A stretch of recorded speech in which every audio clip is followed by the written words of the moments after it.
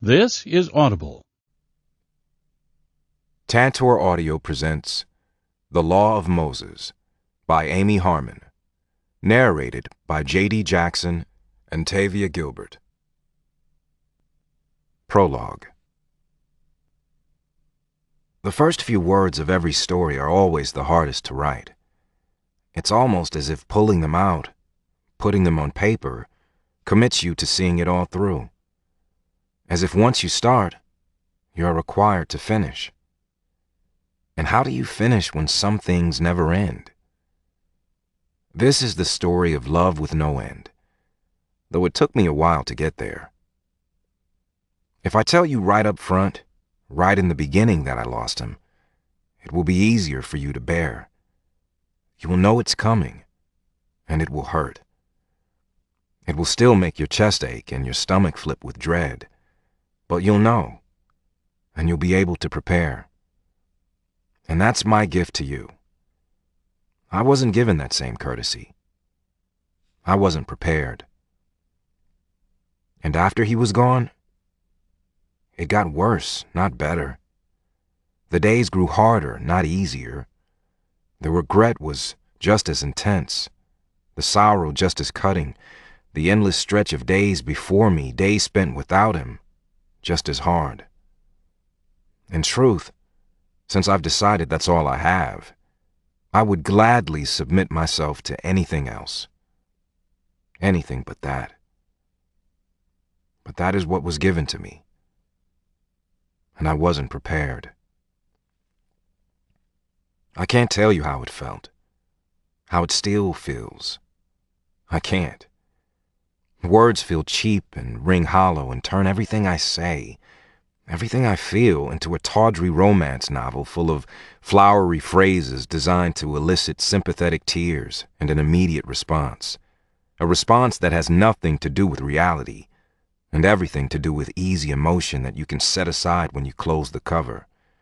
Emotion that has you wiping your eyes and chirping a happy hiccup, appreciating the fact that it was all just a story.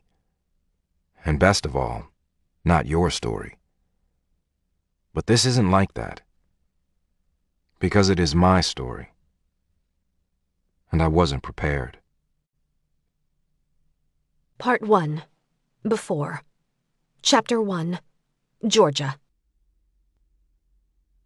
They found Moses in a laundry basket at the quick wash, wrapped in a towel, a few hours old and close to death. A woman heard him cry and picked him up, putting him against her skin and wrapping them both in her coat until she could get help. She didn't know who his mother was or if she was coming back.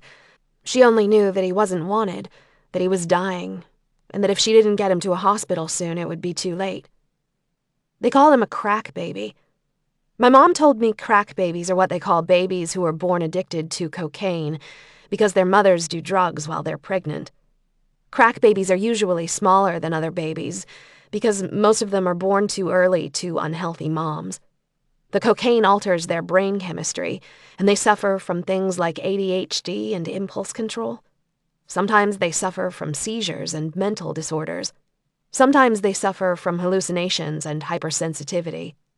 It was believed that Moses would suffer from some of these things, maybe all of these things. They shared his story on the 10 o'clock news. It was a great story, a human interest piece. A little baby left in a basket at a dingy laundromat in a bad neighborhood in West Valley City. My mom says she remembers the story well. The pathetic shots of the baby in the hospital, hanging on to life, a feeding tube in his stomach and a little blue hat on his tiny head. They found the mother 3 days later. Not that anyone wanted to hand the baby over. But they didn't have to. She was dead. The woman who had abandoned her baby in a laundromat was pronounced dead on arrival from an apparent overdose at the very same hospital where her baby lay struggling for life several floors above her. Somebody had found her too, though not in a laundromat. The roommate, arrested that same evening for prostitution and possession, told the police what she knew about the woman and her abandoned baby in hopes of getting a little leniency. An autopsy of the woman's body showed she had indeed given birth very recently, and later DNA testing proved that the baby was hers. What a lucky little guy. He was the baby in the basket in news reports, and the hospital staff dubbed him Baby Moses. But Baby Moses wasn't found by the daughter of the Pharaoh like the biblical Moses. He wasn't raised in a palace. He didn't have a sister watching from the reeds, making sure his basket was pulled from the Nile. But he did have some family. Mom said the whole town was abuzz when it was discovered that Baby Moses's deceased mother was sort of a local girl. A girl named Jennifer Wright, who had spent summers with her grandmother, who lived just down the street from our house. The grandmother was still in the area. Jennifer's parents lived in a neighboring town, and a couple of her siblings, who had moved away, were still well known by many as well. So little Moses had some family after all. Not that any of them wanted a sick baby who was predicted to have all sorts of problems. Jennifer Wright had broken their hearts and left her family tired and shattered. Mom told me drugs do that. So the fact that she left them with a crack baby didn't seem especially surprising. My mom said she'd just been a regular girl when she was younger. Pretty, nice, smart even, but not smart enough to stay away from meth, cocaine, and whatever else she became a slave to. I imagined the crack baby Moses having a giant crack that ran down his body, like he'd been broken at birth.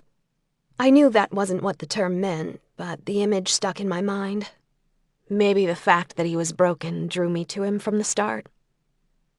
My mom said the whole town followed the story of Baby Moses Wright when it happened, watching the reports, pretending like they had the inside scoop and making up what they didn't know, just to feel important. But I never knew Baby Moses, because Baby Moses grew up to be just plain Moses, juggled between Jennifer Wright's family members, passed around when he became too much to take, transferred to another sibling or parent, who then put up with him for a while before making someone else step in and take their turn. It all happened before I was born, and by the time I met him and my mom told me about him, in an effort to help me understand him and be kind, the story was old news, and nobody wanted anything to do with him. People love babies, even sick babies, even crack babies, but babies grow up to be kids. Nobody really wants messed up kids. And Moses was messed up. I knew all about messed up kids by the time I met Moses. My parents were foster parents to lots of messed up kids. They'd been taking in kids all my life. I had 2 older sisters and an older brother who were out of the house by the time I was 6. I'd been kind of an oops, and I ended up being raised with kids who weren't my siblings and who came in and out of my life in stages and revolving doors. Maybe that was why my parents and Kathleen Wright, Jennifer Wright's grandma and Moses's great-grandma, had several conversations about Moses sitting at our kitchen table. I heard a lot of things I probably had no business knowing, especially that summer. The old lady was taking Moses in for good. He would be 18 in a month, and everyone else was ready to wash their hands of him. He'd spent time with her every summer since he was little, and she was confident they would do well together if everyone would just butt out and let her do her thing. She didn't seem concerned about the fact that the month Moses turned 18, she would turn 80. I knew who he was and remembered him from summer to summer, though I'd never spent any time with him. It was a small town and kids noticed each other. Kathleen Wright would bring him to church for the few Sundays he was in town. He was in my Sunday school class, and we all enjoyed staring at him while the teacher tried to coax him into participating. He never did.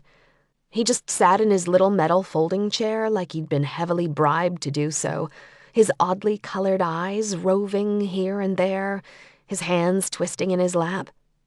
And when it was over, he would race for the door and out into the sunshine, heading straight for home without waiting for his great-grandma.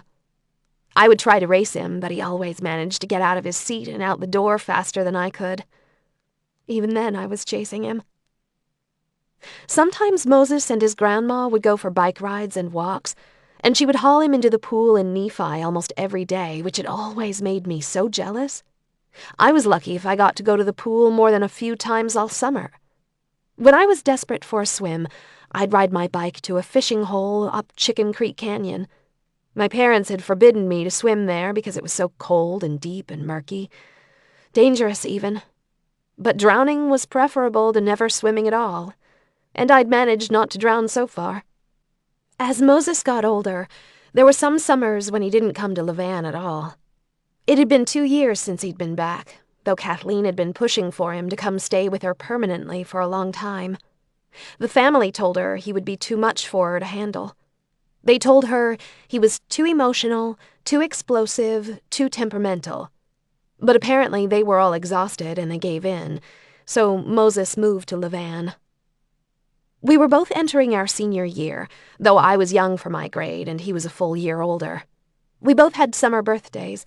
Moses turned 18 July 2nd, and I turned 17 August 28th. But Moses didn't look 18.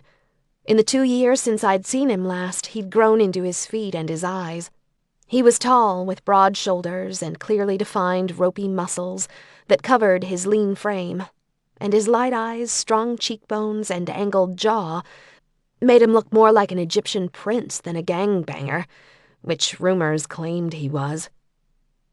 Moses struggled with his schoolwork and had difficulty concentrating and holding still. His family even claimed he had seizures and hallucinations, which they attempted to control with various medications. I heard his grandma telling my mom that he could be moody and irritable, that he had difficulty sleeping, and that he zoned out a lot. She said he was extremely intelligent, brilliant even, and he could paint like nothing and no one she'd ever seen before. But all the medication they had him on to help him focus and sit still in school made him slow and sluggish, and made his art dark and frightening. Kathleen Wright told my mother she was taking him off all the pills. "They turn him into a zombie," I heard her say. "I'm willing to take my chances with a kid who can't hold still and can't stop painting. In my day, that wasn't a bad thing." I thought a zombie sounded a little safer. For all his beauty, Moses Wright was scary-looking. With his tapered body covered in bronze skin and those funky-colored light eyes, he reminded me of a jungle cat. Sleek, dangerous, silent. At least a zombie moves slowly. Jungle cats pounce. Being around Moses Wright was like befriending a panther, and I admired the old lady for taking him on. In fact, she had more courage than anyone I knew. Being one of only 3 girls my age in the whole town made me a loner more often than I liked, especially considering neither of the other girls liked horses and rodeo the way I did. We were friendly enough to say hello and sit by each other in church, but not friendly enough to spend time together or pass the boring summer days in each other's company. It was an especially hot summer. I remember that well. We'd had the driest spring ever recorded, which led to summer wildfires popping up all over the West. Farmers were praying for rain, and the sizzling nerves and skyrocketing temperatures made tempers short and self-control shorter. There'd also been a rash of disappearances throughout the clustered counties of central Utah. A couple of girls had gone missing in 2 different counties, though one was thought to have run away with her boyfriend and the other was almost 18 and her home life was bad. People assumed they were okay, but there had been a few similar disappearances in the last 10 or 15 years that had never been resolved, and it made parents edgy and a little more watchful. And my parents were no exception. I'd grown restless and resentful, itchy in my own skin, eager to be done with school and on with life. I was a barrel racer, and I wanted to hitch the horse trailer to my truck and follow the rodeo circuit, seeking freedom with only my horses, my projected rodeo winnings, and the open road. I wanted that so badly. But at 17, with disappearing females in the forefront of their minds, my parents wouldn't let me go on my own, and they weren't in any position to take me. They promised me we'd figure something out when I graduated and turned 18. But graduation was so far away, and summer stretched out in front of me like a dry, empty desert. I was so thirsty for something else. Maybe that was it. Maybe that was the reason I waded in too far. The reason I got in way over my head. Whatever it was, when Moses came to Levan, he was like water. Cold, deep, unpredictable. And like the pond up the canyon, dangerous because you could never see what was beneath the surface. And just like I'd done all my life, I jumped in head first, even though I'd been forbidden. But this time I drowned. "What are you looking at?" I said sharply, finally giving Moses what I assumed he wanted, which was my attention. All the kids my parents took in soaked up attention like it was as necessary as air, and they were all gasping to breathe. I hated it. Not the fact that they needed it from my parents, but that they also seemed to need it from me. I liked nothing better than being alone with the horses. Horses weren't needy, and everybody else was so needy I thought I was going to lose my mind. Now Moses was here in the barn, watching me, invading my time with Sackett and Lucky, my horses, sucking all the oxygen out of the room the way all the foster kids did. Kathleen Wright had asked my parents if Moses could work out some of his new, unmedicated energy on our little farm. She said he would muck stalls, weed the garden, mow the lawn, feed the chickens, whatever they had available, if they would help keep him busy that summer and into the school year if it all worked out. Those were all my chores, and I was happy to have him help if it meant I wouldn't have to do any of them. But my dad found other things for Moses to do, and Moses worked hard. So hard that my dad was running out of jobs. It would be impossible to keep him busy all summer. Apparently, my dad had included cleaning the barn on the list, and Moses had been stacking hay bales, sweeping, shoveling, and organizing tack like a madman all morning. I didn't know whether or not I wanted him there, especially when he stopped suddenly and just stood, hands at his sides, staring. But Moses wasn't looking at me. He was staring over my shoulder, and his yellowish-green animal eyes were huge. He was holding perfectly still, which I'd never seen him do, not even once since he arrived. Moses didn't respond to my question, but his fingers moved, flexing and closing like he was trying to improve his circulation. It was what I did while waiting for the bus when I forgot my gloves. But it was June, unseasonably hot, and I doubted his fingers were cold. "Moses!" I barked, trying to snap him out of it. The next thing I knew, he would be writhing on the floor, twitching, and I would have to do mouth-to-mouth or something. The thought of putting my lips on his lips made my stomach feel strange. I wondered if I could press my mouth to Moses's, even if it was just to force air into him. He wasn't ugly. I felt that funny swoosh once more, a slipping in my gut that wasn't exactly unpleasant. Moses wasn't ugly at all. He was strangely beautiful. Different looking, especially those weird wolf eyes, and I had to admit to myself on Moses, different looked good. It looked cool. Too bad he was cracked. My parents used horses for therapy with the foster kids. In fact, theirs was a world-renowned program, all nonverbal kind of stuff, because horses can't talk. That was something my parents said in their sales pitch to make people laugh and put them at ease. Horses can't talk, but sometimes kids can't talk either, and equine therapy, a fancy term for bonding with a horse and figuring things out about themselves by watching the horse, was how my parents made a living. That, and my dad was a vet, which was what I wanted to be when I grew up. Our horses were well-trained and used to kids. They knew to stand still when a kid approached, when a child was near. They were unfailingly patient. They would allow a stranger to slip a bridle on, even curling their lips to allow the bit. And children responded to them in ways that had the grown-ups using words like miracle and breakthrough whenever the troubled kids my parents took in returned to their families or moved on from ours. Moses had been hanging around for the last 2 weeks, working, weeding, eating. Holy crap, could he eat? And generally getting on my nerves because he was so unsettling. He didn't do anything wrong, exactly. He just made me jittery. He didn't talk to me, which I convinced myself was his only redeeming quality. That and his cool eyes. And his muscles.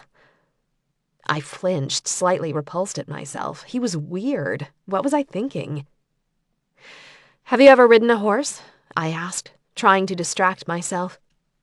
Moses seemed to tear himself away from the daydream that had him standing and staring off at nothing. His eyes refocused on me briefly, but he didn't respond, so I repeated myself. He shook his head. "No? Have you ever been close to one?" He shook his head once more. "Come on, come closer," I said, nodding toward the horse. I was thinking maybe I could help Moses with some equine therapy, just like Mom and Dad. I'd seen them work. I thought maybe I could do what they did. Maybe I could fix his cracked brain. Moses stepped back like he was afraid. In the weeks he'd been working on the farm, he'd never gotten close to the animals, ever. He just watched them. He watched me, and he never talked. Go ahead. Sackett's the best horse ever. At least give him a pat. I'll scare him, Moses responded. I was startled once more. It was the first time I'd heard him speak. And his voice wasn't two-toned like my foster brother Bobby's and so many other boys', as if it was hovering between the steps that would eventually take him to the basement, squeaking and shifting, before finally sinking into position. Moses's voice was deep and warm and so soft it tickled my heart a little as it settled on me. No, you won't. Sackett doesn't get excited about anything. Nothing scares him or makes him nervous or anything. He would sit here all day and let you hug him if you wanted to. Now, Lucky, on the other hand, might bite off your hand and kick you in the face, but not Sackett. Lucky was a horse I'd been wooing for months, a horse someone had given my dad as payment for services they couldn't afford. My dad didn't have time for Lucky's attitude, and he had turned him over to me and said, "Be careful." I had laughed. I wasn't ever careful.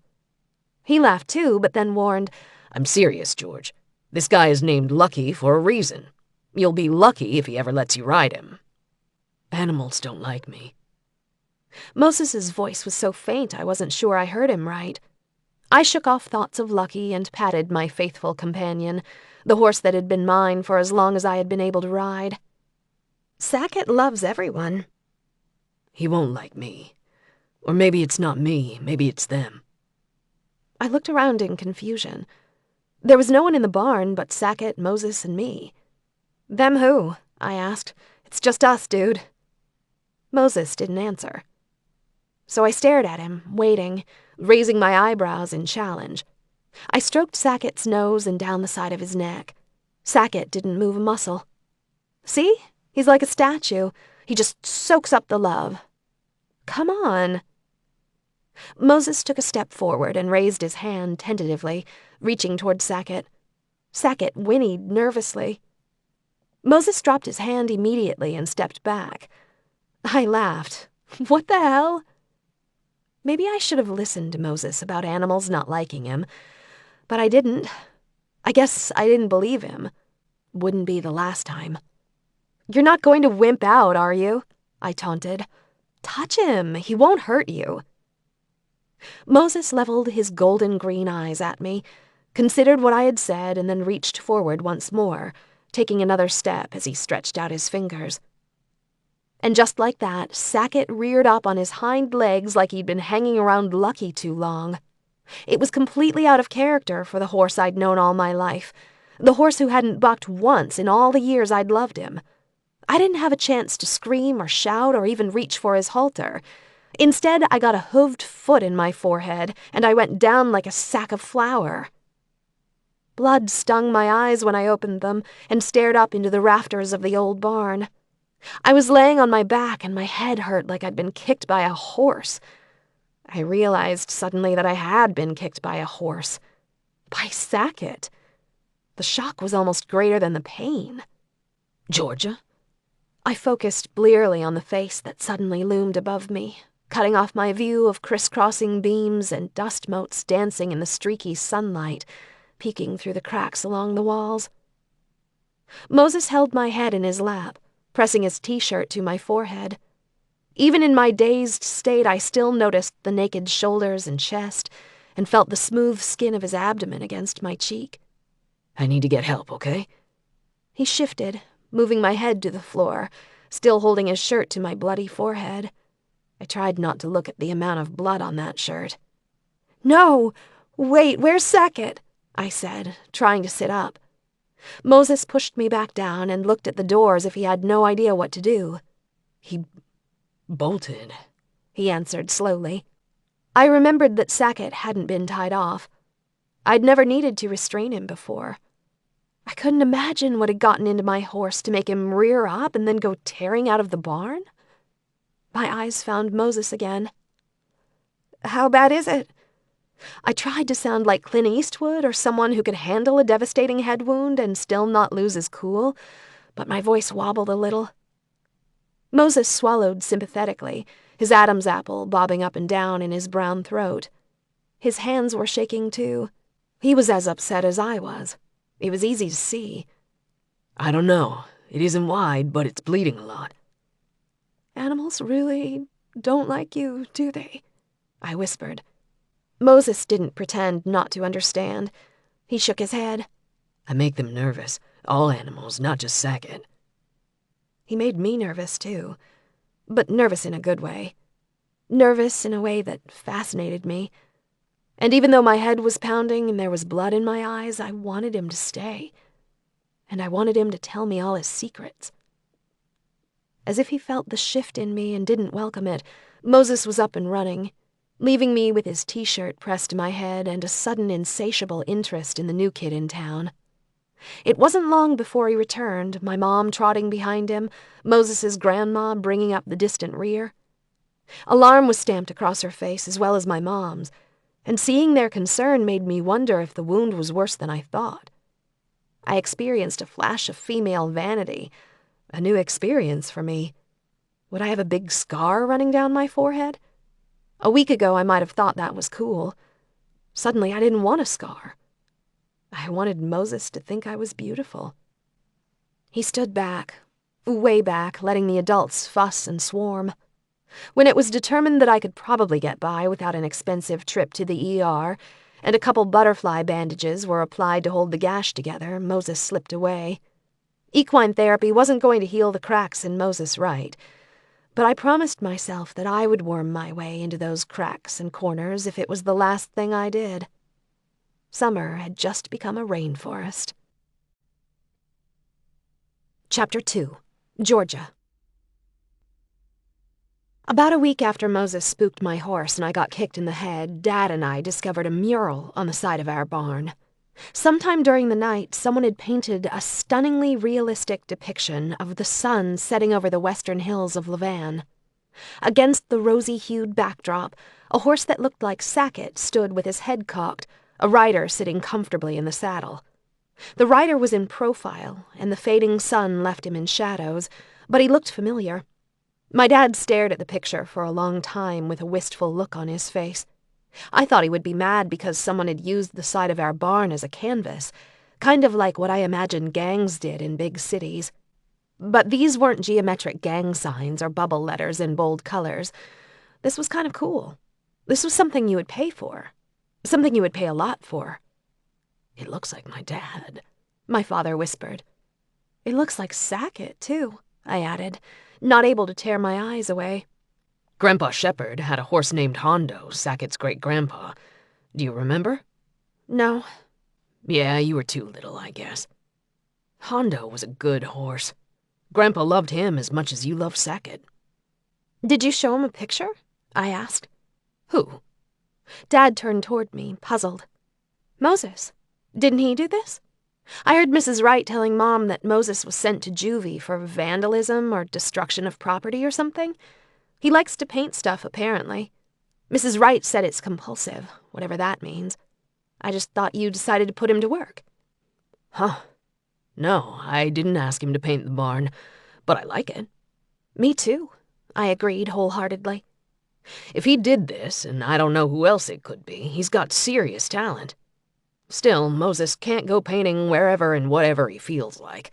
The next thing you know, the house will have an Elvis mural on the garage. Mom would love that. My dad laughed at my sarcasm, but he hadn't been kidding around. That evening, he announced that he was heading over to visit with Moses and Kathleen Wright, and I begged to go along. I want to talk to Moses, I said. I don't want to embarrass him, George, and having you there while I get after him will definitely embarrass him. This conversation doesn't need an audience.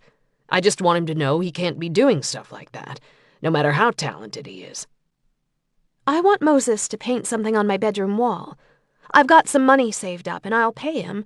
So you tell him he can't paint wherever he wants, and then I'll give him a place where he can. Would that be all right? What are you going to have him paint?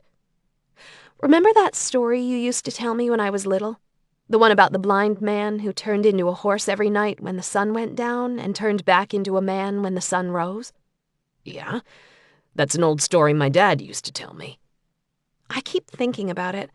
I want the story on my wall, or at least the white horse running into the clouds. Ask your mom. If it's okay with her, it's okay with me. I sighed heavily. Mom would be a harder sell. It's just paint, I grumbled. Surprisingly enough, Mom was fine with the paint, but she was a little worried about Moses in my room. He's intense, Georgie. He scares me a little. I don't know how I feel about you two being friends, honestly. I know that's not very generous of me, but you're my daughter, and you have always been drawn to danger like a moth to a flame. He'll be painting, Mom, and I won't be there in a lace negligee while he does. I think I'll be safe. I winked. My mom swatted my butt and gave in with a laugh. But truthfully, Mom was wise to warn me away. She was right. I was absolutely fascinated by him, and I didn't see the fascination dying any time soon. And so Dad and I were off, knocking on Kathleen Wright's back door a little after sundown. Moses was at the kitchen table eating the biggest bowl of cornflakes I'd ever seen, and his grandmother sat across from him, peeling an apple in one long, curling red ribbon. I wondered suddenly how many apples she'd practiced on in her 80 years to hone the skill. I won't ever paint on your property again, Moses said sincerely, after my dad gently told him that painting on our property without permission wasn't acceptable. Kathleen seemed a little upset, until my dad reassured her that the painting was beautiful and he didn't want Moses to cover it up. She relaxed after that, and I seemed to be the only one who noticed that Moses hadn't promised not to paint on someone else's property ever again, just ours. You captured a good likeness of my father, my dad added, almost as an afterthought. He would have liked your painting. I was trying to draw you, Moses said, his eyes not quite meeting my dad's. For some reason, I was sure he was lying, but didn't know why he would. It made a whole lot more sense that he had used my dad as an inspiration. He certainly hadn't known my grandpa. Actually, Moses, I inserted myself into the conversation. I wondered if you could paint a mural on my bedroom wall. I'd pay you. Probably not as much as you're worth, but it's something. He looked at me and looked away. I don't know if I can. His grandma, my dad, and I stared at him, dumbfounded. Proof that he definitely could was plastered all over the side of our barn. I have to be inspired, he finished weakly, throwing up his hands, almost as if he were trying to push me away. I can't just paint anything. It doesn't work that way. Moses would love to, Georgia, Kathleen interrupted firmly, and leveled a warning gaze at her great-grandson. He'll come by tomorrow afternoon to see what you want done. He pushed his empty bowl away and stood up abruptly. I can't do it, Grandma. Then he addressed my dad. No more paint on your property, I promise. And with that, he left the room. It was 2 weeks before Moses and I ran into each other again, though the circumstances were even more unpleasant than the first time. The Ute Stampede in Juab County is bigger than Christmas for most of the people who live here. 3 days and 3 nights of parades, the carnival, and of course the rodeo.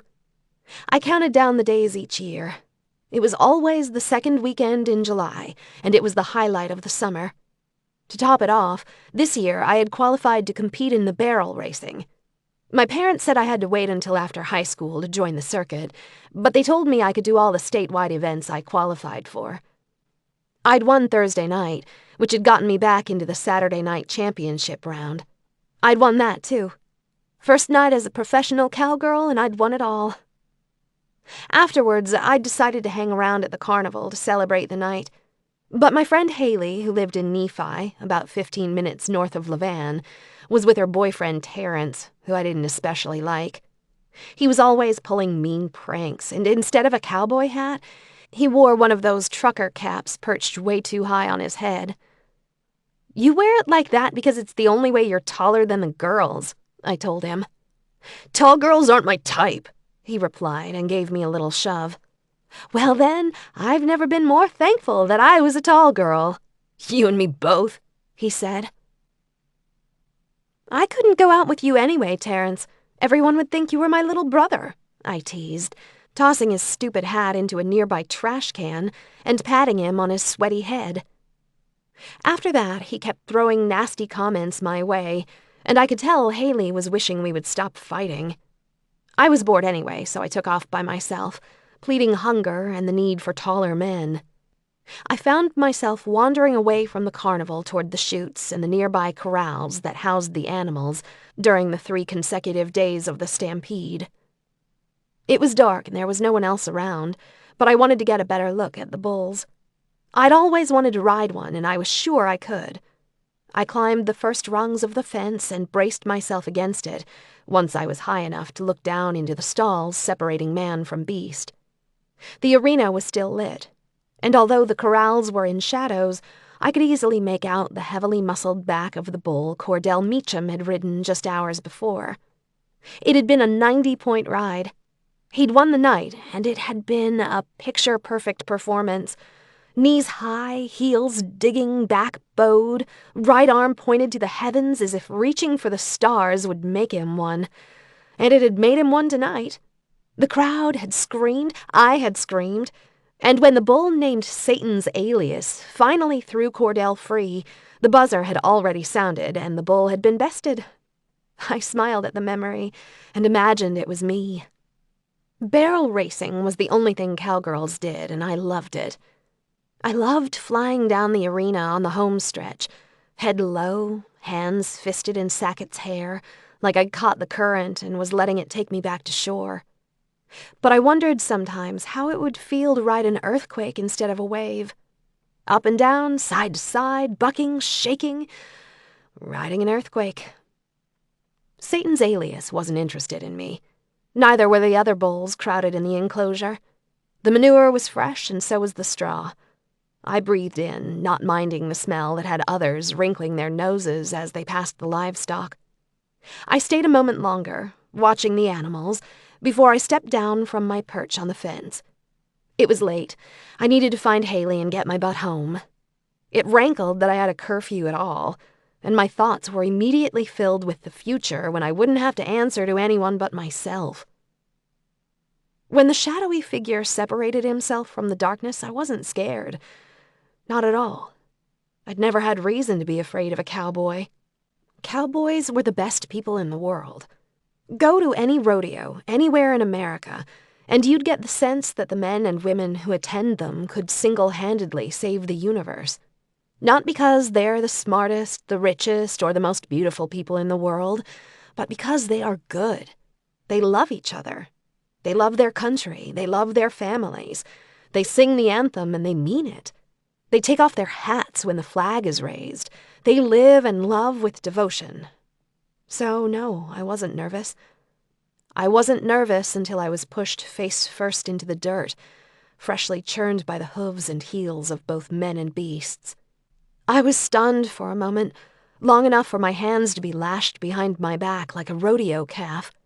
The man knew how to rap and release. I arched and tried to scream. I sucked in a mouthful of manure-flavored muck and knew I was in deep shit. My mind recognized the pun, even as I felt hands on the waistband of my jeans. And that's when I got well and truly pissed, the shock shifting to outrage the moment I felt his hands where they had no place being. I reared up and found his face with the back of my head. He swore and shoved my nose back into the mud, hog-tying my heels to my hands before he turned me over. It was an impossible position, my legs and arms bent beneath me, all my weight on my head and neck, my quadriceps screaming as he pushed mud into my eyes and held his hands over my face as my blinded, grit-filled eyes went wild. My nose was filled with mud, and with his hands over my mouth, I couldn't breathe. I gasped and bucked and tried to bite his fingers.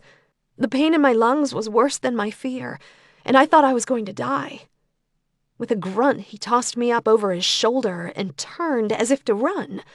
Then he froze, caught in indecision as a car door slammed close by and somebody called my name. He dropped me, just like that, and he was gone. I thought I heard him curse as he ran, the sound of his boots smacking the ground as he bolted. I didn't recognize his voice. From the moment he stepped out of the shadows to the moment he stepped back in, maybe 60 seconds had passed. Surely another rodeo record. The rope around my wrists and feet hadn't loosened when he tossed me, but falling so abruptly and hitting the ground without being able to break my fall had knocked the air out of me. I gasped and choked and rolled to my side so that I could spit out the filth in my mouth. I could feel my belt buckle digging into my hip. He'd pulled at my wranglers and my belt had come loose. I couldn't stand up. I couldn't even wipe my eyes. I lay like a rodeo calf, helpless and hog-tied. I tried to wipe my face against my shoulder, just to remove some of the grit from my eyes so at least I could see. I had to be able to see so that if he came back I would be able to identify him, so I would be able to protect myself, so I would be able to attack. I don't know how long I laid there. It could have been an hour, it could have been 10 minutes, but it felt like years. I swore I had heard someone call my name. Wasn't that why he ran?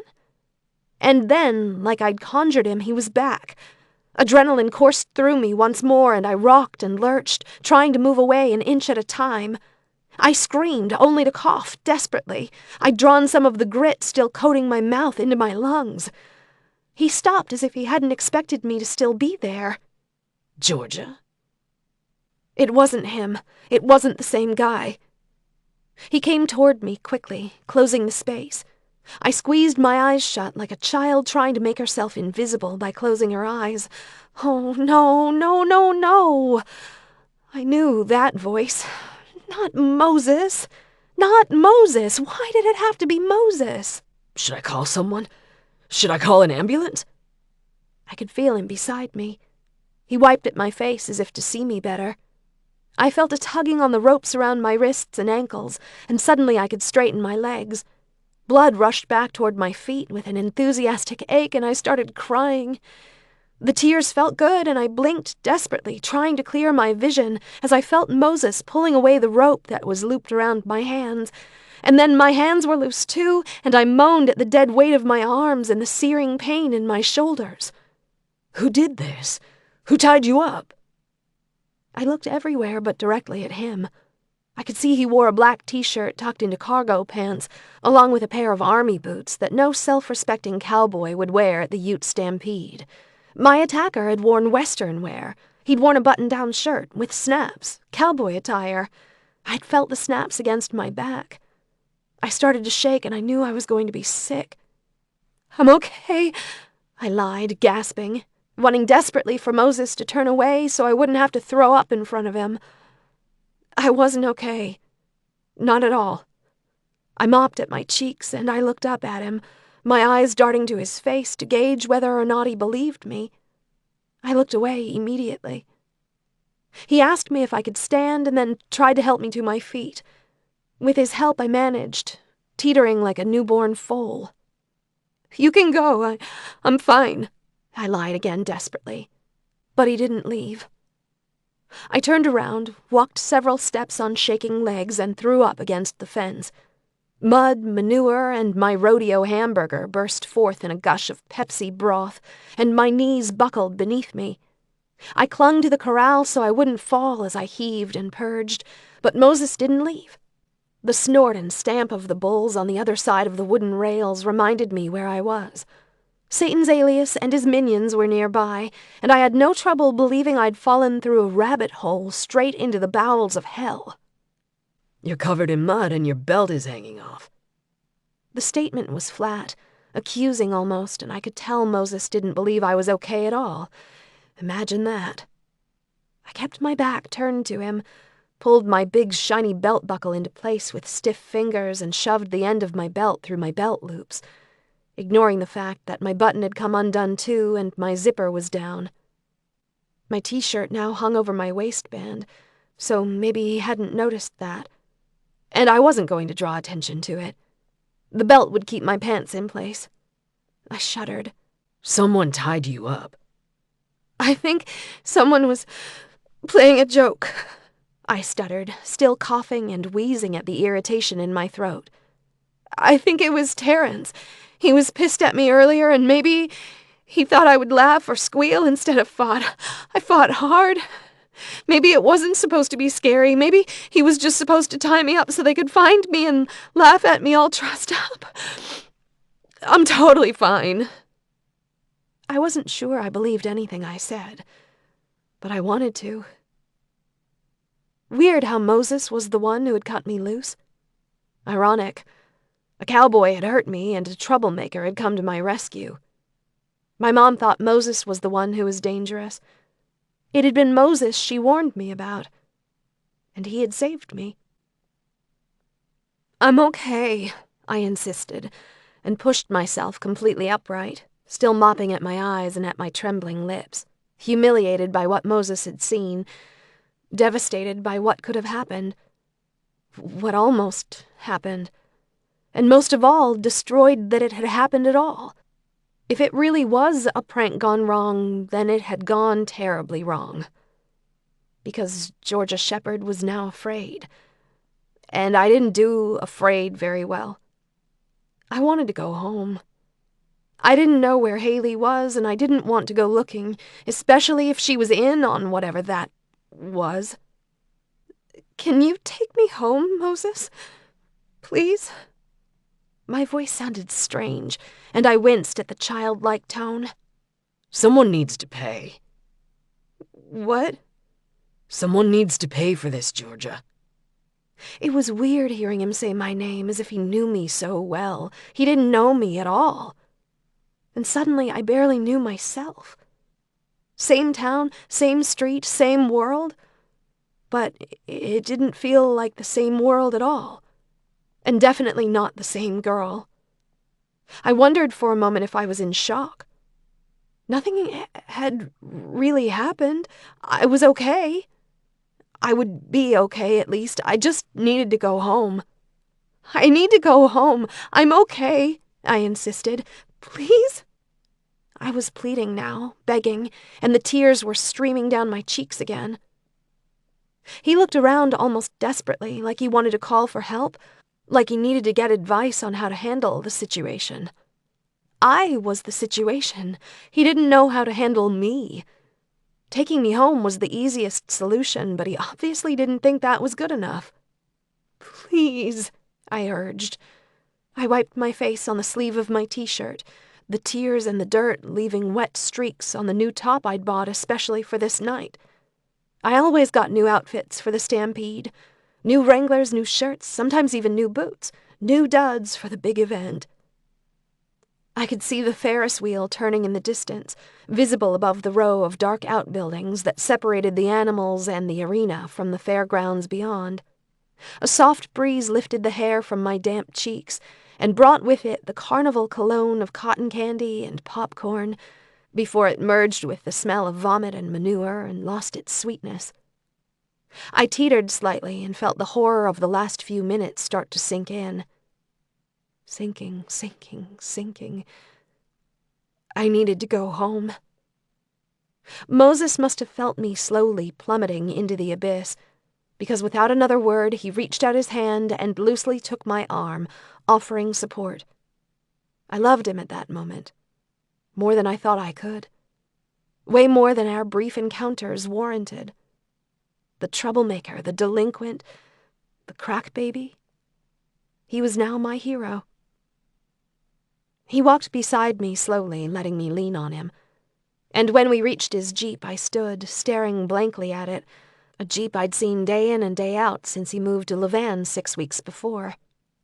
I had been jealous of his cool wheels when I only had an old farm truck to drive, a truck that didn't go above 40 miles per hour. I'd been jealous before. But now I was so grateful for it, I wanted to fall to my knees and give thanks. Moses gently urged me up into the passenger seat and buckled me in. The buckles were more like harnesses, and I welcomed the relative safety, even as I worried about the fact that the Jeep had no roof and no doors. Moses, Jeeps, seatbelts, home, Moses, I listed, not even aware I was speaking out loud and not caring that I'd repeated Moses twice. He'd earned 2 spots tonight. What? Moses leaned in and lifted my chin, his eyes worried. Nothing. Habit. When I'm stressed, I list the things I'm grateful for. He didn't say anything, but he kept looking at me as he climbed in and started the Jeep. I felt him watching me as he maneuvered his way across the gravel, around the corrals and horse trailers, through the parking lot and out onto the road. The wind roared into our faces, tangled in my hair and pushed against my body as we sped down the highway, leaving the fairgrounds, the glittering Ferris wheel and the happy sounds that had given me such a false sense of security behind us. Those sounds had lulled me and lured me in all my life. Now I wondered how I would ever go back. Chapter 3. Moses. I had gone to the rodeo for Georgia, not because I had some premonition that she needed me, or even some hope that she wanted me to be there. Definitely not because I expected to find her tied up, covered in mud, crying because someone had tried to hurt her or scare her, or take her. She said it was probably a prank. I wondered what kind of friends pulled pranks like that. I wouldn't know. I didn't have any friends. My grandma had presented me with an extra general admission ticket that afternoon and informed me that Georgia was competing in the barrel races and you don't want to miss it.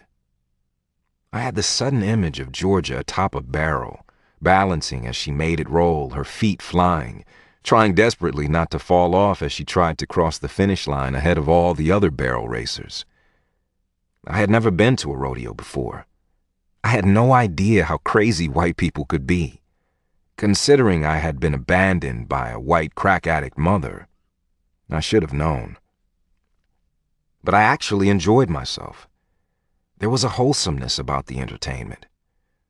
Lots of families and flag waving and music that made me wish I'd worn a cowboy hat, no matter how stupid I would have looked in it. I ate 6 rodeo burgers, which may have been the best thing I'd ever eaten in my life.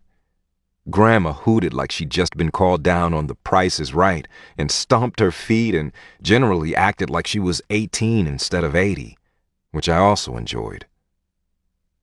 Roping, riding, cowboys being flung like rag dolls from bucking horses and twisting bulls, and girls like Georgia, riding like they'd been born in a saddle. I was pretty sure Georgia had. I'd seen her ride plenty of times when she thought I wasn't watching. I'd avoided Georgia since the incident in the barn. I didn't know what to do with her. She was a wild card. She was a small-town girl with a simple way of speaking and thinking, a frank way of being that turned me on and turned me off at the same time. I wanted to run from her. But at the same time, I spent all my time thinking about her. I watched Georgia fly into the arena on her pale horse, dust swirling, hair streaming out behind her, hugging the strategically placed barrels with a grin so huge I knew she was enjoying her flirtation with death. I knew horses were to her what painting was to me, and as I watched her fly, I desperately wanted to paint her. Just like that, full of life and motion, completely unbound. I usually painted when the images in my head became too much to contain and then spilled out in furious frustration. I had rarely painted pictures just for the joy of it, just for the pleasure of painting something that appealed to me. And Georgia, in front of a screaming crowd hurtling around a dusty arena, had somehow become something that appealed to me. I left before it was all over, Grandma assuring me she was riding with the Stevensons and didn't need me to stay. I drove around aimlessly, with no desire to brush up against people at the carnival, ride the Ferris wheel, or watch Georgia with her friends celebrating her winning ride. I was sure she had friends, and I was sure I was nothing like them. I drove and drove, and then I felt it coming on. The warning that rose in my veins and made my neck and ears throb with heat. I turned up the radio, trying to use sound to drown out sight. It didn't work very well. Within a few seconds, I saw a man by the side of the road. He just stood, looking at me. I shouldn't have been able to see him. It was dark, and it was a country road, lit only by moonlight and the headlights of my Jeep. But he stood illuminated, as if he'd borrowed light from the moon and wrapped himself in it. I recognized him almost immediately, and the images started to flood my brain. They were all of Georgia. Georgia with her horse, Georgia leaping fences, Georgia falling to the ground in the barn when I'd spooked her horse. The image kept repeating, Georgia falling, Georgia falling, Georgia falling. It didn't scare me. I'd seen her fall. It was in the past, and she was fine. But then I wondered if maybe she wasn't. I wondered if this man, the man on the side of the road, the same man I'd seen in Georgia's barn when Sackett reared up and kicked Georgia, the man I'd painted on the side of that same barn because he kept coming back. I wondered if he was trying to tell me something. Not about his life, but about Georgia's. And so I turned the Jeep around and went to the fairgrounds. I didn't park in the lot, but crept around from the side, weaving around the outbuildings and the horse trailers as if I had any idea where I was going. I thought I caught another glimpse of the shadowy man. Or was it just a flash of light, a cowboy needing a smoke? I came to a stop, stepped out of my Jeep, and called George's name. I felt ridiculous, and I stayed still for a minute, unsure, unwilling to join the masses that moved beneath the colorful carnival lights 100 yards away. I was more comfortable watching from the dark. Someone ran into me from behind, making me lurch forward and stumble, careening into me and then away from me, disappearing into the night without apology and without giving me a chance to push back. Drunk cowboy. But after that, there was silence, peppered only with the stomp and snort of the animals penned and quartered nearby. I didn't want to go any closer to the animals. I might cause a stampede of my own. I headed toward the carnival and walked the perimeter, searching for Georgia from the sidelines. And then I saw the man again. Georgia's grandfather. He was standing by the darkened entrance to the arena. He didn't call to me. They never did. They just filled my head with their memories. But no images came. He just stood in a swath of pearly moonlight, and I walked toward him until I was back to where I'd started. He disappeared as I approached, but something gleamed at my left, disappearing around the chutes, beneath the grandstands, closer to the animals. And that's when I found Georgia. Georgia. I told my parents what happened at the stampede. I had to. I also told them that I thought it might be Terrence who had tied me up. Moses came inside with me and stood anxiously by the door, not making eye contact with anyone in the room, his eyes glued to the floor. My parents urged him to sit, but he refused, and they finally let him be, ignoring him as studiously as he ignored them. What was already a late night became much later as my parents reacted with alarm, unending questions, and finally a phone call to the sheriff, who fortunately lived on the outskirts of Levan and not on the other side of the county. My parents called Moses's grandma and told her he would need to stick around to tell a sheriff what he saw. She ended up coming right over, bustling in the back door like it was 10 a.m. instead of 2 a.m. She patted Moses's cheek and gave him a squeeze before she moved to me and wrapped me up in her arms.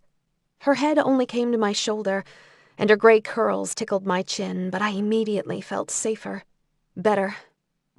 She sat down at the table, and I went and showered the dirt from my skin and hair while we waited for the sheriff to arrive.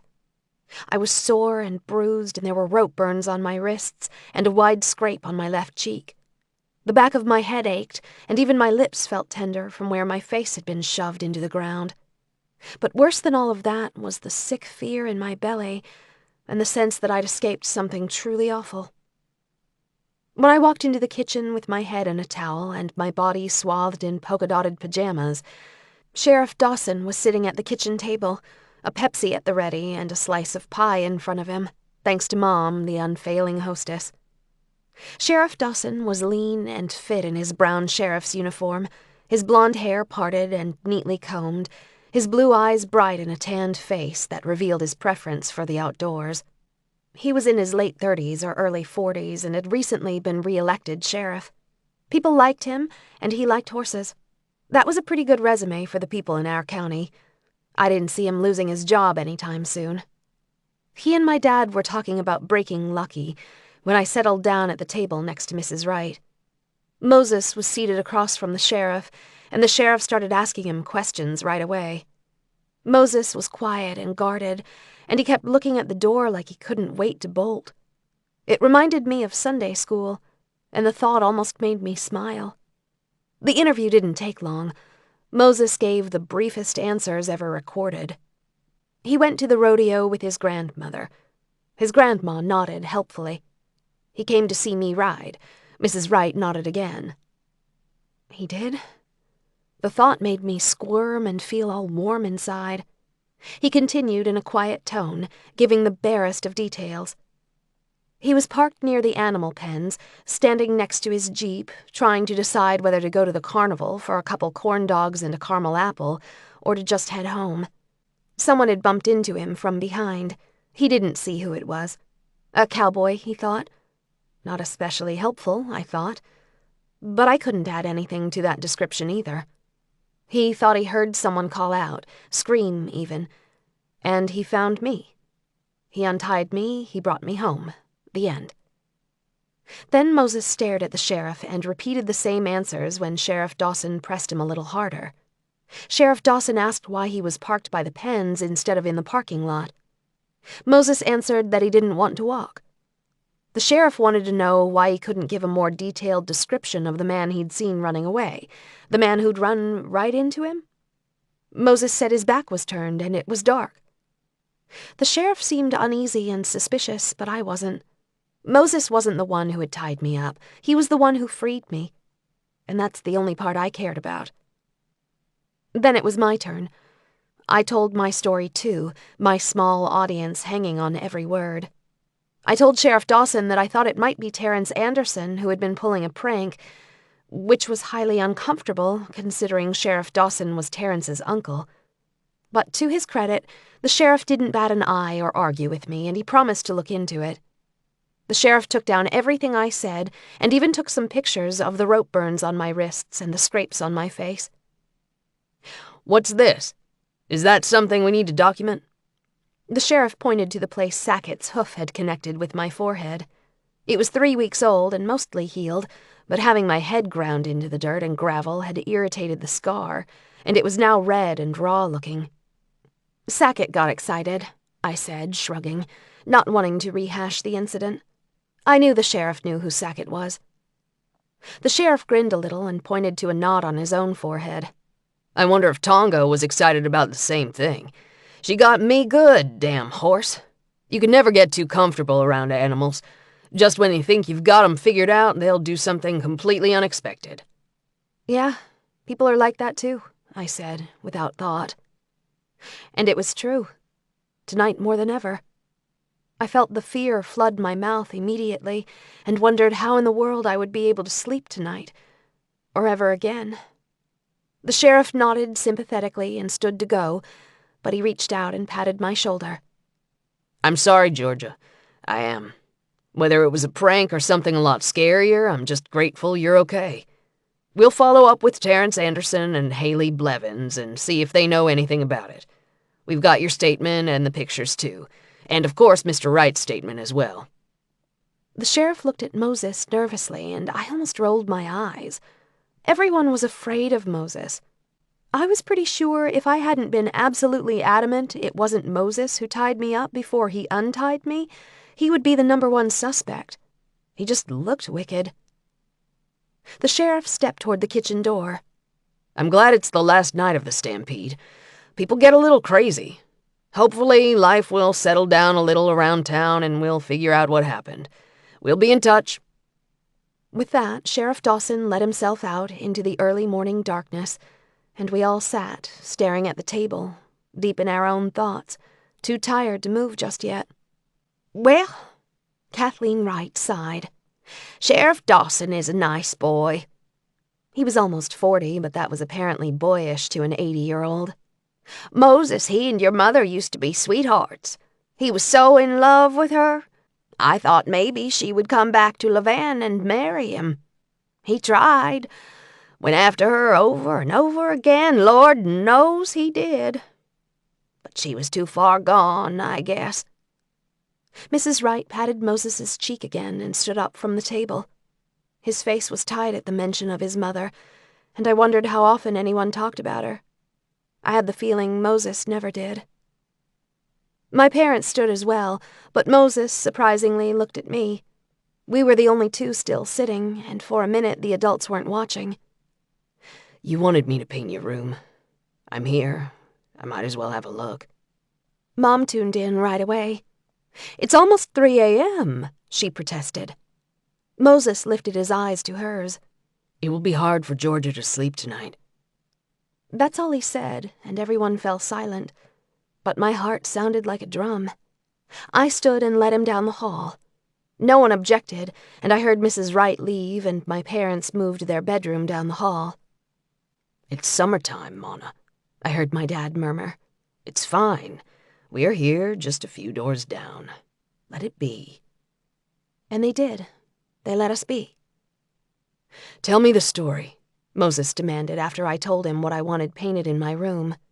He stared at the blank white wall I had cleared 2 weeks ago, in hopes he would agree to do the mural. My tastes were basic, plain even, and I prided myself on the lack of frills and the rows of books that lined the shelves, all westerns except for Where the Red Fern Grows, Summer of the Monkeys, and another long row by Dean Koontz. After Louis L'Amour, he was my favorite. "Do you like to read?" I asked, pointing at my little shelf. Moses eyed my books. "Yes." His answer surprised me. Maybe it was his reputation as a gang-banging delinquent. Maybe it was because of the way he looked. But he didn't seem like the type who enjoyed sitting quietly with a book. "What's your favorite book?" I sounded suspicious, and his eyes tightened. "I like Catcher in the Rye, The Outsiders, 1984, Of Mice and Men, Dune, Starship Troopers, Lord of the Rings. Anything by Tom Clancy or J.K. Rowling." He said J.K. Rowling quickly, like he didn't want to admit to being a Potter fan, but I was stunned. "You've really read all those books?" I'd read The Outsiders and liked it, but hadn't read any of the others. I wondered if he was lying to me. "No Stephen King or Dean Koontz?" I added, trying to find something we had in common. "Green Mile and The Girl Who Loved Tom Gordon, but nothing else by Stephen King, and Dean Koontz knows too much." "What do you mean?" Moses shook his head, not explaining. "I can't imagine you holding still long enough to read." "I can hold still when my mind is occupied. TV makes me crazy. Usually music does too, but I like stories." His eyes found mine again. "You were going to tell me yours." "Oh, yeah, the story. It's a story that my grandpa used to tell my dad when he was a boy, and my dad then told me. I don't know where it comes from, actually, but it always felt real to me." "Your grandpa? The one your dad mentioned the other night, the one he thought I painted?" "Yes." Moses looked strangely relieved. I stared at him for several long seconds, trying to decipher his expression. "Go on," he said. "There was a blind man who lived in a small western town. He hadn't been blind all his life. An illness had taken his eyesight when he was a little boy. Along with his eyesight, he'd lost his freedom. He had to have someone lead him around if he went outside. He had to have someone do most of his cooking and cleaning. And worst of all, he wasn't able to see his horses or the hills around his home. One night he had a dream that he was running in the mountains. When he stopped to drink from a cool stream, he saw his reflection in the water. He wasn't a man anymore, but a beautiful white horse that could run for miles without tiring. When the man woke in the morning, the woman who came and helped him each day noticed his hands and the bottom of his feet were filthy, even though he'd taken a bath the night before. He dreamed the same dream the next night, and in the dream the horse caught his foreleg on a branch as he leaped over a log. It was just a scratch on the horse's leg, but in the morning when the man awoke, he realized he had a long scratch on his leg, exactly where he, the horse, had been wounded in the dream. The words came as easily to me as reciting the Pledge of Allegiance. I'd been told the story so many times as a child that I was probably using the very same words, the same descriptions that had been used then. Then people started seeing the white horse at night, and as the rumors reached the blind man, he realized that he wasn't dreaming. He was actually turning into a horse at night, running and leaping, seeing all the things he hadn't seen for so long, but through the eyes of this beautiful animal. He didn't dare tell anyone, because he knew how crazy it was. But crazy or not, it was the truth. Night after night, he continued to turn into a horse, and night after night the sightings continued, until a few men in the town made plans to capture the beautiful white horse. The men did as they planned, and between the three of them, they cornered the horse. But just when they thought for sure they had it, the horse leaped the fence and ran straight into the clouds, disappearing forever. The next day, when the woman went to the blind man's house to make him his breakfast, he was gone, and he never came back home. No one ever knew what had happened to him, but the woman always suspected the truth, because the bare footprints leading down his front walk became hoofprints in the soft mud of the yard. Moses had been staring at my face as I talked, but his eyes had grown distant and unfocused, as if he wasn't really looking at me at all. "Can I take up more than one wall?" he asked. Sure. I scrambled up and started pulling down pictures and yanking out thumbtacks. Before long, my furniture was in the middle of the room, and Moses was wildly sketching with what he called a grease pencil. He pulled a few of them out of his pockets, as if he carried them wherever he went. I watched in fascination as Moses became lost in the story I'd shared with him. He rarely stepped back to see what he'd sketched, and his hands flew. He was using both hands interchangeably, and before long he had a pencil clasped in each and was drawing frantically with both hands at once. It was mind-boggling to behold. I could barely write with my left hand, not to mention draw, and draw while my other hand was doing something else. Moses didn't speak to me, and the one time I interrupted him, when it was close to dawn and my eyes were growing heavy, he looked at me blankly like he'd forgotten I was there. "Let's stop. I can't stay awake," I yawned. "And I don't want to miss anything. You're a genius. You know that, right? Maybe you'll be famous one day and they'll turn my room into a Moses Wright museum." He started shaking his head immediately. "I don't want to stop," he said, and his eyes pled with me. "I can't stop yet. If I do, I might not be able to finish."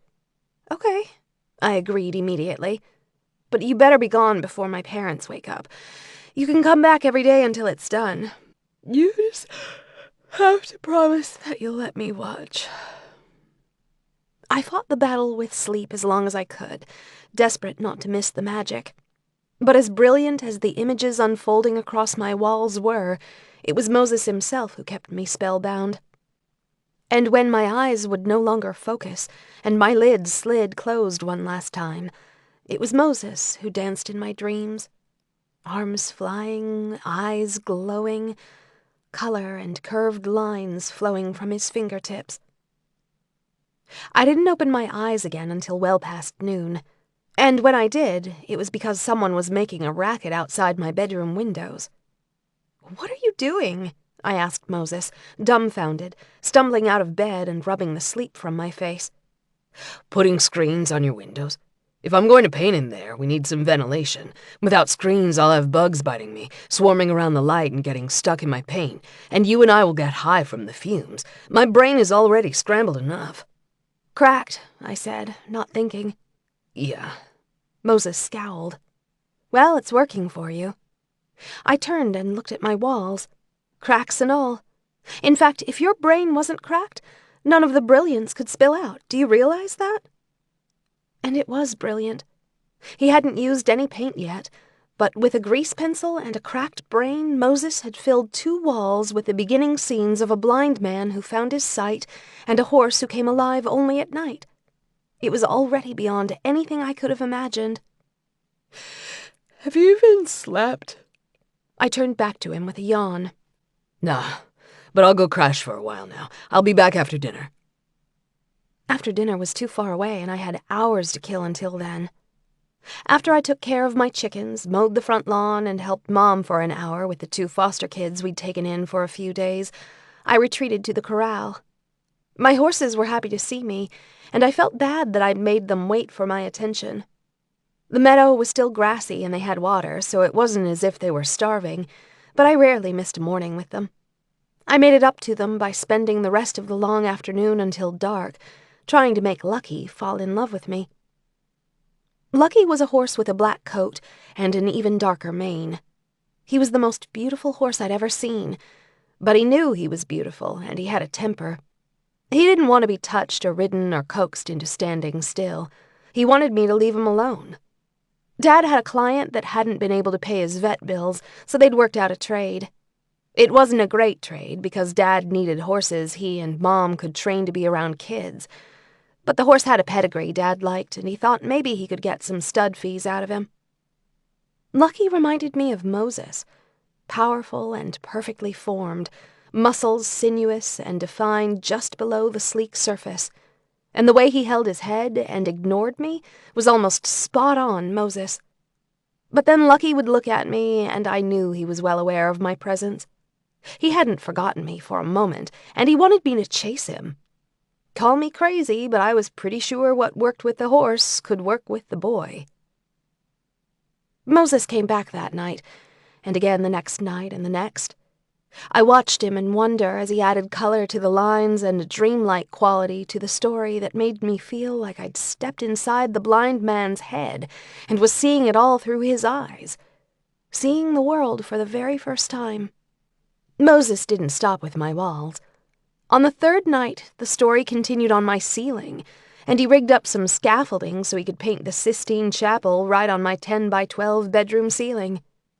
I had to admit I didn't know about the Sistine Chapel until Moses told me all about Michelangelo as he assembled the platform he intended to lie on while he painted.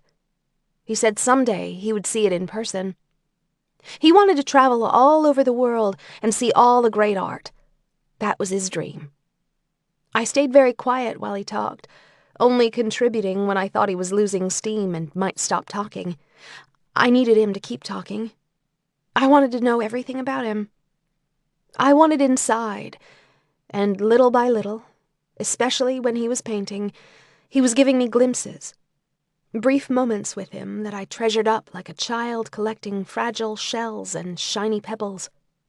And when he wasn't with me, I took out those treasures and turned them over and over in my mind, studying them from every angle, learning him. My parents didn't know what to think about my room. Nobody did.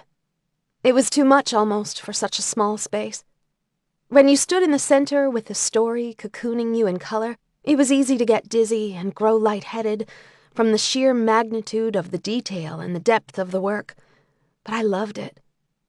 I left my furniture arranged like a little island in the center of my room so nothing covered the walls, and I strung golden twinkle lights around the edges so that when I turned off my bedroom lamp to sleep, the little lights would cast the blind man's dream in a soft, warm glow.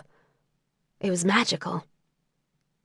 I felt like an idiot when I handed Moses $100 the night he finished. I was pretty sure it would barely cover his paint and supplies, but it was all I had, and I'd had no idea what I was getting into when I asked him to paint a mural on my wall. He actually seemed pleased by the money, like he'd forgotten he'd been commissioned, and thanked me sincerely, folding the bills inside a soft leather wallet and shoving it into the pocket of his jeans. Chapter 4. Georgia.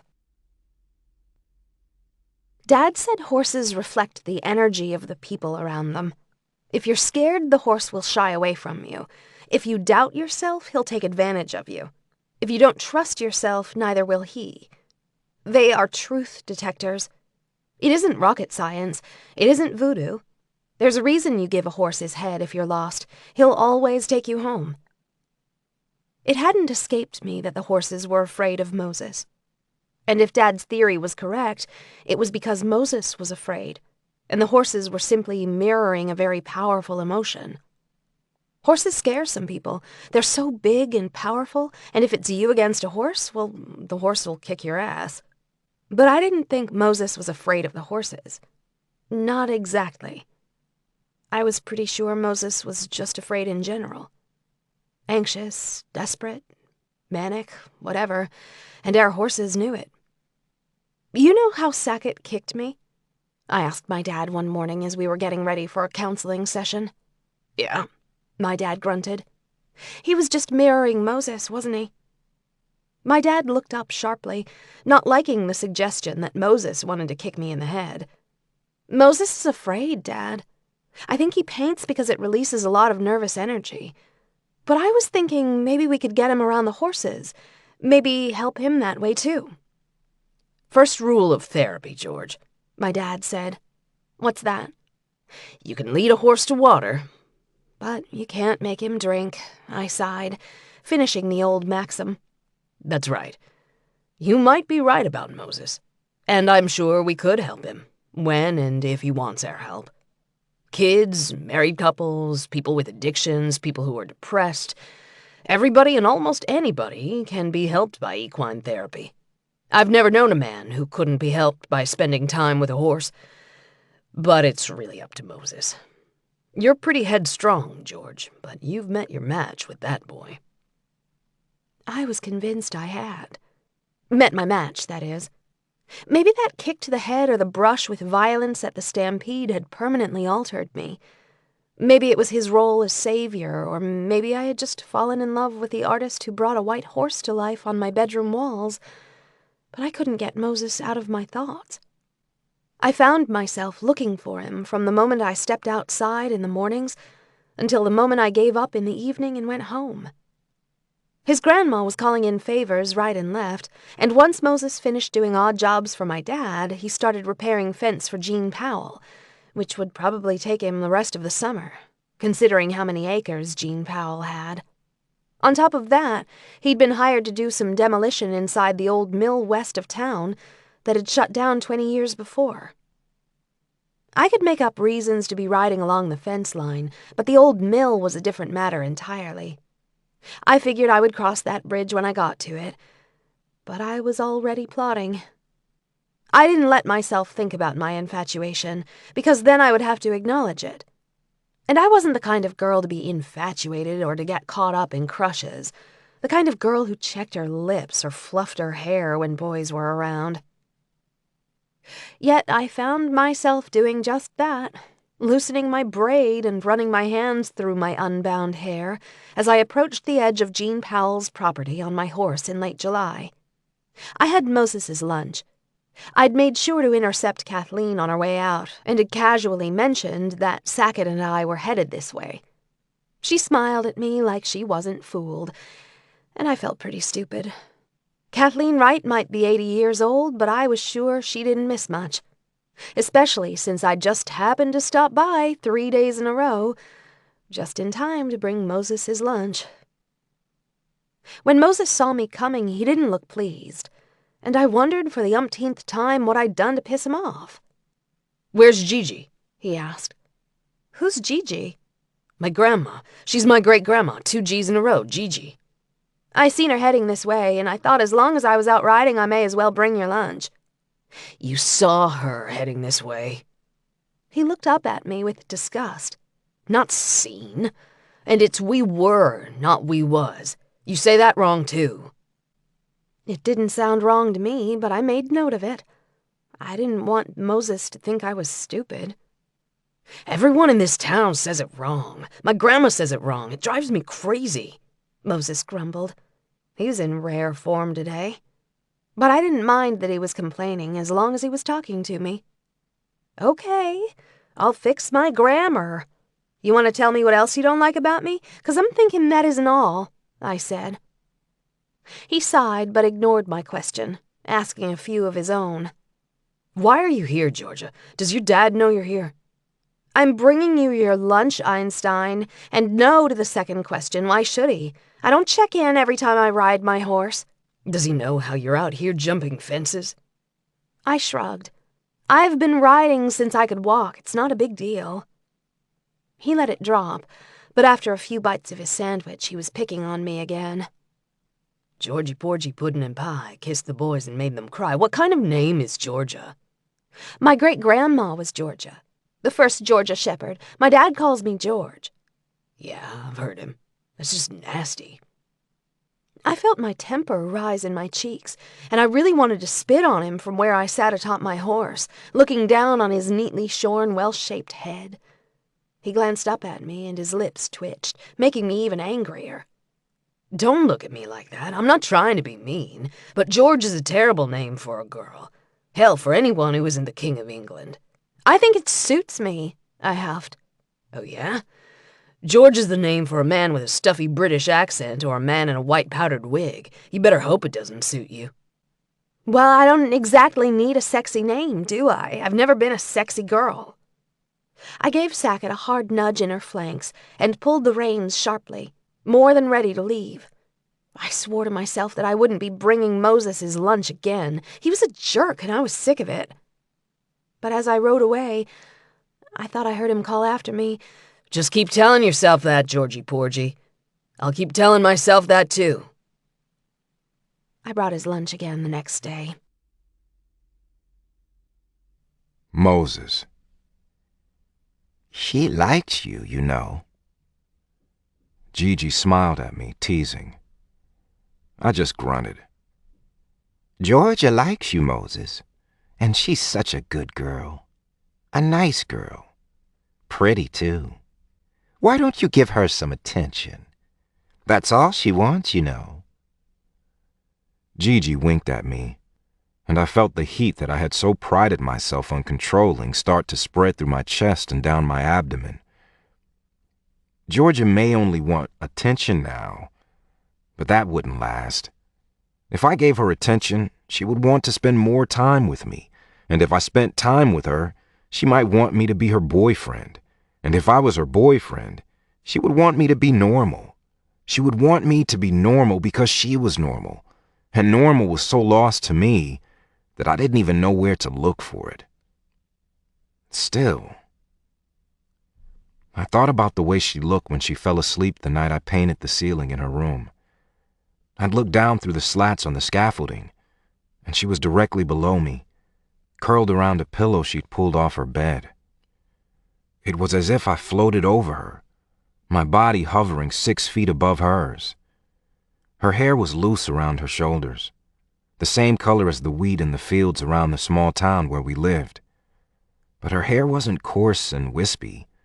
It was silky and thick and wavy from the braid she'd worn all day. She was tall, not as tall as I was, but long and lean, with golden skin and deep brown eyes that were a sharp contrast with her fair hair. My opposite. I had light eyes and dark hair. Maybe if you put us together, our physical oddities would even out. My belly tightened at the thought. No one would put us together. Especially not me. I found myself watching her sleep, the painting temporarily forgotten. The man in the corner of the room who shared his thoughts, who shared Georgia's story and pictures that poured into my head and out my hands, had disappeared. I wondered if I could call him back. I wasn't finished yet. But I didn't try to call him back. Instead, I stared down at Georgia for a long, long time, watching the girl who was easily as persistent as the ghosts in my head. And for once, my mind was full of pictures of my own making, filled with dreams only I had conjured. And for the first time ever, I fell asleep with Georgia beneath me and peace inside of me. Georgia. Lucky hadn't been worked with at all before he came to us. Dad didn't have much time to train him, but I had nothing but time. I had a knack. Everyone said I did. So I spent a few hours with him every morning getting him used to me, making sure I was the one who fed him, I was the one who he saw day in and day out. He would run when I drew near, deliver a skittish two-step when I cut off his desired direction, and generally get very irritated with me. The day I got a rope around his head and he let me lead him around was a month in the making. It took me another 2 weeks before we were in a bridle and he let me draw his head back toward me as I stood at his side. "That's it, baby. You gonna let me have your head?" I smiled as I talked, trying not to gloat. You train a horse with pressure. Not pain, pressure. A horse doesn't want to get in the trailer? You don't force him. You just run him in circles, round and round the trailer until he's breathing hard. Then you try to take him up the ramp again. He doesn't want to go, you keep running him. Eventually, he'll figure out that the pressure lets up when he's in the trailer. He gets to rest in the trailer. So he'll climb that ramp eagerly every time. I got a little impatient. My dad always said when you're working with people or with animals, impatience is the worst mistake you can make. But I'd grown a little cocky. He was giving me his head and I wanted the rest of him. I fisted my hands in his mane and drew my body up so that my belly brushed his side. He went still, quivering, and I felt that quiver echo in my stomach, anticipation zinging down my legs and arms, making me stupid. "We're friends, aren't we, Lucky?" I whispered. "Let's go for a little run. Just an easy little run." He didn't pull away, and I took the hesitation for consent. In one quick move, I hoisted myself up and over, and as my butt hit his back, we were off, and I knew with a terrible twist in my gut that he wasn't ready. But it was too damn late. I was on his back, hands in his hair, committed. I would have been fine if he'd just decided to shake me loose. I knew how to fall. But he bolted instead, flying across the field with me clinging to his back. We cleared the fence separating our property from Jean Powell's, and I did my best to meld my body with his, but it's incredibly hard to stay on a horse without a saddle. They are smooth, slick, and powerful, and my thighs were screaming with the effort to keep him between them. We cleared another fence, and I stayed seated, but my arms were trembling, and I was terrified that Lucky was going to hurt himself. Horses break their legs, and it's not just an easy trip to the ER and a big cast and crutches. It's over. I wasn't thinking about myself. I was thinking of my mistaken judgment, how I'd pushed him too far, and I didn't know how to fix it. On the third fence, Lucky landed hard, and I started to slide to the side. I cursed a streak of the bluest words I'd ever said, yanking with all my might on Lucky's mane and trying to right myself, but there was no stopping my descent, and I hit the ground hard, my shoulder and hip getting the worst of it as I rolled, and found myself staring up at a sky that was far too blue for dying. If I hadn't been trying to pull air back into my lungs and life back into my limbs, I might have noticed where I was. But it wasn't until Moses squatted down beside me and peered into my face that I realized where Lucky had thrown me. He didn't ask if I was okay. He didn't say anything for a moment. We just stared at each other, and I saw that his breaths were as labored as my own. It pleased me to think he'd run to make sure I wasn't mortally wounded. Well, shit. I sighed, trying to sit up. Moses sat back and watched as I brushed the dirt from my right side, wincing as I swept my hand over my shoulder. I had a long scrape that stretched almost to my elbow, but other than that, I was fine. I would hurt like hell tomorrow, but nothing was broken. I was on my feet, brushing off my rear end and scanning the horizon without any help from Moses. "Did you see which way he went?" I asked, casting my eyes across the field. "No," he answered finally. "I was too busy watching you fall." "I rode for a while before that," I answered defensively. "We cleared 2 fences. "Is that normal for you? "What?" Riding without a saddle full out on a horse that obviously doesn't want to be ridden?" "He gave me his head. I thought he was ready. I was wrong." "He gave you his head?" "Yeah. Never mind. It's horse speak. When a horse lets you control his head, pull it all the way back along his body, move it this way and that, he's yours. But Lucky's never been ridden. I needed to court him a little more." Moses's lips were pursed and his eyebrows quirked, and I thought for a minute he was going to laugh. I seemed to have that effect on him. "Shut up," I said. He laughed, just as I predicted. I didn't say anything. "But you're thinking it." What am I thinking? "Something dirty. I can see it all over your face." Nah, that's not dirt. I'm just black. Har har. You've never been thrown, huh? He rose to his feet beside me. "I've been thrown plenty," I clipped, turning away. I started to walk in the direction I'd come. No use wandering around looking for Lucky. I'd go back for the truck and drive around until I found him. So is that what you're trying to do with me? You want me to give you my head, just like the horse? He called after me. I stopped. Moses never gave me much. I'd been pushing him day after day, week after week since he'd painted my room, just like I'd been pushing Lucky. Lucky had come around, but Moses hadn't. "I don't want a damn thing from you," I lied.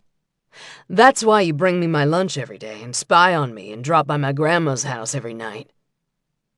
I felt like I'd fallen all over again, and this time it wasn't my shoulder that hurt.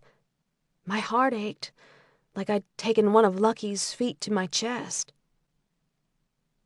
"I don't want your head, Moses. I just thought you might need a friend." I won't let you in my head, Georgia. You don't want to see what's in my head. "Okay, fine. Then I'll give you mine," I said, turning on him. I don't know where my pride was. I should spit on him and tell him to go to hell. Instead, I was bowing at his feet. I'm kind of thinking there isn't anything in your head. I've seen you get kicked and thrown, and I'm guessing you'll be right back at it as soon as you find your horse. "Screw you, Moses." That's the first thing you've said that appeals to me. I gasped, and he laughed, again. I knew he was just trying to irritate me and make me run away crying, but I wasn't the crying kind. He was right about one thing. I got kicked and thrown, and I came back for more. So I did something I had never done. I turned and walked back to him, took his face between my hands, and I kissed him hard. It was probably the worst kiss ever delivered in the history of angry kisses. It was a terrible kiss. I had never kissed anyone before, and my lips were pressed into a hard little line, my eyes squeezed shut, my hands gripping his face like they'd gripped Lucky's mane. He pulled away, but not far, and his breath was harsh across my mouth. Careful, Georgia. You're about to get thrown. You son of a... And then his lips were back, swallowing my angry words, and I forgot almost immediately what a jerk he was. He wasn't impatient or pushy or rough, not like I had been.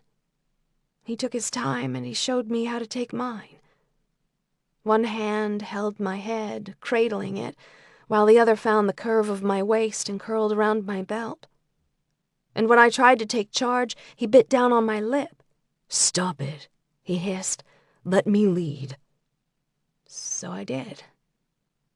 And he led me round and round, up and down, until my legs turned to jelly and my eyes rolled back in my head, until I was leaning against him because I was too turned on to stand. And when he lifted his head and laughed, just a soft little chuckle, I struggled to open my heavy eyelids and drift back down to earth. Well, what do you know? I shook out of the fog and turned my head, finding the spot where Moses's eyes were trained. Lucky was sauntering across the field like he hadn't just freaked out and taken me for the ride of my life. See, the moment you quit chasing him, that's when he wants you. He looks jealous. He thinks he's been replaced. Our eyes clashed, and I peeled myself off him, trying to play like I'd been kissed 100 times by 100 different boys.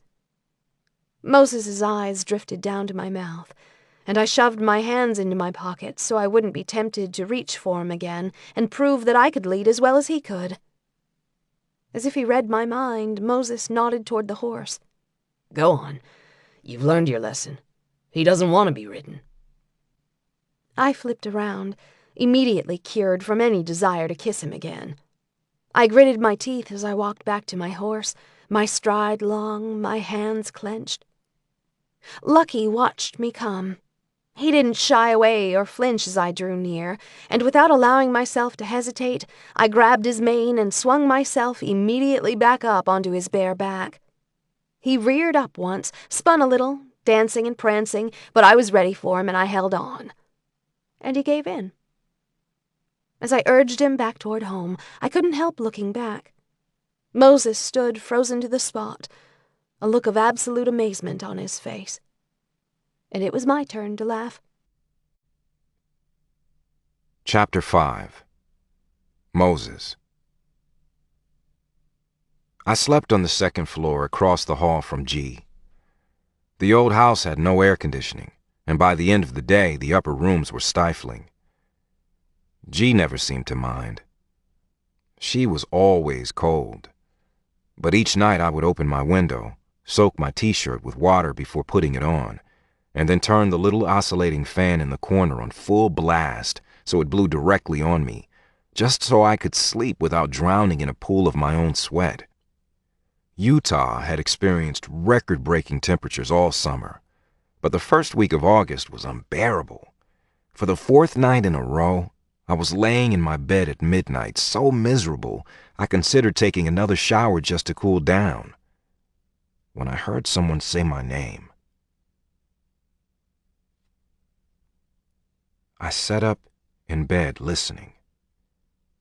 "Moses!" I turned off my fan and waited. "Moses!" I ran to the window and looked down to see Georgia in shorts and a tank top, a towel wrapped around her neck, and a big striped pool bag on her shoulder, standing below my window. She waved merrily, as if her being there in beachwear made total sense. "I was going to sneak into your house and up the stairs to your room, but I thought maybe you slept naked, and I might embarrass you." I stared down at her, dumbfounded. She didn't try to whisper or disguise her voice in any way. I looked toward G's room. The hallway between our rooms was dark, and there was no light beneath her door. Still, I put my finger over my lips and shook my head. I had no idea how she even knew which room was mine. "I'm going to the water tower. Come with me. It's too damn hot to sleep," she said, not softening her voice at all. "Quiet!" I hissed down at her. Georgia just smiled and shook her head. "The sooner you get down here in some shorts with the keys to your Jeep, the sooner we can go, and the sooner I'll shut up. We can't take Myrtle. She'd wake the neighborhood."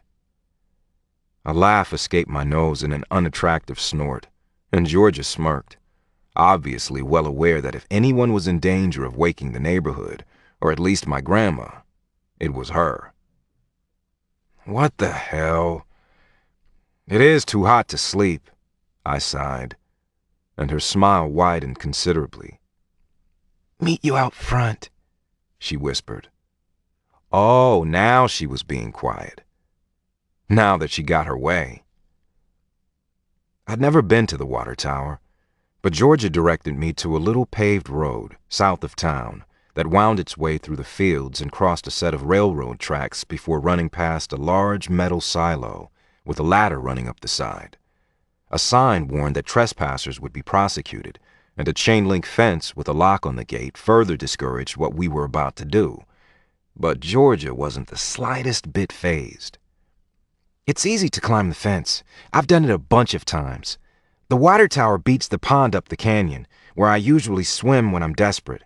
But I can't swim here during the day because I'll get caught and prosecuted to the full extent of the law." Georgia mocked the sign.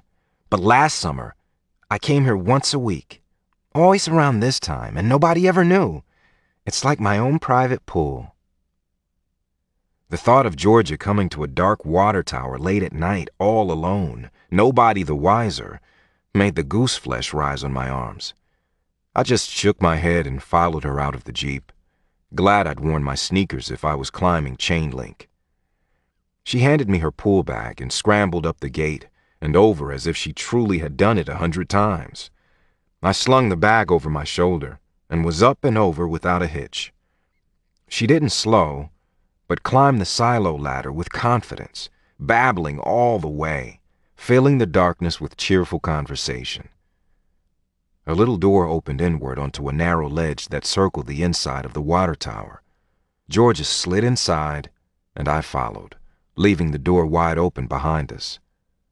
Thoughts of being locked in the water tower for days had me propping it with my shoes and testing the knob repeatedly. "It locks from the outside, silly, and the lock is broken, which is why we have this all to ourselves." Georgia pulled a big LED lantern out of her striped pool bag that still hung over my shoulder and turned it on, illuminating the interior of the water tower, making it feel like a cavern, complete with hidden pools. "Now shut the door so no one sees the light." I obeyed immediately. "Cool, huh?" It was kind of cool, I had to admit. The light threw our shadows across the wall, and Georgia danced in front of it for a second, making us both laugh. "You're gonna fall," I warned, as she broke into a segment of Michael Jackson's Thriller choreography, the part everyone knows with the zombie arms and the side toe taps. The ledge was not wide enough for dancing, but Georgia apparently didn't agree. I yanked my shirt over my head, set it on our towels, and stared down at the black glass smooth surface, waiting for further instruction. I wasn't jumping in first. Georgia pulled off her t-shirt and tossed her shorts to the side, baring everything but the little that was covered by a baby blue bikini. And I forgot about the water, or the fact that there was probably a creature living beneath the surface who liked dark meat. Georgia could save me. I would gladly let Georgia save me if she wore that suit. Her body was long and lean, with surprising curves and swells where a girl should curve and swell. But the best part was the way she seemed unconcerned and unbothered by it all, as if she was absolutely fine with the way her body looked, and had no need to strut or pose or seek my approval. She reached for my hand and I jerked away, not wanting her to pull me in before I was good and ready. "We'll go together. The first jump is always the best. The water feels amazing. You'll see." I didn't yield, and she kept her hand outstretched, waiting. "Come on, Moses." "I'll let you lead," she said, her voice bouncing silkily off the metal walls, the sound more alluring than any singer on any mic in any nightclub across the country. Suddenly, I needed to get in the water, or I was going to embarrass myself in my thin shorts. I grabbed her hand and, without warning, plunged us both into the inky depths. Georgia's squeal was muffled as the water covered my head, and I released her hand so I could fight my way to the surface. We both came up sputtering, me from fear, Georgia from laughter, and it didn't take me long until I had abandoned the fear and was laughing with her. She spurred me on, splashing and talking and playing in the flickering shadows that danced on the walls. We swam for a long time, unconcerned with the lateness of the hour, unafraid of discovery, strangely at ease with one another. It wasn't until I braced my arms on the ledge, my legs kicking out behind me in the water, resting momentarily, that I noticed the light bouncing off the water gave the wall in front of me an iridescent sheen. I reached my hand out to touch it, tracing the watery reflection with my finger, wondering how I could recreate the sheen with paint. Georgia moved to my side, holding onto the ledge, watching my finger as it painted invisible lines. "When you paint, do you know what you're going to paint before you start? Or do you just let your heart take over?" she asked softly. It was a good question, a sweet question, and her sweetness unlocked something in me that I kept guarded most of the time. Still, I chose my words carefully, not wanting her to know everything about me, not wanting to ruin the moment with ugly truths, yet not wanting to lie and ruin the memory when the moment had passed. "There are so many things that I see. that I don't want to see. Images that come into my mind that I would rather not think about. Hallucinations, visions, or maybe just an overly vivid imagination. My brain might be cracked, but it's not just my brain. The sky is cracked too, and I can sometimes see what's on the other side. I sneaked a look at Georgia, wondering if I'd scared her with that last confession. But she didn't look scared. She looked intrigued, fascinated, beautiful.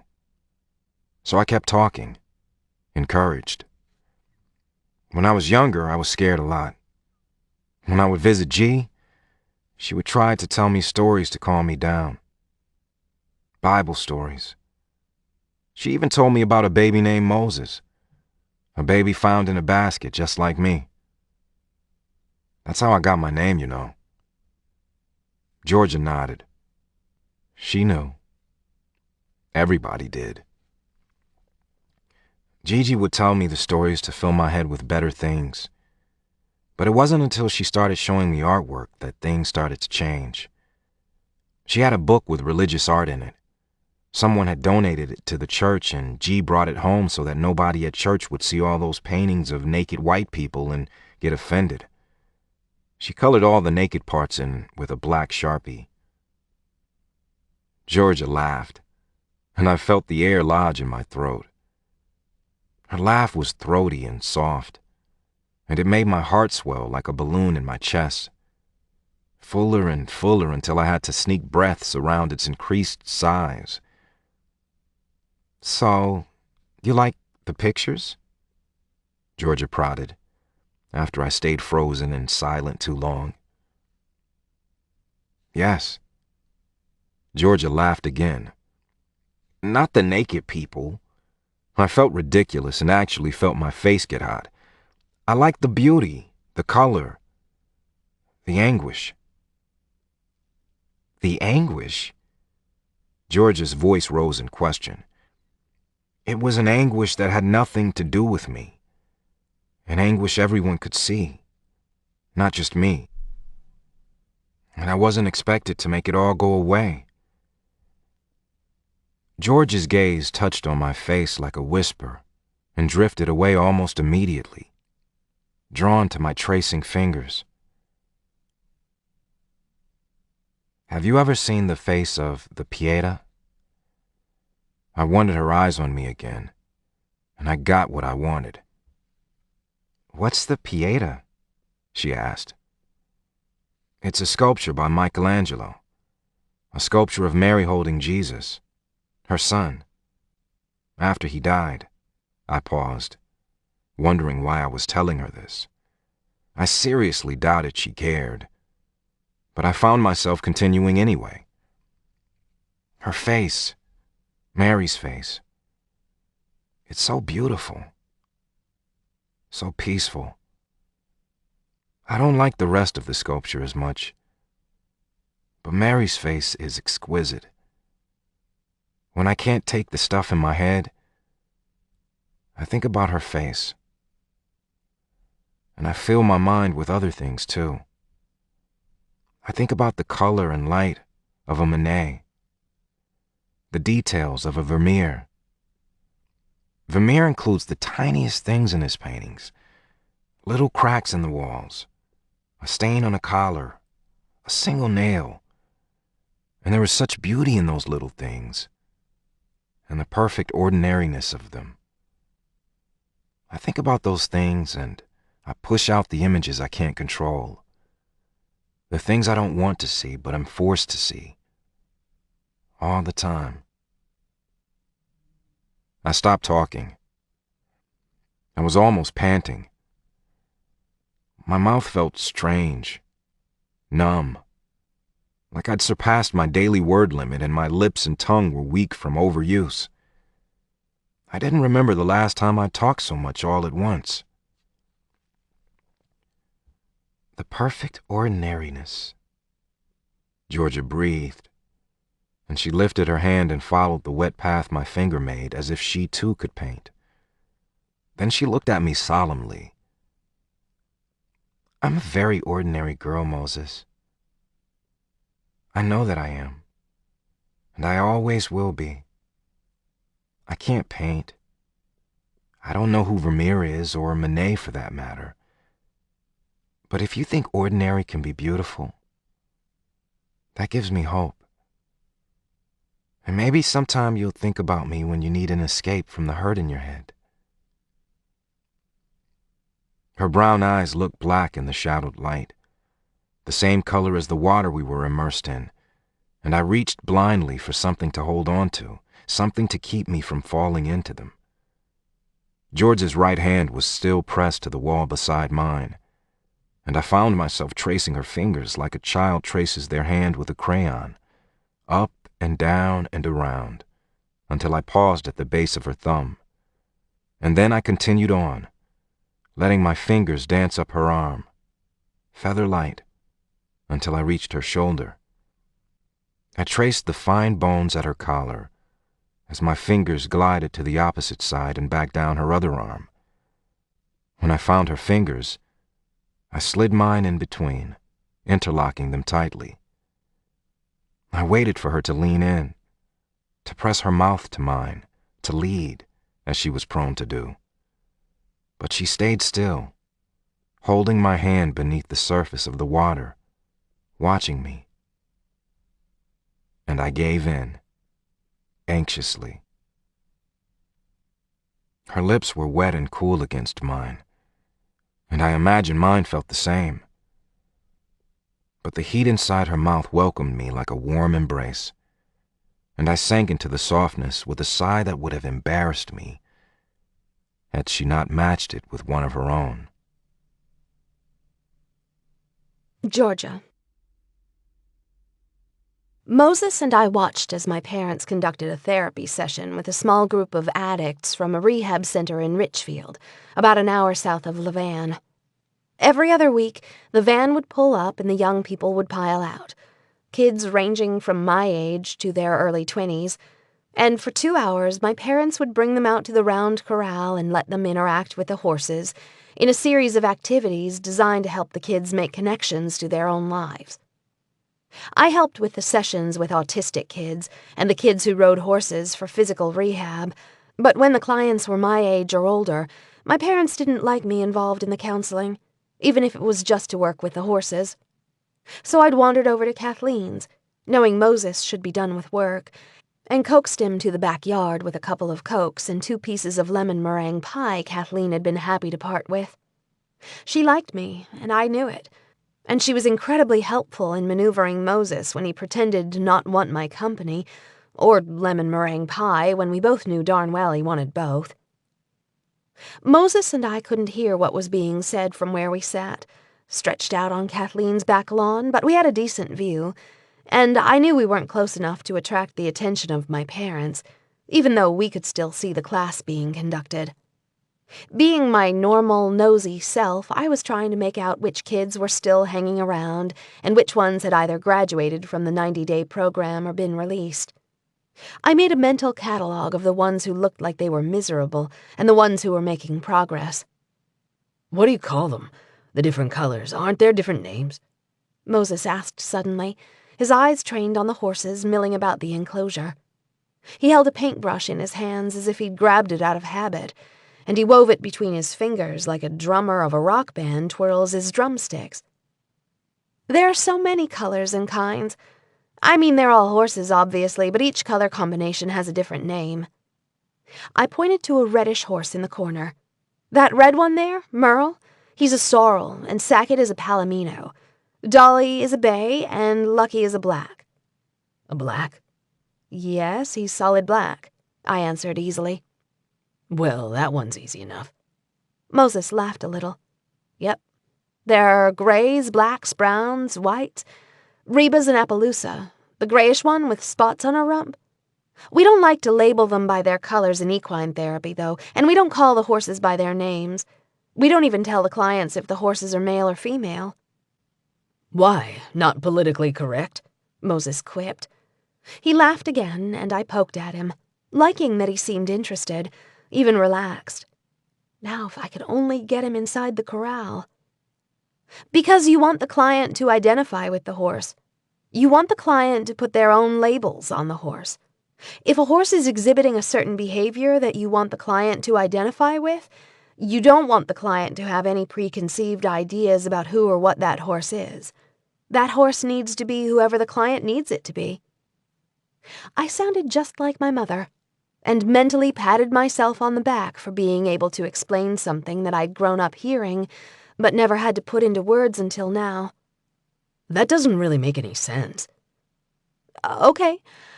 For instance, let's say you have mother issues. Moses shot me a look that said don't go there, so of course I did.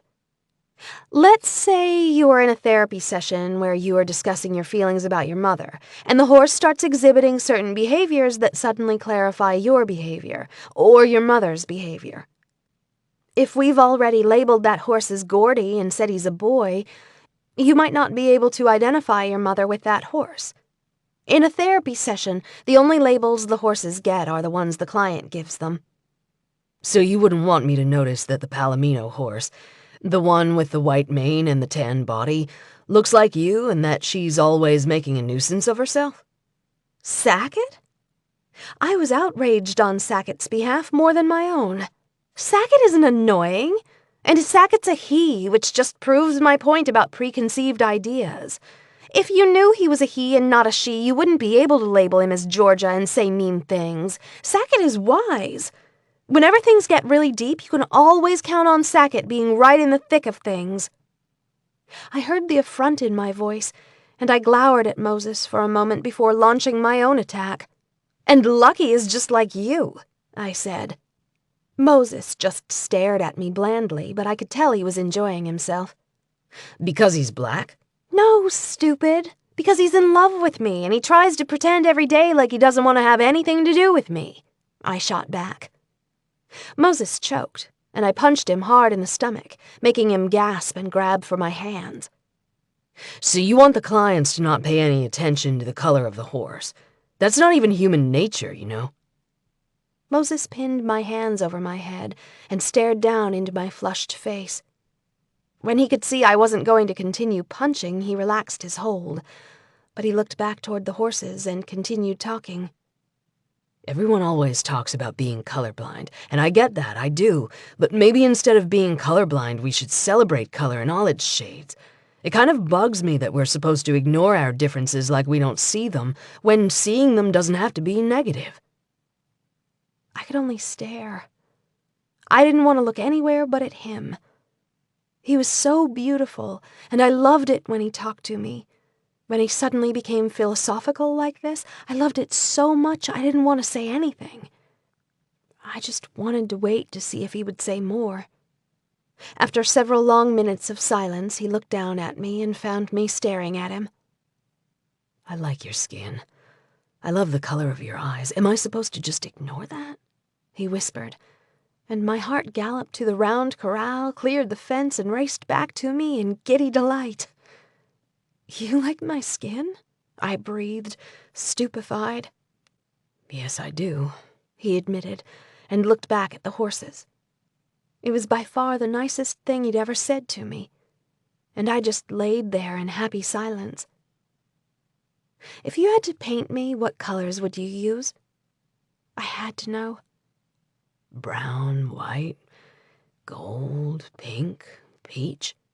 He sighed. I'd have to experiment. Will you paint me? It was something I desperately wanted. No. He sighed again. Why? I tried not to be hurt. It's easier to paint the things in my head than things I see with my eyes. So? Paint me from memory. I sat up and placed my hands over his eyes. Here, close your eyes. Now picture me. There. See me? I'm the Palomino filly up in your grill all the time. His lips twisted, and I knew he wanted to laugh, but I kept my hands over his eyes. Now keep them closed. You're holding a paintbrush in your hand already, and here's the canvas. I brought the hand holding the brush to my face. Now paint. He dropped his hand back to his lap, holding the brush, debating. I dropped my hand from his eyes, but he kept them closed. Then he lifted his hand once more and slid the dry brush softly against my face. What was that? My forehead? What part? The left side? And here? My cheek? Here? My chin? It tickled, but I didn't let myself move. Moses traced the tip of my chin, followed it down and around, making a straight line to my neck. I swallowed as the brush slid down my throat and whispered down my chest to the opening of my t-shirt. My t-shirt made a neat V above my breasts, and Moses paused, holding the brush pressed against my skin directly over my heart. But he kept his eyes closed. If I were to paint you, I would use every color, he said suddenly, almost wistfully, as if he was sure he couldn't paint me, but he wanted to. You would have crimson lips and peach skin and ebony eyes with purple shadows. You would have hair streaked with gold and white and blue, and skin tinted with caramel and cream, swirled with pink and shaded with cinnamon. As he talked, he moved the brush this way and that, as if he were actually painting with the colors in his head. And then he stopped and opened his eyes. My breath was stuck somewhere between my heart and my head, and I concentrated on letting it out without giving myself away. But he knew. He knew what effect he had on me. He threw the brush and stood up, breaking the spell he'd woven with gentle strokes and soft words. He headed back into the house, and I could have sworn I heard him mutter to himself as he left me lying on the grass, I can't paint you, Georgia. You're alive. Chapter 6. Moses. Georgia wouldn't stay away. I did my best to make her go. I didn't need her tying me up and tying me down. I was leaving as soon as I could, and she was not part of my plans. I treated her like shit most of the time, and she just shrugged it off and handed it right back. It didn't faze her, and it definitely didn't make her go away. The problem was I liked kissing her. I liked the way her hair felt in my hands, and the way her body felt when she crowded me and got in my space, demanding attention and getting it every damn time. And she made me laugh. I was not the laughing kind. I swore more than I smiled. Life just wasn't that funny. But Georgia was extremely funny. And laughing and kissing does not make it easy to convince someone you want them to go away. And she just wouldn't go away. I thought after that night at the rodeo, tied up and terrorized, Georgia would lose some of her sass. Terrence Anderson, who had nothing but insults for Georgia, had definitely lost his sass when I cornered him a few nights after the stampede and made sure he knew that little boys who like rope got sliced up by men who like knives. The truth was I was good with knives. I could throw them and hit the target dead center at 20 paces, and I made sure Terrence knew that. I showed him a nice big one I'd taken from Gigi's kitchen drawer, and I gave him a little nick on his cheek, marking him up in the same place where George's cheek had bled. He said he hadn't done it, but his eyes shifted around like maybe he had. Even if he hadn't done it, he was an asshole, so I didn't feel bad that I made him bleed. The only thing I felt bad about was that I had been compelled to scare him off at all. Georgia's problems were not my problems. Georgia was my problem. Like right now, when she was determined to help me repair fence, talking and making me laugh and then making me angry because she was making me laugh. I can't get any work done when you're around. And it's gonna rain, and I'm not gonna finish. This section of fence has been a bitch, and you aren't helping. Whine, whine, whine, Georgia sighed. You and I both know I rock at repairing fence. I laughed again. You suck at repairing fence. And you didn't bring gloves, so I had to give you mine. And now my hands look like porcupines from all the damn splinters. You are not helping. That's it, Moses. Give me 5 greats, Georgia said, like she was demanding push-ups, a drill sergeant barking out a command. 5 greats? 5 things that are great about today. About life. Go. I just stared at her sullenly. Okay, I'll go first. It's easy. Right off the top of my head, 5 things I'm grateful for. Bacon, wet wipes, Tim McGraw, mascara, and rosemary, she said. That's kind of a strange assortment, I said. What did you tell me about finding beauty in little things? What was that painter's name? Vermeer? Vermeer was an artist, not a painter, I objected, scowling.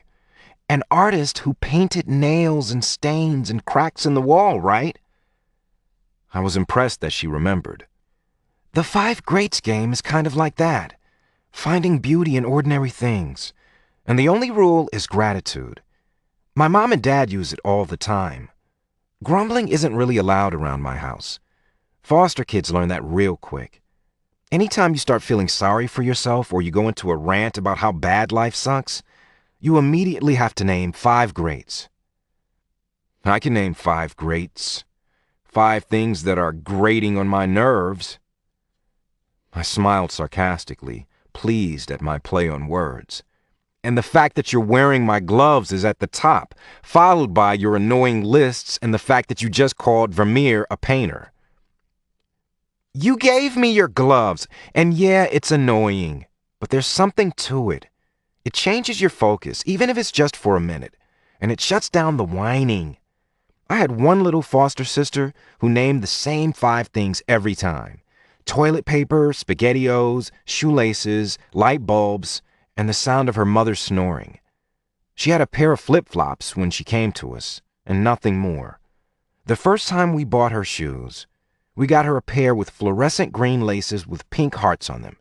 She would walk staring down at those laces. The sound of her mother snoring, it meant she was still alive. I felt a little sick. Kids all over the world put up with too much from people who should know better. And then those kids turned into adults that repeated the cycle. I would probably do the same if I ever had kids. All the more reason not to. Georgia continued on while I considered how much people truly sucked. My mom lets the kids tell her 5 things that are bothering them, things they needed to express. They count them off on their fingers. Georgia grabbed my hand and ticked the items off on my fingers to demonstrate. Like, I'm tired. I miss my mom. I don't want to be here. I don't want to go to school. I'm scared. Whatever. Then they make a fist with the fingers they just used to express their problems. And then they throw the things away. They toss them. Georgia illustrated the motion with my hand, wrapping my fingers around my palm, making a fist so I could throw away the imaginary ball of wadded-up complaints. Then she makes them name 5 greats. It helps them to refocus, and it reminds them that even when life is pretty bad, it isn't all bad ever. She looked at me, still holding my hand, waiting. I stared back. So, give it to me, Moses. 5 greats. Go. I can't, I said immediately. You sure as hell can. I can name 5 things for you, but that doesn't work as well. Gratitude works best when you're the one feeling it. Fine. You do it then. You name 5 greats for me. I fired back and pulled my hand from hers. You think you know me? I said mildly. But there was a prickling under my skin, an irritation that I couldn't quite tamp down. Georgia thought she had it all figured out. But Georgia Shepherd hadn't suffered enough to know shit about life. Georgia grabbed my hand back stubbornly, and lifting it up, she gently placed a kiss on each fingertip for each item on the list. Georgia's eyes, Georgia's hair, Georgia's smile, Georgia's personality, George's kisses. She batted her eyes. See? Definitely 5 greats for Moses. I really couldn't argue with that. All of those things were pretty great. Feeling pretty good about yourself, aren't you? I said, shaking my head, grinning in spite of myself. My fingers tingled where her lips had been. I wanted her to do it again. And somehow she knew it. She pulled my hand back to her mouth. And these are mine. She kissed my smallest finger.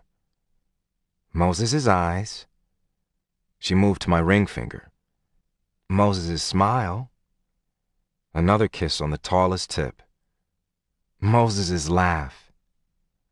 Her lips were so soft. Moses' art. She rounded to my thumb and placed her mouth gently against the pad. Moses' kisses. Then she moved her lips from my fingertips and pressed her mouth to my palm. Those are my 5 greats for Georgia today. Those were my 5 greats yesterday, and they will be tomorrow and the next day, until your kisses get old. Then I'll have to think of something else. Georgia. We all stared. Even though it was only the 2nd week of the new school year and he was a new student, everybody knew Moses. Or of him. He wasn't white, for starters, in a small school of mostly white kids, so that made him stand out. Plus, he was beautiful. But that's not why we were staring. Moses was in my English lit classroom drawing on the board, and he wasn't even enrolled in the class. We'd come back from lunch to find him there, the 2 huge boards filled with a drawing that was beyond anything any of the students had ever seen. Except for me, I knew what he was capable of. Moses halted abruptly, as if torn between finishing his masterpiece and running from the room. And then Ms. Murray was there, and running was no longer an option.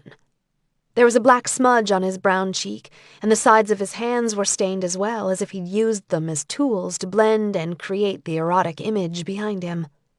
He shifted uncomfortably from one foot to the other, and his eyes were restless and wide, their golden color making him look like a cornered animal. And he was definitely cornered. Ms. Murray stood in the doorway, her eyes trained on the chalkboard. When I looked at her to see whether or not Moses was going to get yelled at, or worse, kicked out of school, I noticed that there were tears streaming down her face, and her hands were pressed to her lips. It was kind of a weird response. Ms. Murray wasn't really a crier. She was usually pretty serious and stiff. She was a good teacher, and she didn't yell or get all emotional when kids messed up or were disrespectful, which I frankly appreciated. High school was crazy enough without teachers adding to the drama.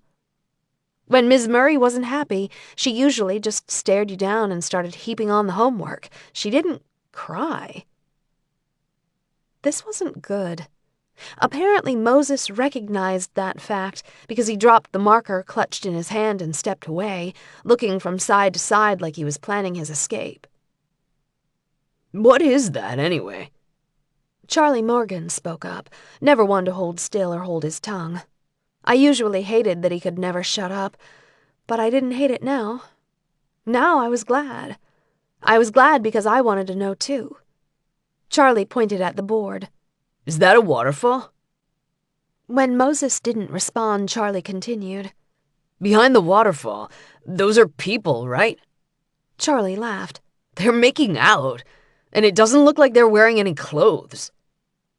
A few of my classmates laughed, but we all stared, our eyes drawn to the way the water spilled down from the cliffs surrounding the 2 people who were almost hidden in the silvery fall. If I squinted, blurring the reality of the black lines and the unromantic whiteboard, I could almost imagine the picture was real, that the people behind the water were living and breathing, that they were truly kissing and we were peering through the spray, watching the intimate encounter unfold. And they were definitely naked. I felt my cheeks get hot and I pulled my eyes away. Looking at what Moses had drawn made my skin feel too tight, and my body ache with a need that had become an ever-present thing where Moses was concerned. It made me think of the night at the water tower, and the kisses we had shared, and the heat that had remained in my belly long after we parted. "Did you draw that?" Another kid spoke up from behind me. It sounded like Kristen, but I didn't turn my head to see for sure. "It's so good. You're an amazing artist." "Students?" Ms. Murray had found her voice, though it shook and wavered like she was still crying. "I need you to head out to the commons area. Take your things. Use the time to work on the paper due Friday. Moses, please stay." Working on my paper didn't sound half as interesting as seeing Ms. Murray crying over a whiteboard drawing of naked people, drawn by none other than Moses Wright, my Moses, who also happened to be the strangest person I'd ever met. But free time was way better than instruction, and I didn't have any choice in the matter, so we all reluctantly rose and filed out the door. I was the last to leave, and I caught Moses's eye as I let the door shut behind me. He looked as if he wanted to call me back, as if he wanted to explain. But then the door swung closed, and I stood on the other side. Still, I thought I heard Mrs. Murray ask Moses the weirdest question. "How did you know?" she asked. "How did you know about Ray?" Georgia. Moses was suspended. Apparently, Ms. Murray didn't like him drawing naked people kissing under a waterfall on her whiteboards. I was actually a little surprised. It hadn't seemed malicious, but I guess it was a little erotic for the classroom. I felt hot all over again and wondered what Moses had been thinking. What had compelled him to do something so stupid? Was it the attention? It was only the beginning of the school year. May was a long way off. And from what I'd been able to coax out of a reluctant Moses, he couldn't afford to miss anything. He was a senior but didn't have enough credits to graduate unless he worked his butt off, and getting suspended was pretty counterproductive. I thought for sure his grandma would be able to twist some arms and smooth things over to get him right back, but over the next 2 months it was one thing after another, and Moses couldn't stay out of trouble. He painted another barn in town with blacks and silvers and streaks of gold so vivid it looked as if the entire north side had been swallowed by a black hole that left a violent storm in its wake. I didn't find out until later that that barn had been struck by lightning 30 years before and burned to the ground, killing a man in the process. The man had been trying to get his horses out and was engulfed in flames. The painting wasn't quite as beautiful when I knew the story behind it. The barn had eventually been rebuilt and his wife had remarried, but Charlotte Butters, his widow, wasn't especially impressed by Moses's artistic ability and made sure everyone in town knew what a cruel joke she thought it was, though I doubted it was anything but a coincidence. It would be a shame to paint over something so awe-inspiring, but Charlotte Butters was fuming, and Moses's grandma had smoothed her feathers by promising that Moses would fix it, plus paint the rest of the barn to make amends. No swirls of color or Sistine Chapel this time, just plain barn red and long hours on a ladder. I was, of course, keeping him company, even though he was trying to convince me to leave, as usual. It was October, but although there was a nip in the air and the light warmed the earth at a different angle, we were having a string of unseasonably warm days, warm enough to make painting a barn after school not completely unappealing, especially if it meant I could see Moses, whether or not he wanted to see me. He and I had the strangest relationship. One minute he was telling me to scram, and the next he was kissing me like he would never let me go. To say I was rattled and confused would be putting it mildly. When I showed up in a pair of worn Wranglers and a tank top that had withstood 1,000 washes and offered to help him, he took one look at me and started down a list of do's and don'ts that were a little extreme, considering we were only painting a barn. After the exhaustive list of instructions and parameters, I sighed loudly and picked up my brush, only to have him watch me critically for a few minutes, then take the brush from my hand and go back over what I'd just done. When I protested, he interrupted. "My job site, my rules." So those are your rules? Your laws? Yeah, the law of Moses. He smirked. I thought the law of Moses was the 10 Commandments. I don't know if I have that many. Well, this is the state of Georgia, and in Georgia we have a different set of laws, so when you're in the state of Georgia— When I'm in the state of Georgia? He asked, so softly I almost missed it. I blushed, realizing that there were sexual connotations to what I'd said. But never one to back down, I blustered on. Ha, you wish. I tried to resume painting, but he pushed me away from the paint can. You're just hanging around me because you love breaking the rules. And don't think I don't know your parents have some rules when it comes to us. You being with me makes them crazy, especially your mom. She's afraid of me.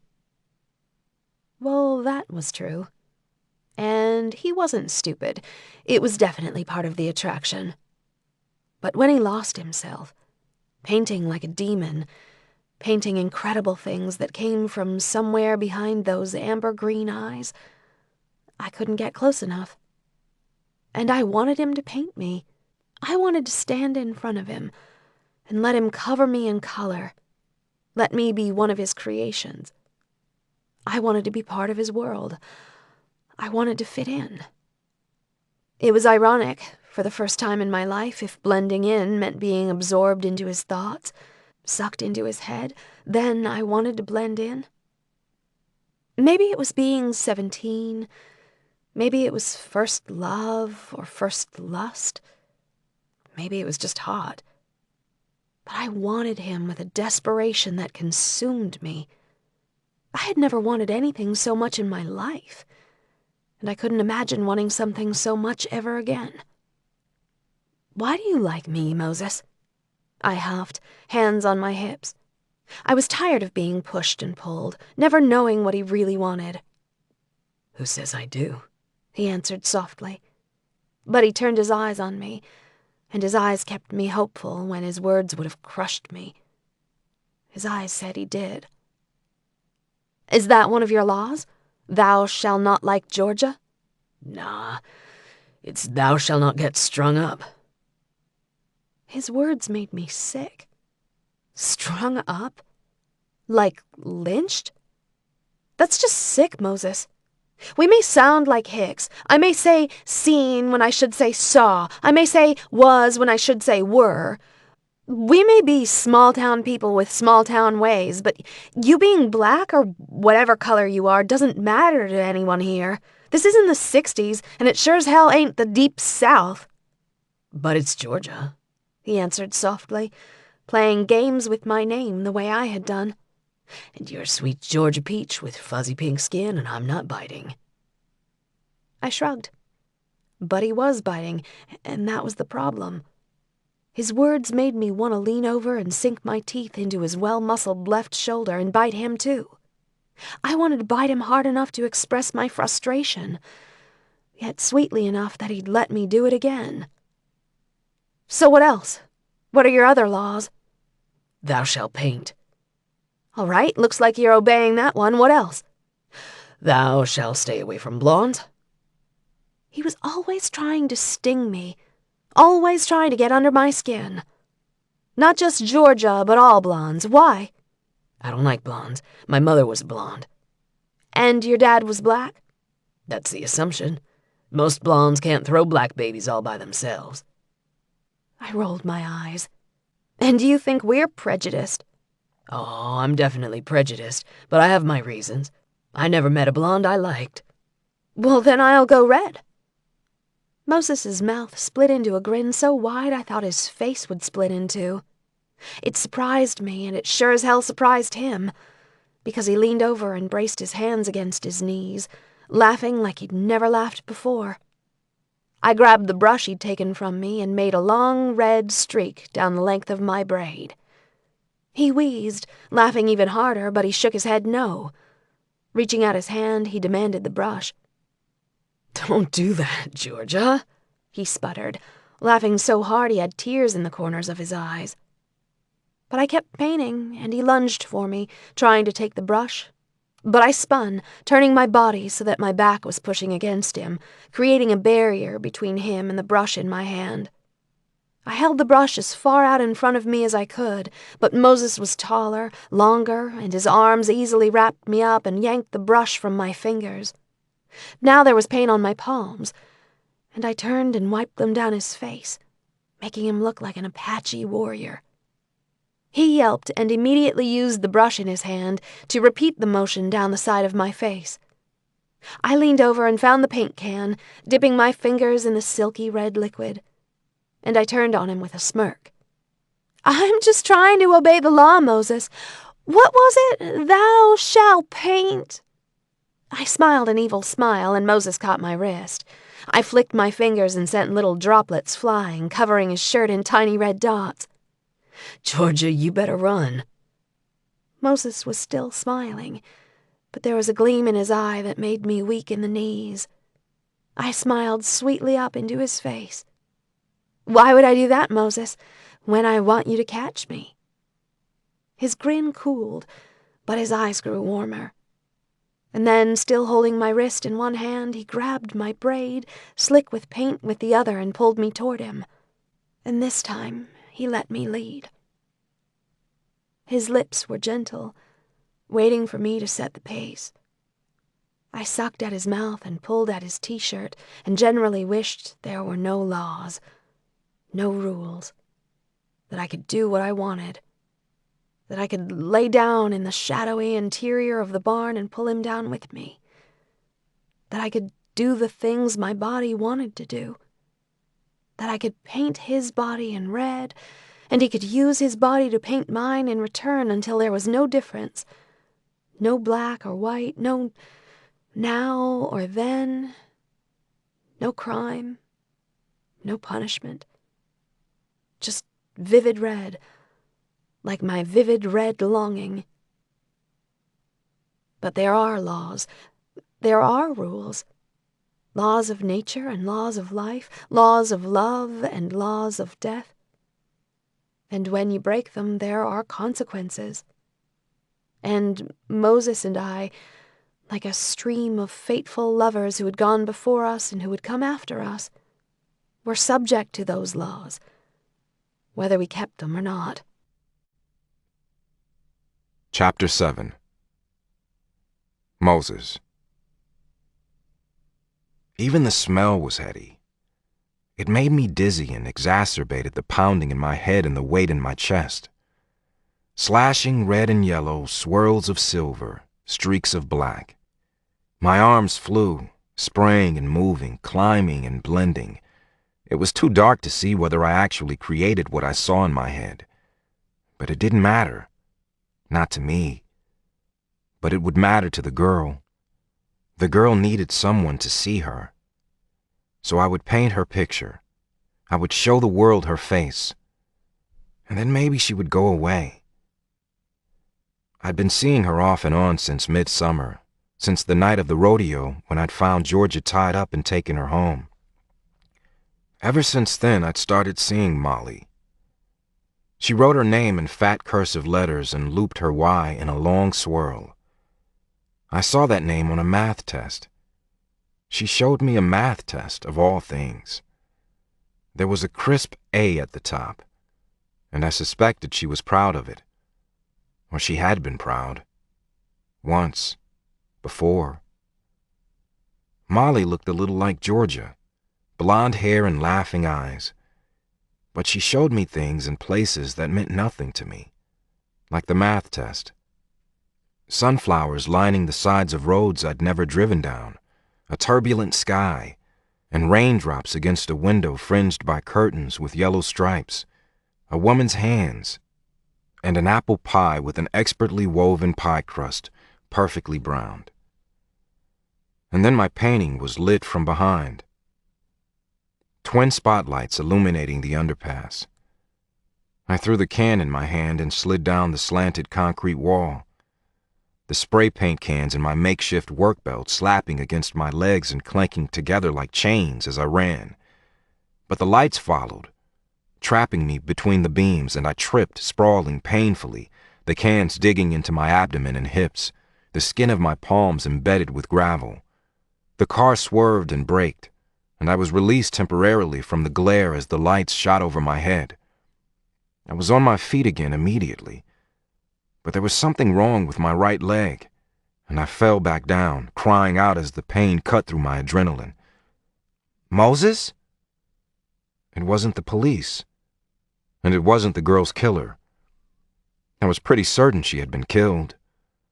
There was a certain solemnity and freshness to her colors that I only saw when the death was violent and unexpected, when the death was new. Moses? There it was again. I turned, drawing my arm up to block out the light from the flashlight being leveled at me and find the voice on the other side. Georgia? What the hell was she doing out at 1 a.m. on a school night? My mental monologue sounded like a parent, and I stopped myself immediately. It was none of my business what she was doing, just like it wasn't any of her business what I was doing. It was like I'd spoken out loud, because she immediately asked, "What are you doing?" Georgia sounded like a parent too, and I didn't answer her as usual. I struggled to my feet, wincing even as I realized there was something sticking out of my leg. Glass. There was a long shard of glass embedded in my knee where it had connected with the concrete. Why do you do that? Her voice was sad, not accusing, not freaked out or wary, just sad, like she didn't understand me and wanted to. Why do you paint all over everyone's property? It's public property. Nobody cares. It was a stupid thing to say, but I couldn't explain it to her, just like I couldn't explain it to anyone, so I wouldn't. Charlotte Butters cared. Miss Murray sure as hell cared. So you're just out tonight, keeping the community safe from paint? I asked. The overpass was surrounded by nothing but fields of long golden wheat, or whatever it was they grew in Utah. A little cluster of businesses huddled around the exit ramp nearby, but they were a tiny island in the sea of gold. Nah, I saw you leave. I watched you head toward Nephi. I stared at her blankly. Your headlights hit my window when you left. I was still up. That didn't make much sense. I'd been painting for at least an hour. I drove around until I found you. I saw your Jeep pulled off the side of the road. She finished quietly. Her honesty amazed me. She had no artifice, and when she tried to disguise her feelings, I saw right through her. She was like glass, pure and clear and plain as day. And like glass, her honesty cut me. I yanked at the shard in my knee, cursing as I did, and the diversionary tactic worked, because George's eyes dropped to my wound. She moved her flashlight to get a better look, and cursed right along with me when she saw the blood that was turning my pants black in the moonlight. It's not that big a deal, I shrugged, but it did hurt. Come on, I've got a first aid kit under the seat. She beckoned me with the flashlight, making a looping circle of light as she turned, expecting me to follow, which I did. She wrenched open the door, pulled out an orange plastic case from under the passenger seat, and patted the seat expectantly. Can you climb up? I grunted. It's just a scrape. You're not going to have to amputate or anything. Well, it's bleeding like crazy. I eased my pant leg up, and Georgia made herself busy playing doctor as I stared at the top of her pale blonde head and wondered for the millionth time why in the world she kept hanging around me. What was the appeal? The girl loved a challenge. That was easy to see. I'd watched her ride that black horse over fences and fields, flying like she belonged in the sky. I'd watched her coax and wheedle the stallion until he was so bewitched he now ran to her when she called him. But I wasn't an animal, and I didn't want to be her next conquest, and I was pretty sure that's what I was. The thought made me angry. And as soon as she was done, I pulled down my pant leg and stepped out of the cab, heading for my Jeep without a word. She trotted behind me. "Go home, Georgia. You're breaking another one of my laws. Thou shalt not follow me." "Those are your laws, Moses. I didn't agree to any of them." I heard her trip behind me, and I paused in spite of myself. There was broken glass and beer cans were everywhere. This underpass was a hangout on the weekends. More high school kids got drunk here than any other place in town, if the empty cans and bottles were any indication. I didn't want her to hurt herself. I walked back to her and took her hand, escorting her back to her truck. "Go home, Georgia," I repeated, but this time I tried to say it a little more kindly. I opened the driver's side door to the rust bucket she had named Myrtle because it rhymed with turtle, and that's about how fast it drove. "Why did you paint that girl?" "On the overpass." "Why did you do that? What does it mean?"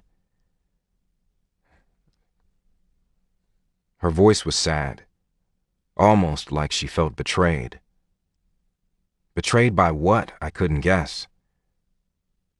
"I saw her picture, so I painted her," I replied easily. It was mostly the truth. I really didn't see her picture. Not the way I made it sound. Not on the flyer, though there was one on the post office bulletin board. I actually saw her in my head. "You liked the way she looked?" I shrugged dismissively. "She's pretty. It's sad. I like to draw." Truth. She was pretty. It was sad. I did like to draw. "Did you know her?" "No. I know she's dead." Georgia looked horrified. Even in the moonlit darkness, I could see how much I had upset her.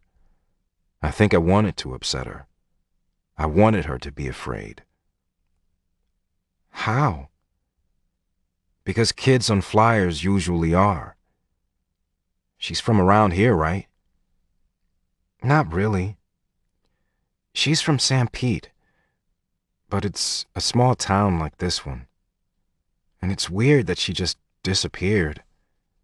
She's the second girl to disappear like that in the last year. It's just weird.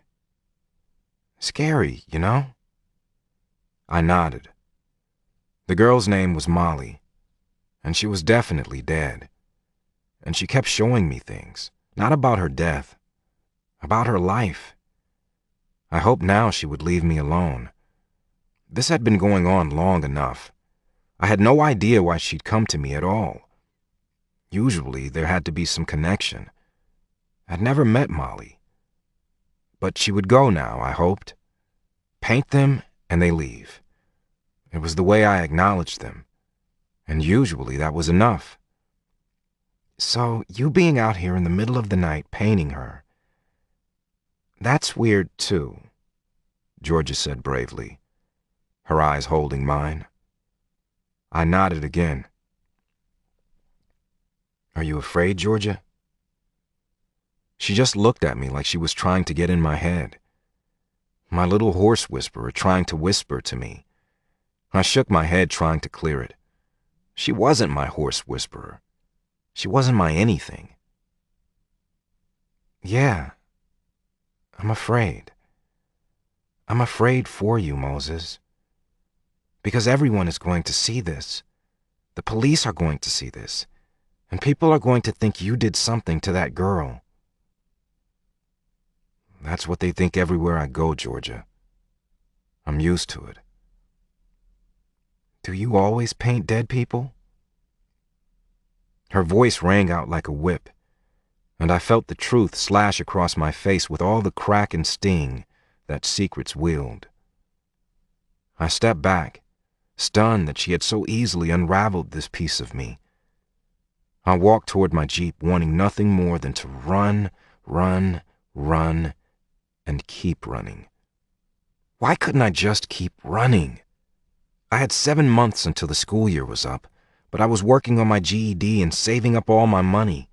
7 months. And then, as much as I loved G, as much as the thought of never seeing Georgia again hurt me, I was leaving this funny little town with all its nosy people with their suspicious minds, interfering hands, and busy mouths, and I would keep moving, painting as I went. I didn't know how I would survive, but I would, and I would be free as I'd ever be. Georgia trotted behind me. "You painted a picture of my grandpa on the side of our barn. He's been dead for 12 years. I was 5 when he died. You painted the lightning on Charlotte Butter's barn, too. Her husband was killed in a lightning storm in that barn. You painted a man named Ray on Ms. Murray's whiteboard, and I found out that Ms. Murray's fiancé was named Ray. He was killed in a freak accident 2 weeks before their wedding. You've been painting the walls inside the old mill. I saw those, too. I don't recognize the faces you painted, but they're all dead, too, aren't they?" There was no way I could answer her without telling her everything. I wanted to tell her everything, but I knew better, so I just kept walking. "Moses, wait! Please, please, please don't keep walking away from me," she cried in frustration, so close to tears I could almost hear them gathering behind her eyes. My heart ached, and my will shattered. I did the only thing I knew would make her forget her questions, make her forget her doubt in me, make us both forget.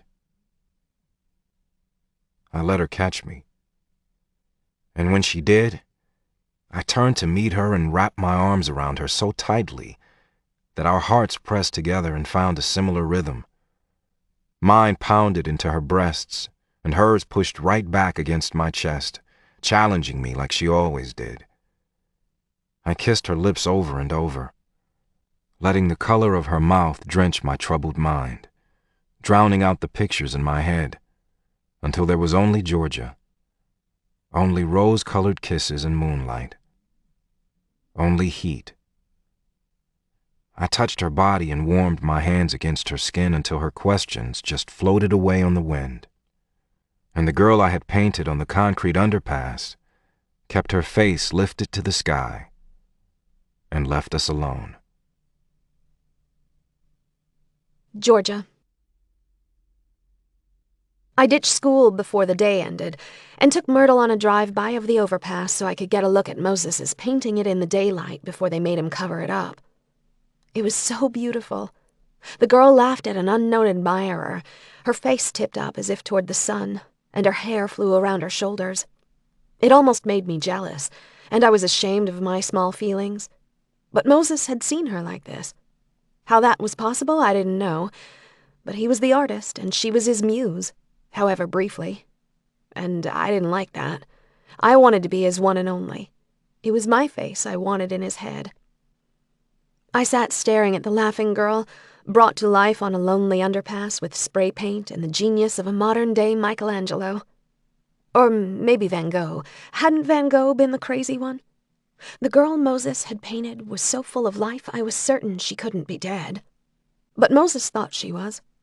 The thought made my stomach clench and my legs feel like cold jelly. Not because she was dead.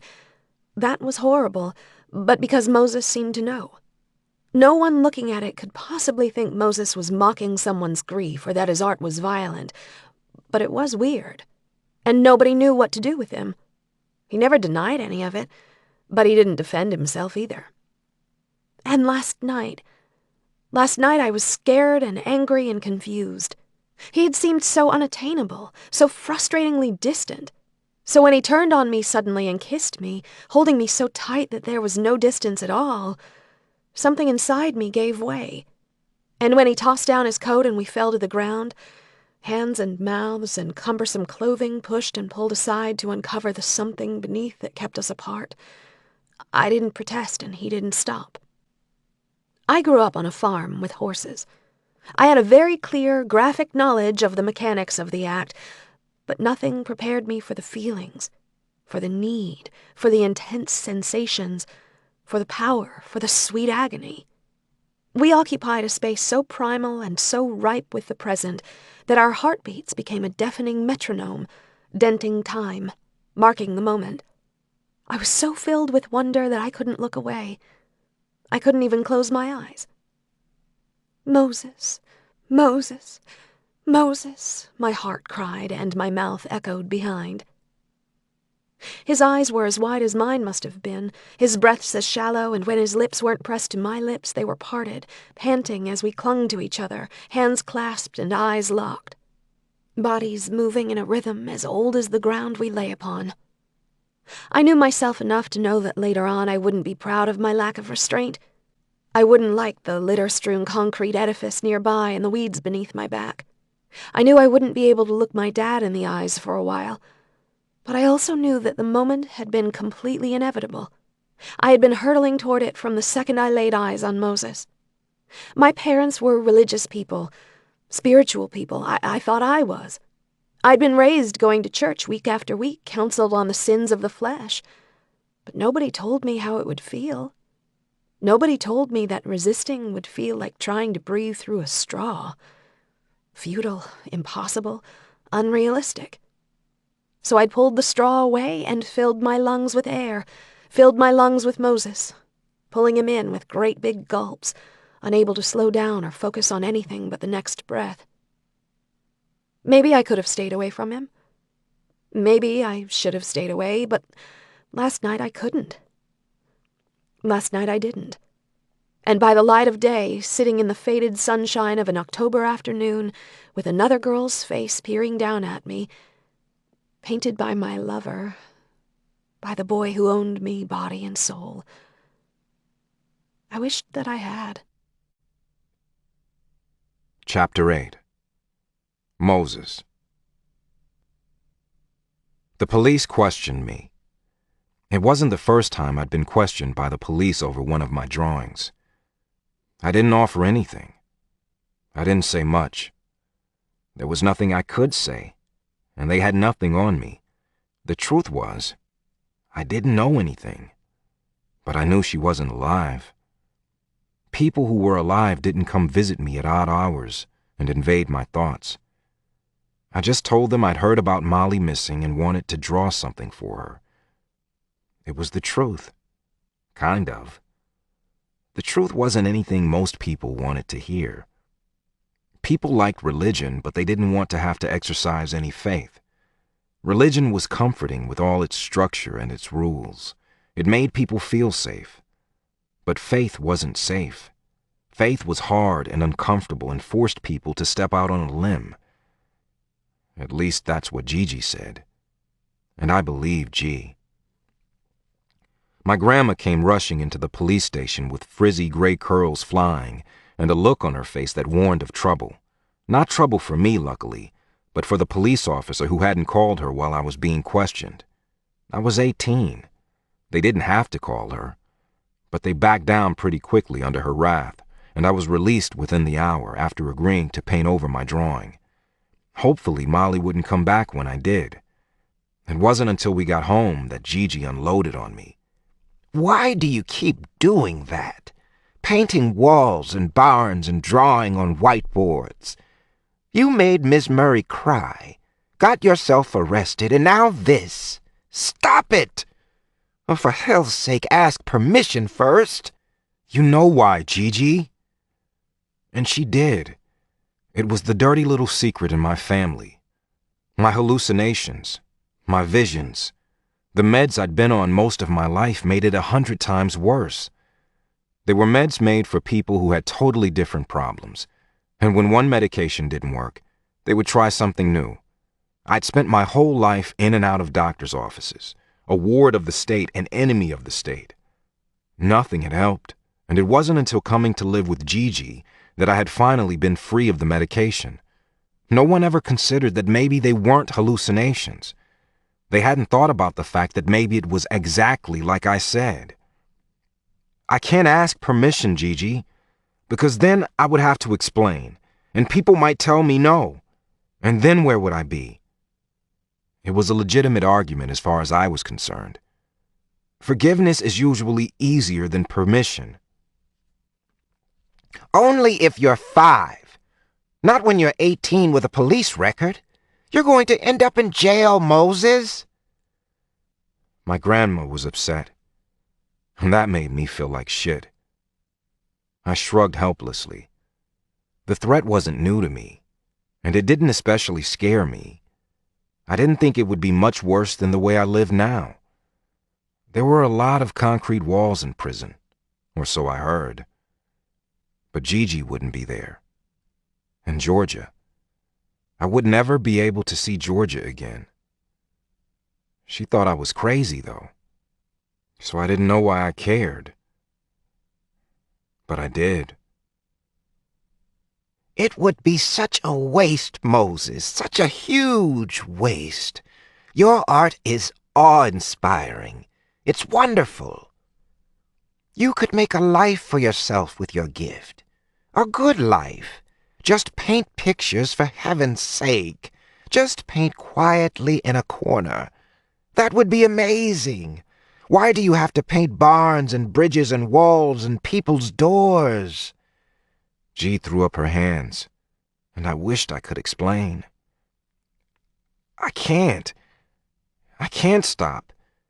It's the only thing that makes it bearable. Makes what bearable? The madness. Just the madness in my head. Moses was a prophet, she began. I'm not a prophet. And you've told me this story before, G, I interrupted. But I don't think you understand it, Moses, she insisted. I stared at my grandmother, at her round face, her adoring smile, her guileless eyes. She was the only person who had ever made me feel like I wasn't a burden, or a psycho. If she wanted to tell me about baby Moses again, I would listen. Moses was a prophet, but he didn't start out that way. First he was a baby, an abandoned baby in a basket. Gigi started up again. I sighed. I really hated the story of how I got my name. It was completely messed up. It wasn't cute or romantic. It wasn't a Bible story. It wasn't even Hollywood. But it was Gigi, so I stayed silent and let her do her thing. They were killing all the Hebrew baby boys. They were slaves, and the Pharaoh was worried that if the Hebrew nation got too large, they would rise up and turn against him. But Moses' mother couldn't allow him to be killed. So to save him, she had to let him go. She put him in a basket and let him go. G repeated with extra emphasis. I waited. This wasn't the place she usually stopped. Just like you, sweetie. What? You mean I'm a basket case? Yeah, Gigi, I know. No. That's not what I mean. Your mother was a basket case, though. She made a mess of her life. She got so deep and so sick that there was no way she could take care of you. So she let you go. She left me in a laundromat. She saved you from herself. I sighed again. Gigi had loved my mother, which made her more forgiving and compassionate. I didn't love my mother, and I was neither compassionate nor forgiving. Don't mess up your life, Moses. You've got to find a way to save yourself now. Nobody can do it for you. I can't control it, Gigi. You act like I can control it. Even as I spoke, the heat started rising up my neck, and the tips of my fingers felt like they were pressed up against an ice-filled glass. It was a feeling I knew all too well, and what came next would happen whether I wanted it to or not. They won't leave me alone, G, and it's going to drive me crazy. It is driving me crazy. I don't know how to live like this. Gigi stood and wrapped her arms around my head, pulling my face into her chest like she could stand between me and everything that was already inside me. I kept my face pressed against her, my eyes closed tight, trying to think about Georgia, about last night, about how Georgia had refused to look away from me, and how my heart had felt like it was going to explode when I felt her come undone. But even Georgia wasn't enough. Molly was back. She wanted to show me pictures. Moses parted the waters of the Red Sea. You know that story too, right? My grandmother spoke urgently, somehow understanding that I was fighting with something she couldn't see. You know how he parted the waters so the people could walk across? I grunted in response as flashing images flipped through my head in rapid succession, like the girl who lingered nearby had opened a 1,000-page book in my head and made the pages turn at a dizzying speed. I groaned and Gigi held on tighter. Moses! You have to bring the waters back down, just like Moses did in the Bible. Moses parted the waters just like you can do. You part the waters and people cross over. But you can't let everyone cross whenever they want. You have to bring the waters back down.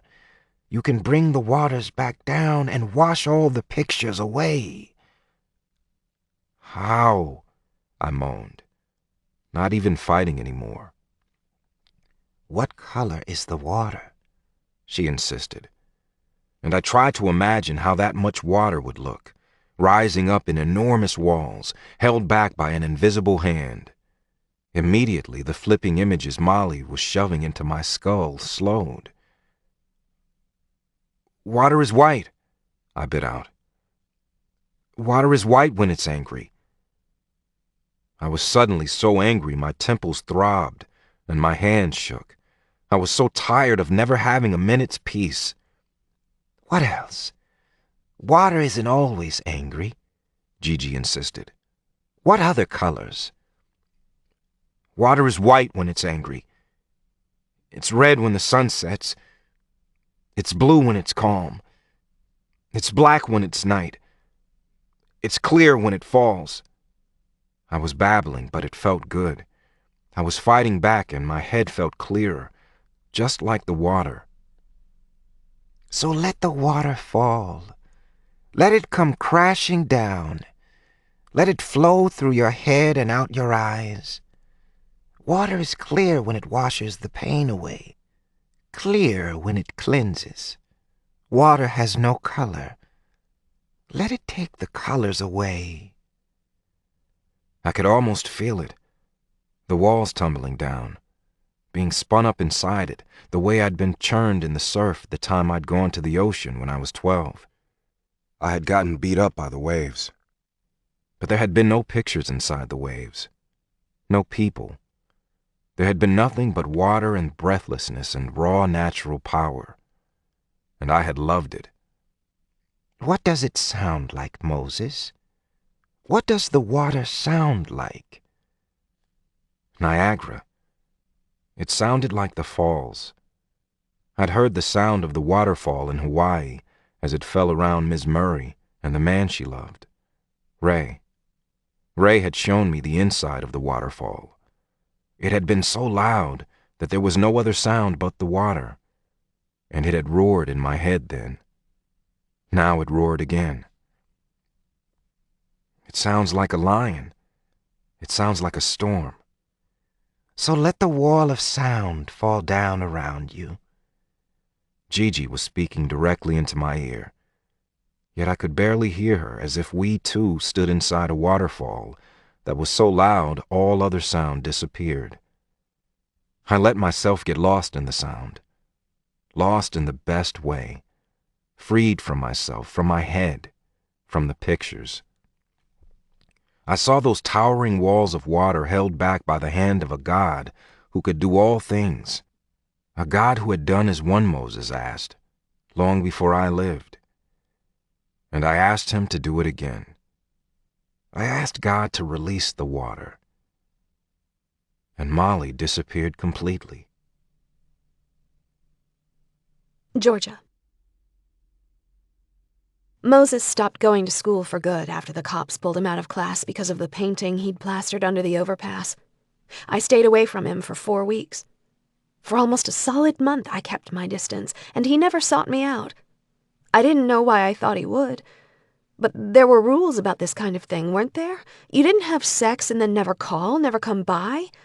You didn't take someone's virginity in the most epic, earth-shattering way and go about your business. Or maybe he did. But I knew he had felt what I felt that night. I knew he did. I couldn't be the only one. And those feelings were wearing me down.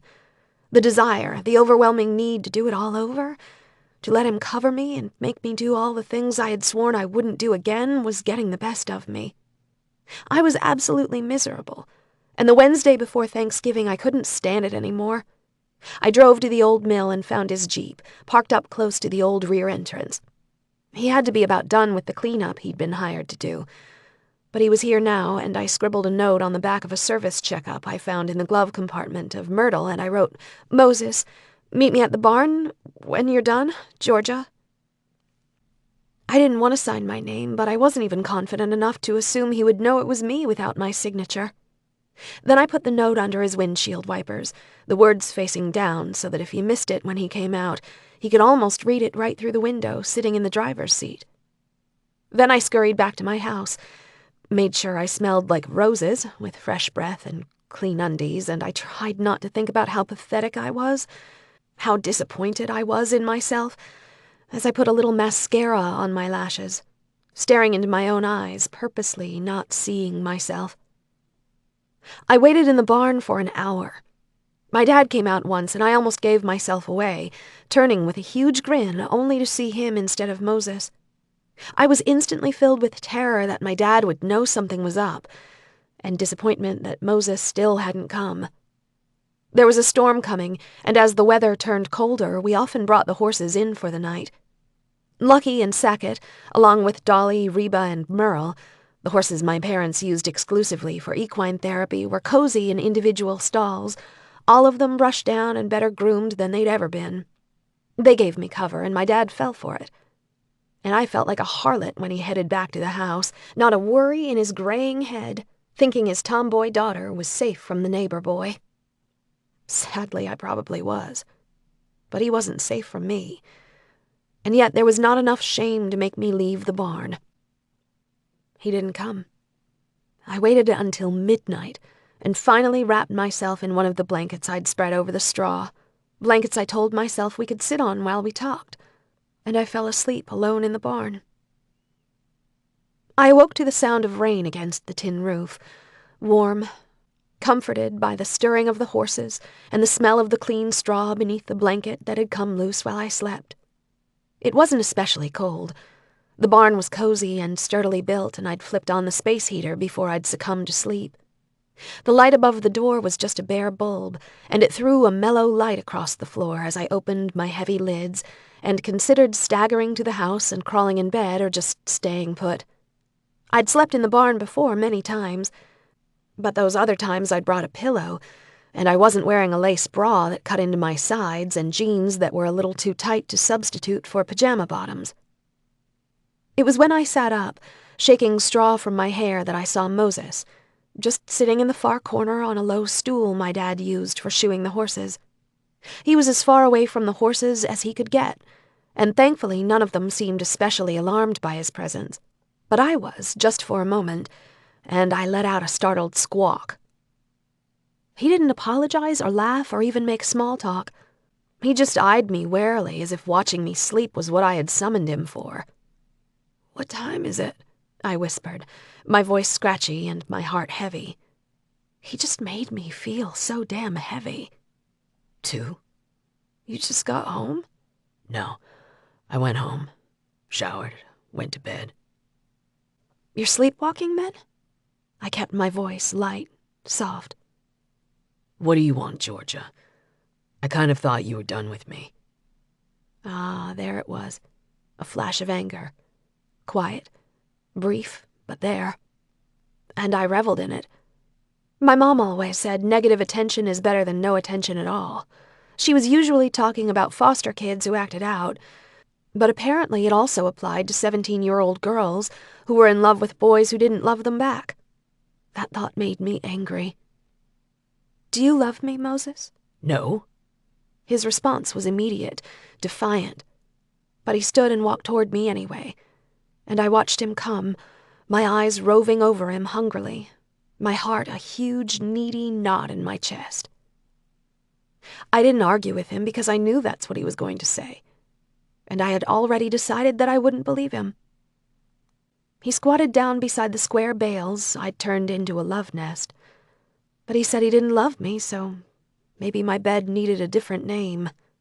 I laid back down and pulled the blanket around my shoulders, suddenly chilled and incredibly tired.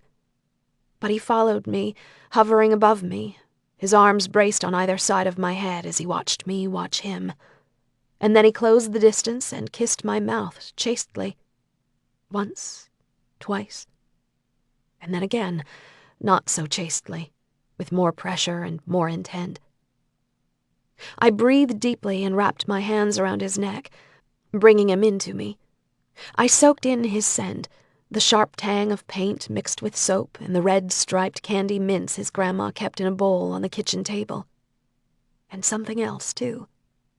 Something I had no name for, and it was that unknown part of him that I wanted most of all.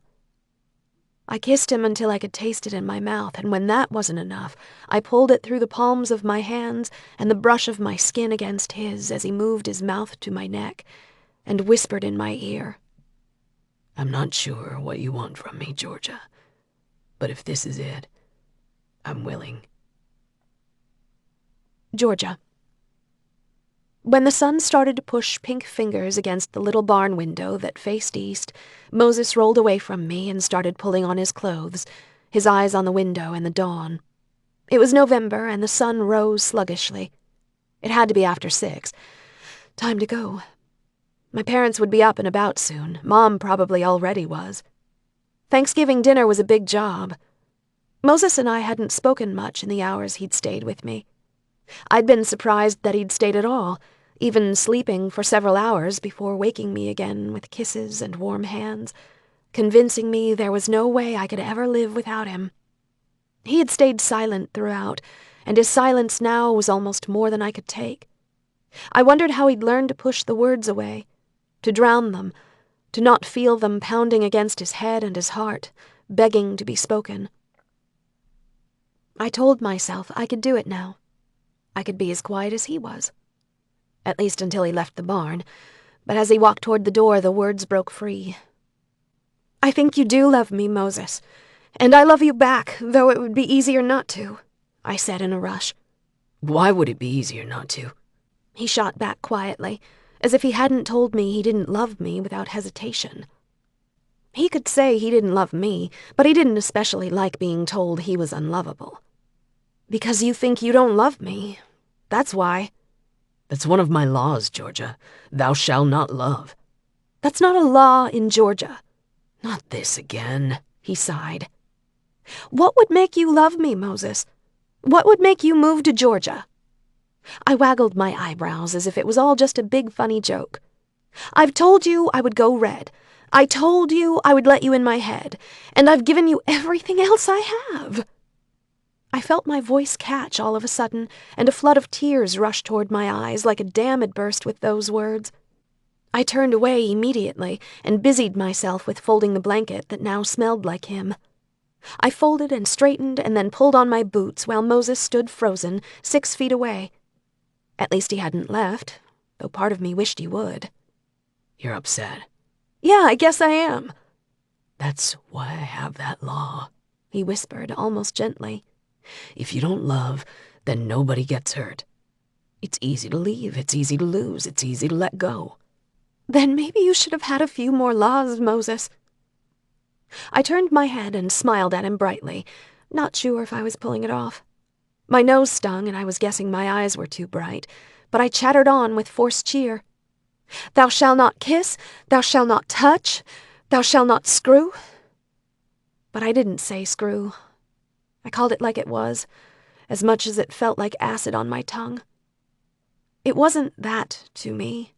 It was love, not sex. Or maybe it was both, but at least it was both. You found me, Georgia. You chased me. You wanted me. Not the other way around. Moses said. He hadn't raised his voice. He didn't even sound upset. I didn't break any of my rules. You broke yours, and you're mad at me because of it. He was right. He was absolutely right, and I was so wrong. I'll see you later, okay? I said quietly, not daring to look at him. You and Kathleen are coming over for Thanksgiving, right? We eat early so we can eat all day. I was proud of myself for my composure. I despised myself for not kicking his ass. Yeah, 11, right? Small talk never felt so fake. I nodded and he waited, watching me. He started to say my name, and then he sighed and turned away. And without another word, he left the barn. Sunrise, the smell of straw, Thanksgiving dinner, a hot shower, a new day. I whispered my list of greats, trying not to let the tears fall, trying not to think about what came next and how I was going to get through the next few hours. Chapter 9. Moses. Grandma! She didn't move. Gigi! I shook her and patted her cheek, but her head just lolled a little to the side and her eyes stayed closed. She lay on the kitchen floor, a heap of fragile limbs wrapped in her quilted robe. A broken glass lay at her side in 3 fat pieces, sharp islands in a large pool of blood-tinged water. She'd hit her head when she fell, and the blood had merged with the water from her glass. It wasn't a lot of blood. It was as if she was dead before she hit the ground. The blood spilt looked insufficient, almost. Death should require more blood. When I'd come home the night before, I'd gone straight up to the bathroom and then from there straight to my room. I'd lain in bed trying to hold out on Georgia. She'd stayed scarce for a month.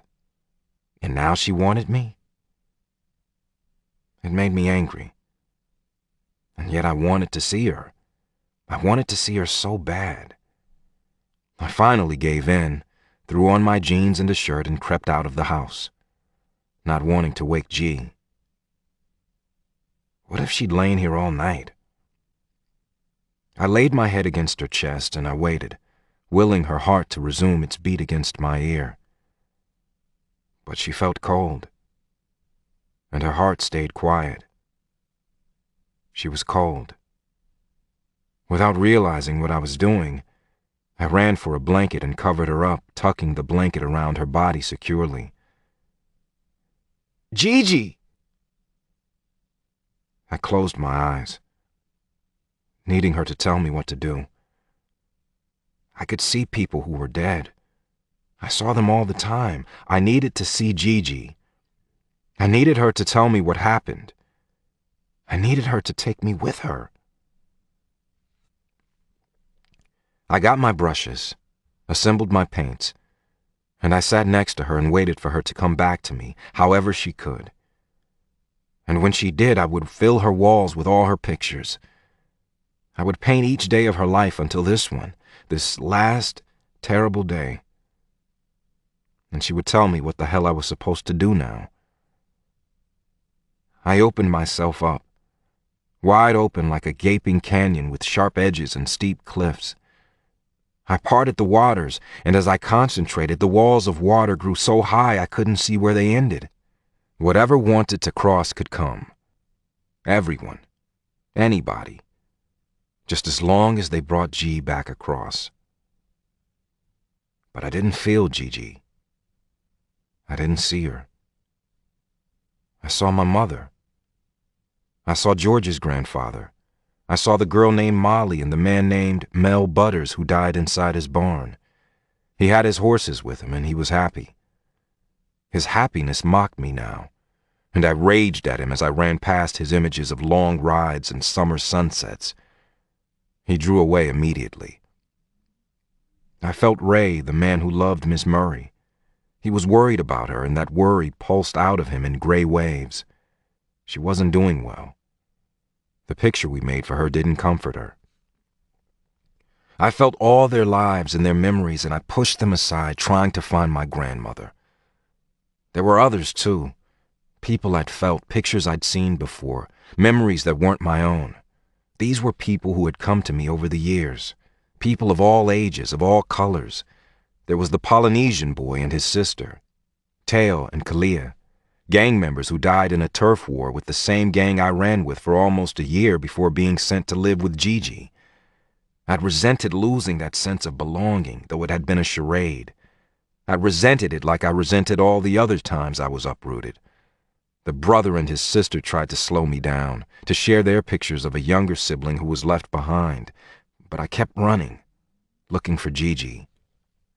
As always, there were the lurkers, the gritty black smear that sat at the corner of my vision whenever I let myself get too deep. I never got too close or looked inside them. They stayed far away from the translucence that surrounded the people who showed me their lives. I wasn't sure, but I suspected the lurkers were the dead who couldn't let go, the dead who didn't believe in an afterlife, so refused to see the life after, even though it glowed like a sea of candles and beckoned them sweetly. Maybe they couldn't see it.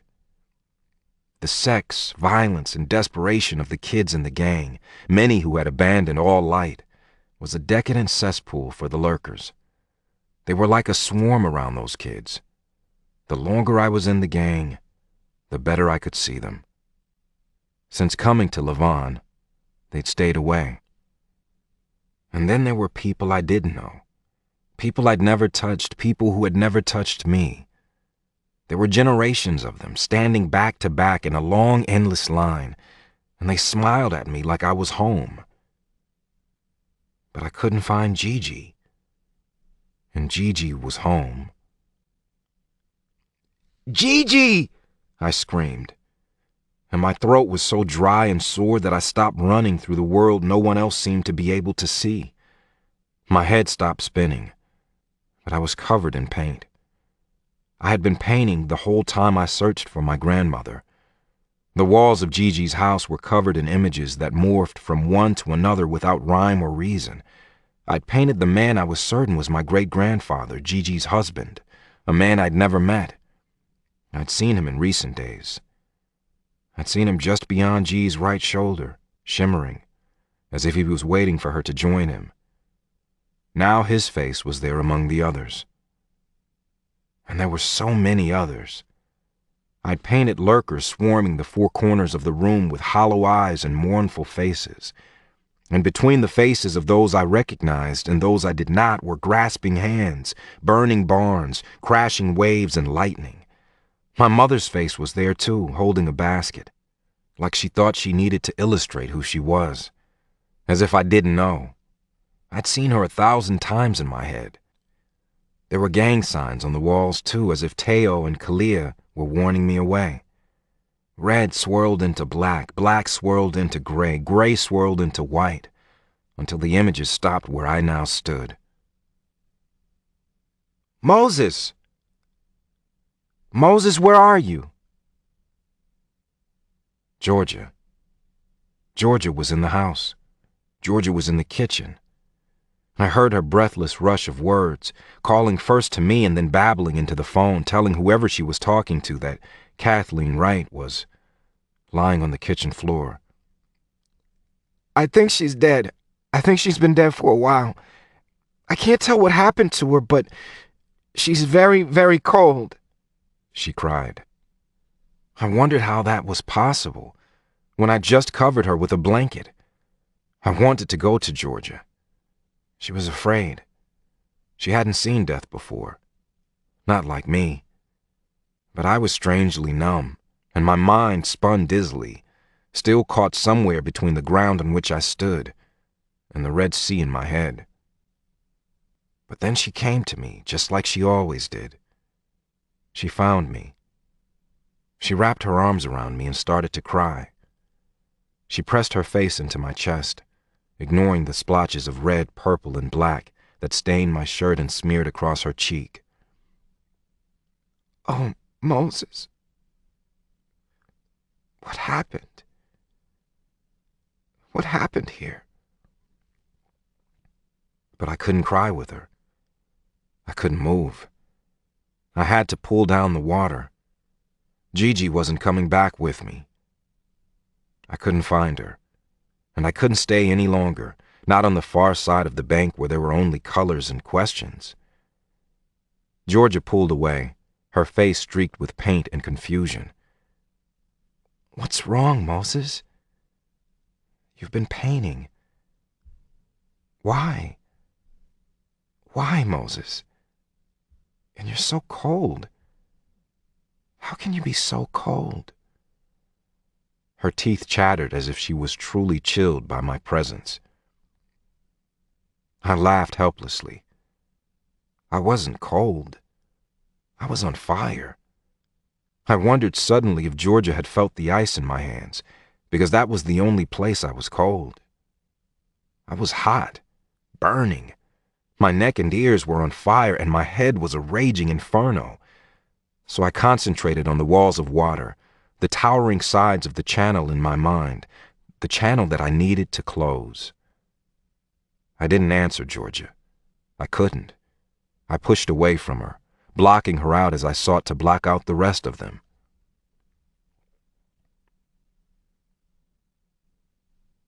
Water is white when it's angry, blue when it's calm, red when the sun sets, black at midnight, and water is clear when it falls, clear when it washes through my head and out my fingertips. Water is clear, and it washes all the colors away. It washes all the pictures away. I didn't realize I was speaking until Georgia touched me. I pushed her away, needing to concentrate. I was pulling it down. The walls were starting to fall. I just needed to concentrate a little harder. Then I felt the ice start to spread from my hands up my arms and across my back, cooling my neck and calming my breath. And I was floating in it. The relief was so great my legs shook, and finally, I reached out for Georgia. I could touch her now. I wanted nothing more than to hold on to her now. But just like the pictures in my head, Georgia was gone. Georgia. When I burst through the door into the kitchen, the screen banging loudly, my mom whirled as if to reprimand me, but she must have seen something in my face. She set the bowl of potatoes down with a clatter. "Martin!" she called for my dad as I stumbled toward her. She'd been trying to keep everything warm on the stove. When Moses and Kathleen hadn't shown up at 11, we wondered a little.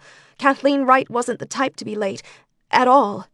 By 11:15, my mother was calling her house, but the phone just rang, and Mom started to fret about cold turkey and mashed potatoes. So I volunteered to run over and see if Mrs. Wright needed help with anything, and to hurry her and Moses along. She had insisted on bringing the pies for dessert, even though my mom had resisted, saying they were our guests. I hadn't wanted to go. I felt raw and tired, and I didn't need to see Moses any sooner than I had to. I already didn't know how we were going to sit across from each other without a scarlet letter appearing on my chest. Moses would handle it fine. He just wouldn't say anything, and I would sweat and squirm and not be able to taste anything I ate, which made me angry and gave me courage as I flew out the door, the dusting of snow we'd gotten overnight crunching beneath my boots. My Wranglers were stiff and clean, my best blouse pressed, and my hair carefully arranged in perfect waves. I even wore makeup. All dressed up for Thanksgiving and no one to see me. It was rude to be late for Thanksgiving dinner, and I picked up my pace as I neared Kathleen's little gray brick house and stomped up the front steps. I knocked several times and then entered, calling out as I did, "Mrs. Wright, it's Georgia." The first thing I noticed was the smell. It smelled like turpentine. Paint, it smelled like paint, and it didn't smell like pies. It should have smelled like pies. I stopped immediately. A little foyer lay beyond the front door, just big enough for a coat rack, a little bench, and a flight of stairs.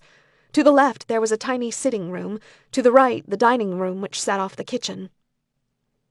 Along the back of the house was a big family room that Kathleen Wright's husband had added on 40 years ago. It was accessible by walking through the kitchen or walking through the tiny sitting room. The first-floor rooms made a sloppy, misshapen circle around the minuscule foyer, with the staircase leading up to a bathroom and 3 small bedrooms on the second floor. I looked up the stairs, wondering if I dared go up them. The house was so quiet. Then I heard a soft swishing sort of sound. Swish, swish, swish, and then a footfall, and one more. I placed the sound almost immediately. I'd listened with closed eyes to that sound several nights in a row as Moses painted my room. "Moses?" I called, and I stepped through the door into the little dining room. 3 steps, and I saw her. Kathleen Wright was laying on the kitchen floor, covered in a lacy quilt that looked as if it had been dragged from her bed. "Kathleen?" My voice squeaked as it rose in question. Maybe I should have run to her side, but it was so bizarre. I guess I didn't know what I was seeing. So I tiptoed, as if she were truly sleeping, and I was intruding on her odd little nap. I knelt by her side and pulled back the covers just a bit. Her gray curls were visible above the edge of the quilt, but I couldn't see her face. "Mrs. Wright?" I said again. And then I knew. She wasn't sleeping, and this wasn't real. I must be the one sleeping. "Kathleen!" I shrieked, falling back from my hunches. I caught myself instinctively, but felt a sharp slice, almost a tug, and yanked my hand away, scrambling and shrieking like death was biting and it was going to take me too. The seat of my freshly washed jeans were wet. I'd sat in some water and there was glass on the floor. It was just glass, not death, but Kathleen Wright was dead and someone had covered her up, knowing she was dead. I yanked a dish towel from the counter and realized I'd uncovered the pies. Beautiful pies, all laid out on the counter. 4 of them.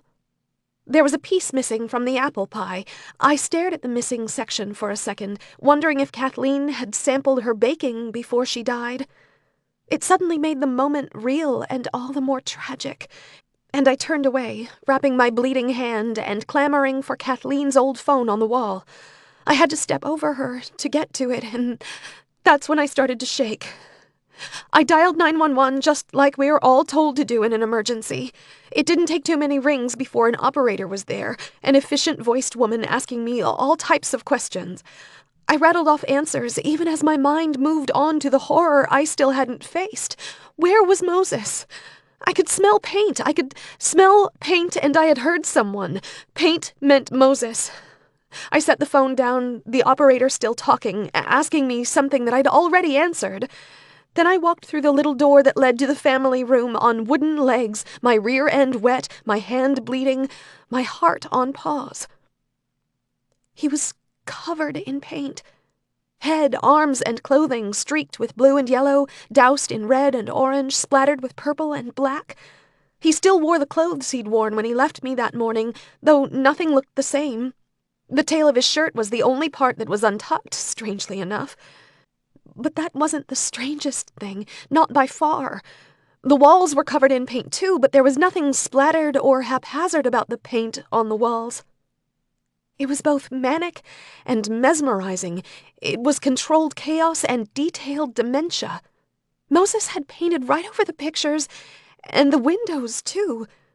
The curtains were streaked with paint, incorporated into the pictures like he couldn't stop to pull them aside. From the amount of wall space he'd covered, he'd been at it for hours. There was graffiti and horses and people I'd never seen before. There were hallways and pathways and doorways and bridges, as if Moses was running from one place to the next, painting every inexplicable thing he saw. There was a woman's face over a laundry basket. Her long, blonde hair streamed out behind her, and the basket was full of babies. It was both beautiful and bizarre, one image becoming another and another without rhyme or reason, and there Moses stood, staring at the wall in front of him, a section of white yet to be filled, his hands by his sides. And then he looked at me, his eyes hollow and rimmed with circles so dark they made his burnished skin look pale in comparison. The streaks of paint across his face made him look like a weary warrior returning from battle, only to find devastation at his doorstep. And I ran to him. I've thought back on that moment so many times since then. replayed it on a loop. The way I ran to him, the way I threw my arms around him, filled with compassion, completely unafraid. I held on to him as he stood there shivering, muttering something to himself.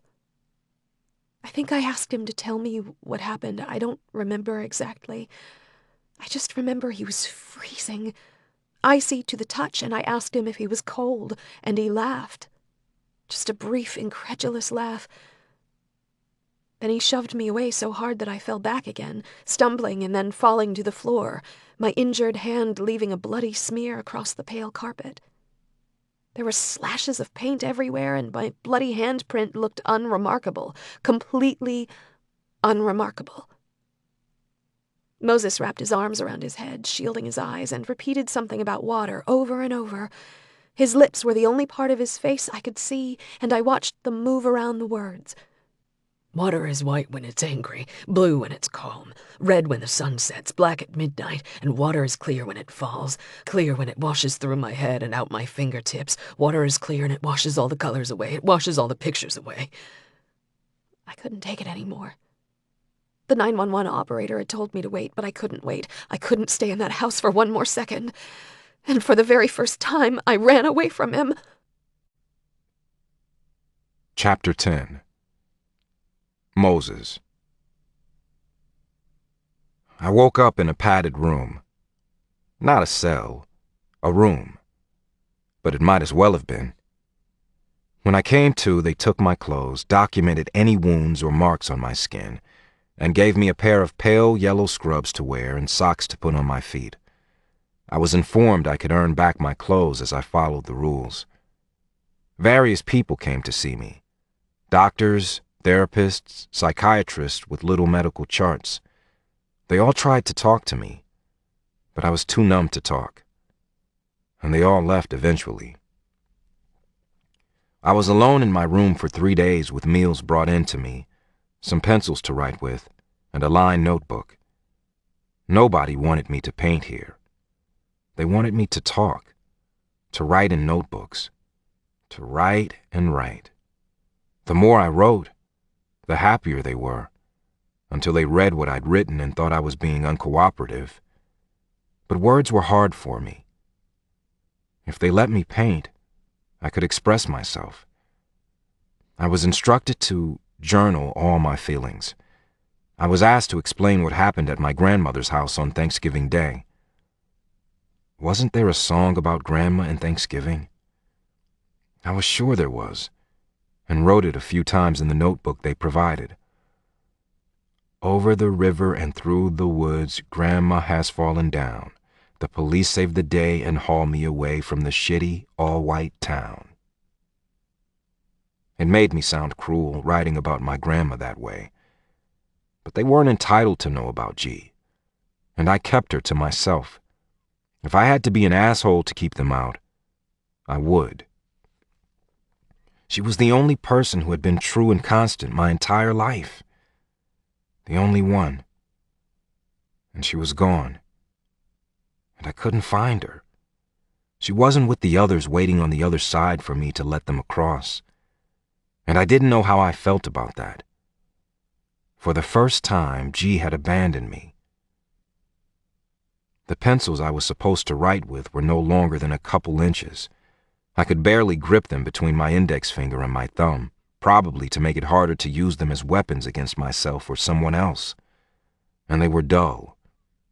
After my attempt at shocking them with my inappropriate levity, I didn't write anymore. But on the third day, I ended up drawing on the walls. When I'd worked my way through the pencils and had nothing left, I sat on the mattress in the corner and waited. Dinner time came, and an orderly named Chaz, a big black man with a hint of Jamaica in his voice, was the usual suspect. I guess they assigned him to me because he was bigger and blacker than I was. Always safer that way. Assign the black man to the black man. Typical white mentality, especially in Utah where black men were outnumbered 1,000 to 1, or something like that. I didn't actually have a clue how many black people lived in Utah. I just knew it wasn't very many. Chaz stopped in amazement, and my dinner tray hit the floor. Georgia. They put Moses in a hospital far away. It was a 2-hour drive from Levan to Salt Lake. They took Moses and his grandmother in the same ambulance, and I was horrified for his sake, but then I realized he wasn't aware. They said he fought. They said it took 3 men to hold him down, and they stuck him with a tranquilizer. I heard the word crazy, psycho, murderer. Yes, that one too. And they took Moses away. Everybody said he killed his grandmother, ate a piece of Thanksgiving pie, and then painted the house. But even though I was afraid of what I'd seen and what I didn't understand, I didn't believe that. They did a full investigation into her death, but nobody had told me anything. Moses couldn't come to his grandmother's funeral. Her extended family did, and they all cried like they had killed her themselves. They sat on the pews in the Levan chapel and said there was no celebration, no joy of a life well lived, even though Kathleen Wright deserved that. She'd outlived many of her friends, but not all. The whole town attended, though my angry mind accused many of wanting front-row seats to the ongoing drama that was Moses Wright. Mother and son, 2 peas in a pod. Moses would hate the comparison. Josie Jensen played a piano solo, which is the only thing I remember well. Ave Maria, requested specifically by Kathleen. Josie was a bit of a celebrity in town because of her musical abilities. She was only 3 years older than me, and I looked up to her. She was everything I wasn't. Quiet, kind, ladylike, feminine, musically gifted. But we had something in common now. We had both loved and lost, though nobody really knew it but me. Moses and I had been seen together, but nobody really knew how I felt. People still talked about Josie, too, though they did so with shakes of their head and sad eyes. 18 months ago, Josie Jensen had lost her fiancé in a car accident. Kind of like Ms. Murray, but Josie was engaged to a local boy and only 18 when it happened. The town had gone crazy for a while. Some said Josie had even gone crazy for a while, though crazy is subjective. You can be crazed with grief and not crazy at all. My mom had signed me up for piano lessons from Josie when I was 13, and I had tried, only to quickly come to the conclusion that we aren't all born with the same talents, and piano was never going to be mine. I wondered if Moses had painted Josie's fiancé's face somewhere in town. It made me sick to think about it.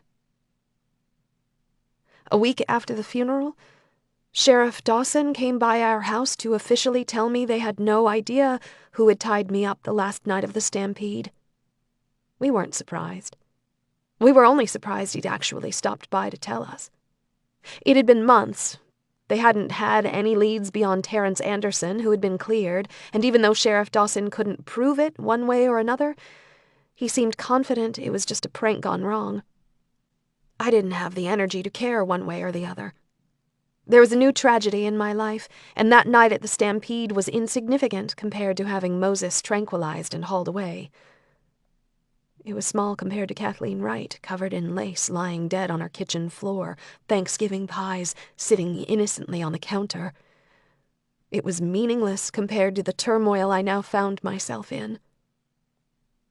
It was then, with Sheriff Dawson sitting there in our kitchen just like he had the night of the stampede, that I found out Moses's grandmother had died from a stroke. Not murder, a stroke.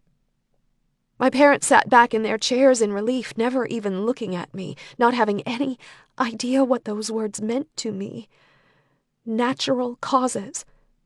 Moses hadn't hurt her. He had simply found her like I had found her and dealt with it the way he dealt with death. He painted it. "Will they let him go now?" I asked. My parents and Sheriff Dawson looked at me in surprise. It was like they had forgotten I was there. "I don't know." Sheriff Dawson had hedged. "Moses is my friend. I might be his only friend in the world. He didn't kill Kathleen, so why can't he come home?" The emotion was leaking out around my words, and my parents mistook the emotion for post-traumatic stress. After all, I'd seen death up close. He doesn't really have a home to come back to. Though I heard Kathleen left him the house and everything in it. He's 18 already, far as I know, so he can be on his own. He's not in the hospital anymore. He wasn't injured. So where is he? I demanded. I don't know exactly. Yes, you do, Sheriff. Come on. Where is he? I insisted. Georgia. My mom patted my arm and told me to calm down. Sheriff Dawson shoved his cowboy hat on his head and then took it off again. He seemed distressed and reluctant to tell me. Is he in jail? No, he's not. They've taken him to another facility in Salt Lake City. He's in the psych ward. I stared, not really understanding. It's a mental hospital, Georgia, my mom said gently. My parents met my stunned gaze with sober faces, and Sheriff Dawson stood abruptly as if the whole thing had just gone beyond his pay grade. I found myself standing too, my legs shaking and my stomach swimming with nausea. I managed to make it to the bathroom without running and was even able to lock the door behind me before I threw up the piece of pie my mom had pressed upon me when she'd dished up a piece for Sheriff Dawson. Pie made me think of Kathleen Wright and tranquilizers. Moses. Can you tell me what the artwork means? I sighed heavily. The Asian doctor in the tan blazer wearing the self-important spectacles she probably didn't need considered me over her rims, her pencil poised to make notes of my mental deterioration. You need to talk to me, Moses. All of this will be so much easier for both of us. You wanted me to tell you what happened at my grandma's house. That's what happened. I tossed my hand toward the wall. Is she dead? The doctor asked, staring at my grandmother's death scene. Yes. How did she die? I don't know. She was laying on the kitchen floor when I came home that morning. I should have known she was going to die. I had seen the signs. The nights leading up to her death, I'd seen him hovering around her, the dead man who looked like the man in G's wedding photo, my great-grandfather. I'd seen him twice, standing just beyond her right shoulder while she slept in her chair.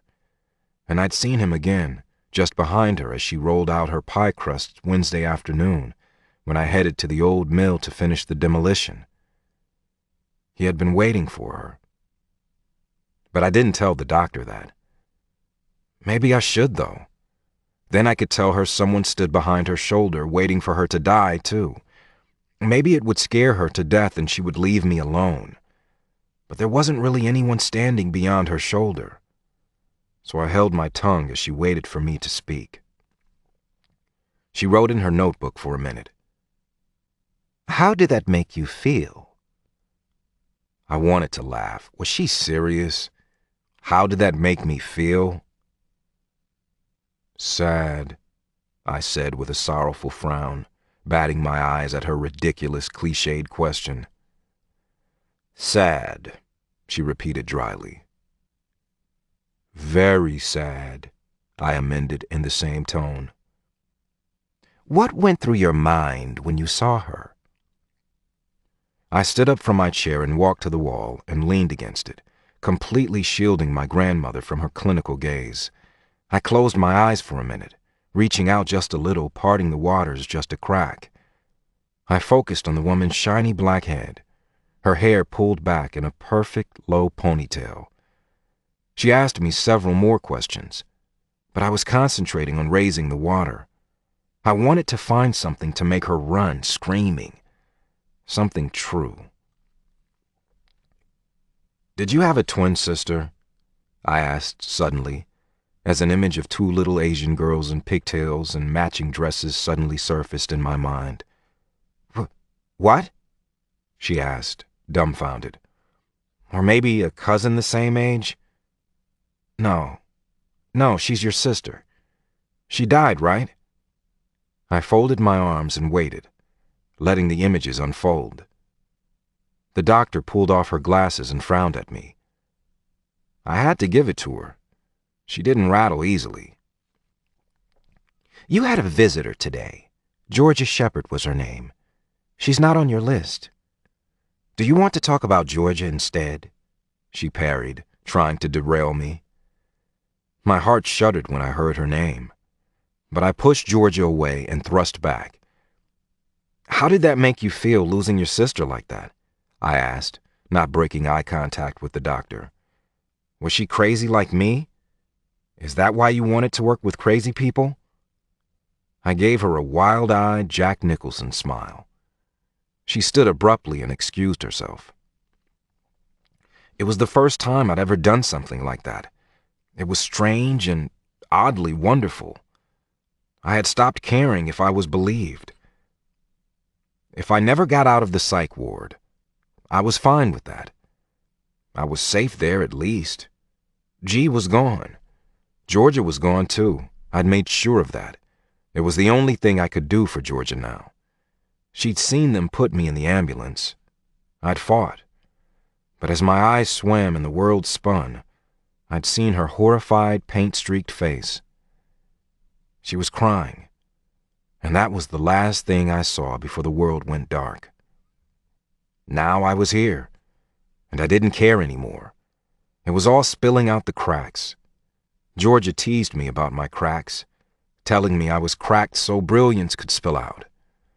And it was spilling out. Brilliant and brutal. And so it continued for the next few weeks. The hardest part was when the therapist or doctor hadn't lost anyone. There were people like that, and I had no one on the other side to use against them. To say I had the entire floor rattled would be putting it mildly. They tried to fix my cracks with medication, just like they'd done all my life, but the medication made the cracks wider, and short of putting me in a stupor, nothing they tried made me stop seeing the things I could see. And I started telling them all exactly what I could see. I didn't do it out of love or compassion. I did it because I didn't give a flying rat's ass anymore. I didn't break it to them gently either. I hit them over the head with it, Georgia style, in your face. Tell you like it is. Georgia. My mom had connections through her work with the foster system, and she found Moses for me. I don't think she wanted to find him, but for whatever reason, maybe out of a lifelong compassion for troubled kids or out of respect for Kathleen Wright, she tracked him down. We had to be on a list in order to see him. The list was comprised of doctors, immediate family, and people Moses had been allowed to add. My mom came with me the first time, and we waited outside an official area while our names were relayed to another reception area on another floor. It was a building with different levels and passcodes and keypads. The reception area was as far as we got. We weren't related, and Moses hadn't added any names to his list. I wondered if there had been any family to see him. I doubted it. My mom patted my hand and told me it was probably for the best. I nodded, but I knew it wasn't best for Moses. I would keep trying without her. I skipped school and drove Myrtle to Salt Lake the next time I attempted a break-in, or break-out. I would take him away if he'd let me. It took me 3 hours to get there in that damn truck. I had to drive in the slow lane, pedal pressed all the way down, Myrtle shaking even worse than I was. I talked us both through it, patting Myrtle's dash and telling her there was nothing to be afraid of. We would take it slow. Cars and trucks flew by me in a swarm of horns and angry fists, but I made it. And I went again the next week and the next, and every week for a month after that. Week after week, Myrtle never could get over her nerves, and Moses never did let me in. Finally, on my 7th week in a row, a woman came to the reception area and escorted me into a private meeting room. I'd noticed families being led to these rooms. My pulse sped up and my palms started to sweat in anticipation. I had high hopes that I would finally be able to see Moses. I needed to see him. I needed to talk to him. Georgia? The lady looked down at her clipboard and smiled at me, though I could tell she wanted to get this over with. If she was a therapist or a psychologist, she needed to work on her poker face. She was impatient and had an irritated little wrinkle between her brows. Maybe it was because I was in cowboy boots and jeans with my hair in a long swinging braid. I probably looked easy to get rid of, easy to brush off and send away. "Yes," I responded. "You aren't on Moses's list." "Yes, ma'am, that's what they tell me." "So, why do you keep coming?" She smiled again, but she also looked at her watch. "Because Moses is my friend." "He doesn't seem to feel that way." The hurt that was now a constant companion grew a size bigger in my chest. I looked at her for a long second. So prim in her little white coat. I bet she liked wearing that coat. It probably made her feel powerful. I wondered if she wanted to hurt me, or if she was just the kind of doctor who was comfortable dispensing bad news. "Georgia?" I guess she wanted me to respond to her statement. I fought the urge to rub my hands on my jeans, my nervous habit. The denim soothed me. "He never has. He's always pushed me away, but he doesn't have anyone else." My voice didn't sound very strong, and that seemed to please her. "He has us. We are taking very good care of him. He's making remarkable progress." That was good. Remarkable progress was good. The ache in my chest eased a bit. "So what next?" I shrugged. "Where does he go from here?" "That's up to Moses now." How wonderfully vague. "Can I write him a letter? Could you give him a letter from me? Would that be okay?" "No, Georgia. He's been granted phone privileges. He could have called you. He hasn't, has he?" I shook my head. No, he hadn't. "He is adamant. He doesn't want to see you or communicate with you, and we honor those wishes when we can. He has control over so little, and this is what he wants." I wouldn't cry in front of this woman. I wouldn't. I took the letter I'd written Moses out of my purse, slapped it on the table in front of the doctor, and stood. She could give it to Moses, throw it away, or read it to her monster babies for their bedtime story. They could all have a good chortle at my pain, including Moses. Whatever the doctor decided, it was in her hands. I had done all I could do. I headed for the door. "Georgia," she called after me. I slowed but didn't turn. "He knows where to find you, doesn't he?" I pulled the door open. "Maybe he'll come to you. Maybe when he's released, he'll come to you."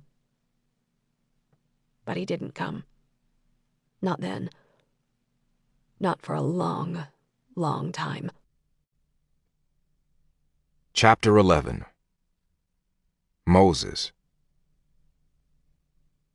They put me in a different room without pads, which was nice, because then I didn't have to draw in the space above them.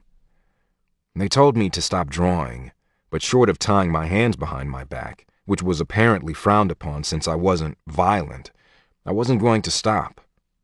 They started bringing me blank paper and letting me draw instead of write, as long as I would talk to them about what I was drawing, and as long as I left the walls alone. I didn't like interpreting my drawings, but it was better than telling stories that were easier shared in pictures. Eventually, they let me attend group sessions, and it was at my second or third one that Molly decided to come back. Suddenly she was there, flitting at the edges of my vision, someone I thought was gone, someone I hadn't missed, someone who made me think of Georgia, and it made me even testier than usual. I started looking for a way to get sent back to my room. The group session was full of vulnerable people who I could terrorize, adults of all ages with all sorts of disorders and problems. Their pain and despair was a throbbing, inky black behind my eyes, with no color and light to create hope or escape. I was 18, and some 18-year-olds were apparently still treated as juveniles, depending on the opinion of the doctors. But when they brought me in, I was housed with the adults. Apparently, the kids were a floor below. I was grateful I wasn't housed with them. Kids made it hard to be cruel. Dr. Noah Andelin, a psychologist with a neatly groomed beard that he most likely wore to make himself look older, was conducting the group session. He stroked his beard when he was thinking, and it gave him a perpetually melancholy air. He was far too young to be a doctor, and way too young to be so serious. And sad. He had the saddest eyes I'd ever seen. He made me uncomfortable. He made it hard for me to be cruel, too. And I needed to be cruel. To be left alone, I needed to be cruel. I picked on the therapists and techs when I could, and when I couldn't, I would pick on the patients that picked on everyone else. Sadly, they were usually the ones with the most loss. I usually ended up biting my tongue and pushing their dead away. I was an asshole, but I wasn't a bully. I sat there, the bridge wide open, on the lookout for ammo when Molly stopped flitting and danced right in front of my eyes, blonde hair flowing, showing me all the same old things. I almost groaned out loud.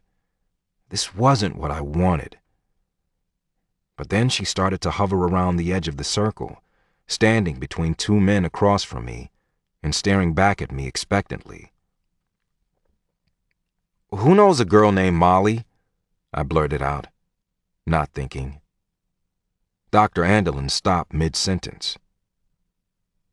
"Moses, did you have something you wanted to say?" His voice was gentle, just like it always was. So gentle and kind. It made me want to pick him up by his lapels and toss him into the wall. I had a feeling there was some fire in him somewhere. He tried to hide his physique beneath ridiculous tweed jackets with patches on the elbows, like a college professor from the 1940s. All he needed was a pipe.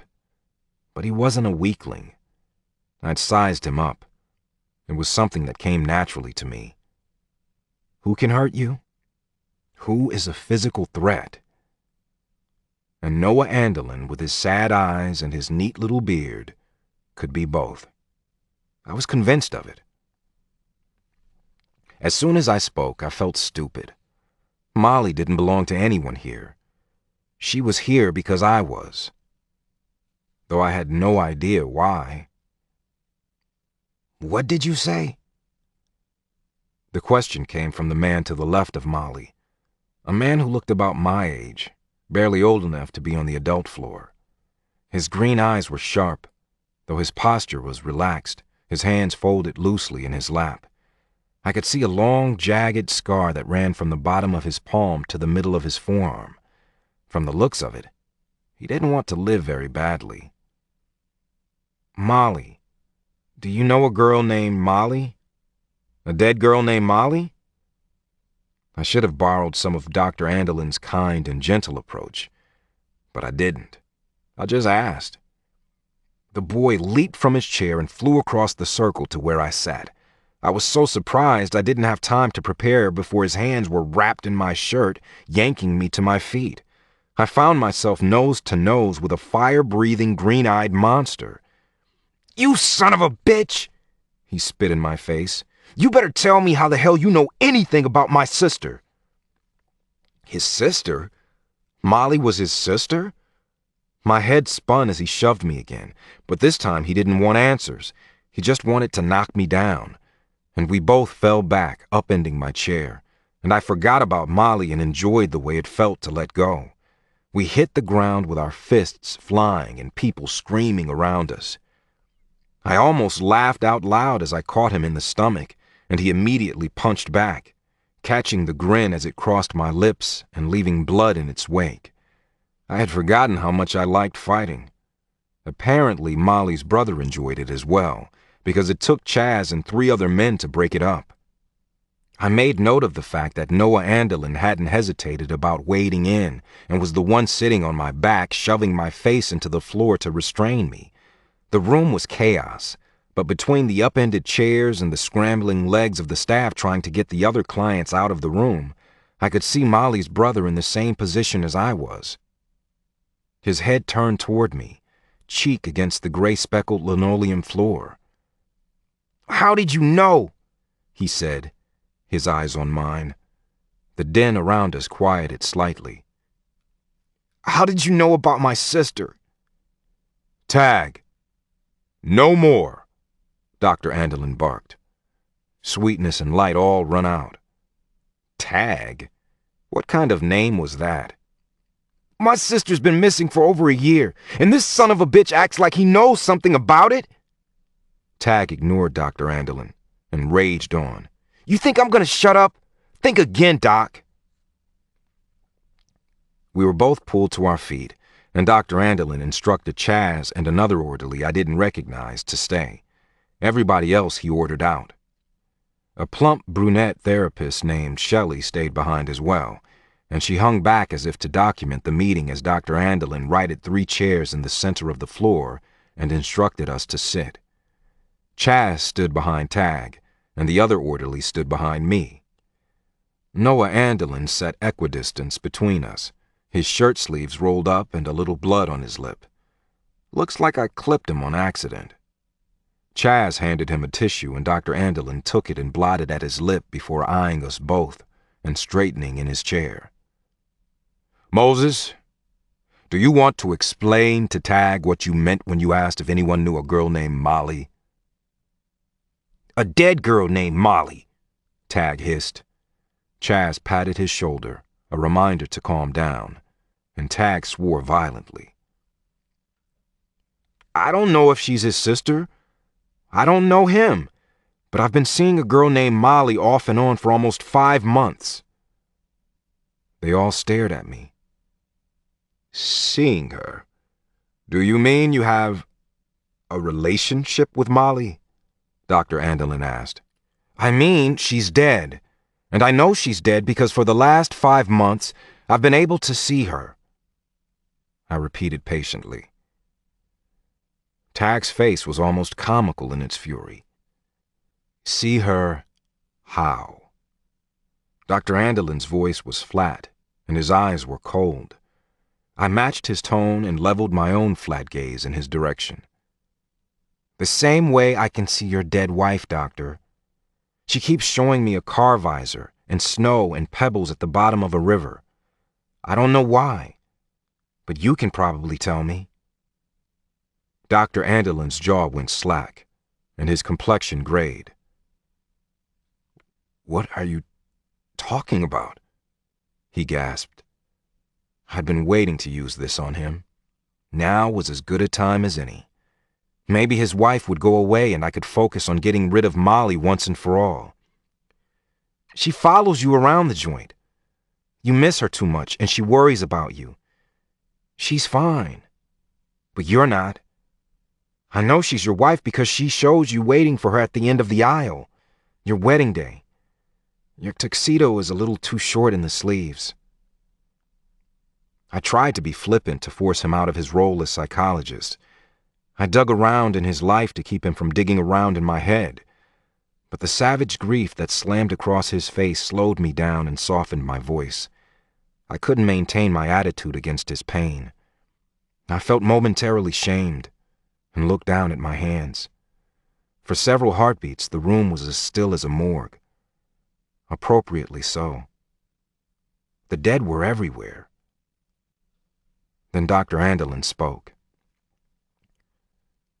My wife Cora was driving home from work. They think she was blinded, temporarily, by the sun reflecting off the snow. It's like that sometimes up here on the bench, you know. She drifted into the guardrail. Her car landed upside down in the creek bed. She drowned. He supplied the information so matter-of-factly, but his hand shook as he stroked his beard. Somewhere during the tragic recount, Tag lost his fury. He stared from me to Dr. Andelin in confusion and compassion. But Cora Andelin wasn't done.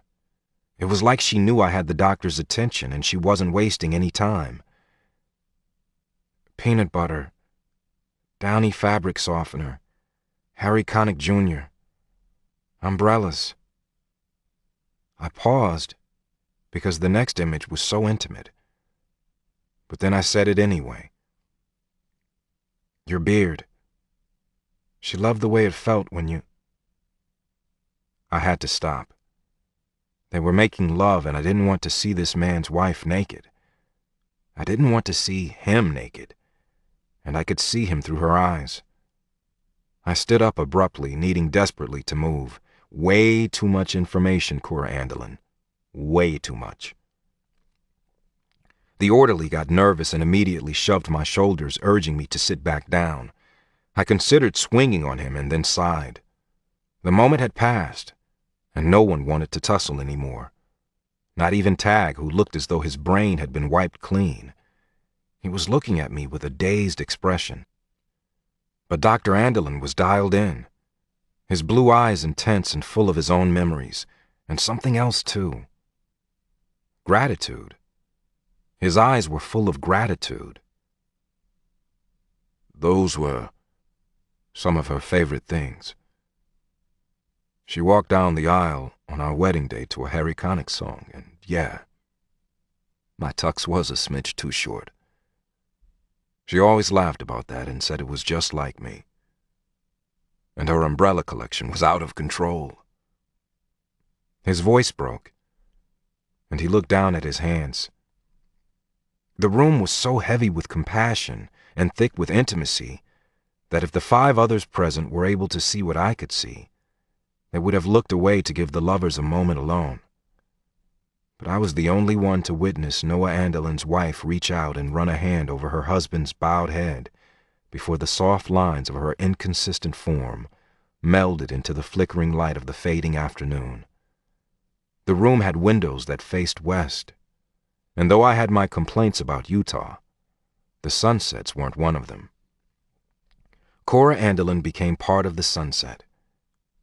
I didn't think I would see her again, and I hadn't even needed to draw. If you know all that about Dr. Andelin's wife, then I want you to tell me about Molly, Tag whispered, straightening in his chair and swinging his gaze from Dr. Andelin back to me. Noah Andelin rose to his feet. I didn't look at his face. I didn't want to see if I'd destroyed him. I disappointed myself a little. Where was the badass I had decided to be? Tag, I promise we'll revisit this. But not now. Not now. And with a nod to the orderlies, who seemed as shaken as he was, we were all ushered out of the room. Georgia. It was weird, the things I missed. I missed his mouth, and his green eyes, and the way he could be sweet without knowing he was being sweet. I missed the smooth length of his throat, the place my nose would settle when I was close to him. I missed the paintbrush twirling through his fingers, and the way one side of his mouth curled slightly higher when he smiled. I missed the flash of white teeth and the sparkle of the devil in his eye. That's what his grandmother had called it. And she was right. He had a naughty twinkle in his eyes when he was relaxed or laughing or teasing me back. I missed those things desperately. The worst part was I couldn't grieve for him. I had to hide all my feelings, which I'd never been good at. My family had a saying, Georgia ain't happy, ain't nobody happy. And I wasn't happy. I was devastated. The whole town was still in shock over Kathleen's death, and even though Moses hadn't smothered her in her sleep or slashed her throat, the town still acted as if he had. My parents weren't much better. Moses had been weird, and weird was easily suspect. Weird was frightening and unforgivable. But I found I missed that too. He was weird and wonderful and totally different from anyone I knew. From anyone I would ever know, and he was gone. I got asked to my senior ball, which was held the last Saturday in January. Terrence Anderson asked me, of all people. I guess he decided he liked tall girls after all, or maybe he just wanted to make Haley jealous since they had broken up just after the school year started. I considered telling him no.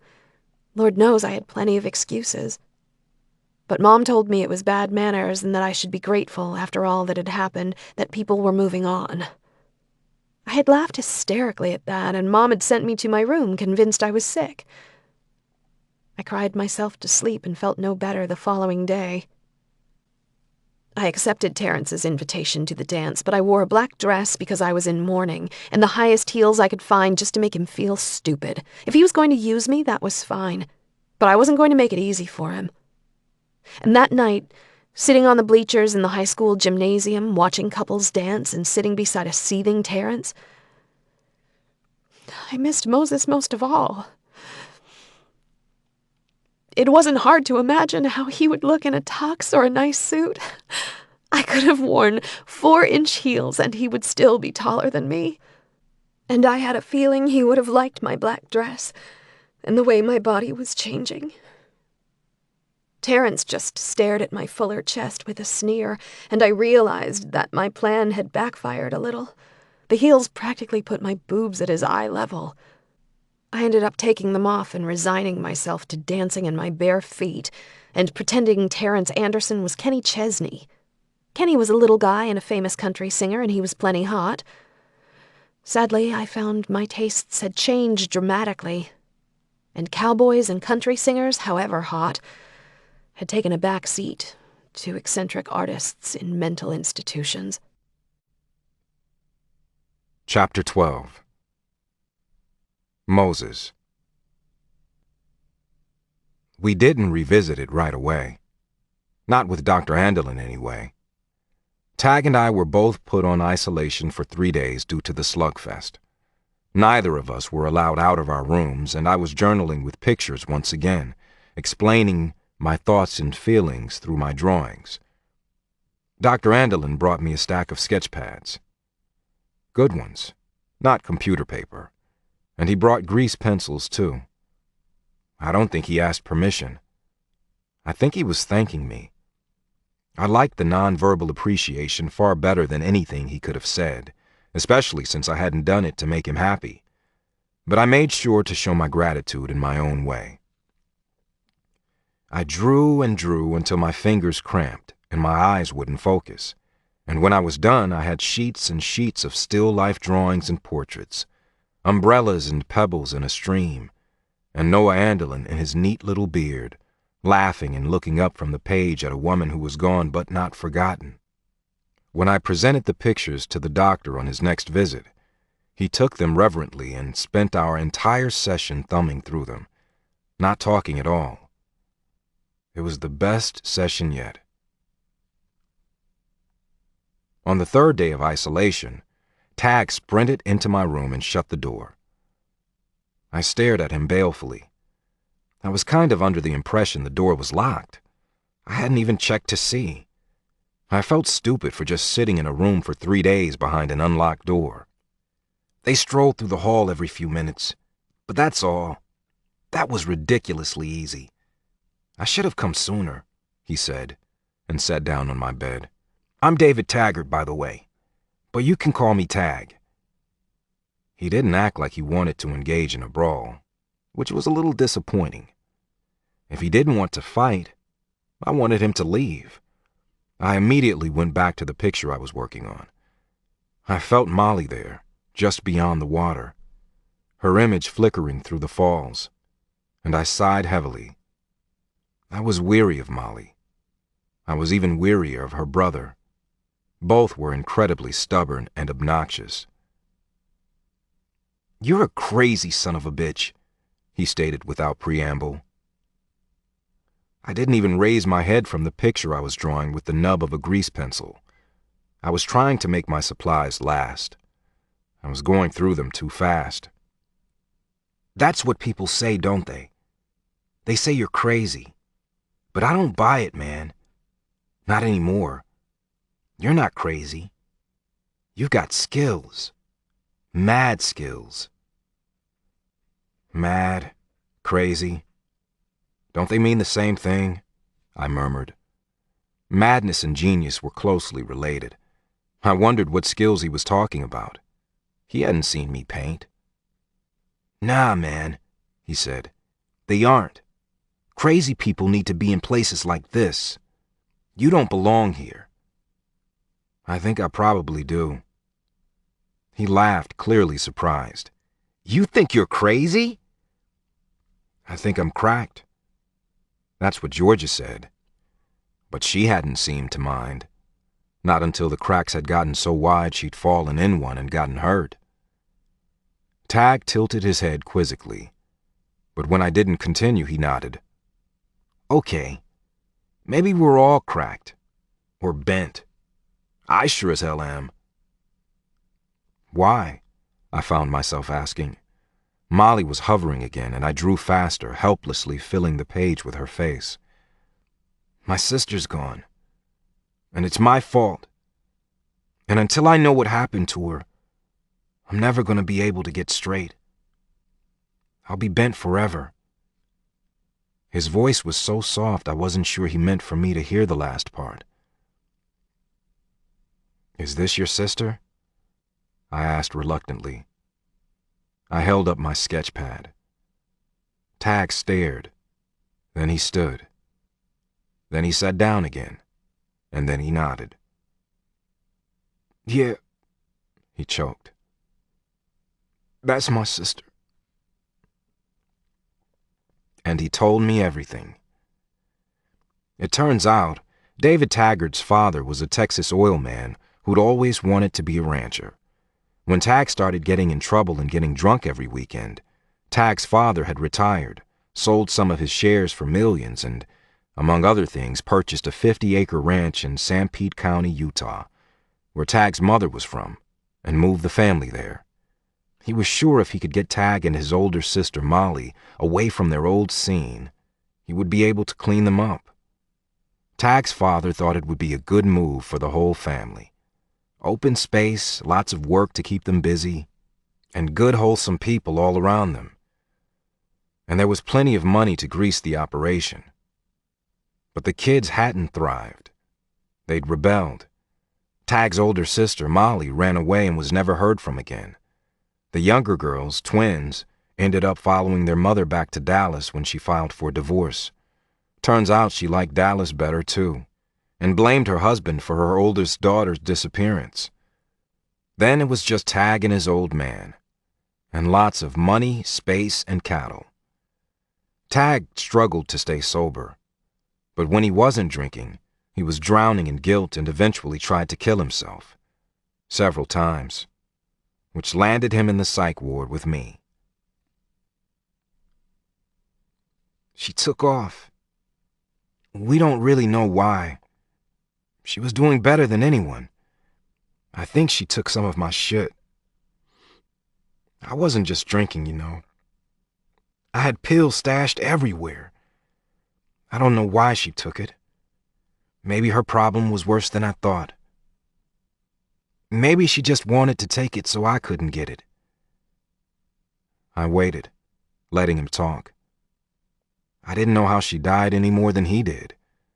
That wasn't what the dead wanted to share. They wanted to show me their lives, not their deaths. Not ever. She's dead, isn't she? You can see her, so that means she's dead. I nodded. I need you to tell me where she is, Moses. I need you to find out. It doesn't work that way. I don't see the whole picture, just pieces. I don't always even know who the person belongs to. If I'm in a group, it could be anyone. They don't speak. At all. And if they do, I can't hear them. They show me things. And I don't always know why. In fact, I never know why. I just paint. You knew with Dr. Andelin. His dead wife followed him around during the group session, and she showed them having sex, okay? It didn't take much to decipher that one. I was getting agitated, and Tag was moving in on me like he was getting ready to do battle. They show me pieces, memories, and I don't always interpret them correctly. I don't interpret them at all, you know? I'm not Sherlock Holmes. He shoved me, and I resisted the urge to shove back.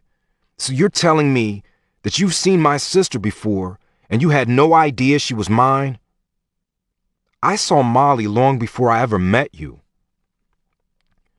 The truth of the statement suddenly slammed home. I had seen Molly long before I'd ever met David Taggart. And that didn't make any sense. It never happened like that.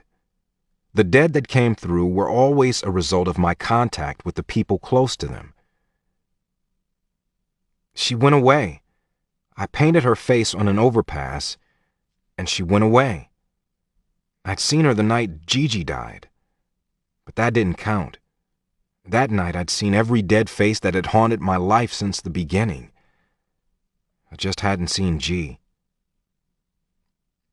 And she came back? Yes. But I think she came back because of you. And what does she do? Tag was yelling now, frustrated, his hands fisted in his dark hair, his green eyes blazing. I knew he wanted to start swinging, not because he was actually angry at me, but because he had no idea what to do with his emotion. And I understood that. She shows me things, just like they all do. I lowered my voice and kept my eyes level. It felt a little strange talking someone else down. Please. Please, Moses. Tag was suddenly battling back the tears, and I resisted the urge to start a fight, to push him down and pummel him just to get him back to the Tag that wanted to hit me and called me a crazy son of a bitch. I turned away from him and sank down on my haunches, bracing myself against the wall. But my eyes found the picture of Molly staring up from my sketchbook that I tossed to the floor. She smiled back at me, a heartbreaking illusion of happy ever after. There was no happy ever after. I closed my eyes and put my hands over my head, blocking out Tag in the smiling face of his dead sister. And I raised the water. I focused on Molly Taggart, blonde hair flying just like George's. I immediately lost concentration and felt the same old slice in my gut that I felt whenever I allowed her memory in. But with the thought of Georgia, the overpass I'd painted came into focus. The place where I'd taken Georgia's virginity and permanently lost a part of myself. Immediately, I needed to paint, and I swore viciously, yelling at Tag to throw me the sketchbook and a pencil. It wasn't the same, but I had to have something. My hands got icy and my neck burned, and in my mind, I watched as the strip of land became pale and flat, as the water split in half and was sucked into two towering walls, leaving not a single drop behind to moisten the ground. They'd made me cover Molly's image on the overpass with paint. The sheriff's department had supplied me with a gallon of flat gray paint that covered the upsetting truth that children disappeared and the world was a scary place. But as I watched, the paint started to peel as if pulled by imaginary hands, revealing Molly once again in swirling lines and twinkling eyes, and a smile that I could now see was identical to Tag's. We never saw what was obvious until we were hit over the head with it. And then images started to flood my mind, the same images Molly always fed me. She always shows me that damn math test. My arms were flying, and I drew the test with Molly's name in flowing script at the top. The math test fluttered away as if Molly had whipped it out of my hands. I hadn't shown the proper appreciation for that red A circled at the top. Tag wasn't the only one in the family with a temper, apparently. The A in the circle became a star, just a simple golden star that morphed into a night sky with stars shooting and exploding, like she was staring up at a light show so glorious and color-filled that I cursed the pencil in my hand and begged Tag to bring me something else.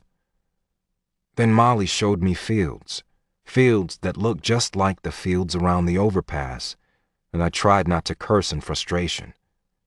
Instead, I drew the long golden strands of wheat in those fields, blending them with Molly's hair as she raced through my mind, until the wheat became weeds that brushed against the concrete overpass.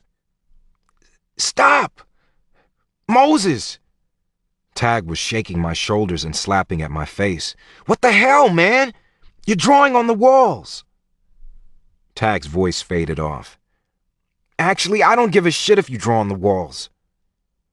But the connection was gone, and I was dazed. I was pissed, too, and stepped back from the wild, star-filled sky, smudged and shaded and half-finished before me. If I would have had paint.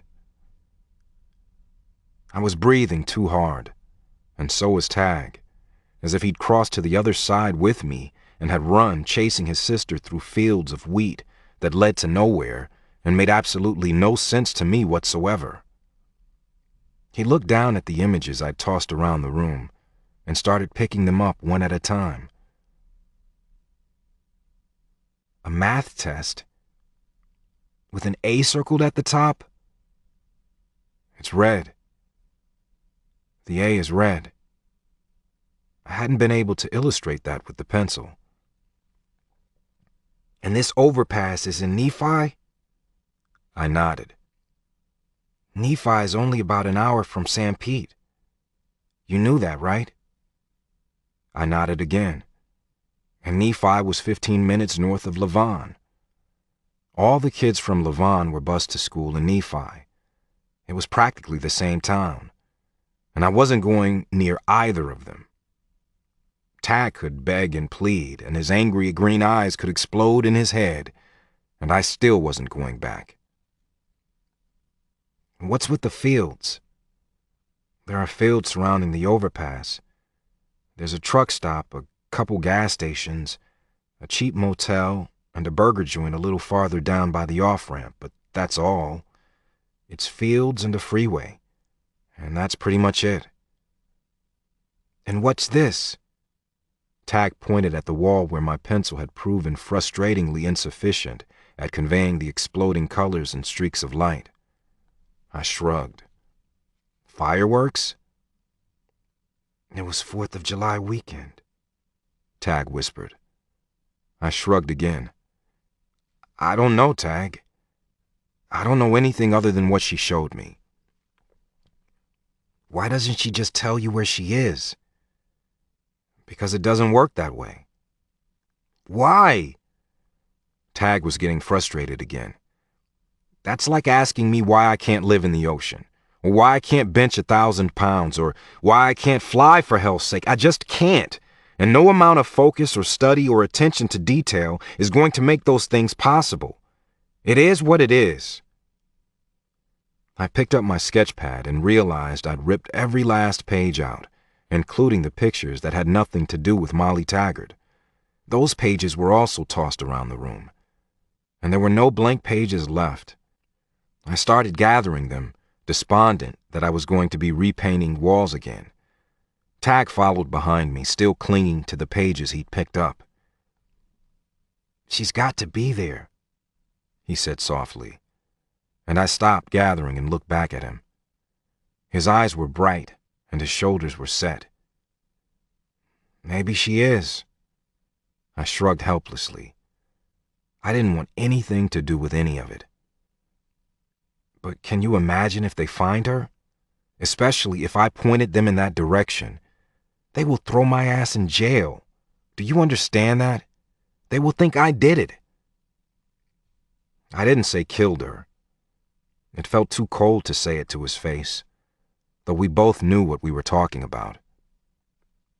Suddenly, the door to my room swung open and Chaz barreled in, alarm marring his friendly face and robbing him of his ever-present white smile. Relief quickly replaced the alarm as he realized no blood had been spilled, and neither of us were incapacitated on the floor. "Mr. Taggart, you are not supposed to be in here," he huffed. Then he saw my grease painting and swore. "Not again, man. You were doing so well." I shrugged. I ran out of paper. Chaz ushered Tag out, and he didn't resist. But at the door he paused. "Thank you, Moses." Chaz looked surprised at the exchange, but tugged on Tag all the same. "I'll take the blame for the drawing on the wall. I'm sure everyone will believe me." Tag winked, and Chaz and I both laughed. Chapter 13. Moses. Tag wasn't the only one who made a habit of sneaking into my room for private sessions. Word started to get around about what I could do. what I could see, what I could paint. Carol, a psychiatrist in her 50s who never seemed fazed by anything and was married to her work, had lost a brother to suicide when she was 12. It was what had led her to work with the mentally ill. That same brother started showing me roller skates and a scruffy stuffed rabbit with a missing ear. So I told her what I saw. She hadn't believed me at first, so I told her that her brother loved potato salad, the color purple, Johnny Carson, and could only play one song on his ukulele, which he played and sang to her each night before she went to sleep. Somewhere Over the Rainbow. That was the song. She had taken me off the antipsychotics the next day. Buffy Lucas was a no-nonsense psych tech who should have been on Broadway. She sang as she worked and could do Aretha Franklin better than Aretha Franklin could do Aretha Franklin. She'd lost her parents within 3 months of each other. When I asked her if her mom had given her a quilt made out of all her concert t-shirts before she died, she had stopped mid-song. Then she smacked me and made me promise not to hold anything back. People came and they brought gifts, paper and grease pencils, watercolors and chalk, and about 2 months into my stay, Dr. June brought me a letter from Georgia. I'd done something that pleased Dr. June, and I suppose she was trying to reward me. I hadn't meant to please her. I didn't especially like Dr. June, but she'd seen a picture I'd drawn of Gigi. I'd meant to hide it and then hadn't been able to bring myself to put it away. It was a chalk drawing, simple and beautiful, just like G always was. In the picture, she was folded around a child, though I told myself the child wasn't me. June had stared at it, and then raised her eyes to mine. "This is beautiful, touching. Tell me about it." I shook my head. "No."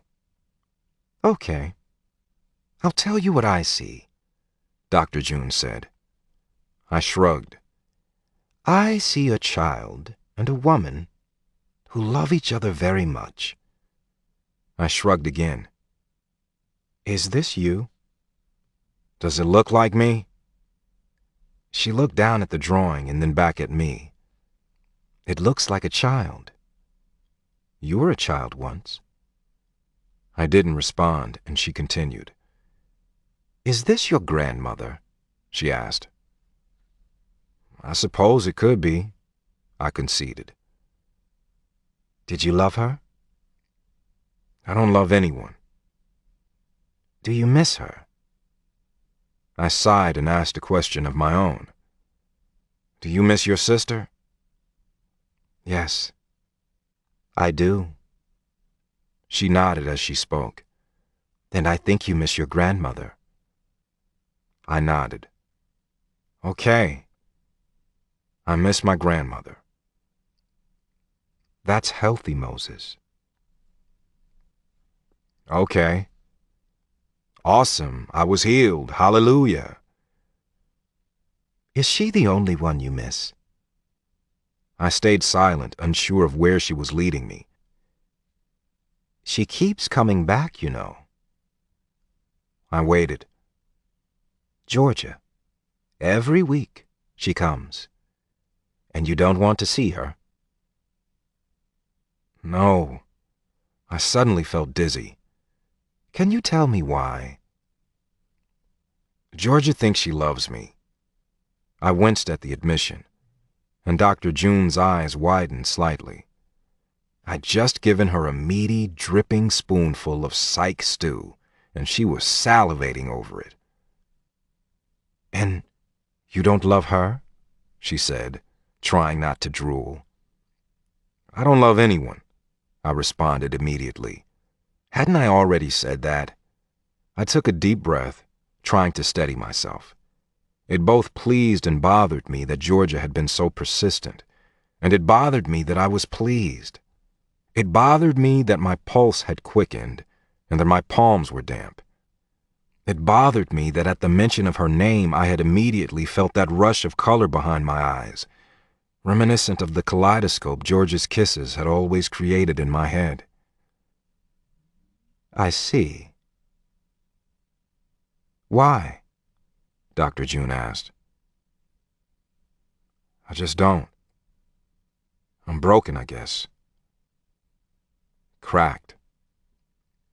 She nodded, almost agreeing with me. Do you think you might love someone someday? I don't plan on it. She nodded again and persisted for a while, but finally her time was up, and she'd really only gotten that one spoonful, which made me happy. That's enough for today, she said, standing briskly, folder in hand. She slid an envelope from the back of the file and set it carefully on the table in front of me. She wanted me to give this to you. Georgia did. I told her I wouldn't. I told her if you had wanted to contact her, you would have. I think that hurt her. But it's the truth, isn't it? I felt a flash of anger that June had been rude to Georgia, and was bothered once again that I was bothered. But I decided to give it to you and let you choose whether or not you wanted to read it. She shrugged. It's up to you. I stared at the letter for a long time after Dr. June ended our session. I was sure that was what she had expected. She thought I would give in and read it. I was sure of that too. But she didn't understand my laws. I tossed the letter in the trash and gathered up the drawings Dr. June had been flipping through. The one of G was there on top, and the intertwined figures made me pause. I pulled George's letter back out of the trash, painstakingly unsealed it, and drew the single handwritten page from inside, without letting myself focus on the curving letters and the swooping G at the bottom that began her name. Then I carefully folded the picture of G, the way G enfolded the child in the drawing. The child that wasn't me. Not anymore, at least. The child could be Georgia now, and G could look after her. Then I took the drawing and tucked it inside the envelope. I wrote George's address on the outside, and when Chaz brought me my dinner that night, I asked him if he would make sure it got sent. I slipped George's letter beneath my mattress where I wouldn't have to see it, where I wouldn't have to feel it, where I wouldn't have to acknowledge it. Georgia. His name wasn't in the top left-hand corner, but the envelope said Montlake, and it was his handwriting that slashed across the envelope. Georgia Shepard, P.O. Box 5, Levan, Utah 84639. Moses and I had had a discussion about Levan and her post office boxes, and apparently Moses hadn't forgotten it. The only mailboxes anyone had at their homes in Levan were for the Daily Herald, a newspaper most of Levan subscribed to, if only for the Sunday comics and the coupon inserts. The Daily Herald was delivered by paper boys or families, and it was delivered door to door. But the actual mail was delivered to the little brick post office on the main drag and distributed to the keyed ornate boxes inside. My family had one of the lower numbers because we'd inherited our box as it was passed down through the Shepard line. So your family is Levan royalty, then? Moses had teased. Yes, we Shepards rule this town, I replied. Who has P.O. Box number 1? He inquired immediately. God, I said, not missing a beat. And box number 2? He was laughing as he asked. Pam Jackman. From down the street? Yes, she's like one of the Kennedys. She drives the bus, right? He asked. Yes, bus driver is a highly lauded position in our community. I didn't even crack a smile. So boxes 3 and 4? They are empty now. They are waiting for the heirs to come of age before they inherit their mailboxes. My son will someday inherit P.O. Box number 5. It will be a proud day for all Shepards. Your son? What if you have a daughter? His eyes got that flinty look that made my stomach feel swishy. Talking about having children made me think about making babies. With Moses. She's going to be the first female bull rider who wins the national title. She won't be living in the van most of the time. Her brothers will have to look after the family name and the shepherd line. And our post office box, I said, trying not to think about how much I would enjoy making little bull riders with Moses. When Mom delivered my letter, her eyes got tight, and I could tell she wished she could just toss it and keep Moses away for good. But she didn't. She brought it to my room, set it softly on my dresser, and left without comment. The best part of opening any highly anticipated letter or package is the moment before you know what it is, or what it says. And I had been waiting for something from Moses for months, praying for something. I knew as soon as I opened it, I would either be filled with hope or crushed beyond repair, and I was too worn out for either at the moment. I ended up going for a long ride, taking the letter along, tucking it inside my coat so it wouldn't get wrinkled. It was February, and we'd finally gotten a snowstorm after a very cold, dry couple of months. Rumor was that they'd found Molly Taggart's remains near the overpass, where Moses had painted her picture. People were talking again, and people were staring at me too, all the while trying to pretend they weren't staring. The lack of snow had made it possible for the dogs to work to find her, but I was glad the dry spell was finally broken. The empty white world was welcome, and when Sackett and I were far away from everything and everyone, I pulled the letter out and carefully opened it, as if I might inadvertently tear away something important. Maybe my own dry spell was finally broken. I pulled out a folded piece of thick drawing paper and carefully opened it, tucking the envelope back inside my coat. With shaking hands, I studied the picture in my hands. I didn't know what to make of it. It was beautiful, but more abstract than I would have hoped. I wanted concrete. I wanted words. I wanted him to tell me that he was coming back for me, that he couldn't stand being apart. But I didn't get concrete. I got a picture. How very Moses. It was a woman, but she could be any woman. There was a child, and it could almost be any child. The woman was created from swirls and suggestions, breasts, hips, embracing arms, and folded legs, all enclosing a small child with a brief sweep of dark hair. I looked at it for a long time, not knowing what to make of it. Was it symbolic? Was it pointed? Was he making a statement about the loss of his grandmother? Was he trying to tell me he understood what I was going through? I didn't know how he could. And so I stared at the lovely, confusing bit of correspondence from the boy who had kept me guessing from the beginning. After a while, my hands grew cold and Sackett grew restless, and I headed back for home. I framed the picture and hung it on my wall, determined to get some sense of peace from it, from the fact Moses had thought of me at all. But mostly I felt afraid and unequipped to tackle the days ahead, still unable to completely give up on Moses Wright. Mom had taken one look at the picture and turned away, and Dad just shook his head and sighed. And I settled in for a long wait. Moses. In a shallow grave piled high with rocks and debris, 50 yards from where I'd painted her smiling face, the remains of Molly Taggart were uncovered. Tag said the truck stop nearby was called Circle A.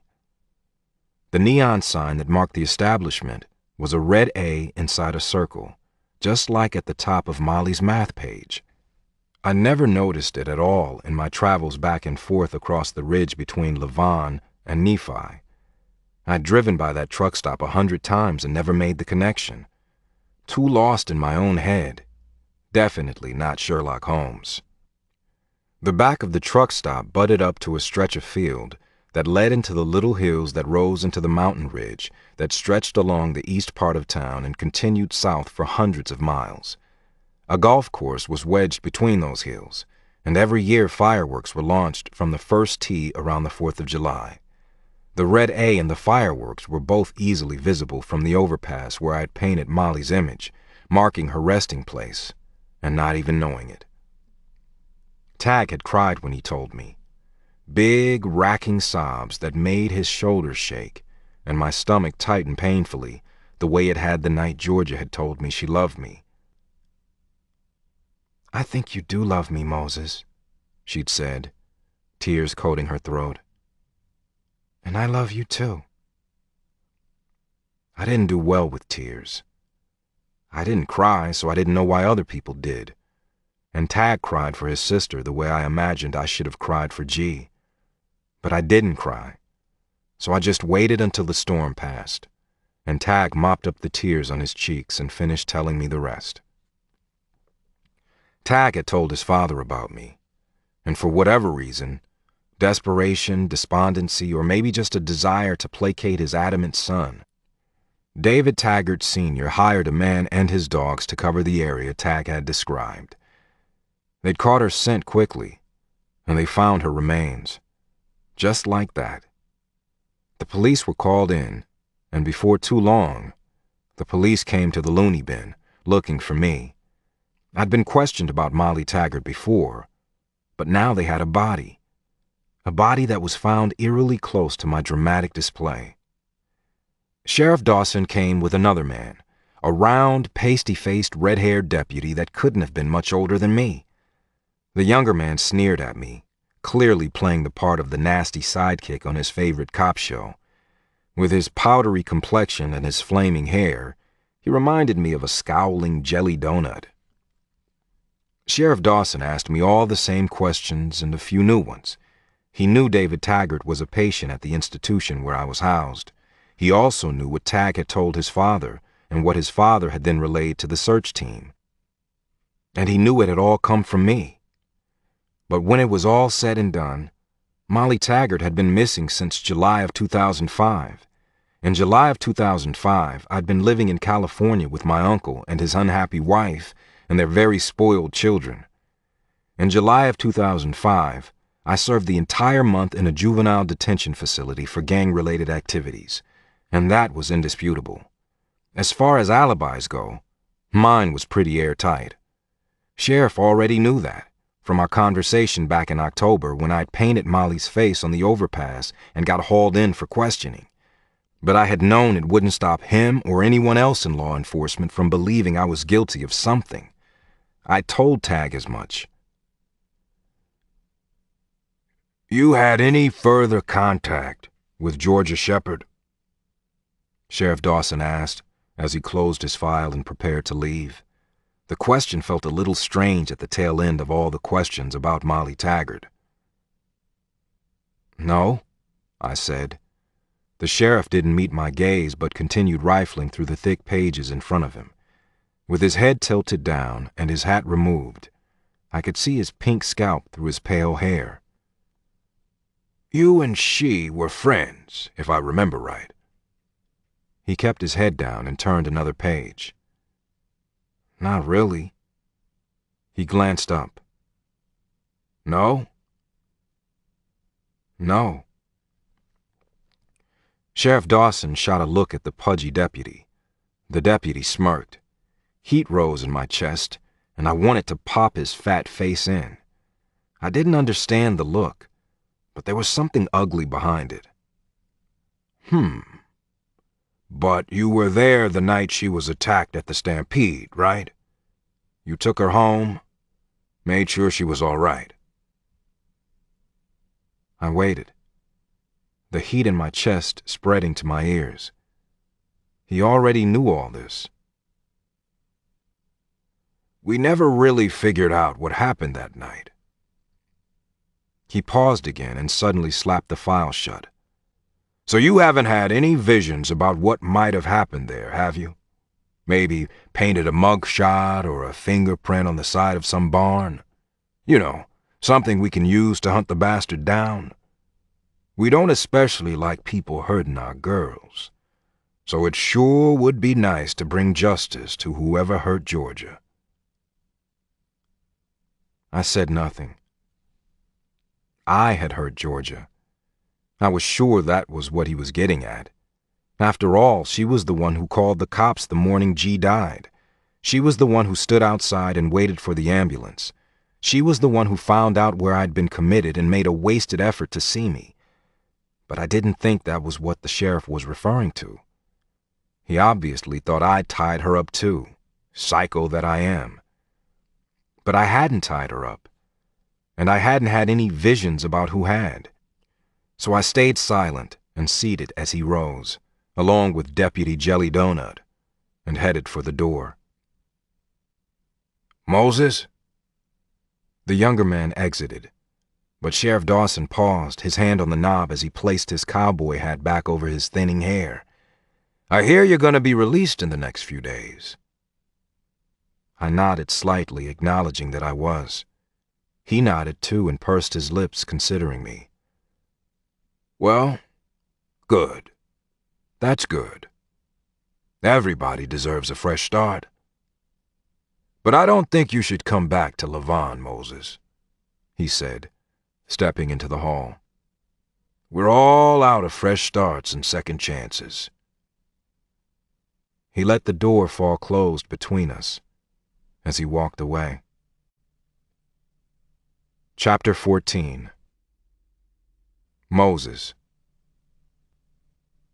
They took us both off isolation, and much to my surprise, Tag and I fell into a sort of friendship. Maybe it was our youth. Maybe it was Molly. Maybe it was the fact that we were both in a psychiatric facility, and neither of us especially wanted to leave. Or as Tag put it, rock bottom with no desire to climb higher. Or maybe it was just that Tag reminded me a little of Georgia with his twang and his humor and his cowboy persona. He was nothing like me. And they would have hit it off, I was sure of it. The thought made me strangely jealous, and I was struck again that she'd ever wanted me at all.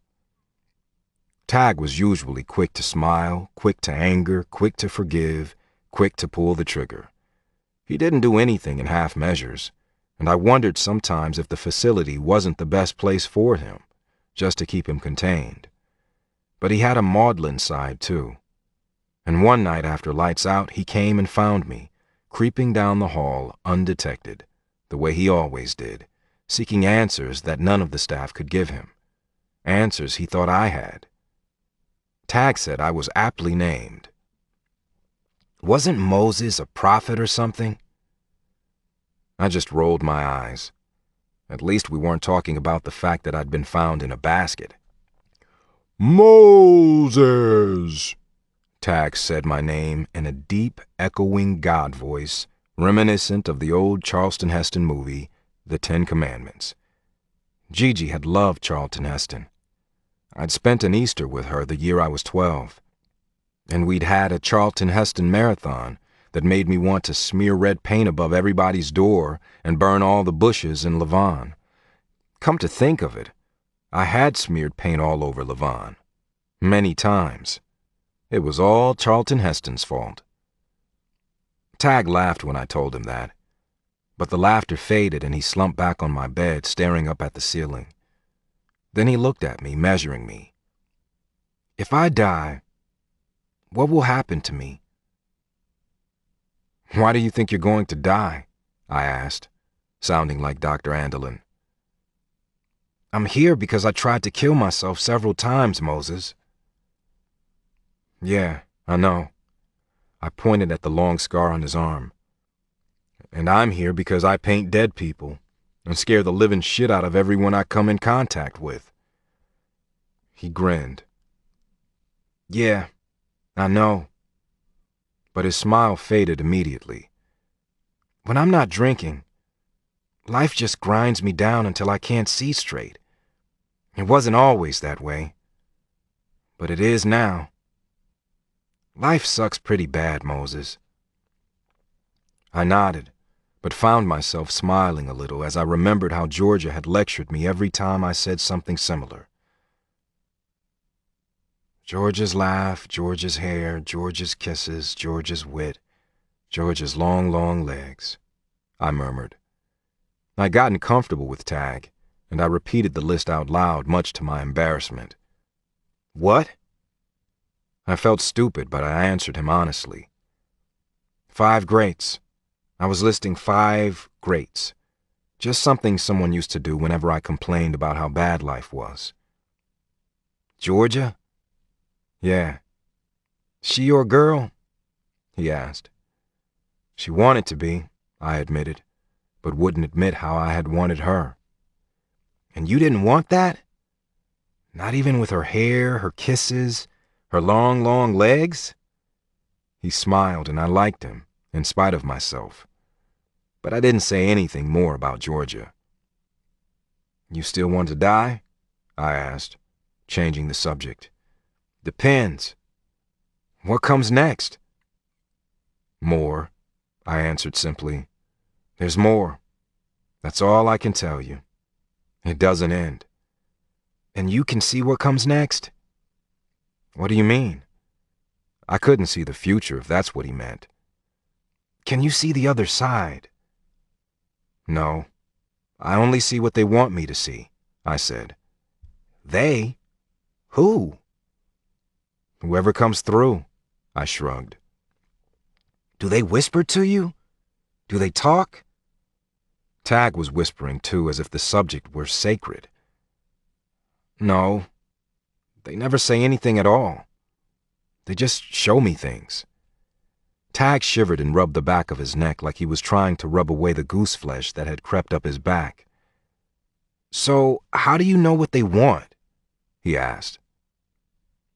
They all want the same thing. And strangely, they did. What? What do they want? They want to speak. They want to be heard. I hadn't ever put it into words, but the answer felt right. So they don't speak, but they want to speak? I nodded once, affirming that Tag was correct. Why do they want to speak? Because that's what they used to do. I hesitated. That's what they used to do when they were alive? Tag finished for me. Yeah. So how do they communicate? Thoughts don't require flesh and bone. You hear their thoughts? He asked, incredulous. No, I see their memories in my thoughts. I suppose that was even more bizarre, but it was the truth. You see their memories? All of them? Do you see everything? Their whole lives? Sometimes it feels like that. It can be a flood of color and thought, and I can only pick up random things because it's coming at me so fast, and I can only really see what I understand. I'm sure they would like me to see more, but it isn't that easy. It's subjective. I usually see pieces and parts, never the whole picture. But I've gotten better at filtering, and as I've gotten better, it feels more like remembering and less like being possessed. I smiled in spite of myself, and Tag shook his head in wonder. Are there any dead people here now? Tag swiveled around, looking right and left, as if maybe, if he turned fast enough, he could catch a ghost unaware. Definitely, I lied. There was no one nearby, nothing to mar the quiet or the space except the branch outside my window that tapped and scratched against the glass and the squeak of rubber-soled shoes against the linoleum as someone hurried past my door. Tag's brows shot up, and he waited for me to tell him more. Marilyn Monroe thinks you're hot. She's blowing in your ear right now. Tag's finger immediately filled his ear canal, as if a bug had flown in and was buzzing incessantly, trying to get out. I laughed, surprising myself, surprising Tag. He was usually the one to tease, not me. You're shitting me, right? Tag laughed. You are. Damn. I wouldn't mind it if Marilyn really did want to hang around. Yeah, it doesn't really work that way. I only see people who have a connection to someone I'm in contact with, or someone I've been in contact with. I don't see random dead people. So, when you told Chaz that his grandfather had left something for him, did his grandfather show you the will? He showed me a picture of his reflection walking into the bank, the way he saw it as he approached. Then he showed me the safe deposit box. I liked Chaz. He was muscle around the place, unfailingly cheerful, always singing, and always dependable. He worked with some very violent people day in and day out, and never seemed to lose his goodwill or his cool. When his grandfather kept trying to come through, I'd resisted. I liked Chaz and didn't need ammo against him. I had no desire to hurt him. Since I'd been admitted, I'd gotten better at keeping the walls of water around me.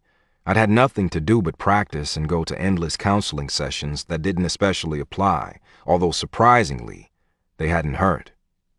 But my constant contact with Chaz seemed to strengthen his grandfather's connection with me, and I could feel him on the other side waiting to wade across. So I let him, just him, raising the walls just a bit, just enough. Chaz's grandfather had loved him, so I told Chaz what I saw, what his grandfather kept showing me, and Chaz had listened, his eyes huge in his black face. The next day he didn't come to work, but the day after he'd found me and thanked me, and he cried when he did. He was a big black mountain of a man, bigger than I was, stronger than I was, but he wept like a child, and he hugged me so tightly I couldn't breathe. And I realized it didn't always have to be a weapon. What I could do didn't have to hurt people. "Moses?" Tag pulled me from my thoughts. "Yeah? Don't take this the wrong way, but if, there's more, and it's not bad, it's not scary, it's not the zombie apocalypse, it's not fire and brimstone, at least not as far as you can tell, then why do you stay?" His voice was so quiet and filled with emotion. I wasn't sure if anything I said would help him, and prophet or not, I wasn't sure I knew the answer. It took me a minute of thinking, but I finally had a response that felt true. "Because I'll still be me," I answered. "And you'll still be you." "What do you mean?" "We can't escape ourselves, Tag. Here, there, halfway across the world, or in a psych ward in Salt Lake City, I'm Moses and you're Tag. And that part never changes.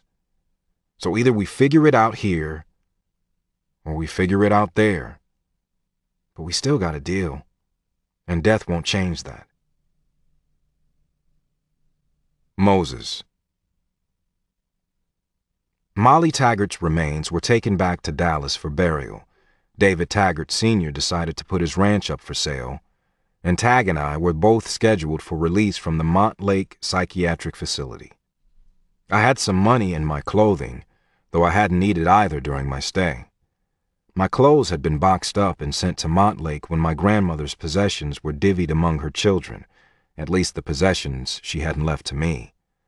A lawyer had been allowed in to see me about 2 weeks after I'd been admitted. He told me about my grandmother, told me she had died of natural causes, a stroke, and then he told me that she'd left me 10 acres on the north end of town, her house, her car, and everything in her bank account, which wasn't much. I didn't want Gigi's house, not if she wasn't in it. Gigi wouldn't expect me to go back. The sheriff had made it clear that no one wanted me back. I asked the lawyer if I could sell it. The lawyer didn't think anyone would buy it. The land would sell. He already had a buyer, but no one would want the house. Small towns and tragedy were like that. I asked him if he could have it boarded up for me, which he did. When it was all said and done, house boarded up, G's funeral paid for, my medical bills, the part not covered by the state, cleared, the land, my Jeep, and Gigi's old car sold, the lawyer brought me the key to her house and a check for $5,000. It was more money than I expected, more money than I'd ever had, and not enough to get me very far. I imagined my extended family liked me even less now than they had before, and I knew I wouldn't be welcomed into any of their homes, which was fine. I didn't want to be there, truthfully, but I didn't know where I would go either. So when Tag brought it up the night before we were both free to leave, I didn't have much to say. When you get out, where you gonna go? Tag asked at dinner. His eyes on his food, his arms on the table. He could eat almost as much as I could, and I was pretty sure Montlake's kitchen staff would enjoy a little reprieve when we left. I didn't want to talk about this with Tag.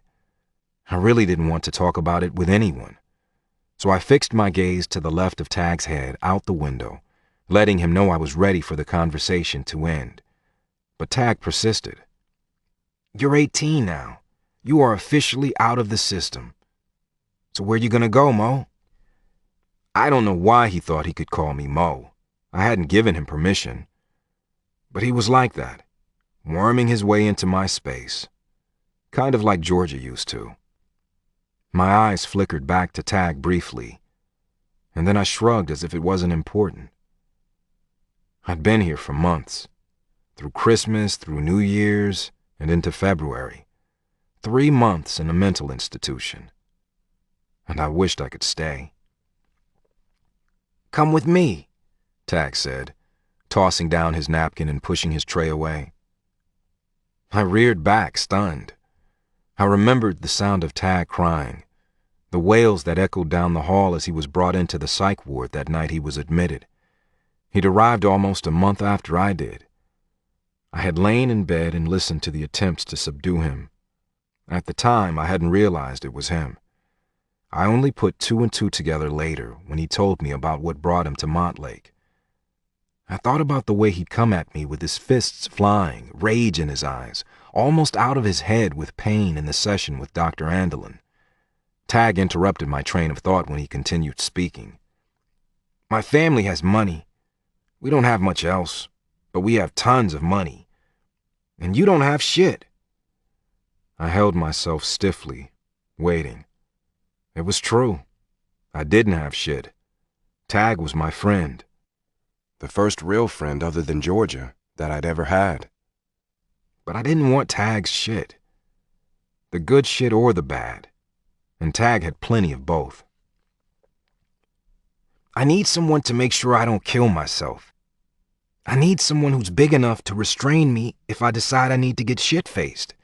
I'll hire you to spend every waking minute with me until I figure out how to stay clean without wanting to slip my wrists. I tipped my head to the side, confused. You want me to restrain you? Tag laughed. Yeah. Hit me in the face. Throw me to the ground. Kick the shit out of me. Just make sure I stay clean and alive. I wondered for a moment if I could do that to Tag. Hit him, throw him to the ground, hold him down until the need for drink or death passed. I was big, strong, but Tag wasn't exactly small. Surprisingly, the idea didn't really appeal anymore. My doubt must have shown on my face because Tag was talking again. You need someone who believes in you. I do. It's got to get old always having people thinking you're psychotic. I know you're not. You need somewhere to go, and I need someone to come with me. It's not a bad trade. You wanted to travel, and I've got nothing better to do. The only thing I'm good at is fighting, and I can fight anywhere. He smiled and shrugged. Honestly, I don't trust myself to be alone just yet. And if I go back home to Dallas, I'll drink, or I'll die. So I need you. He said that so easily. I need you. I wondered how it was possible that a tough kid like Tag, someone who fought for the fun of it, could admit that to anyone, or believe it. I'd never needed anyone. Not really. And I'd never said those words to anyone. I need you felt like I love you. And it scared me. It felt like breaking one of my laws. But at that moment, with the morning looming large, with freedom at my fingertips, I had to admit, I probably needed Tag too.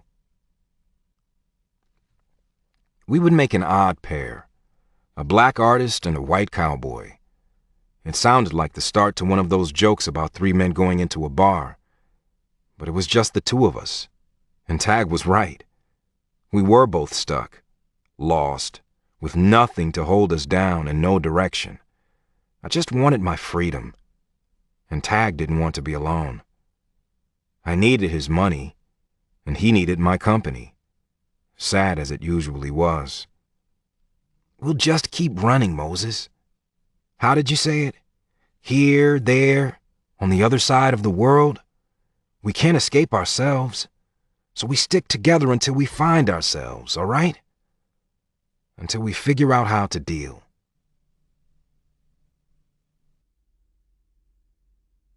Georgia.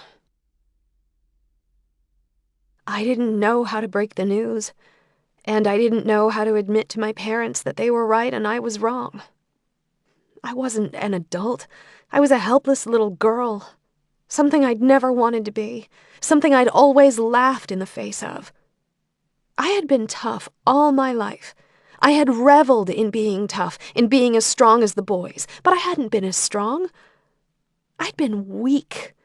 So damn weak. I had been weak, and my weakness had created a child who had no father.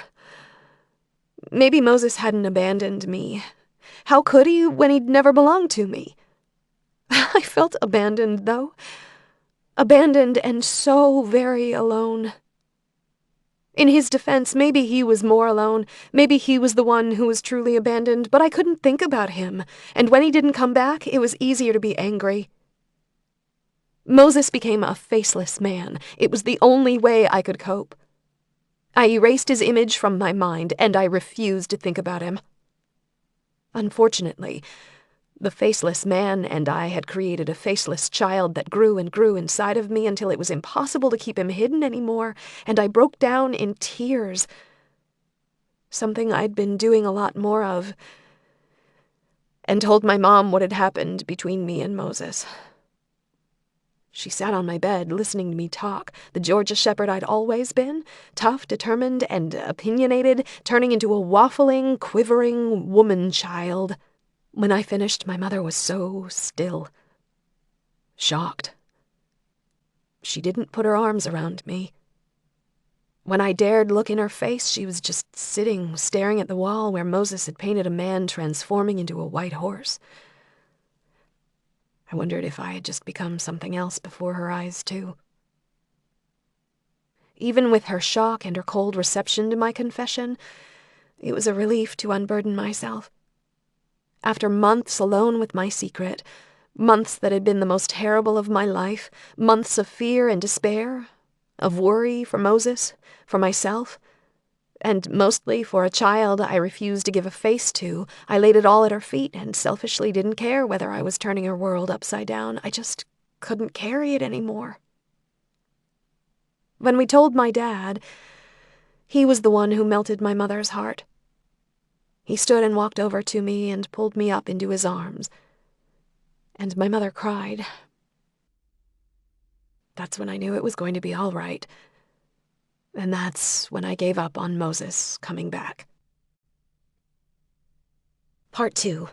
After. Chapter 15. 7 years later. Georgia. A crowd was gathered around the wall across from the elevators, making it hard to decipher who was waiting to go up and who was watching. A mural was being painted, and I couldn't see the artist at work, but the depth of the crowd made me think it might be something special to see, if only I had the time and inclination to stand around in a hospital and watch paint dry. The elevator binged and the waiting crowd shifted a little, separating the waiters from the watchers, and when the doors slid open, I waited patiently for the elevator to empty, so I could wedge myself inside and stand quietly with the others while I climbed the floors to my father's bedside. Dad had been diagnosed with cancer the week before, and his doctors had moved aggressively. He'd had a large tumor removed from his stomach the day before, and his doctors were hopeful and gave him good odds of being cancer-free. They'd gotten most of it. It hadn't spread, and they had started him on a chemo regimen to get the rest, but we were all scared. Mom was emotional, and I'd ended up spending the night with the two of them, even though I should have been home, keeping things going and looking after the horses. I wasn't much help at the hospital, that was for sure. I'd slipped out earlier in the morning and gone back to the hotel room that Mom and I hadn't really needed. considering we both spent the night dozing in chairs in Dad's hospital room. But I'd needed a shower, a nap, and some room to breathe, and after I got all three, I was back, ready to spell my mother if I could convince her to step away and do the same. Hospitals made me lightheaded, and elevators did too, so I found a place at the back, called out my floor to a girl who was helpfully pushing buttons, and waited for the doors to close on the silent occupants. We were being entertained by an instrumental version of Garth Brooks' Friends in Low Places, which at one point in my life would have made me howl in outrage and loudly provide the lyrics to all the occupants of the elevator, so that a truly great song would not be reduced to easy listening. But today it just made me sigh and wonder what the world was coming to. The elevator doors began to slide toward each other, and my eyes rose up to the lights that signaled the stops, when a hand shot between the space and the elevator doors bounced back in a front. My boots made me tall, taller than my natural 5'9", and I stood directly in the center of the car with my back pressed against the mirrored wall. People shifted immediately, making room for one more, but there was nothing blocking my view or my face when Moses Wright stepped onto the elevator. For a few seconds, maybe more, we stood 5 feet apart, face to face. The door slid shut at his back, but he didn't look away. He seemed stunned, floored even, and I wondered if my face registered the same shock. I wished he would turn and face the door the way normal people did, but he wasn't normal, never had been, and he remained motionless, staring at me, until I broke eye contact and fixed my eyes on the place where the ceiling and walls came together in the right-hand corner, and focused on breathing so I wouldn't start screaming.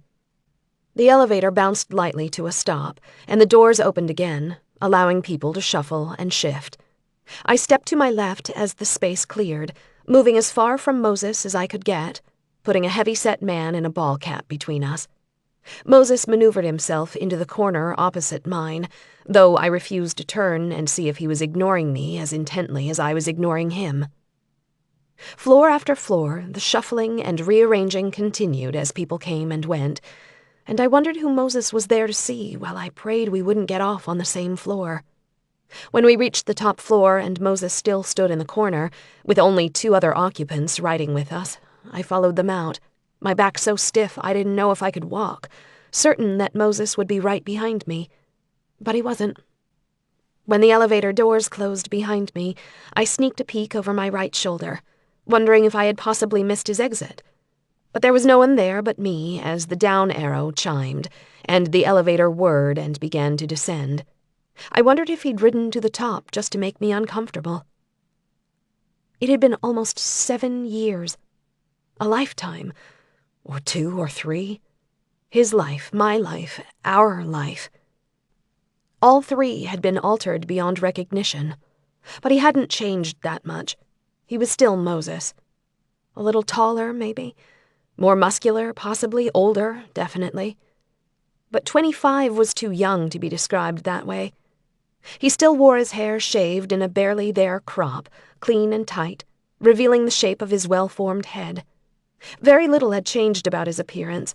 His eyes, the wide mouth, the angles of his face and jaw. All of it was exactly as I remembered.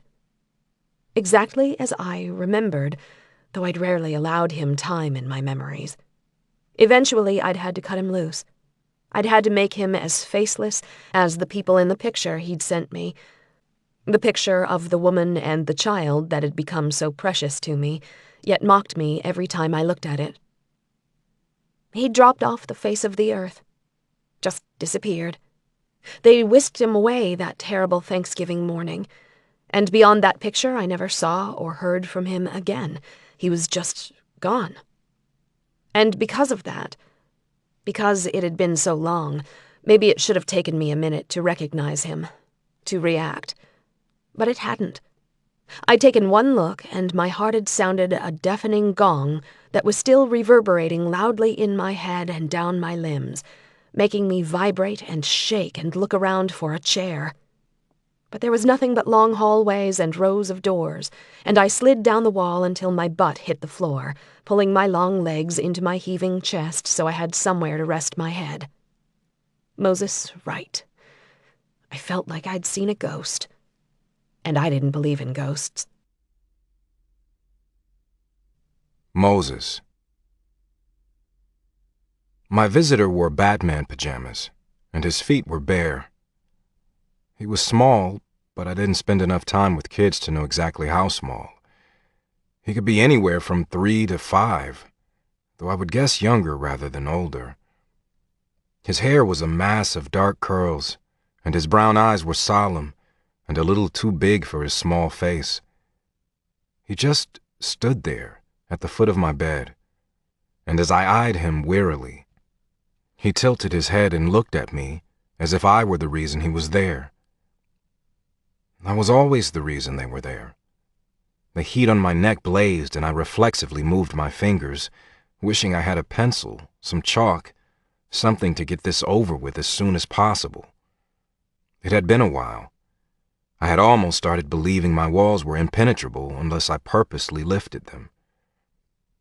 I'd fallen asleep early, comforted by the rain that drummed softly against the tin roof and the wind that made the warehouse walls slightly shiver. I'd found the space almost 2 years ago, and it suited me.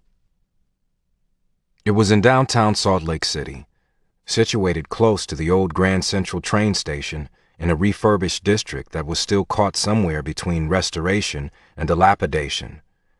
There was a homeless shelter around the block to my right, and a high-end day spa around the block to my left.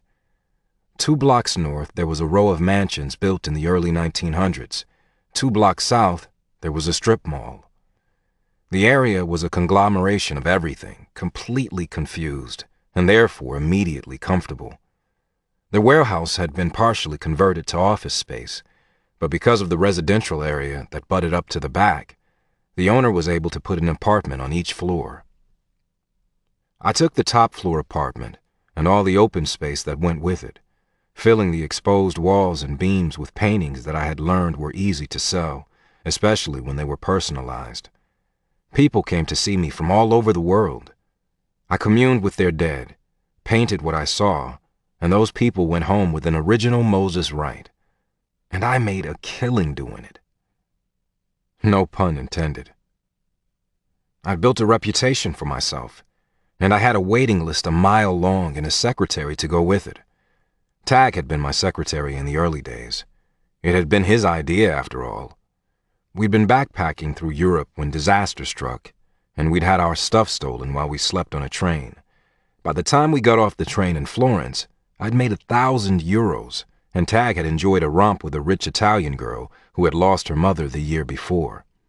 The girl spoke fluent English, and she literally threw money at me as I rattled off a list of things there was no way I could possibly know unless her mother was showing me, which she was in colorful pictures and pastels, very similar to the landscape outside the train windows. The Italian girl cried all the way through our session and kissed my cheeks when I was done. But of course it was Tag who got laid, even though I'd sketched a quick drawing of the girl dancing in the surf, the way her mother remembered her best. I'd been so afraid at first, reluctant to open the creative floodgates, especially when I felt like I had finally found a little space and a little control. I told Tag as much. I can finally block them out. Not all the time, but for the first time in my life, the dead aren't everywhere I look. I can block out their memories and their pictures and their desires. I've gotten so much better at it, and I feel in control for the first time in my life, I had said. But it's harder for me to paint. With the channel closed, my mind closed off like that. I can't paint. See, when I pull down the wall, I turn off all the colors, I wash them away. And I need color to paint. I want to paint. I need to paint, Tag. I don't know what to do. It's a double-edged sword. So control it. Use it. When it's hot, I turn on the air conditioner. When it's cold, I turn it off. Can it be like that? Let the colors in when you're painting. Turn it off when you're not. Tag shrugged as if it was the easiest thing in the world. It made me laugh. Maybe I could experiment. Yeah, okay. But if I start painting pictures of things I shouldn't, and I get arrested for murder or robbery, or some guy comes and hunts me down because I painted a picture of his dead wife having sex with someone else, I'll let you bail me out of jail. Or the psych ward. Well, can't say we haven't done it before, right? Violence and art. It's a winning combination. Tag laughed, but I could see his wheels turning. Before long, we had jobs everywhere. I painted a mural in Brussels, a chapel door in a little French hamlet, a portrait in Vienna, several still life paintings in Spain, and just for old time's sake, a barn in Amsterdam. They weren't all successes. We got run out of a few places. But most of the time, Tag would find someone who spoke English to interpret for me. I would paint, and people would marvel. And then they would tell their friends. I ended up working my way through Europe, getting paid to create art by opening myself up to something that I'd always considered a curse. And even more importantly for me, I got to see all the art I'd always dreamed of seeing. I loved filling my head with pictures that didn't have anything to do with me or with death. Until one day I realized that life imitates death, especially in artwork. The art of the past is all about death. The artists die, and their art remains, a testament to the living and the dead. The realization was a powerful one. I didn't feel nearly as alone, or nearly as odd. I even wondered at times, gazing at something truly awe-inspiring, if all artists didn't commune with spirits. We spent 4 years traveling, and Tag and I split my earnings. I wouldn't have been able to do it without him. His charisma and comfort in every situation made people trust us. If it had been just me painting pictures about the dead, I have no doubt I would have single-handedly brought back the Inquisition and been burned at the stake as a witch, or been sent to a lunatic asylum. Images of Bedlam had danced through my mind more than once when we'd spent 3 months in England. Tag's charisma drew people in, but his attention span needed honing. And Tag wasn't big on honing in on anything except the next job, the next gig, the next dollar. When we'd come back to the States, we'd continued on just like we'd done in Europe, hitting big city after big city, painting for one wealthy benefactor after another. Tag had been a rich kid all his life, a rich Texan, which was a little different from a rich New Yorker, but a rich kid all the same. And he was comfortable everywhere, while I was comfortable nowhere. But to his credit, he made me as comfortable as I was ever going to be. And with his help, I became a rich kid too. We'd spent another year seeing state after state, landmark after landmark, grieving loved one after grieving loved one, until one day we decided it was time to let people come to us. Tag was tired of playing manager to Moses Wright, and had his own dreams of blood and glory, literally, and I was tired of perpetual homelessness. I'd been a drifter all my life, and I found I was ready for something else. We'd landed in Salt Lake City, back where it had all begun, and for some reason, it had felt right to stick around. I'd come back as a favor to Dr. Andelin, who had kept tabs on me and Tag as we'd trotted the globe and managed to stay alive and mostly out of trouble. I had agreed to paint a mural at Montlake, something hopeful and soothing that they could point to and say, "See? A crack baby painted this, and you can too." Noah Andelin was so happy to see us, and his genuine pleasure at our success and our friendship, along with his gentle concern about our well-being, led to dinner and drinks later in the week. And it had been Dr. Andelin who had pointed us toward the warehouse apartments, thinking maybe it was something we would be interested in. I'd worried about Tag staying put, because Tag needed to move like I needed to paint, and traveling for years had met each of our needs, keeping us both sane. But Tag rented the floor below mine, and instead of an art studio, he turned his open space into a gym and got involved with the local fight scene, mixed martial arts, boxing, wrestling. He did it all, and the activity kept him clean and focused. Before long, he was talking about bouts, a fighter's clothing line called Tag Team, and collecting sponsors to open a new facility for local fighters to train to compete in the UFC. While I painted, he pounded. While I raised the waters, he raised the roof, and we settled into our respective floors and kept the monsters at bay. It was the closest we'd come to finding ourselves, and we were both learning how to deal. And now, alone in my own bed, in my own space, with my own things in my own life, I had been awakened by Batman at the end of my bed, and I was irritated by the little trespasser. I turned over and concentrated on the water, on pulling it down on top of me so the boy, my little visitor, would go. I'd obviously picked up the straggler at the hospital today. Shaking hands and signing autographs and trying to paint while a crowd assembled around me was my least favorite kind of job.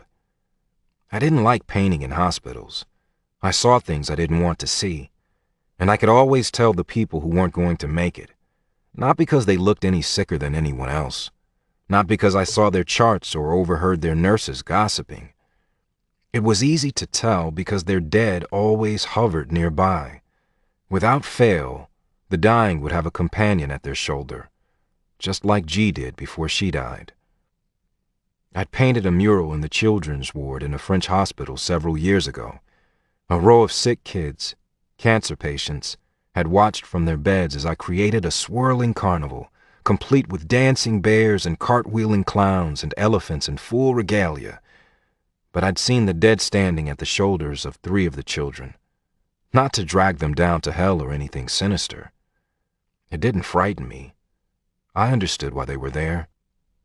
When the time came, and it would come soon, those children would have someone to meet them, to welcome them home. By the time I was done with the mural, the 3 children had died. It didn't scare me, but I didn't like it, and hospitals were filled with the dead and dying. The mural I'd done for Dr. Andelin in the Montlake Psychiatric Facility had inspired several more around the valley. The cancer center came knocking about a month ago, applying a little pressure and doing a little hand-wringing, and I ended up agreeing to donate my time and talents to painting yet another hopeful, happy mural. It was good publicity that I didn't want or need. But Tag was looking for sponsors for his club, and when he told me one of the hospital's biggest patrons was on his list, I made sure the patron knew my price for the mural was a donation to Tag Team. But the mural had taken its toll on me. I was tired, incredibly so, and maybe the exhaustion was leaving me more vulnerable to small ghost boys and memories better left forgotten. Seeing Georgia had messed with my head and brought back the hopelessness of the old Moses. The Moses who couldn't control himself. The Moses who lost himself in paint. I didn't ever want to go back to Levon or Georgia or the time before. I had never wanted to go back, so over the years I had piled rocks on Georgia's memory, and I'd buried her at the bottom of the sea. But every time I parted the waters and let people's memories across, my memories of her would rise to the surface, and I would think about her. I would remember her. I would remember how I had wanted her and hated her and wished she would leave me alone and never let me go. And I would miss her. And when I missed her, I would list the things that I hated. 5 things I hated. She always had 5 greats. I had 5 hates. I hated her innocence and her easy life. I hated her small-town speech and small-town beliefs. I hated how she thought she loved me. That was the worst thing. But there were things about her I didn't hate. So many things I couldn't hate. Her fire, her stubborn streak, the way her legs had felt wrapped around me, her eyes locked on mine, demanding that I give her everything as I tried to take her without falling in love with her. She had wanted all of it, every last private piece. She was so beautiful still. I pulled the pillow out from under my head and groaned into it, trying to smother the memory of her stunned face and her wide brown eyes, locked on mine. She was all grown up, with slightly fuller hips and breasts, but a leanness to her face that made her cheekbones more prominent, as if youthful flesh had fled her face and settled in better places. She was a woman, straight-backed and steady-eyed. Even when she saw me and realized who I was, she hadn't shrunk or slunk away. But seeing me had rocked her, just like it rocked me. I saw it in the way her mouth tightened and her hands clenched. I saw it in the lift of her chin and the flash in her eyes. And then she looked away, dismissing me. When the elevator came to rest and the doors slid open, she stepped out without a second glance.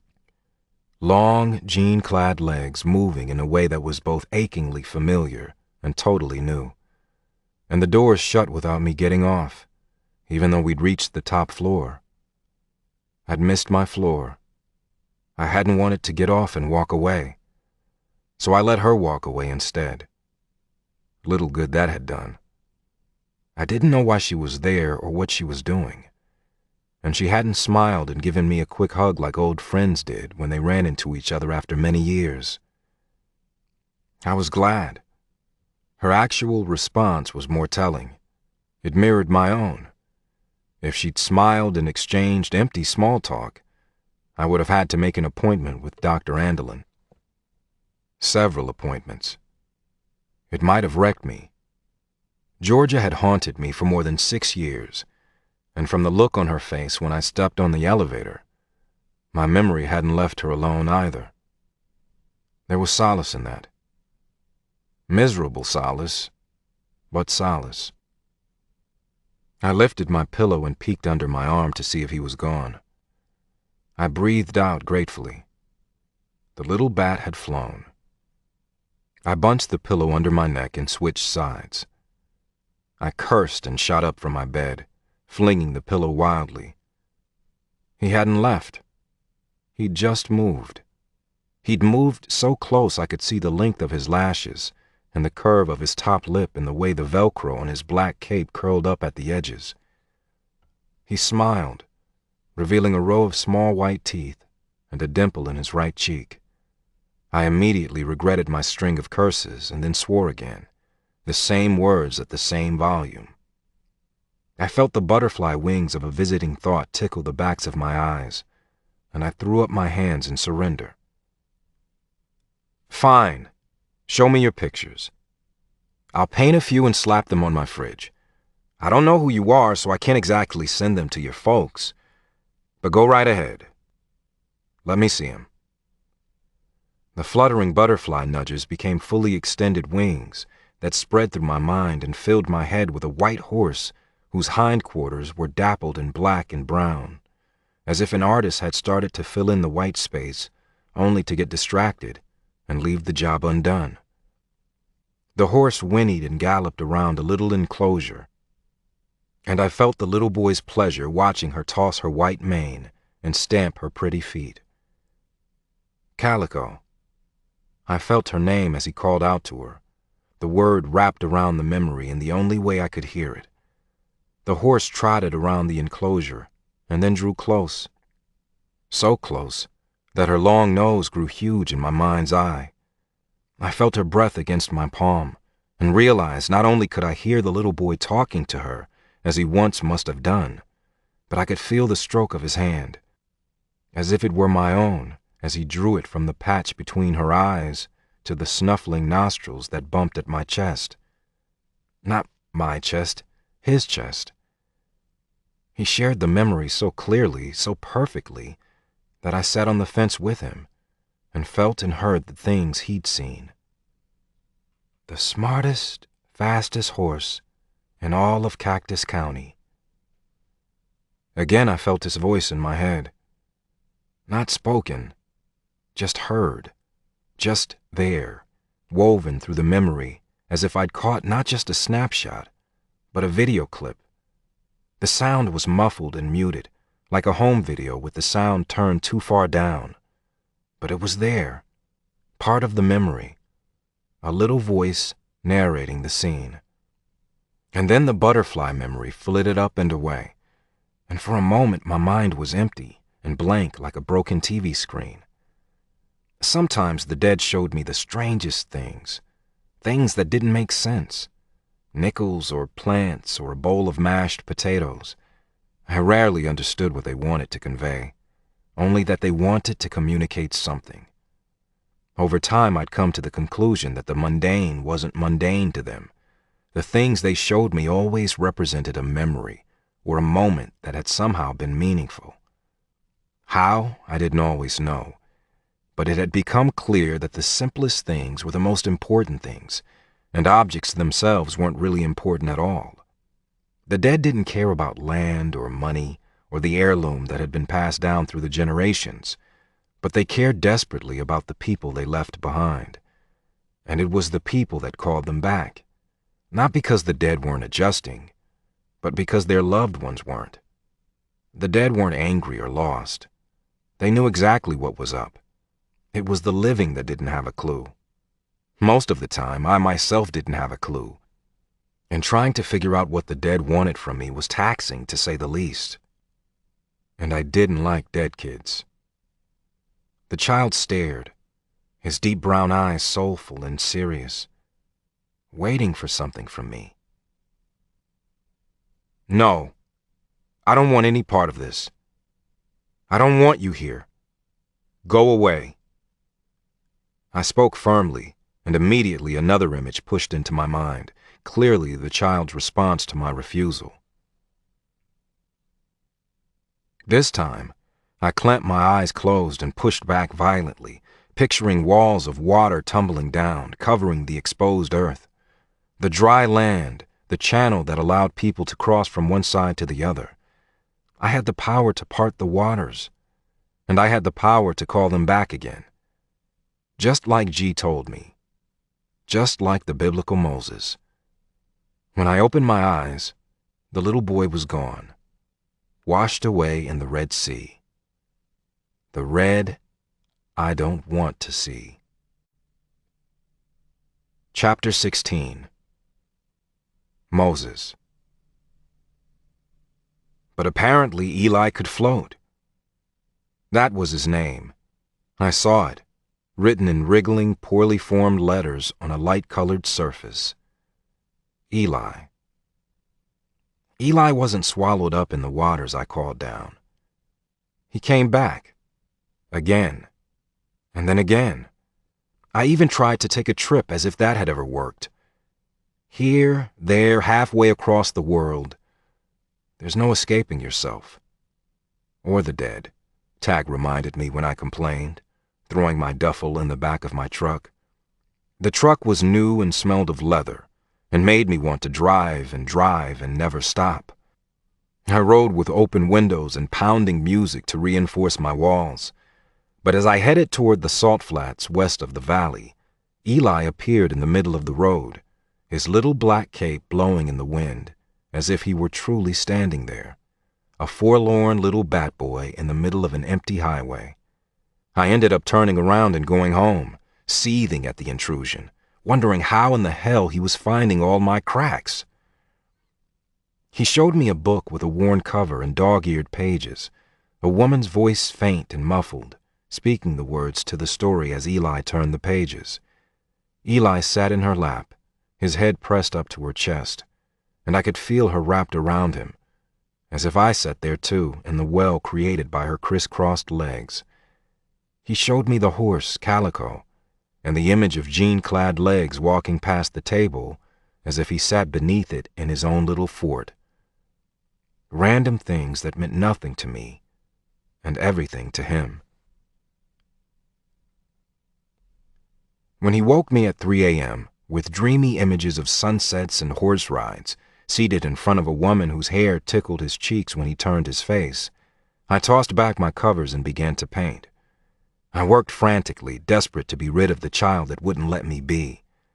The picture in my head was one of my own making. Eli hadn't put it there, but I could see how they must have looked. The fair mother with her dark-headed son, his head tucked against her chest, seated in front of her on the horse with all the colors. The pair on the horse were moving away, moving toward the sunset spilling over the hills, the colors rich yet blurred, reminiscent of Monet. Looking at beauty through a pane of wavy glass, discernible yet elusive. It was my way of keeping the viewer at a distance, allowing them to appreciate without intruding, observe without being a part. It reminded me of the way I'd come to see the dead and the images they shared with me. It was the way I coped. It was the way I kept myself intact. When I was finished, I stepped back and dropped my hands. My shirt and jeans were splattered with paint, my shoulders impossibly tight, and my hands aching. When I turned, Eli looked on, staring at the brushstrokes that, one by one, created life. Still life, but life all the same. It had to be enough. It had always been enough before. But when Eli looked back at me, his brow was furrowed and his countenance troubled, and he shook his head slowly. He showed me the soft light of a lamp that looked like a cowboy boot. The way it tossed light on the wall. His eyes were trained on the wall, and I could see a woman's shadow outlined in the light. And I watched as her shadow leaned in and kissed the child goodnight. "Good night, Stewie Stinker," she said, nuzzling the curve between his shoulder and his neck. "Good night, Buzzer Bates," he responded gleefully. "Good night, Skunk Skeeter," she immediately shot back. "Good night, Butch Bones," Eli chortled. I didn't understand the nicknames, but they made me smile. The affection dripped from the memory like water spilling from a downspout. But I still pushed it back, slamming the black doors down on the touching display. "No, Eli, no. I can't give you that. I know you want your mother, but I can't give you that. I can't give her that. But I can give her this. You help me find her, and I'll give her this." I pointed at the drawing picture I'd created for the persistent child. "I can give her your picture. You helped me make this. This is from you. I can give her this. You can give her this." Eli stared at my offering for several long heartbeats, and without warning, he was gone. Moses. "It's beautiful." Tag lifted his chin toward the canvas on my easel. "Different from what you usually do." "Yeah, that's because it didn't come from his head. It came from mine." "The kid?" "Yeah." I rubbed my hands over the stubble on my head, anxious and not sure why. Eli hadn't come back. Maybe painting had worked after all. Tag had wandered up, unannounced, uninvited, just like in the early days, and I was grateful for the intrusion. He would come up when he needed a sparring partner or something from my fridge, or a piece of art to temporarily place in a prominent position to impress whichever female he had over for the evening. But he'd already worked out, apparently, and I wouldn't be taking any pent-up frustration out on him today. His hair was wet around the edges, curling and clinging to his neck and forehead, and sweat from his workout had soaked through his shirt and made it stick to his chest. Tag cleaned up well enough, slicking back his hair and donning an expensive suit when he was doing business. But he'd always been a little shaggy and rough-looking, with a nose that had been broken a few too many times, and hair that was always too long. I don't know how he could stand the heat of having hair on his head. I never could. It suffocated me. Maybe it was the fact that every encounter with the dead scorched my neck and made my head swim, and my body burned energy like a furnace. Tag pulled off his shirt and mopped at his face while helping himself to a bowl of my cereal and a huge glass of my orange juice. He sat down at my kitchen table like we were an old married couple and dug in without further comment on the picture I'd spent half the night creating. Tag was better at friendship than I was. I rarely went downstairs to his place. I never ate his food or threw my sweaty clothes on his floor. But I was grateful that he did.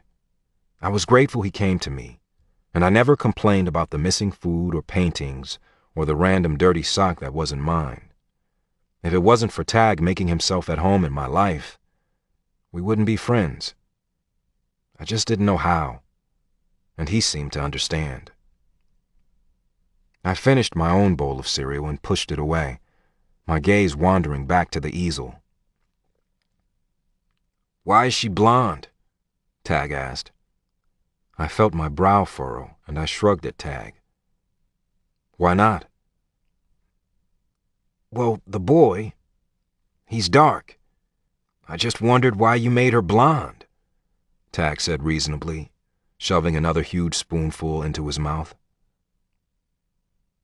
"I'm dark, and my mother was blonde," I responded matter-of-factly. Tag stopped. His spoon paused in midair. I watched as a Cheerio made a desperate dive for freedom, plopping back in the bowl, safe for another few seconds. "You never told me that." "I didn't?" "No. I know your mom left you in the laundromat. I know your life was shit growing up. I know you went and lived with your grandma before she died. I know her death messed you up pretty good, which is where I come in." He winked. "I know you've always been able to see stuff other people can't. And I know you can paint." My life in a nutshell. Tag continued. "But I didn't know your mom was blonde. Not that it matters, but you're so dark, so I just assumed." "Yeah. So, is the picture of you and your mom? Wasn't she a small-town girl?" "No. I mean, yeah, she was a small-town girl. A small-town, white girl." I emphasized white this time just so we were clear. "But no, the picture is of Eli and his mother, but I don't think it's what he wanted." "The hills, the sunset, it kind of reminds me of St. Pete. St. Pete was beautiful when I wasn't hungover. Levon, too." I stared at the painting. The child and his mother on a horse named Calico, the woman tall and lean in the saddle, her blonde hair just a pale suggestion against the more vivid pinks and reds of the setting sun. "She looks like Georgia," I mused. The woman in my painting looked like Georgia from the back. I felt a sudden sinking in my chest, and I stood, walking toward the picture, a picture I'd created in desperation, setting a stage and filling it with characters from my own head, not from Eli's head. It had nothing to do with Georgia, but my heart pounded and my breaths grew shallow. "She looks like Georgia, Tag." I said it again louder, and I heard the panic in my voice. "Georgia? The girl you never got over?" "What?" "Oh, come on, man," Tag groaned, half laughing. "I've known you for a long time, and in that time you've never been interested in a single woman, not one. If I didn't know better, I'd think you were in love with me." "I saw her last Friday. I saw her at the hospital." I couldn't even argue with him. I felt sick, and my hands were shaking so much that I interlocked my fingers and hung them around my neck to hide the tremors. Tag seemed as stunned as I had been. "Why didn't you say something?" "I saw her, and she saw me, and now I'm seeing this little kid." I took off running for my bedroom with Tag on my heels and terror thrumming through my veins like I'd just been injected with something toxic. I pulled my old backpack down off my closet shelf and started ripping things out of it. My passport, a grease pencil, a stray peanut, a coin purse with random currencies that had never been cashed in. "Where is it?" I raged, unzipping pockets and rifling through every compartment of the old bag, like an addict searching for a pill. "What are you looking for?" Tag stood back and watched me tear my closet apart with equal parts fascination and concern. "The letter. The letter! Georgia wrote me a letter when I was at Montlake, and I never opened it. But I kept it. It was here.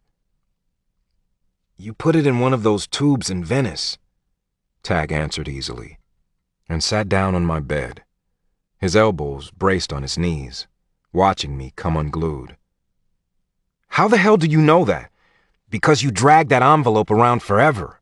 You'll be lucky if it's still in one piece.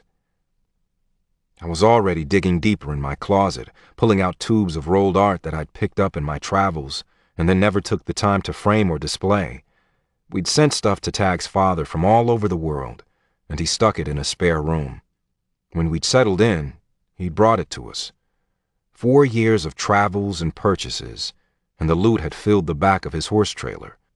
We'd promptly deposited it all in a storage unit, not especially interested in going through it all. Fortunately, the tube Tag was referring to should still be somewhere in my closet, because he was right.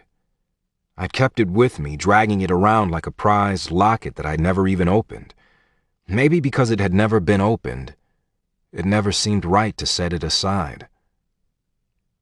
It was in a small... Tag started. Did you read it? I shouted, digging frantically. No, I didn't, but I wanted to. I thought about it. I found the tube I was sure it was in and pulled off the lid with my teeth, sinking to my knees as I shook out the contents like a kid on Christmas. I had put the letter back in an envelope when I left Montlake to protect it, and it slid out agreeably and landed in my lap.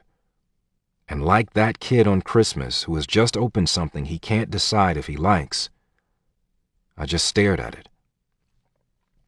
It looks the same as it always has. Every other time you've sat and stared at it, Tag drawled. I nodded. Do you need me to read it? He said, a little more kindly. I'm an asshole, Tag. You know that, right? I was an asshole then with Georgia, and I haven't changed a whole lot. You worried I won't love you anymore after I read it? There was a smile in his voice, and it helped me breathe. Okay. Yeah. You read it. Because I can't. I handed him the letter and fought the urge to stick my fingers in my ears. He tore open the envelope, unfolded the sheet of paper filled with George's words, and looked at it silently for a moment. Then he started to read. Dear Moses, I don't know what to say. I don't know how to feel. The only thing I know is that you're there, and I'm here, and I've never been so afraid in my life. I keep coming to visit, and I keep leaving without seeing you. I'm worried about you. I'm worried about me. Will I ever see you again? I'm afraid the answer's no. And if it's no, then you need to know how I feel. Maybe someday you'll be able to do the same. I would really, really like to know how you feel, Moses. So here goes. I love you. I do. You scare me and fascinate me, and make me want to hurt you and heal you all at the same time. Is it weird that I want to hurt you?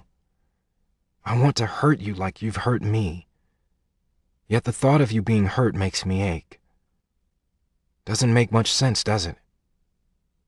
Second, I miss you. I miss seeing you. I could watch you all day. Not just because you're beautiful to look at, which you are. Not just because you can create beautiful things, which you do. But because there's something in you that pulls at me and convinces me that if you would just let me in, if you would just love me back, we could have a beautiful life. And I would really love for you to have a beautiful life. More than anything, I want that for you. I don't know if you'll read this. And if you do, I don't know if you'll respond. But I needed you to know how I feel, even if it's in a crummy letter that smells like myrtle because it's been in my jockey box for a month. Even if you just listen and then you leave, I hope you'll let me tell you in person when you get out. Please. Georgia. P.S. My 5 greats? They haven't changed.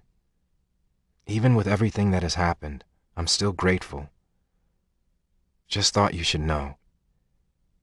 We sat in silence for several long seconds. I couldn't speak at all. The letter didn't tell me anything, not really. But Georgia was in the room with us now. Her presence as real and warm as her brown eyes and the hot pink of her kiss. Her words practically leapt from the page, and they took me back like I'd been sucked through a wormhole, and she was standing before me, waiting for me to give her a response. Amazingly enough, after all these years, I still didn't have one. Man, Tag whistled, you really are an asshole.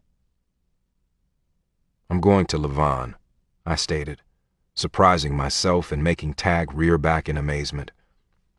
Why? What's going on, man? Am I missing something? It's nothing. I mean, I thought maybe... I stopped. I didn't know what I was thinking. Forget it.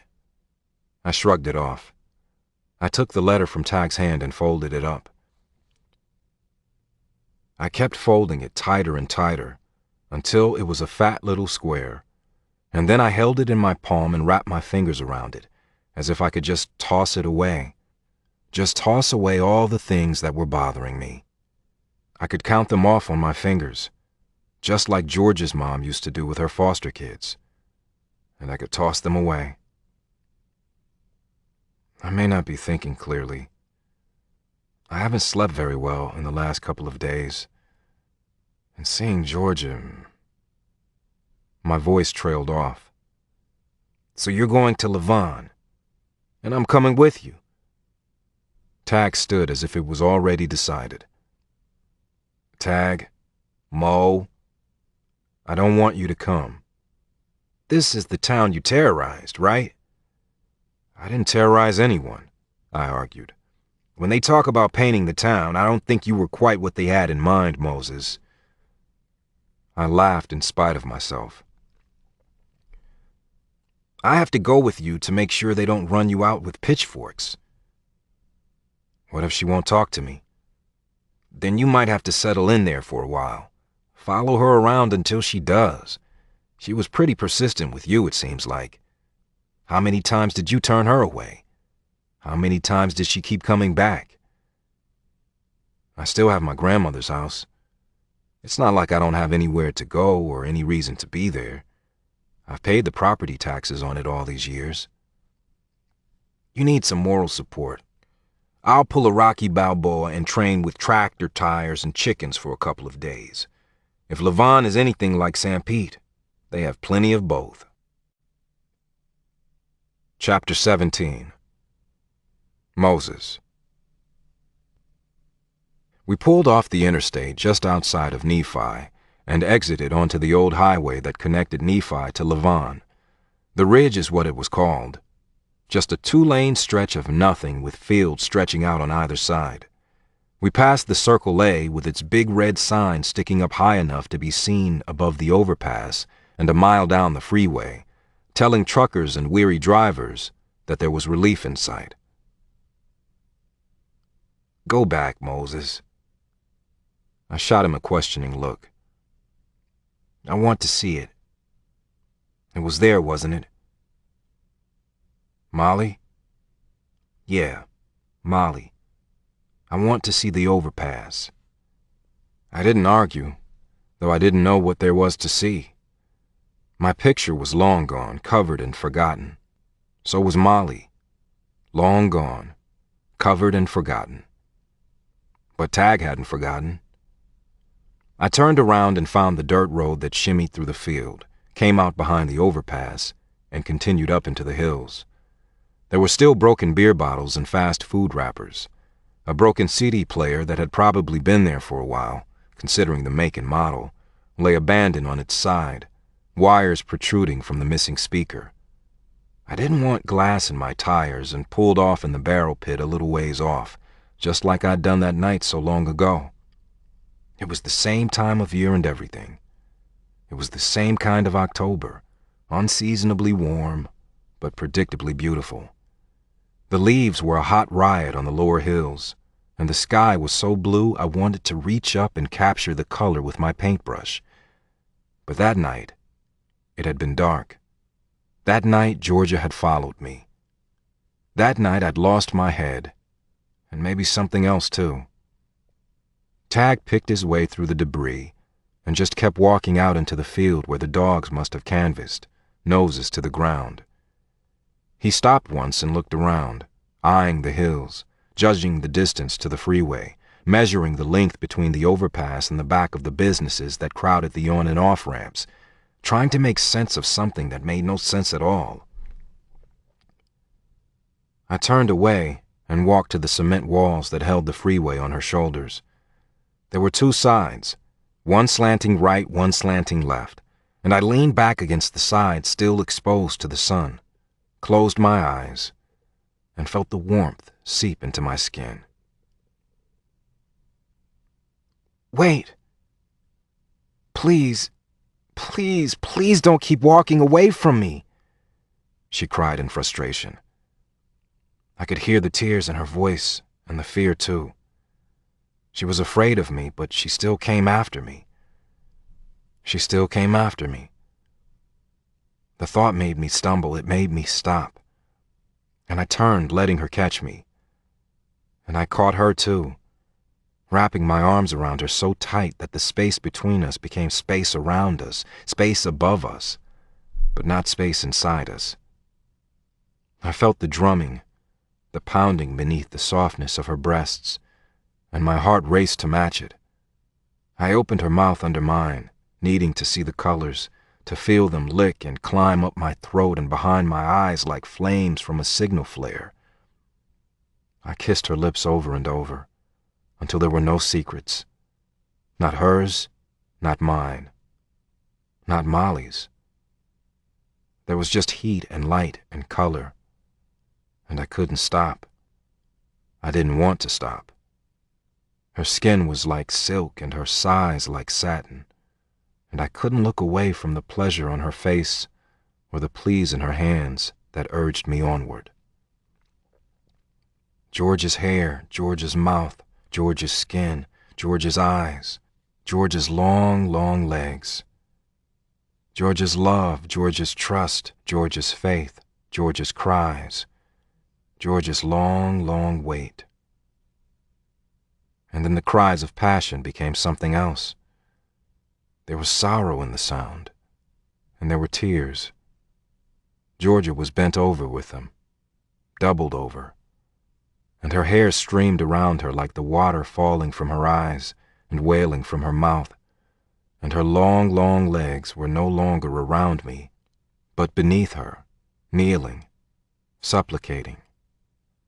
And she cried and cried and cried. I opened my eyes and sat upright, unsure of what had been my own memory or something else entirely. I felt sick and disoriented, almost like I'd dozed too long and gotten a touch of heat stroke. I rubbed at my neck with clammy hands, but it couldn't have been that long. Tag still wandered around in the field looking for a sign that led to absolution or a road to reasons why. I winced at the setting sun and turned back toward the concrete wall to give him time to discover there was no such thing as either one. Eli sat against the opposite wall, his stubby legs in Batman pajamas pulled up into his chest, as if he too had settled in for a long, long wait. His hood covered his dark curls, and the small fabric points crafted to resemble bat ears gave him a devilish air totally at odds with his angel boy face. I cursed loudly, louder than I'd intended, the sound echoing off the concrete walls and beckoning Tag to turn around. He did and raised his arms in question. "Time to go, Tag. I can't be here anymore," I called, walking away from the little boy who was busily sharing images of the same galloping white horse with colors on her hindquarters, Then a fat rope spun in the air, making a perfect loop that dropped around the horse's neck and was pulled tight by some unknown hand. The horse tossed her pale mane, whinnied softly, and trotted around in my head unhappily. I didn't know how to set her free. "He keeps showing me a white horse," I muttered, as Tag and I climbed back into my truck and pulled out onto the highway, leading from one heartbreak and dropping us off at another. I didn't want to be here. I couldn't imagine Tag did either. "He keeps showing me a white horse with splotches of color on her rump. The same horse over and over, like the one in the picture I painted." "A paint." "What?" "It's called a paint. That kind of horse. Her coloring. They call that a paint." A paint. I wondered suddenly if the horse was just symbolic. Maybe all the kid wanted me to do was paint. Maybe I just hadn't gotten it right. Moses. Tag walked behind me, trailing me through the front door and into a house that had been laid bare. There was no furniture, no dishes, no rugs on the floor. Nothing remained of my grandmother in the house. It didn't feel like her. It definitely didn't smell like her. It was dusty and dank, and it needed a good airing out. It was just an empty house. I hesitated in the entryway, looking up the stairs, turning right and then left, testing the waters, until finally moving through the dining area into the kitchen, where nothing remained but the red-striped curtains that hung on the small window over the sink. The curtains in the family room remained as well. Nobody wanted those either. But I was guessing it had more to do with the fact that they were stiff with paint than with their outdated pattern. Nobody had painted the walls. I stopped abruptly and felt Tag at my back. I heard the way his breath caught in his throat, and then the slow exhalation when he let it out on a stream of words even I wouldn't say. I had found my grandmother at around 6:45. I only remembered the time because she had a clock in the entryway that spat out a bird that cuckooed on the hour and sang on the half hour. But on the quarter hours, the bird would stick his head out and tweet loudly, making you aware the time was passing, warning you the hour was coming. I had walked through the front door that morning half-dazed, longing for my bed where I could sleep off the lust and the love that were clinging to my skin, and that bird had squawked at me as if to say, "Where have you been?" I had jumped and then laughed at myself and stepped into the dining room and called her name. "G! G!" I said it again and heard my voice echo in the empty house. I didn't mean to speak out loud, but Tag pushed past me and walked toward the walls filled with curling colors and twisted tendrils. It was like being on a spinning merry-go-round inside a circus tent, and everyone was a clown. The color was garish and grandiose, one color merging into the next, one face becoming another, like a photograph of a car in motion. Nothing entirely captured, everything distorted by the perspective. I'd found Gigi at 6:45 in the morning. Georgia had found me at 11:30. I had painted for almost 5 straight hours and filled the walls with everything and nothing. The clock had struck and the bird sang sweetly as I swept my aching arms up and down, finishing a face that had nothing to do with the face I wanted to see. And then Georgia had stepped into the house. Poor Georgia. "That's Molly," Tag choked, his hand resting on the image of his sister looking back over her shoulder, beckoning me to follow. The gold paint of her hair spread out like a river and became the hair of several other girls, all running alongside her. I could only nod. The whole thing was a blur. I didn't remember most of it. I didn't remember anything in detail. It felt like a dream. I only had bits and pieces. "Who are these other people?" Tag whispered. his eyes roving from one distorted drawing to the next. I shrugged. I know some of them. I remember some of them, but most I don't really know. You like blondes? Nah, I don't. I shook my head slowly, protesting. Tag raised his eyebrows and looked pointedly at the girl surrounding Molly and at the painting of my mother a little ways off, the basket of babies in her arms. I just shook my head. I couldn't explain the other side. I just painted what I saw. Mo? Yeah? This is freaky as shit. You know that, right? I nodded.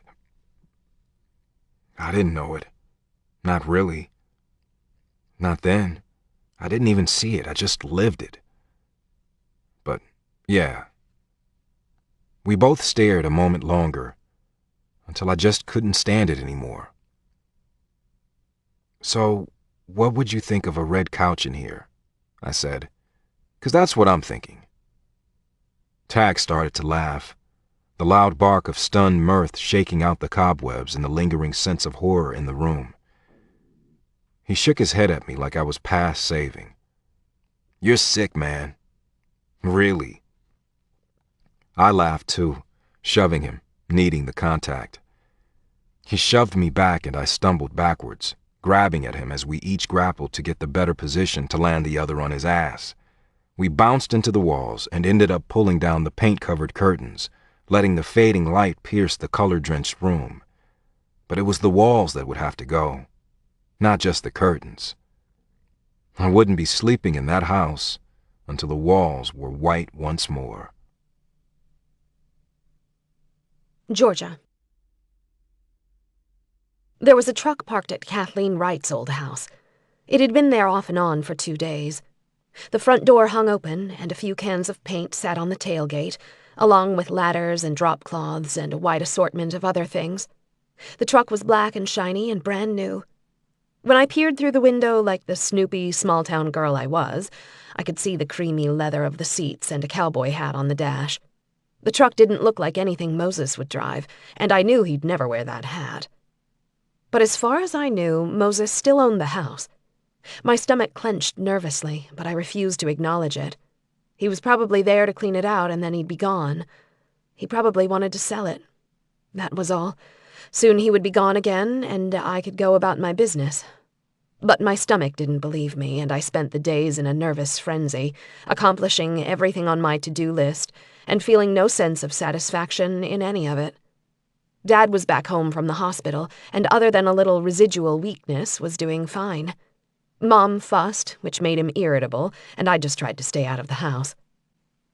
But staying out of the house meant looking toward the rear windows of Kathleen's house every 10 minutes. I'd noticed the windows were bare that morning when I'd taken Lucky for a turn around the west pasture that butted right up to Kathleen Wright's backyard. For years those curtains had been tightly drawn. Now they were gone, and the windows were open, as if someone were airing things out. I could hear music playing. And as the day wore on, I thought I caught glimpses of Moses and someone else working inside. I was agitated and distracted, and the horses picked up on it, which was never a good thing, especially when working with a horse named Cuss. I was breaking the horse for Dale Garrett, and Cuss was a big quarter horse with a bigger attitude. His name summed up his owner's opinion of him. Dean called my dad, and Dad promptly turned Cuss over to me. Funny. The old boys in the county didn't want to call in a girl to break their horses. It rubbed against their manhood, and not in the way they enjoyed. Everybody knew when you called Doc Shepherd, my dad, to break your horse, you were really getting Georgia Shepherd, but it made the bitter pill easier to swallow, and I didn't care. Eventually they would get over it. I would wear them down too, just like old Cuss. I took inordinate pleasure in wearing down the ornery ones.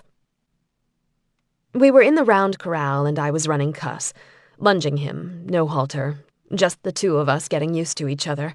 I stood in the center of the corral with a rope in hand and swung it out, using it like a whip, never touching him, just making him change direction and respect my space. Every once in a while I'd step in front of him and make him turn around, making him run if he wanted to get away. Applying pressure. It was nothing new. I'd run him like this several times in the last week, and today I was ready to go to second base. Cuss let me approach, and I swung my rope in a lazy circle, just talking to him as I neared his shoulder. So far, so good. Cuss was breathing hard, and his eyes were trained on me, but he didn't shift. I laid the end of the rope against his neck gently, and then took it off again. I did it again a little harder, and he trembled a little. I moved the rope to the other side, stroking his neck with it, getting him used to being touched, getting him used to the rope against his throat, desensitizing him. And then carefully, slowly, I eased a loop up and over his neck, letting it hang loosely around his shoulders. I waited, holding the lead rope in my hands, waiting for him to tell me no. "Before long, he'll be begging Georgia to tie him up," a voice said from somewhere behind me.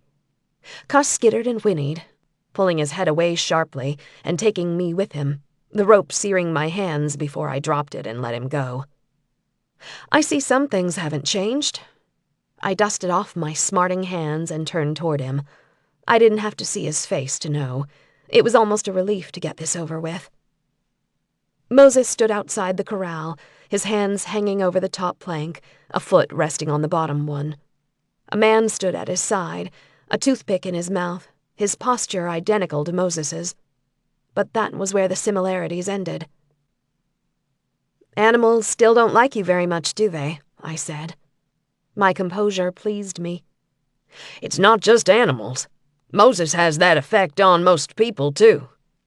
The stranger smiled and extended his hand over the fence.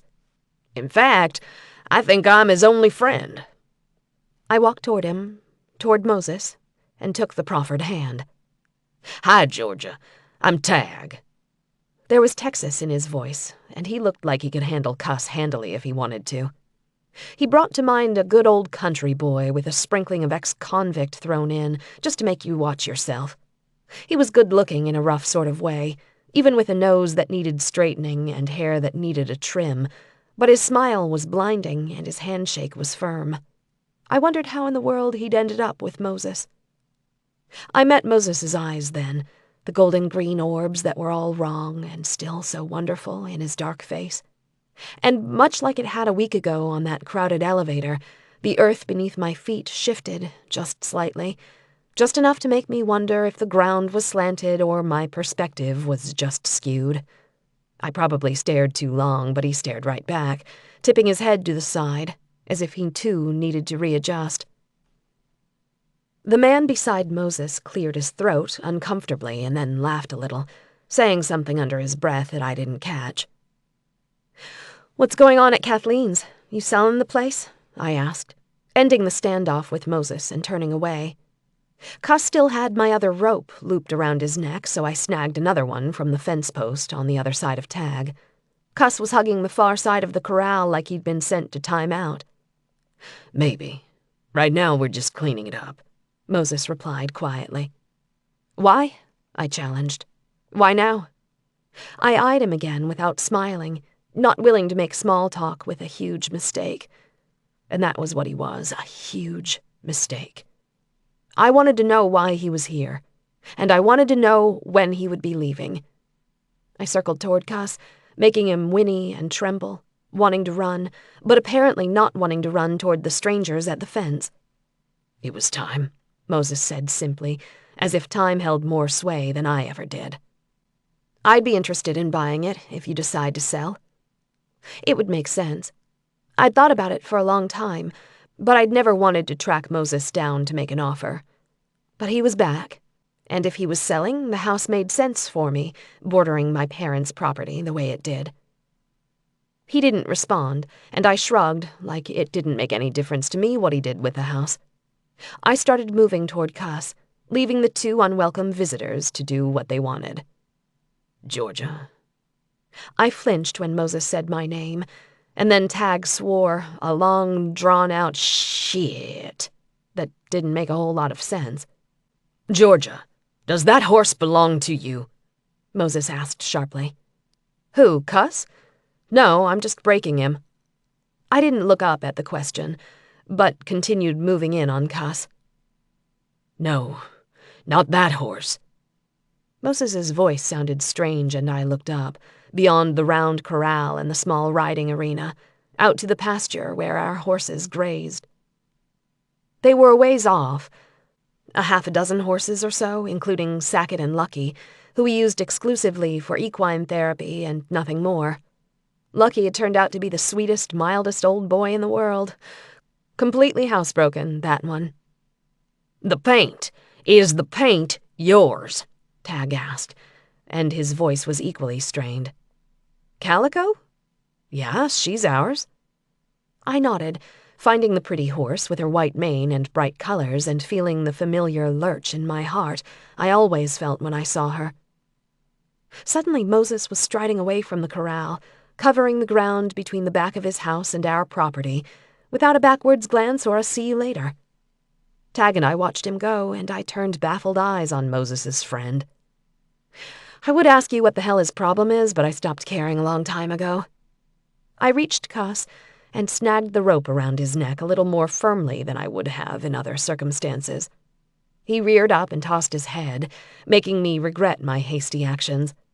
I managed to free my rope from around his neck, but not without a little quick-footed hopping to avoid teeth and hooves. For his sake, I hope that's not true, Tag answered frankly, which baffled me even more. But he pushed off the fence as if to follow Moses. It was nice to meet you, Georgia. You're nothing like I expected, and I'm glad. I had no response but to watch him leave. He was 20 feet away when he called over his shoulder, "He's going to be tough to break. I'm not sure old Cuss wants to be ridden." Yeah, that's what they all say until I'm riding 'em, I tossed back. I heard him laughing as I started over with Cuss. Chapter 18. Moses. You would think with a lifetime of seeing the dead I would hate cemeteries, but I didn't. I liked them. They were quiet, they were peaceful, and the dead were tucked away in neat little rows beneath the soil. Tidy, taken care of, at least their bodies were. The dead didn't roam cemeteries. That's not where their lives were. But they were drawn by their loved ones' grief, by their loved ones' misery. I'd seen the walking dead, trailing behind a wife or a daughter, a son or a father, many times before. But today, in the cemetery in Lavon, there were no walking dead. Today, I only saw one other person. And for a moment, my heart lurched as my eyes fell on her fair head and her slim figure, crouched by a nearby grave. Then I realized it wasn't Georgia. It couldn't be Georgia. I'd seen the horse and heard Georgia say Calico, and I came straight here. Plus, the woman was a little smaller than Georgia, maybe a little older, and her blonde hair fell down in curls from a messy knot on her head. She left a little bouquet by a stone that said Janelle Pruitt Jensen in large letters, and moved off toward a tall man waiting at the edge of the cemetery. When the woman reached him, he leaned down and kissed her, as if consoling her, which made me look away immediately. I hadn't meant to stare, but they were a striking couple, darkness and light, softness and strength. I could paint them easily. The man's skin was as dark as mine, but he didn't look black to me. Maybe native, tall and lean, with a way about him that made me think military. The woman was slim and girlish in a pale pink skirt, a white blouse, and sandals, and as they turned toward the exit, I got a look at her profile. I realized I knew her. When I was a little kid, Gigi had made me go to church whenever I visited. One Sunday, when I was about 9, a girl had played the organ. She was maybe only 13 or 14 at the time, but the way she played was something else. Her name was Josie. Her name came to me in my grandmother's voice, and I smiled a little. The music Josie had made was soul-stirring and beautiful, and best of all, it made me feel safe and calm. G picked up on that right away, and we started walking to the church when Josie was practicing, and we would listen in the back. Sometimes she would play the piano, often she would play the organ. But whatever it was, I would be still. I remember G sighing and saying, "That Josie Jensen is a musical wonder." And then G had told me I was a wonder too. She whispered in my ear, with Josie's music in the background, that I created music when I painted, just like Josie made music when she played. Both were gifts, both were special, and both should be cherished. I'd forgotten all about it until now. The woman's name was Josie Jensen, and the grave she visited must be her mother. I watched the couple walk away, lost in the memory of her music when, at the last minute, Josie stopped and turned. She said something to the man with her, who then glanced back at me and nodded. Then she walked back toward me, picking her way through the tombstones until she stood a few feet in front of me. She smiled sweetly and extended her hand in greeting. I took it and held it briefly before letting go. "It's Moses, right?" "Yes. Josie Jensen, correct?" She smiled, obviously pleased that I had recognized her too. "I'm Josie Yates now. My husband Samuel doesn't like cemeteries. It's a Navajo thing. He comes with me but waits under the trees." Navajo. I was right. "I just wanted to tell you how much I liked your grandmother. Your great-grandmother, actually, yes?" I nodded as she continued. "Kathleen had a way about her that made you feel like everything was going to be okay. After my mom died when I was little, she was one of the ladies in the church who looked after my family. And she looked after me, too, teaching me things and letting me hang out in her kitchen when I needed to figure out how to do this or that. She was wonderful." Josie's voice rang with sincerity, and I nodded, agreeing. She was like that. She always made me feel that way, too. I swallowed and looked away awkwardly, realizing I was having an intimate moment with a stranger. "Thank you," I said, meeting her eyes briefly. "That means a lot to me." She nodded once, smiled a sad little smile, and turned away again. "Moses?" "Yes?" "Do you know who Edgar Allan Poe is?" I raised my eyebrows, puzzled. I did, but it was an odd question. I nodded, and she continued. "He wrote something that I've never forgotten, and I love words. You can ask my husband. I buried him in words and music until he begged for mercy and married me." She winked. "Edgar Allan Poe said many beautiful things, and many disturbing things. But they often go together, you know." I waited, wondering what this woman wanted me to hear. "Poe said, 'There is no exquisite beauty without some strangeness in the proportion.'" Josie tipped her head to the side and looked back at her husband, who hadn't moved at all. Then she murmured, "I think your work is strange and beautiful, Moses, like a discordant melody that resolves itself as you listen. I just wanted you to know that." I was a little speechless, wondering where and when she'd seen my work, flabbergasted that she knew of me at all, and still wasn't afraid to approach me. Of course, her husband stood 50 feet away, and I highly doubted anyone messed with Josie Jensen on his watch. Then they were gone, and no one remained but me. Lavon Cemetery had the feel of a well-maintained pioneer cemetery. Not very big, but big enough and constantly getting bigger as the town grew and buried their dead. It faced west, sitting above the rest of the valley on a rise beneath Tuckaway Hill, looking out over farmland and pasture. From where I stood, I could see the old highway, a long silver strip, cutting through the fields as far as the eye could see. The view was serene and peaceful, and I liked that G's remains were here. I walked down rows of stones past Josie's mother until I reached a long line of rites, generations of them, 4 at least. I stopped for a moment at Gigi's stone, laid a reverent hand on her name, but then moved on, searching for the reason I came. New stones, old stones, stones that were glossy, stones that were flat.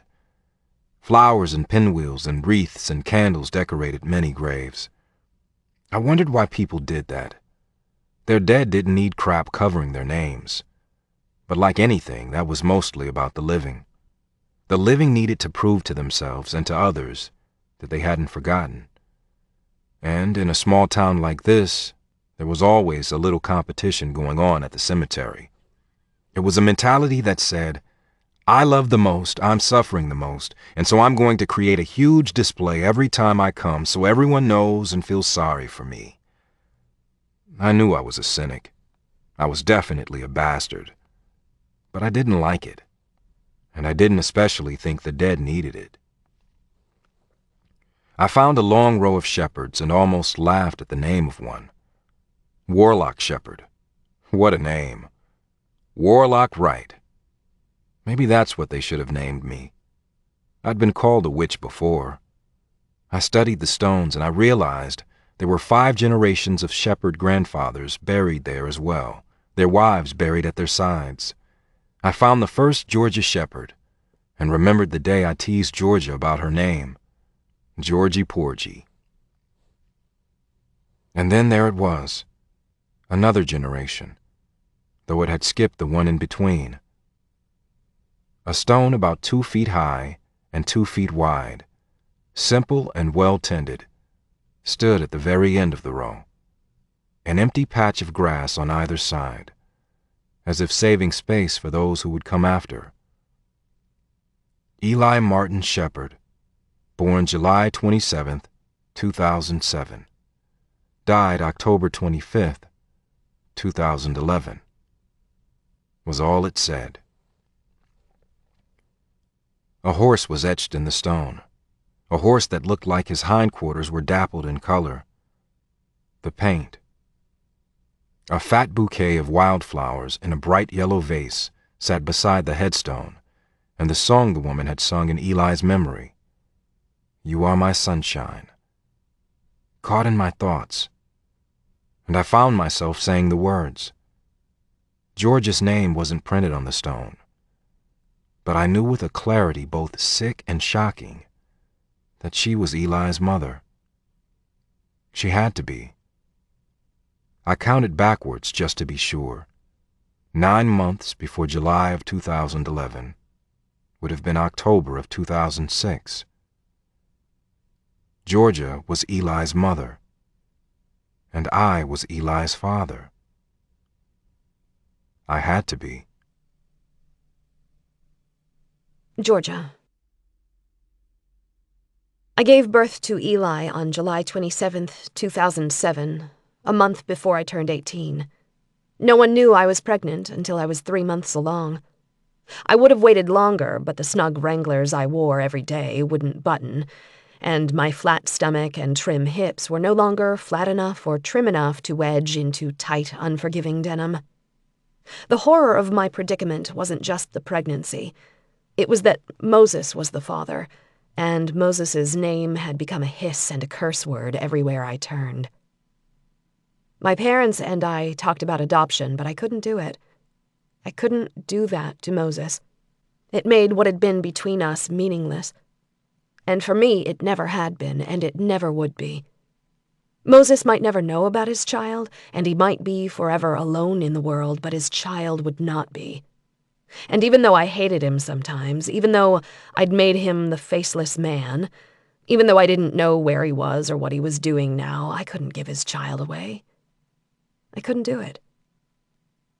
But the day Eli was born, it was no longer about me or Moses, or about being strong or being weak. Suddenly it was all about Eli. A boy conceived in turmoil, A boy who looked so much like his father that when I gazed down into his tiny face, I loved him with a fervor that made the regret of his conception quake and crack and then crumble into dust.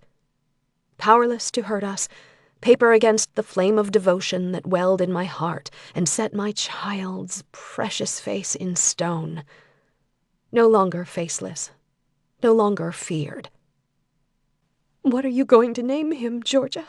my mom had whispered, tears streaming down her face as she watched her child become a mother. She'd aged in the months since I had unburdened myself on her. But with the sweetness of new life making the hospital room a sacred place, she looked serene. I wondered if the same serenity marked my own expression. We were going to be okay. It was going to be okay. "Eli." My mom smiled and shook her head. "Georgia Marie," she laughed. "As in Eli Jackson, the bull rider?" "As in Eli Jackson. I want him to take life by the horns and ride it for all it's worth. And when he becomes the best bull rider that ever lived, better even than his namesake, everyone will chant Eli Shepherd instead." I'd planned out my response, and it sounded pretty damn good because I was sincere. But it wasn't for the bull rider that I named him Eli. That was just a lucky coincidence. I named him Eli for Moses. No one wanted to think about Moses. No one wanted to talk about him, even me. But my child was his child, and I couldn't pretend otherwise. I couldn't completely blot him out. I had thought long and hard about what I would name my baby. We got an ultrasound at 21 weeks, and I knew it was a boy. I'd grown up reading Louis L'Amour and was convinced that I'd been born in the wrong time. If my child had been a girl, I would have called her Annie, as in Annie Oakley, as in Annie Get Your Damn Gun. But it was a boy, and I couldn't name him Moses. I dug through the Bible until I found the verse in Exodus where Moses talked about his sons and their names. The oldest was named Gershom. I winced at that. It might have been a popular name in Moses's day, like Tyler or Ryan or Michael now, but I couldn't do that to my child. The second son's name was even worse, Eliezer. Moses said in the scripture that he was named Eliezer because the God of my father was my help and delivered me from the sword of Pharaoh. The baby book of names I bought and perused said Eliezer means God of help or God is my help. I liked that. Moses had been saved from the sword of Jennifer Wright, I supposed. Maybe he'd been saved so my son could come into the world. I was young, how would I know? But the name seemed fitting because I had no doubt I was going to need all the help, from God and everyone else, I could get. So I named him Eli. Eli Martin Shepherd. Eli because he was the son of Moses, Martin for my dad, Shepherd because he was mine. I had finished my senior year, heavy with pregnancy, and graduated with my class. I never answered questions, never talked about Moses. I let people talk and let my middle finger answer for me when a response was demanded. Eventually, people just got over it. But they all knew. You only had to look at Eli to know. Eli had brown eyes just like mine, and my mom said he had my smile, but the rest was Moses. His hair was a mass of black curls, and I wondered if Moses's hair would have looked like that if he'd ever grown it out. It had always been cropped so short it was stubble. I wondered what Moses would think if he saw Eli, if he would recognize himself in our son. And then I would push those thoughts away and pretend I didn't care, making Moses faceless once more so I couldn't make comparisons. But Eli was like me in other ways. He was full of energy and walked at 10 months. I chased after him for the next 3.5 years. He laughed and ran and would never hold still, except when he saw a horse, and then he'd be quiet and calm, just like I told him to do, and he would watch like there was nothing better in the world, nothing more beautiful, and no place he would rather be. Just like his mom. Other than the little kid drawings and the occasional food mess that he enjoyed smearing everywhere, he showed no inclination to paint. I couldn't stay home and take care of him, though, not all the time.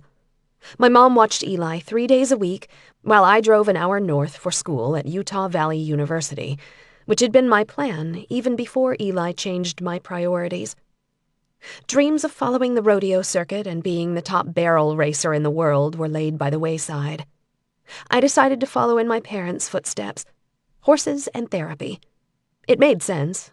I was good with animals, horses especially. I would be doing what I loved, and maybe I would learn something along the way that would help me come to terms with my relationship with Moses. I settled into my life in Levan. I had no plans to leave. It was a good place to raise Eli, among people who loved him. My parents had both been there, and their parents, with one grandmother tugged over the ridge and into our valley from Fountain Green on the other side of the hill. In the cemetery, 5 generations of shepherd grandfathers lay beside their wives. 5 greats. And I was certain I would one day lie there too. But Eli beat me to it. Chapter 19. Moses. I didn't stop to think. I didn't go back to G's and tell Tag what I had found in the cemetery. I was filled with a thundering outrage that I wore to mask the quiet horror of the truth. I drove straight to George's and strode around the house to the corrals and outbuildings beyond. She wasn't in the round corral anymore. The horse she'd call Cuss was in the pasture, grazing near the fence, and his ears perked up as I approached. He whinnied sharply and reared up, like I was a predator. I found Georgia filling the water trough, and like Cuss, her head came up, her back stiffened, and she watched me approach with trepidation. "What do you want, Moses?" She muscled a bale of hay nearer to the fence and reached for a pitchfork to divvy it up to the horses that watched me warily, unwilling to approach even if dinner was served. Her voice was harsh, loud, but underneath I heard the panic. I was scaring her. I was big and I was male and I was feared. But that wasn't it. That wasn't the reason she was afraid. She feared me because she had convinced herself she never knew me. I was the unknown. I was the kid who painted pictures while his grandmother lay dead on the kitchen floor. I was the psycho. Some even thought I had killed my grandmother. Some thought I'd killed many people. I really didn't know what Georgia thought, and at the moment I didn't care. "What do you want?" she repeated, as I took the pitchfork from her hands and finished the job for her. I needed the distraction. Her hands fell helplessly to her sides, and she took a step back, clearly unsure of the situation. "You had a son." I continued to spear the bale of hay and shovel it over the fence in sections, not looking at her as I spoke. I never looked at the family members. I just kept talking until they interrupted me or screamed at me, or sobbed and begged me to continue. Usually that was enough. The dead would leave me alone once I delivered the message, and I would be free until the next time one of them wouldn't leave me alone. "You have a son, and he keeps showing me pictures." "Your son? Eli? I don't know what he wants exactly, but he won't leave me alone. He won't leave me alone, so I'm here. And maybe that will be enough for him." She hadn't interrupted me. She hadn't screamed at me. She hadn't run. She just stood with her arms wrapped around herself and her eyes fixed on my face. I met her gaze briefly and looked away again to a spot just above her head. The bale of hay was gone, so I leaned against the pitchfork, and I waited. "My son is dead." Her voice sounded odd, as if her lips had turned to stone and could no longer easily form words. My eyes glanced off her face once more. She had indeed turned to stone. Her face was so still it resembled the sculptures in my books. In the muted light of the golden afternoon, her skin was smooth and pale, just like marble. Even her hair looked colorless, thick and white and spilling over her shoulder in that long braid that reminded me of the heavy rope that Eli kept showing me, rope that spun in the air and fell in a sinuous loop over the horse's head, the horse with colors on his back. "I know he is," I said mildly. But the pressure in my head increased exponentially. The water was rising, pulsing, and my levees were close to bursting. "So how can he show you anything?" Georgia challenged harshly. I swallowed, trying to stem the tide, and met her eyes again. "You know how, Georgia." She shook her head briskly, adamantly denying that she knew any such thing. She took a step back and her eyes shot to the left, as if she was preparing to run. "You need to leave me alone." I pushed the anger back. I shoved it hard so I wouldn't shove her, and I wanted to push her, wipe the denial off her pretty face, push her head into the dirt until her mouth was filled with mud. Then she could order me to go. Then I would deserve it. Instead, I did as she asked and turned away, ignoring the little boy who trotted after me, sending desperate images of his mother to my brain, trying to call me back without words. "What does he look like?" she called after me, and the desperation in her voice was so at odds with her rejection that I stopped in my tracks. "I mean, if you can see him, what does he look like?" Eli was suddenly in front of me, jumping up and down, smiling and pointing back toward Georgia. I turned, still angry, still defiant, but willing to go another round, and Eli was there in front of me again, standing between me and the horse corral. I looked at him, and then back at Georgia. He's small. He has dark curly hair and brown eyes. His eyes are like yours. She winced, and her hands rose to press against her chest, as if to encourage her heart to continue beating. His hair is too long. It's curling in his eyes.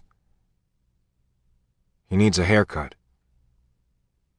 The little boy brushed a droopy curl out of his eyes, as if he understood what I was telling his mother.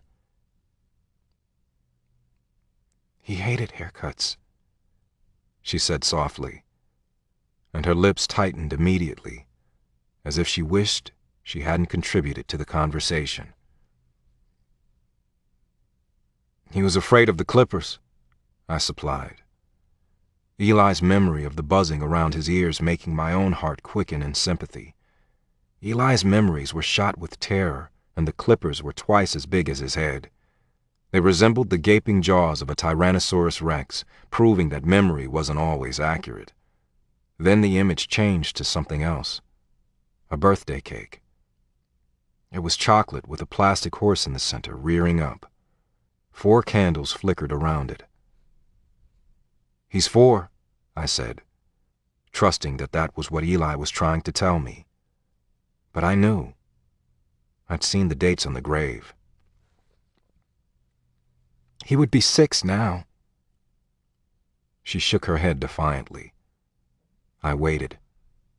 The child looked up at me expectantly, and then looked back at his mother. "He's still 4, I said. "Kids wait." Her lower lip trembled and she bit into it. She was starting to believe me. That, or she was starting to hate me. Or maybe she already did. "Wait for what?" Her voice was so soft I barely caught the question. "Wait for someone to raise them." The pain on her face was so intense, I felt a flash of remorse that I'd cornered her like this. She wasn't prepared for me. But I hadn't been prepared either. It was aces as far as I was concerned. "He would have been waiting a long time for you," she said softly, taking a few steps toward me and then stopping, her stance aggressive, her hands clenched. The grieving mother was gone. She was the wronged woman now, and I was the man who knocked her up and left town. "That's how you want to play this?" I gasped hoarsely, all my anger back in full force, so angry I wanted to start ripping fence posts from the ground and flinging barbed wire. "Play what, Moses?" she snapped. And I snapped too. "The fact that you and I had a son. We made a child together. And he's dead. And I never knew him. I never knew him, Georgia. I never knew a damn thing about him, and you're going to spit that shit at me? How did he die, Georgia? Huh? Tell me!" I knew. I was almost sure I knew. Eli kept showing me the truck. Georgia's old truck, Myrtle. Something happened to Eli in the truck. Anger zinged in colorful zags and streaks behind my eyes. I felt the water start to part, separating, splitting, and the colors from the other side started to seep down the channel. I pressed my hands into my eyes, and maybe I looked as crazed as I felt, because when I pulled my hands away, Georgia had jumped the fence and began to run, her legs eating up the distance swiftly, as if she thought I would kill her too. And instead of making me pause, her flight just made me angrier. She was going to answer me. She was going to tell me. And she was going to do it now. I went after her, over the fence, arms and legs pumping, rage narrowed on her slim back and on her pale hair falling out of her braid, running away from me like I was a monster. When I pulled her down, I wrapped myself around her and took her weight on mine. We hit hard, her head bouncing off my shoulder, my head bouncing off the ground. But it didn't slow her down any. She fought me, kicking and scratching like a wild animal, and I rolled on top of her, pinning her arms between us, pressing her legs down with my own. "Georgia!" I roared, pressing my forehead into hers, controlling every part of her. I could feel her gasping for breath, crying, resisting me with all her strength. "Stop it! You're going to talk to me. You're going to talk to me right now. What happened to him?" I felt the ice in my hands and flames at my neck, and I was reminded that Eli was there. I knew he was watching us, watching me restraining his mother, and I was ashamed. I didn't want to see him, and I couldn't let her go. I needed her to tell me. I shifted so I wasn't crushing her, but I didn't lift my brow from where I pressed it into hers, controlling her head. When a horse gives you her head, she's yours. George's words whispered in my memory. She wasn't giving me her head, but I was taking it. Talk! Georgia. "Mom, I'm going," I yelled as I strode through the kitchen and swiped my keys from atop the fridge. "I want to come too." Eli jumped up from the floor where he was carefully building a corral out of Lincoln logs and ran for the door, sending the little logs flying in all directions. I'd already bathed him and put on his favorite Batman pajamas, even attaching the little black cape so he could save Gotham between repairing corrals. I caught him up and swung him around, his little legs locking around my waist, his arms around my neck. "No, baby, not this time. You're gonna stay with Grandma and Gramps, okay?" Eli's face crumpled, and his eyes filled right on cue. "I want to come," he protested tearfully. "I know, but I won't be home until late, and it won't be fun for you, buddy." "It will be fun. I like to stay up late." He squeezed his legs tighter, and his arms were like a vice around my neck. "Eli, stop." I laughed.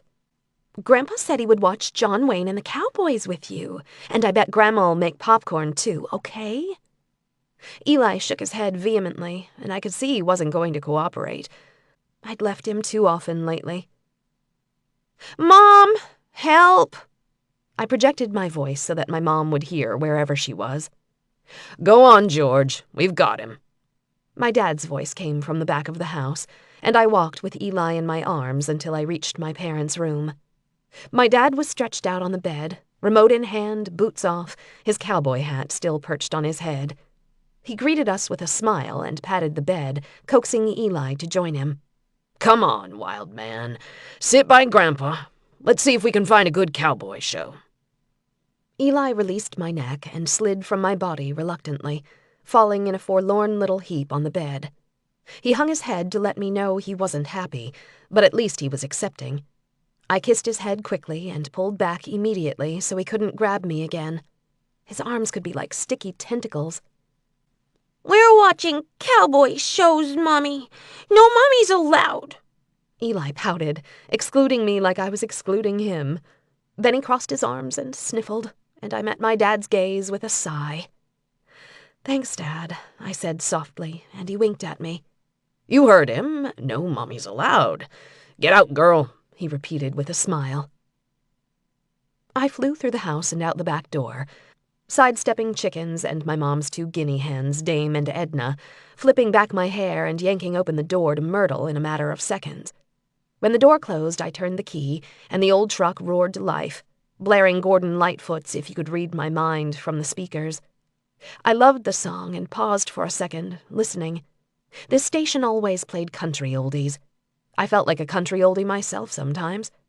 I was 22 years old, but lately I felt like I was 45. With a big sigh, I slumped forward and rested my head on the steering wheel, letting the song wash over me just for a minute. I hated leaving Eli. It was always an ordeal. Right now I just needed to catch my breath. There was no silence in my life, ever.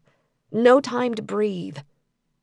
Tonight I just wanted to be young and beautiful and maybe dance with a couple of cute cowboys and pretend I had only myself to worry about. Even pretend I was looking for a man like the other girls were. I wasn't. Eli was the only man in my life. But tonight it would be nice to be held for a little while. Maybe the band would even play this song. I would request it. Gordon finished wishing for a mind reader, and the next song in the lineup was about mamas not letting their babies grow up to be cowboys. I laughed a little. My baby was already a cowboy. Too late. I sighed once more and raised my head from the wheel. I checked my rearview mirror, flipped down the visor and looked at my reflection, and finally slicked on some gloss and smacked my lips together. Then I put the truck in reverse and began to back out. Time to go. The girls would already be there, and I was running late, as usual. It felt like hitting a curb. There was a thump and a bounce. Not even a very big bounce. Not even a very big thump, but something. I swore and checked my rear view again, wondering what in the world I'd run over. I stepped out of the truck, and my eyes were instantly drawn to the tire. A black piece of something was wrapped up around it. A trash bag? Had I hit the trash can? I slammed the truck door and took one step. Just a single step. And suddenly I knew what it was. It was Eli's cape. Eli's Batman cape was wrapped around the tire. Eli's cape. The cape Eli was wearing, but Eli was inside. Eli was sitting with my dad watching the Cowboys. I fell to my knees, scrambling, desperate, knowing I had to look. I couldn't look.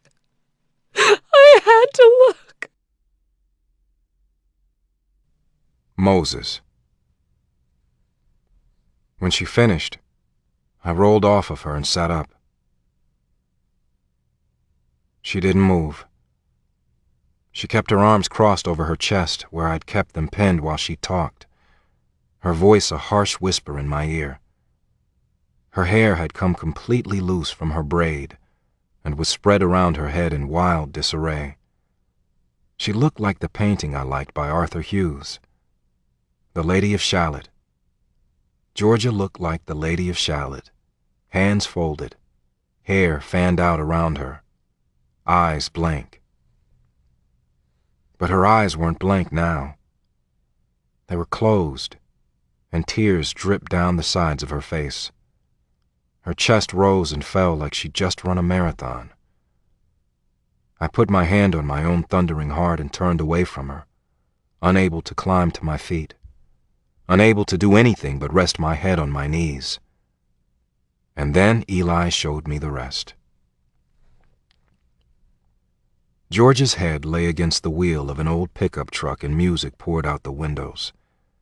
I was looking at her from an odd angle, as if I sat on the ground behind the rusted bumper. George's hair was sleek and long, shiny and clean like she'd just blown it dry and was heading out for some place special. She opened her eyes and popped down the visor to check the color on her lips. She rubbed them together and shot the visor back into place. My view changed, as if the eyes through which I saw altered their position. I was staring at the back of the truck, at the tailgate that was hanging down. It was still so high. The picture bobbled as if I were attempting to climb. The engine roared and the view changed yet again, abruptly, awkwardly. Wheels, undercarriage. And then George's face peering beneath the truck. The horror on her face transformed it. She looked hideous. Gaping mouth and crazed eyes. She looked otherworldly. And she screamed, "Eli, Eli, Eli." I felt her scream reverberate through me as the connection was suddenly severed and the feed in my brain went black. But Eli didn't leave. He just tipped his head to the side and waited. Then he smiled softly, sadly, like he knew what he'd shown me would hurt me. And I put my face in my hands and cried. Georgia. It was one of the most terrible sounds I'd ever heard. Moses crying. His back shook in a parody of awful laughter. His head was cradled in his hands like he couldn't believe what I'd told him. Strangely enough, when he rolled away from me, his expression was blank, frozen like a granite wall.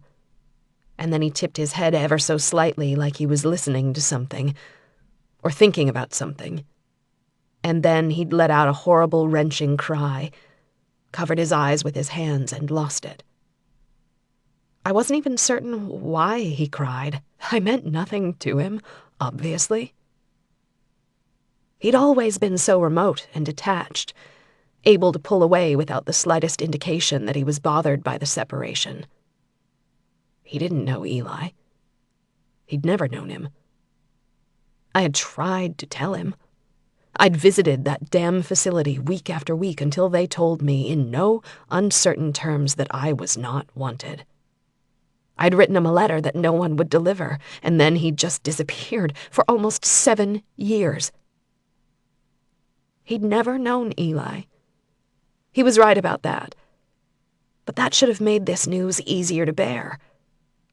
And from the way he cried into his hands, heartbroken, it wasn't easy at all.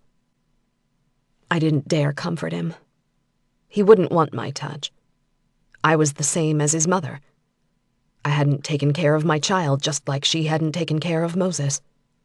I loathed myself almost as much as Moses loathed me, and I had felt that loathing coming off of him in waves. But that didn't stop me from crying with him. I was always amazed that my tears kept coming. Day after day, there was a limitless supply. My grief was a deep, underground spring, constantly bubbling up and spilling over, and I cried with Moses, tears flowing, looking up at the true blue October sky above my head. It stretched endlessly and disappeared behind the mountains that ringed my town like silent sentries, keeping none of us safe. Beautiful mountains. Useless mountains. October had always been my favorite month. And then October took Eli. And I hated her. October gave me sunflowers. A peace offering, I suppose. I put them on his grave and hated her again. Now the sunflowers lined the grassy field where I lay beside my old lover, not moving, my eyes fixed on the empty blue of another empty day. Moses stayed bent beside me, mourning for a son he had never known. He grieved openly, desperately, and nothing he could have done would have surprised me more. His grief seeped through his hands and spilled into the ground beneath us, and his grief softened my heart. Eventually, he rolled to his back beside me, and though his lips trembled and his breath was harsh, his sobs quieted, and no more tears fell. "Why are you here, Moses?" I whispered. "Why did you come back?" He rolled his head slightly and found my eyes. The anger was gone. Even the loathing, though I wasn't sure if it had simply been temporarily washed away. I met his gaze steadily, and he must have seen the same thing in my face. No anger. Despair, acceptance, sorrow, but no anger. He brought me back, Georgia. Chapter 20. Georgia. I spent the night staring up at the ceiling in my old room, remembering the night Moses had lain on his back and painted until I'd fallen asleep, with colors dancing behind my eyes and a white horse running through my dreams. You're afraid of the truth, Georgia, and people who are afraid of the truth never find it. That's what Moses had said, lying next to me, looking up at a blue sky that wasn't really blue. Color isn't real. I had a science teacher tell me that color is simply the way our eyes interpret the energies contained within a beam of light. So did the blue sky lie by making me believe it was something that it wasn't? Did Moses lie when he told me Eli brought him back? Was he trying to make me believe he was something he wasn't? He was right that I was afraid, but I didn't think I was afraid of the truth. I was afraid of believing something that would destroy me if it turned out to be a lie.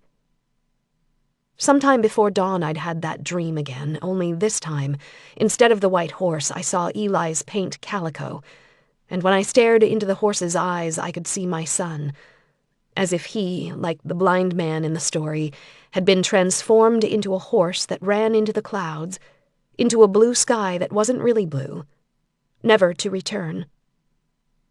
That morning, sitting at the breakfast table, I told my parents that Moses was back. Dad's face had paled, and Mom had reacted like I had just confessed that the reincarnated Ted Bundy was my new boyfriend.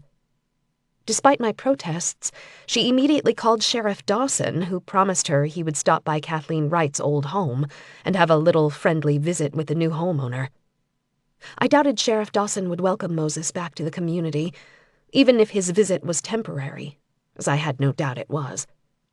"Oh, George," my dad murmured as my mother chatted nervously with the sheriff. "You're gonna have to tell him. You're gonna have to tell him about Eli." The guilt and shame rose up inside me immediately, and I swallowed them down as I shredded my cold toast into pieces small enough to distribute meager rations to a legion of mice. I told him. Yesterday I told him. I thought about the stormy confrontation of the day before and decided to leave it at that. My dad stared at me, shock and disbelief all over his face. He wiped at his mouth and I shredded another piece of toast, and we listened to my mom worry about Moses Wright being back and the stress it was going to put on the entire community. "How?" my dad protested. "How did he take it? I thought he was long gone. Suddenly, he's back and he's all up to date?" My dad's voice rose, and my mom looked over at him sharply. "Martin, calm down," she soothed, pulling the phone away from her mouth to spare Sheriff Dawson the sideline drama. "Mona, I had a little bit of cancer cut out. I didn't have my balls cut off, so quit treating me like a quivering invalid," he shot back, and my mother's lips tightened. He looked back at me and sighed. "I knew this day would come. I knew it. I wish you would have let me be with you when you told him. It couldn't have been an easy conversation." He swore and then laughed without mirth. "You are the toughest girl I know, George. The toughest girl I know. But that couldn't have been easy." His compassion made me teary, and I pushed my plate away, making the tower of bread teeter and topple. I didn't want to start crying so early in the day. If I started this early, I would be laid out before noon, and I didn't have time for an emotional hangover. No, it wasn't. Not for me and not for him. My dad raised a brow derisively and sat back in his chair so he could meet my gaze.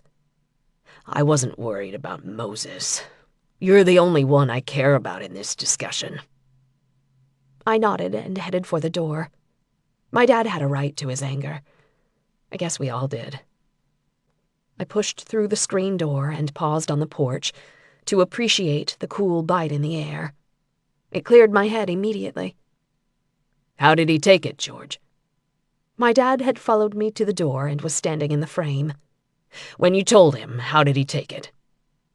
I could see that he was still angry and he wasn't ready to stop fanning the flames. Anger was taxing, and whether or not I had a right to it, whether or not Dad had a right to it, suddenly I wasn't so sure it was a right I wanted to continue exercising. I concentrated on filling my lungs once, twice, and then again before I answered him. He cried. I stepped off the porch and headed for the barn. He cried. Moses. So you're just gonna go? Tag said, throwing up his hands. Painting's done, carpet's coming. I even have a buyer. No reason to stay. I stacked the unused gallons of paint in my truck and continued back inside, making a mental list of what still needed to be done before I could get the hell out of Dodge. You found out you had a son, with a girl you say you weren't in love with but who you can't get over. You also found out your son, her son, was killed in a terrible accident. I ignored Tag and folded up the last of the drop cloths. Carpet would be here in an hour. Once that was installed, the woman I'd hired to come in and clean the place could start. In fact, I should call her and see if she could start on the kitchen and the bathrooms today, just to hurry the process along. You found all of this out yesterday. Today, you're over it. Tomorrow, you're leaving. I would leave today if I could, I replied firmly. I hadn't seen Eli in 24 hours. Not since he'd shown me how he died. Does Georgia know you're going? She told me to leave her alone. Plus, she doesn't believe me. That shut Tag up and his step faltered. He'd spent the night before coaxing details out of me, but that was one thing I'd failed to mention. I hadn't told him how we'd lain in the field, both of us emotionally drained, lying on our backs looking at the sky because we couldn't look at each other. I hadn't told Tag what Georgia had said to me when I told her Eli had brought me back. The only thing that kept me from breaking when Eli died was the truth, she'd said. And I stayed silent, not understanding, but waiting for her to make me see. People said things like, "He's in a better place and you'll see him again. He's in heaven." Stuff like that. But that just hurt me. That made me feel like I hadn't been good for him, like he was better off without me. And it played on what I always suspected. I wasn't good for Eli. I was young and stupid, and I wasn't careful enough with him. Obviously, I wasn't careful enough with him. Her pain was so heavy it filled the air around us, and when I tried to breathe, it filled my lungs and made my throat close, and my chest screamed for oxygen. But she didn't stop. After the accident, the only truth I was sure of was that Eli was dead. I'd killed him, and that was something I was going to have to live with. Georgia looked at me fiercely, her old fire lighting up her eyes as if expecting me to argue with her. But arguing was something I rarely did. I'd learned long ago that people were going to think what they thought, believe whatever they were going to believe, and speaking up wouldn't change their minds. So I met Georgia's gaze and waited. He's dead, Moses. That's the truth. I'm alive. That's also the truth. I didn't mean to kill him. Another truth. I would give him my life if I could. I would trade places if I could. I would do anything to have him back. Give anything. Sacrifice anything. Anyone. That's the truth, too. Georgia stopped abruptly and inhaled deeply. her breath shuddering and skipping like her throat was too tight to draw it in all at once. She broke eye contact, turning her head as if my seeming acceptance of her truths rattled her a bit. So please don't lie to me, Moses. That's all I ask. Don't lie to me. And I won't lie to you. I'll tell you everything you want to know. But don't lie to me. She thought I was lying. She thought I was doing the crazy thing with her. She didn't believe I could see Eli. She wanted me to tell her the truth, but when everyone called your truth a lie, what then? You're afraid of the truth, Georgia. People that are afraid of the truth never find it, I told her. But she didn't look at me, staring up at the sky once more, signaling that the conversation was over. I waited for several long minutes and finally rose to my feet, leaving her there, the lady of Shallot, the lady of the lake lying in a sea of grass. My legs were shaking, and I felt drained all the way to my bones as I walked away. I did what I came to do, I told Tag, although I had no idea if that was the truth. It sounded good. If that was what Eli needed me to do, to see, then it was done, finished. All I knew was I wanted to leave, and the sooner the better. We're not done painting, though. Tag tried again. I continued gathering supplies. There's another mural upstairs. Or did you forget about that one? Tag asked. I didn't paint anything upstairs. I was pretty strung out, but I'm pretty sure I never went upstairs. I'd walked down those stairs and out of the house, straight to the barn where I found Georgia, and I'd never walked up them again. Come on, I'll show you. Tag climbed the stairs eagerly, and I followed decidedly less so. I was sick to death of seeing my handiwork. My stomach had been as knotted as a fisherman's net since I'd stepped inside G's house, and it hadn't eased yet. But when Tag pushed open the door to my old room and pointed at the wall, I realized that it wasn't my handiwork I'd forgotten about. The stick figure mural was still there. Maybe I'm wrong, but I'm thinking this is a Moses Wright knockoff. Similar styling, but not quite there yet, Tag said, squinting his eyes and stroking his chin like he was actually studying a piece of artwork. It was Georgia. No shit, Tag said in mock surprise, and I laughed, even though I was choking on the memory.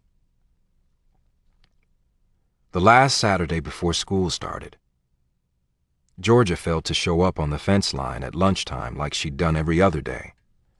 By the time I packed it in, I'd convinced myself that I was better off. Good riddance. I never wanted her anyway. I stumped up the stairs into the bathroom, showered with my teeth gritted and anger coming out my ears, only to walk into my room with a towel wrapped around my waist and halt in amazement. Georgia had painted a mural on my bedroom wall. It looked like a child's comic strip, complete with stick figures and speech bubbles. The female stick figure had long blonde hair and cowboy boots, and the male stick figure had bright green eyes, a paintbrush, and no hair at all. The awkward stick people were holding hands in one frame, kissing in the next, and in the final frame, the girl stick figure, Georgia, was kicking the boy stick figure, me, in the head. What the hell? I breathed. Nice outfit, Georgia chirped from where she was seated, cross-legged in the middle of my bed. I shook my head in disbelief and pointed to the door. Out. She laughed. I'll shut my eyes. I grumbled and stumped to my dresser. With one hand, I gathered up some clothes and stumped back out, slamming the bathroom door as if I was truly irritated. I wasn't. I was thrilled to see her. I came back fully dressed with my arms folded, and I stood in the doorway and stared at her hideous drawing. "Are you mad at me?" Her brow was wrinkled and her eyes were worried, and she wasn't smiling anymore. "I thought you would laugh." She shrugged. "I told Kathleen I was going to surprise you, and she said, 'Go right ahead.' So I did. I used your paints, but I put everything back." "Why are you kicking me in the head?" "It's our story. We meet, you save me, I kiss you, you kiss me back, but you keep acting like you don't like me even though I know you do, so I'm kicking some sense into you.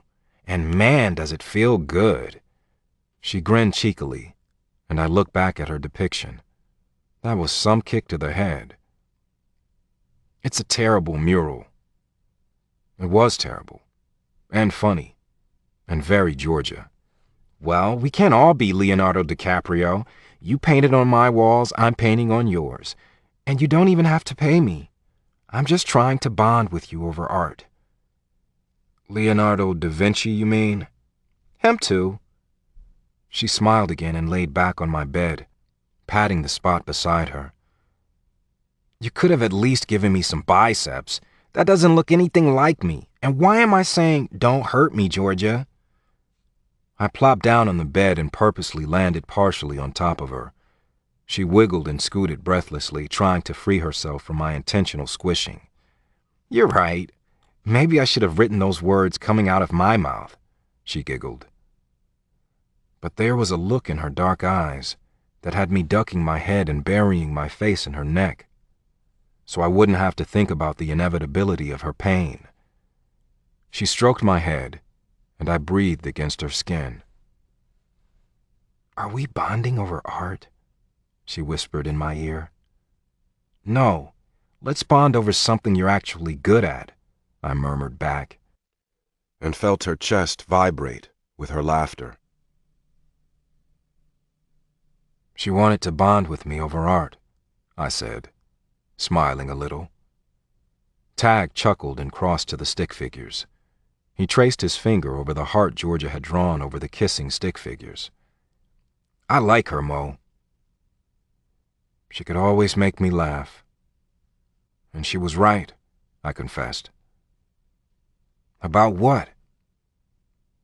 I was always acting like I didn't like her, even though I did. "Imagine that," Tag said mildly. But his eyes found mine as he turned away and left my bedroom. "Mo?" Tag called as he descended the stairs. "Yeah?" I found I wasn't ready to part with this mural yet, and stood soaking it in as if I'd discovered a ghostly Picasso, painting away in my old room. "You've got company, man, but take your time. It's not the female variety." When I came back outside, Tag was leaning against a white SUV with Juab County Sheriff's Department emblazoned on the side, talking to Sheriff Dawson like they were just a couple of cowboys shooting the shit after a long day in the saddle. Sheriff Dawson hadn't changed much, maybe a few more lines around his blue eyes. He leveled them at me, and they were decidedly cool. That hadn't changed either. "Didn't you and my dad do some horse business a few years back?" Tag just continued talking, easy as you please, pretending not to notice the change in the temperature or the fact that the sheriff wasn't really listening anymore. Sheriff Dawson shot Tag a look. Yeah. Yes, we did, but it's been more than a few years. I shoed some of his horses and sold him a couple Appaloosas he liked." "That's right. You and I talked about rodeo a little bit. I used to do a little steer wrestling when I wasn't raising Cain. You did some team roping, didn't you?" "A little. I was a healer, but I had more success in calf roping." The sheriff's voice was mild, but he wasn't distracted by Tag's good old boy conversation skills, and as I walked toward him, he ignored Tag completely. "You selling the place?" he asked bluntly. He didn't extend his hand, and I didn't offer mine. I shrugged. I didn't owe him any explanations. "Tag here says you've been painting." That's good. People might get the wrong idea if they see what you painted all over that house. Tag shifted slightly, and a look crossed his face that I'd seen a few times before. You here for any purpose, Sheriff? I asked calmly. I wondered if he had known Georgia was pregnant when he came to question me at Mont Lake about Molly Taggart. It was February, and Georgia would have been far enough along for someone to know. It shed some light on the snide comments and the little asides he had shared with his fat deputy. Sheriff Dawson was a close friend of Georgia's family. I had no doubt he knew all about Eli. For that matter, I had no doubt the whole town did. I wondered suddenly if my son had been treated with scorn or fear because of me, because of the things I had done. I wondered if Georgia had. The thought made my hands grow cold and my gut twist uncomfortably. I'm just here to find out what your plans are, he said plainly. Tag's face contorted again. Oh, yeah? I shoved my hands in my pockets and tried not to think about how people might have treated Georgia when they discovered she had my baby in her belly. I tried not to think about how people might have looked at her and Eli when they were out and about in the community. I tried not to think about them whispering or watching closely to see if Eli was going to turn out like me. Georgia has suffered too much. Her family has suffered. They don't need you here adding to it, churning up a lot of talk and trouble all over again. I couldn't argue with any of that, but it pissed me off that he was suddenly the family spokesperson. Georgia's a beautiful girl, isn't she? Tag blurted out. She seeing anyone? Hell, Sheriff. I don't see a ring on your finger. You ever think about giving her a shoulder to cry on during all those troubled times? You've got 20 years on her, but some girls like older men, right? I had never wanted to pound my friend's face in more than I wanted to at that moment, and there had been several times in our travels when we'd come to blows. I wanted to slap the smirk right off Tag's face, and I wasn't the only one. Sheriff Dawson's ears were red, and his concerned public servant face had slipped into something else. Seems a little weird to me, Sheriff, but I've seen stranger things. Small-town connections are like that. Hell, everybody's related to everybody. Everybody knows everybody. I'm not even from here, and I know way too much. The sheriff's blue eyes were narrowed in on Tag's face, and though he kept a benign smile in place, I could see he wasn't overly pleased with Tag's 2 cents. Tag just sat slumped against the SUV, totally relaxed, completely unbothered by the enemy he had just made.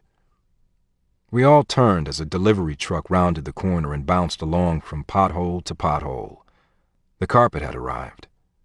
Sheriff Dawson slid into his SUV and pulled his door shut as the delivery truck pulled in with a jerk and a belch. If you paid half as much attention to those potholes as you're paying to Moses, the whole town would be happier, I'm thinking. Tag continued to talk, only stepping away from the SUV as Sheriff Dawson started it up, put it in reverse, and began backing out. You're right about one thing, Mr. Taggart, Sheriff Dawson called out his window. Everybody knows everybody. And everybody knows all about Georgia and Eli. And Georgia deserves a whole hell of a lot better. He met my gaze through his windshield, shook his head as if he couldn't believe I'd had the gall to return, and drove away. Chapter 21. Moses. The cleaning lady, who turned out to be a cleaning girl, couldn't come until the next day, though I tried to bribe her with more pay. She was 17 and her boyfriend had a football game that she didn't want to miss. I'd torn her name from a flyer hanging on a bulletin board in the country mall, the little gas station that sat at the crossroads where the old highway forked, one road leading south to Gunnison, the other leading west to the old coal mine, and a dozen other little spots on the map that could hardly be called towns anymore. We threw our sleeping bags on the new carpet in anticipation of spending our first night in the house. And last night, if things went as planned. We'd slept out on the grass the 3 previous nights, and it had been a little colder than either of us liked. Tag had made a teasing comment about us sleeping in George's barn to keep warm, but the look I'd sent him had shut him up immediately. I told Tag about the morning my grandmother died. He knew I'd spent the night with Georgia in the barn that final night. He knew I'd come home and found my grandmother dead on the kitchen floor. The night in the barn had been the last moments of before. They'd been my last moments with Georgia. Sleeping in the barn was no laughing matter. It was after we'd eaten a couple cans of soup and almost a loaf of bread between us that the doorbell rang, clanging through the empty house and jarring us both. I almost expected Sheriff Dawson to be standing outside with assorted townspeople armed with torches, but Georgia stood on the doorstep, her face drawn with indecision, clutching a big book to her chest. I thought... She tripped over the words and stopped. Then she took a deep breath and met my eyes. She said each word crisply, not allowing herself to stumble again. I have pictures of Eli. I thought maybe you'd like to see them. She held out the big book, and I realized it was a photo album. It was at least 5 inches thick, with the pages overflowing and the binding bulging around them. I stared at it, not taking the book, and her arm slowly lowered. Her jaw was tight and her eyes were hard when I finally lifted my eyes. She thought I was rejecting her. Again. I would like to see them. But will you look at them with me? I asked softly. I want you to tell me about him. I want stories. I want details. She nodded and took a hesitant step inside when I opened the door wider and ushered her in. Her eyes took in the bare walls and the new carpets, and she visibly relaxed. I wanted her clock, she said. What? I was staring at the smooth length of her hair and the way it fell from her shoulders, down her back, and ended only a few inches above her waist. That cuckoo clock she always had in here. I loved it, she explained. Me too. I wondered where it had ended up. I hoped it wasn't in a box somewhere. Was there anything left in the house? I shook my head. Just the paint. As soon as the words left my mouth, I wished I hadn't spoken them. I don't know what it was about Georgia, but she'd always had that effect on me. She breached my defenses, and my truths started spilling out with all their warts and garish colors. Georgia just looked at me in that same frank way, as if trying to peel back my layers. But then she shrugged and let it go. We traipsed through the kitchen, and I apologized for the lack of furniture. We ended up sitting with our backs to the wall in the dining room, the book on our laps.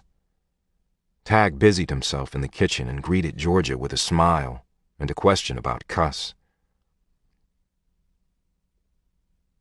You get thrown today, Georgia? Nah, I rarely get thrown anymore. I've gotten better at waiting them out. It won't be long until he gives you his head, I murmured. Georgia looked at me sharply, and I cursed myself silently once more. I'd like to watch you sometime. Moses and I have seen the world, but it's been too long since I've spent any real time with horses. Maybe you'll let me have a ride before we leave. Tag smiled and winked at her again before excusing himself and heading for the front door. I hadn't missed George's flinch when he mentioned us leaving. I'm heading into Nephi for a little refreshment and possibly a game of pool. That honky-tonk is still on Main, isn't it? Yeah. We don't call it a honky-tonk, though, Texas. That's stretching it a little. We call it a bar. But there's a pool table in the back, and if you're lucky, someone to play with who can still stand, Georgia said dryly. Did you hear that, Moses? She's already given me a nickname. Tag 1, Moses 0. He cackled and let himself out the front door before I could respond. Georgia laughed, but I wanted to follow him out and throw his ass to the ground. Tag didn't always know when to shut his mouth. But as soon as he was gone, I would have gladly welcomed him back. The house was far too quiet without him, and Georgia and I were stuck in an empty room with everything and nothing to say. It felt oddly right and horribly wrong to be sitting beside her, our shoulders touching, our legs stretched out side by side.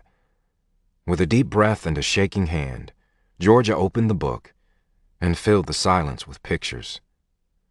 There were pictures of a tired-looking Georgia with a messy braid and hollow eyes staring at the camera with a small smile, a black-eyed infant with a swollen face topped by a tiny blue hat in her arms. There were close-ups of wrinkly feet and miniature fists, of a naked behind and a mass of black hair. Everything documented down to the smallest detail, as if every detail had been noted and celebrated. As we turned the pages, the time passed. The squalling infant with the bunched-up face became a smiling baby with 2 teeth and drool on its chin. 2 teeth became 4. 4 teeth became 6. And Eli celebrated his first birthday with a cake that was bigger than he was. In the next shot, he had 2 fistfuls of icing and a bow on his head. In the next picture, the bow was gone, and there were globs of icing in its place. He was the messiest kid. I couldn't keep him clean. I finally just gave up and let him enjoy himself, Georgia whispered, looking down at the smiling child. We gave him his first pair of boots that birthday. He wouldn't take them off. He would scream when I tried to remove them. She turned the page and pointed at a picture. Eli was asleep in his crib, his diapered rump in the air, his hands tucked beneath his chest. And he was wearing his boots. I laughed, but the laugh broke in my chest, and I looked away quickly.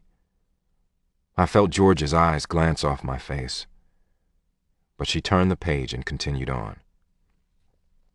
Christmases, Easter egg hunts, and the 4th of July. Pictures of Halloween and Eli holding a sack of candy wearing only a cape and a pair of underwear made me think about his Batman pajamas, the pajamas he had on whenever I saw him. Did he like Batman? She looked at me sharply. Did he have a pair of Batman pajamas? Yes, he did. She nodded. Her face was as white as the freshly painted walls behind us, but she turned the page without another word. There were pictures of campouts and parades, and the posed shots with slicked-down hair and a clean shirt, which he rarely had in the candid shots. He was comfortable in front of the camera, and his smile filled the pages. He looks happy, Georgia. It was a statement more than a question, but Georgia nodded, answering me. He was a happy kid. I don't know how much I had to do with it. He was full of mischief, full of laughter, full of all the best things, even though I didn't always appreciate it. Sometimes I just wanted him to hold still, you know? Her voice rose plaintively, and she tried to smile, but the smile wobbled and slipped, and she shook her head, as if to underline her confession. I told you I wouldn't lie to you, Moses. And the truth is, I wasn't the best mother in the world. I wished so many times that I could just have a second to breathe. I was tired a lot. I was trying to work and go to school and take care of Eli, and I just wished for silence. So many times I just wanted to sleep. I just wanted to be alone. You know how they say, be careful what you wish for? Georgia, stop. I didn't understand why she was insisting on making sure I knew the truth. It was like she felt unworthy of any credit at all. It looks to me like you did just fine, I said softly. She swallowed and closed the book abruptly, shoving it off her lap and scrambling to her feet.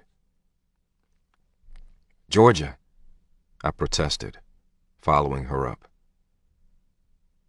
I can't look anymore. I thought I could. You'll have to finish alone. She wouldn't look at me, and I knew she was barely holding on to her composure. Her full mouth was taut and her hands were clenched as tightly as her jaw, so I nodded and didn't chase her when she ran for the door. Then I sank back down to the floor and held the book in my arms, clutching it tightly, but unable to open it. I couldn't look anymore either. Moses. An image of Georgia glimmered and grew. A laughing mouth and brown eyes, blonde hair flying as if she rode a horse that I couldn't see. But she wasn't riding a horse. She was bouncing on the bed. It was a bed covered in a denim quilt trimmed in rope and dotted with lassos. I watched her through Eli's eyes as she soared up and down once more, and then collapsed around him. Eli's giggles made my chest ache as if I were the one laughing, as if I were the one who couldn't catch my breath. Georgia smiled down at me as if to kiss me goodnight, as if I were staring up at her from the pillow that bunched up in my periphery. Then she was leaning in, kissing my face, kissing Eli's face. "Good night, Stewie Stinker," she said, nuzzling the curve between his shoulder and his neck. "Good night, Buzzard Bates," he responded gleefully. "Good night, Die Hard Dan," she immediately shot back. "Good night, Butch Bones," Eli chortled. I came awake shivering with a stiff neck and a wet cheek where I'd slobbered on the photo album Georgia had left. I'd fallen asleep clutching it, and it had ended up beneath my head on the floor. I wondered if it was my discomfort that had awoken me, or if it was the dream of Georgia kissing Eli goodnight. But I eased myself up and rose to my feet, only to feel the all-too-familiar sensations of unwanted company. My fingers flexed and began to cool, and I pushed back the overwhelming desire to fill the freshly painted walls with something else, something alive, or something that once had been. I tested the waters carefully, resisting the call of creation, and I peeked through the shimmering falls trying to get a glimpse of who it was that waited on the other side. I wanted to see Eli again. I was afraid he wasn't coming back. At first I thought it was Molly. Her hair was similar, but as I let the waters thin, I could see that it wasn't. I let her cross, keeping my back to the wall, watching her curiously. She didn't show me anything, didn't send images of loved ones or pieces of her life gone by. She just walked toward the longest wall in the family room, the wall Tag and I had covered in white paint. We'd covered all the walls, erasing everything. She laid her hand against it, almost in memorial. It reminded me of the way people traced the names of the soldiers on the Vietnam Wall Tag and I had visited in Washington, D.C. That wall hummed with grief and memory, and it drew the dead when their loved ones visited. The girl curled her fingers softly against the fresh paint and then looked back at me. That was all. And then she was gone. My phone rang out in angry pealing, and I stumbled around until I found it. I checked the time before I answered the call and knew immediately that it couldn't be good news. "Moses?" His voice echoed like he stood in an empty hallway. "Tag, it's 3 a.m. Where are you?" "I'm in jail." "Ah, Tag."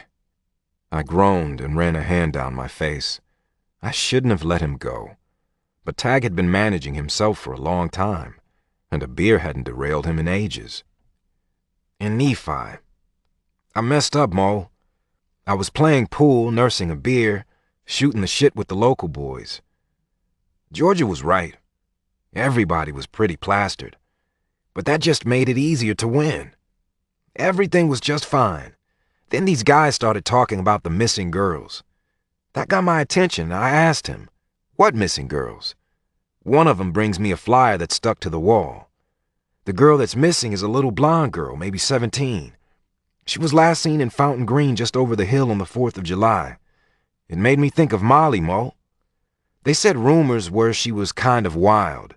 People said the same thing about Molly, as if she was to blame for her own death. Tag's voice rose, and I could hear the same old pain rearing its ugly head. Then an old guy sitting at the bar perks up and mentions that you're back in the area. They all start speculating that you're the one that's been taking all these girls all these years. They said there's been a few. They all remembered the pictures on the overpass. One of them even knew that you were the one who told the police where to find Molly. I shouldn't have said anything, Mo. But that's not me, you know? Yeah, I knew, and I groaned knowing what was coming. My face was hot and my breath short. I knew I was hated, but I didn't know the full extent of the reason why. Next thing I know, one of the old guys is swinging a pool stick at my head. I groaned again. Tag loved a fight. I was pretty sure how it all ended. So, now I'm here at the county jail. Sheriff Dawson was so glad to see me, he questioned me personally. In fact, I've spent the last 2 hours answering questions about where I was on the 4th of July as if I had something to do with the girl's disappearance. Then they started asking me questions about you. Did I know where you were on the 4th? Shit. Tag spat in disgust. I had a fight that night, remember? So luckily I was able to provide them with a pretty clear timeline for both of us. I have to pay a fine, and I'm sure the owner at the Hunky Monkey is going to want me to pay for damages, which I will. But your truck is still there parked on Main, so you're going to need to come get me in the morning. The Hunky Monkey? My head was starting to hurt. Or whatever it's called, it might be the Honky Mama, but that seems kind of derogatory. Tag mused before continuing on with his narrative. It's all bogus, and they're going to let me go, but not until tomorrow morning. They're telling me I've had too much to drink and I will have to sleep in a cell tonight, and I've been told not to leave the area for the next 48 hours. I could tell Tag wasn't the slightest bit drunk. I'd seen Tag drunk. I'd pulled Tag from a bar before, swinging and cursing, only a few beers in. And this wasn't even that. What do you want me to do? I asked. If my truck is sitting on Main and Nephi, then how am I going to come get you? I don't know, man. Go see if Georgia can help you out. I hope it's still there. Sheriff Dawson made noises about impounding it, saying something about a search. I didn't even own that truck in July. I bought it in August, remember? What in the hell do they think they'll find? That's right, I forgot about that. Tag cursed, and I heard someone telling him his time was up. I said a few choice words that Tag heartily repeated, and told him I would figure something out, and I would be there to pick him up in the morning. But morning found me with no solutions. I could go to Georgia, but I decided I'd rather steal a bike and pedal home with Tag on my handlebars than ask Georgia to help me bail my friend out of jail. By the time the cleaning girl arrived in an old white van sporting a nervous smile, I was at my wit's end. I took one look at her ride and offered her $500 to let me drive it into Nephi. Her blue eyes got wide, and she readily agreed, nodding her bleached blonde head so vigorously her big pink bow slid over and fell in her eyes. I promised to have it back to her by the time she was finished in the house, and I headed out the door. Chapter 22. Georgia. I thought I saw Moses drive off in Lisa Kendrick's white van. He drove past our house with his head averted, as if he really wished I hadn't seen him. I had just come back from the post office and was stepping out of my little Ford pickup when the van shot past. I never drove Myrtle again after Eli died. My dad had sold her to a friend in Fountain Green so I didn't have to see her anymore. Maybe it was melodramatic. But as my dad had kindly said, there are some battles you have to fight in order to heal, and this isn't one of them. Just sell the truck, George. So I did. I watched the van as it slowed at the corner, turned, and headed for the highway. He was headed north toward Nephi. Which could mean anything, but considering Tag had left the night before in Moses's truck, I had a pretty good idea that's where Moses was headed to. But in Lisa's van? I slammed the door and headed for Moses's house, not caring if I was being a nosy neighbor. I wanted to get the photo album, and now I wouldn't have to face Moses again in order to do it. He'd asked me about Eli's pajamas. His Batman pajamas. I thought for a minute he was trying to wound me, but he couldn't have known Eli died in those pajamas. He couldn't have known. But it had shaken me, and I hadn't lasted very long after that. I wondered if Moses had continued turning pages after I'd gone. The front door was unlocked, and I called up the stairs as soon as I entered. "Hello?" I thought I could hear water running. "Hello?" The water shut off, and a woman's voice shouted back down to me. "Just a minute!" "Lisa, is that you?" Lisa Kendrick rounded the corner at the top of the stairs, wiping her hands on a rag, her hair frizzing out wildly from her head. "Oh my gosh, Georgia, you scared me." She fanned her face with the damp rag. "This whole house gives me the creeps." "Did you let Moses take your van?" I asked, ignoring the comments about the house. The whole town needed to get over it already. "Yes, I did. Should I have said no?" The teenager immediately started worrying her lip. "His friend took his truck, I guess. He just needed to get into Nephi, and he offered me $500. But my mom will kick my trash if anything happens to the van, but he said he'd bring it right back. I shouldn't have let him take it. He gives me the creeps too, actually. He's hot, but he's creepy. Kind of like Johnny Depp in Pirates, totally hot, but way freaky." She was babbling, and I was already bored. "I'm sure it's fine. Don't let me get in your way. I just stopped by to grab something I left last night." Lisa's eyes widened, and I could see that she really wanted to know what I could possibly have left in the creepy house of a freaky, hot guy, but she restrained herself and turned back to the bathroom, albeit slowly. "I don't mind you sticking around. I don't like being here alone," she added. "My mom told me I couldn't take this job, but when I told her how much he was paying, she gave in, but I'm supposed to call her every half hour. What if she stops by and the van isn't here?" Lisa's voice rose in alarm. "I am going to be in so much trouble." "I'm sure it will all be fine," I repeated, waving as I ducked through the arch and away from the girl. It amazed me that people were still talking about Moses Wright. Clearly, Lisa's mom hadn't shared the fact with her daughter that Moses and I had been involved at one point. I'd gotten my fair share of talk when Eli was born.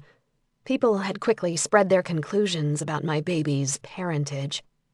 But maybe because I never talked, because I kept my head down and just lived, the talk had died and people stopped staring at Eli when we were out. I foolishly thought I would never have to talk about Moses. But then Eli had turned 3, gone to preschool, and suddenly he had his own questions. And my son was as stubborn as I was. "Is Grandpa my dad?" Eli had asked, spooning up mac and cheese and trying to get it in his mouth before the little noodles escaped. He refused to let me help him, and at the rate he was going to starve. "No, Grandpa's my dad. He's your grandpa." "Then who's my dad?" And there it was, the question that had never once come up before, not in 3 years. And it hung in the air waiting for my response. And no amount of head ducking or holding my tongue was going to make it go away. I shut the fridge calmly and poured Eli a glass of milk, stalling. "Mommy, who's my dad?" Eli had given up on the spoon and had scooped up a handful of noodles. They were squishing out the sides of his little fist, but so far there were none in his mouth. "Your dad is Moses," I answered at last. "Moses!" Eli laughed, forming each syllable with equal emphasis. "That's a funny name. Where is Moses?" "I don't know where he is." Eli stopped laughing. "How come? Is he lost?" "Yes, he is." And that fact still made my heart ache. Eli was quiet for several seconds, filling his hands with more pasta. I thought maybe he'd already lost interest in the discussion. I watched as he finally managed to press several orange noodles past his lips. He grinned, pleased with himself, chewed happily, and swallowed noisily before he spoke again. Maybe I can find him. Maybe I can find Moses. I'm a good finder. He brought me back, Moses had said. Maybe Eli had found him after all. The thought made me stumble, and I shrugged the memory off as I walked through the kitchen and snagged the photo album from the counter. I paused for a moment, considering whether I should leave something for him. I knew there were duplicates, or pictures that were close enough that I could part with one of a similar shot, but I didn't want to start pulling my book apart. And I didn't want to leave the precious pictures in a stack on the counter for Lisa to see and for Tag to thumb through. I couldn't do that. And then I knew what I would do. I would make Moses a book too. I would make copies of the pictures I didn't have duplicates of, and I would write descriptions and dates and paste them alongside the photos, so he would have the details he claimed he wanted. Having reached a decision, I scooped the book up in my arms and turned back toward the front door. As I did, my eyes glanced off the living room walls, and my gaze stuttered and caught. In the middle of the back wall, about 3/4 of the way up, the paint was peeling. And it wasn't just a little bubble. It was a circle about the size of my palm, and the white edges were bubbled back, revealing dark swirls beneath. I approached the spot and raised my hand to try to smooth it back, wondering what had happened. It reminded me of the time my mom had repainted the kitchen when I was 10. The original paint had been there since the 70s, and when she tried to put a fresh new coat of pale blue over the top, the paint had bubbled just like this. It had something to do with oil base and water base, though as a kid I didn't care. I just enjoyed peeling the long strips of paint from the wall, as my mom had bemoaned all the time she'd wasted. They had ended up having to treat the walls with some kind of stripper, and they'd even sanded them for good measure. I tugged at one of the edges, unable to resist, and another section came off in my hand. There was a face there. The piece I'd pulled from the wall revealed an eye, a piece of a slim nose, and half of a smiling mouth. I peeled a little more, freeing the entire face. I remembered this picture. I'd only seen it once. I'd only seen it that terrible morning. I had never come back inside the house.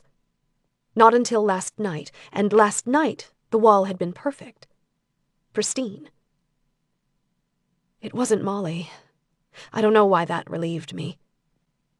People had talked, especially when they'd found Molly Taggart's remains near the overpass. They said Moses had to be involved. They speculated that it was gang-related, that he'd brought his violent affiliations with him. I just kept my head down. I just stayed silent, and I tried not to believe the things they said. I tried to focus on the life inside of me and the days in front of me, and in the back of my mind I kept the door open, waiting for him to come back. Last night the wall had been perfect, pristine, but now there was a face in a sea of white. I turned from the wall, scooped up my photo album, and left the house. Moses. The little cleaning girl was sitting on the front steps when I finally made it back to Levon with Tag driving my truck, bringing up the rear. Luckily, my truck hadn't been towed, and Tag had been released with some cash and a signature. She rose when I stepped out of her van and hurried down the walk toward me. Can I go now, Mr. Wright? I'm done. I nodded and reached for my wallet, pulling out 7 $100 bills, and I laid them in her shaking hand. With a nod and a tight grip on her windfall and her bucket of supplies, Lisa Kendrick ran for the van like she had dogs on her heels. She leaped inside and started it up while Tag and I stared after her, a little surprised at her skittish behavior.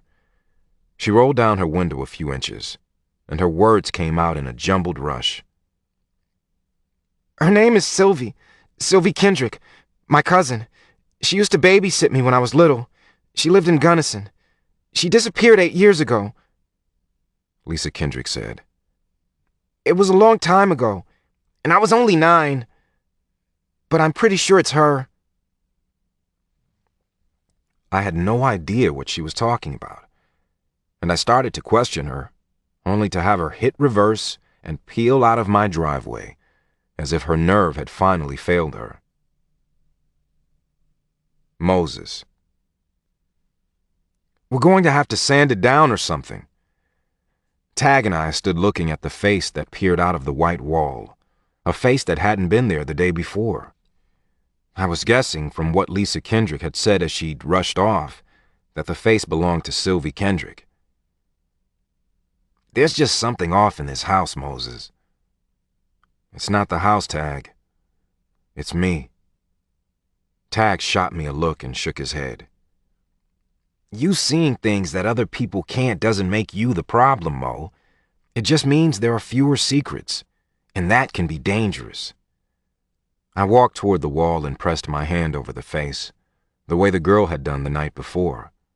She touched the wall, demanding that I see her.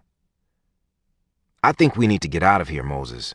We need to sand that down, slap another coat of paint on that wall, and we need to go. I have a bad feeling about all of this, Tag insisted. I shook my head. I can't go yet, Tag. I turned away from the wall and faced my friend. Yesterday you wanted to leave. You were lined out, ready to go, Tag argued. That girl knew her. Lisa, the girl who cleaned. She saw this face, she recognized it, and it freaked her out. She said it was her cousin, but she disappeared 8 years ago. What does that have to do with me? What does that have to do with anything? I'm sure I saw her last night because of the connection with Lisa. That's how it works. But you painted her before last night, Tag argued. And I painted Molly before I met you, I responded, my eyes returning to the wall. Tag waited for me to say more, and when I didn't, he sighed. Molly and that girl, he pointed to the wall. And now another one. 3 dead girls in 10 years isn't all that remarkable, even in Utah. And you and I know it doesn't have a damn thing to do with you. You're just the unlucky son of a bitch that sees dead people. But people here have already decided you had something to do with it. I heard those guys last night. And you saw that girl take off out of here like you were Jack the Ripper. You don't need that shit in your life, Mo. You don't deserve it. And you don't need it, he repeated. But I need Georgia. There.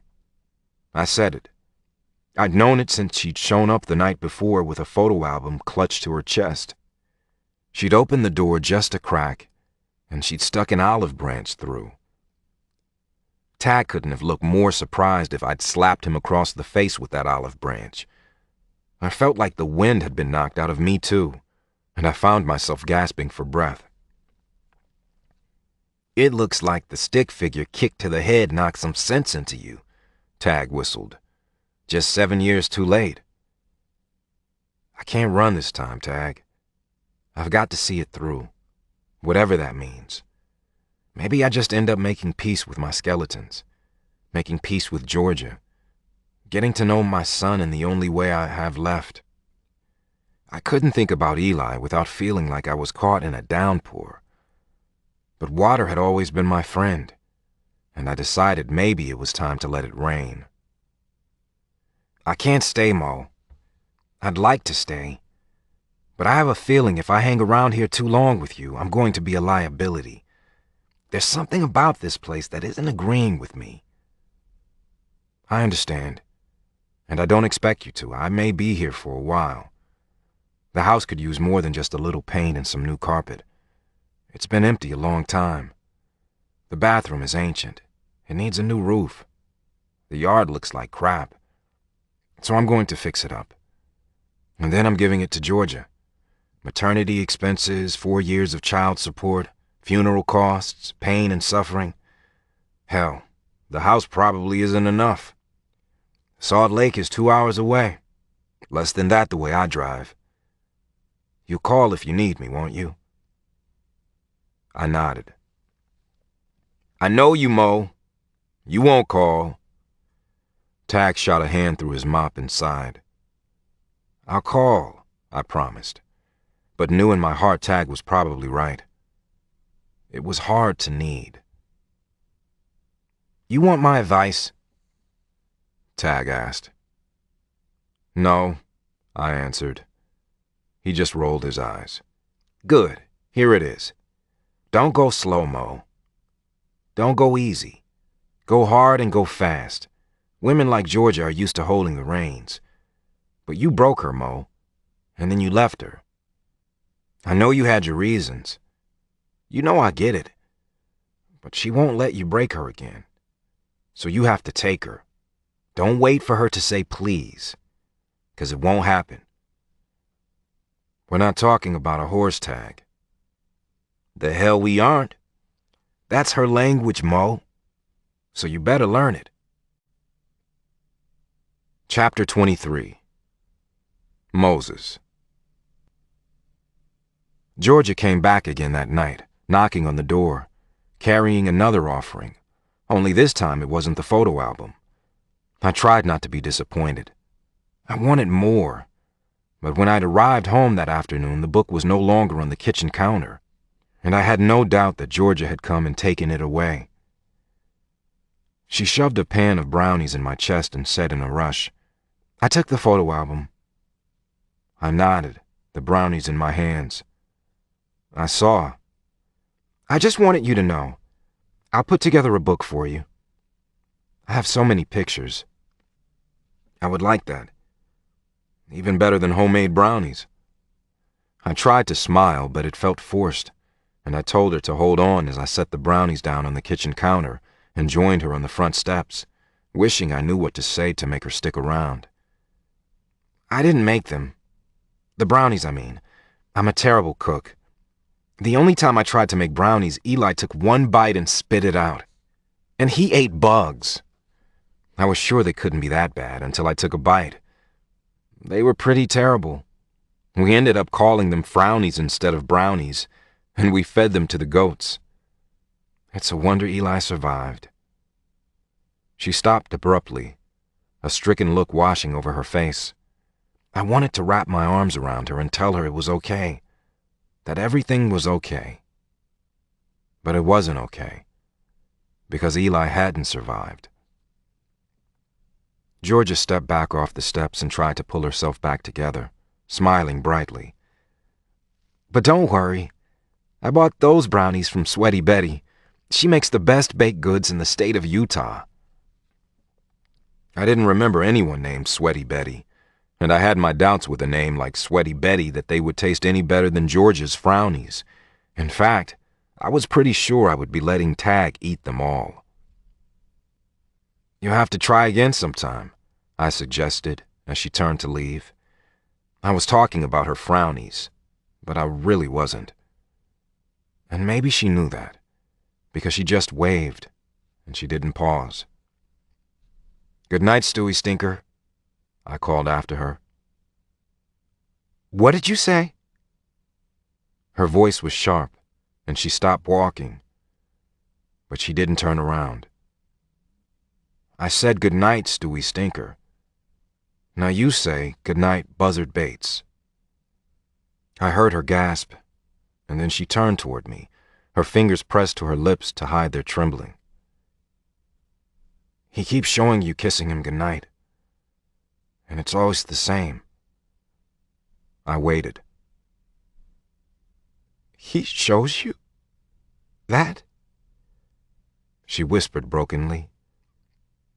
I nodded. It's from his book. He loved this book so much. I probably read it to him 1,000 times. It was a book I loved when I was little called Calico the Wonder Horse. He named his horse Calico, after the horse in the book. Yes, Georgia finished. She looked like she was about to collapse. I walked to her, took her hand, and gently led her back to the steps. She let me, and she didn't pull away when I sat beside her. So, Who's Stewie Stinker? I pressed softly. Stewie Stinker, Buzzard Bates, Skunk Skeeter, Butch Bones, Snake Eyes Pison. They were the bad men in Eli's book. Georgia said pison like Popeye would say poison, and it made me smile. Georgia smiled too, but there was obviously too much grief in the memory to make it stay, and her smile slid away like the tide. So, if they were the bad guys, who were the good guys? I asked, trying to coax it out again. They weren't the bad guys. They were the bad men. It was the name of their gang. Stewie Stinker and the Bad Men. No false advertising there. Georgia giggled, and the shell-shocked expression she'd worn since I called her Stewie Stinker faded slightly. Nope. Simple, straightforward. You know exactly what you're getting. I wondered if there was hidden meaning in her statement and waited for her to clue me in. You're different, Moses, she whispered. So are you. She flinched, but then nodded. I am. Sometimes I miss the old Georgia. But in order to get her back, I would have to erase Eli. And I wouldn't trade Eli for the old Georgia. I could only nod, not willing to think about the old Georgia and the old Moses and the fiery way we had come together. The memories were burned in my head, and coming back to Levon made me want to revisit them. I wanted to kiss Georgia until her lips were sore. I wanted to make love to her in the barn and swim with her in the water tower. And most of all, I wanted to take away the wave of grief that kept knocking her over. Georgia? She kept her eyes averted. Yeah? Do you want me to go? You said you wouldn't lie to me. Do you want me to go? Yes. No hesitation. I felt the word reverberate in my chest and was surprised at the pain that echoed behind it. Yes. Yes. Yes. The word taunted. It reminded me of how I had shunned her the same way that last night in the barn. Do you love me, Moses? She'd asked. No, I told her. No. No. No. Yes. I want you to go. And no, I don't want you to go, she amended in a rush of frustrated, pent-up breath. She stood abruptly, threw her hands in the air, and then folded them across her chest defensively. If I'm telling the truth, then both are true, she added softly. I stood too, bracing myself against the impulse to bolt, to run and paint like I always did. But Tag said I was going to have to take her. He told me not to go slow, and I was going to heed his advice. I don't know what the truth is this time, Moses. I don't know, Georgia said, and I knew I couldn't run this time. I wouldn't run. You know the truth, you just don't like it. I never thought I'd see Georgia Shepherd afraid of anything. I was afraid too, but I was afraid that she really wanted me to go, and I didn't know if I could stay away. Not again. What about you, Moses? Do you want to leave? Georgia threw my words back at me. I didn't answer. I just studied her trembling lips and troubled eyes and reached out a hand for the heavy braid that fell over her right shoulder. It was warm and thick against my palm, and my fingers wrapped around it tightly, needing to cling to something. I was so glad she hadn't cut the braid. She had changed, but her hair had not. My left hand was wrapped in her braid, and my right hand snaked around her waist and urged her up against me. And I felt it, the same old charge that had been there from the beginning. That same pull that had wreaked havoc on our lives. Her life even more than mine. It was there. And I knew she felt it too. Her nostrils flared and her breath halted. Her back was taut against my fingers and I splayed them wide, trying to touch as much of her as I could without moving my hand. Her eyes were fixed on mine, fierce and unblinking. But she didn't resist. And then I bent my head and caught her mouth before she could speak, before I could think, before she could run, before I could see. I didn't want to see. I wanted to feel and hear and taste. But her mouth filled my mind with color, just like it always had. Pink. Her kiss was pink. Soft sunset pink, streaked with gold.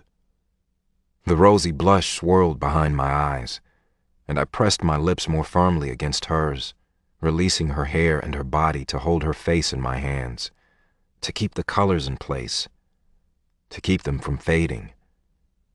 And then her lips parted beneath mine, and the colors became leaping currents of red and gold, pulsing against my eyes as if the soft sweep of her tongue left fire in its wake.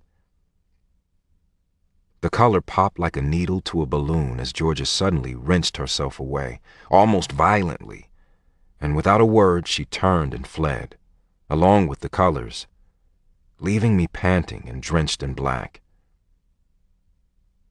"Careful, Moses," I said out loud to no one but my sorry self. "You're about to get thrown." Moses. With only the one vehicle between us, I had to take Tag back to Salt Lake the next morning. I spent 2 days away, one day clearing my schedule for the next month, and for those who were insistent on keeping their appointments, making arrangements to have them come to me in Lavon. If the people weren't talking already, I'm sure they would be when I started holding painting seances in my grandmother's dining room. I spent the next day shopping at a furniture store to outfit the house with the bare necessities. I wasn't sleeping on the floor and sitting against the walls indefinitely, so I bought a bed, a couch, a table and 4 chairs, a washer and dryer, and a chest of drawers.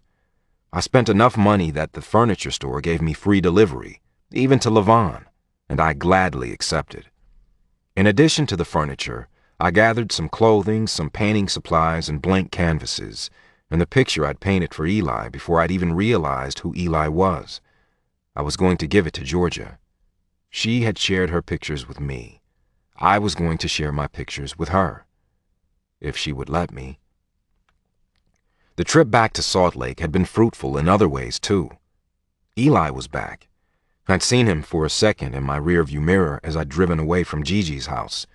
I had turned back immediately, slamming on my brakes and yanking on the wheel, turning my truck around and drawing questions from Tag that I couldn't answer. But Eli hadn't reappeared, and I finally gave up and headed out of town once more, hoping that I hadn't just seen him for the last time. I thought I caught a glimpse of him the next morning from the corner of my eye, watching me as I loaded some of my paintings in my truck.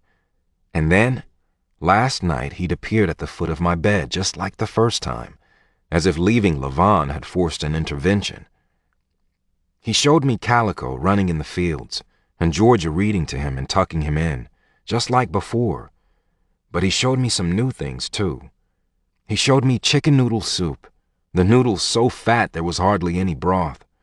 And he showed me his toes curling in the dirt, as if he liked the way it felt. I knew they were his toes, because they were short and childlike. And as I watched, he made his name above his toes with one small finger, tracing the letters carefully in the dark earth. Then I watched as his hands built a colorful tower, struggling to snap the Lego pieces one on top of the other. It was the oddest thing. Little snippets and snapshots of the life of a little boy. But I watched them, with my eyes closed, letting him pour the pictures into my head. I picked through the images, trying to understand him better. I didn't want to miss something important, though it all felt important. It all felt absolutely vital. Every little detail. I fell asleep dreaming I was helping him erect a wall made out of 1,000,000 colorful plastic bricks. A wall that would keep him from leaving for good. The way G had left for good. Georgia.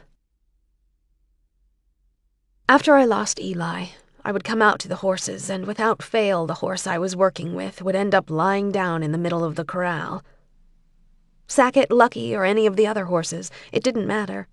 Whichever horse I was working with or interacting with would lie down like they were too tired to do anything but sleep. I knew they were reflecting what I was feeling. The first couple of times it happened, I just laid down too. I couldn't change the way I felt. Self-awareness wasn't enough. The grief was too heavy. But as I forced myself to get back up, the horse would get back up too. Throughout the first year, there were days when I couldn't get Calico to budge. He would just stand there perfectly still, his back to the wind.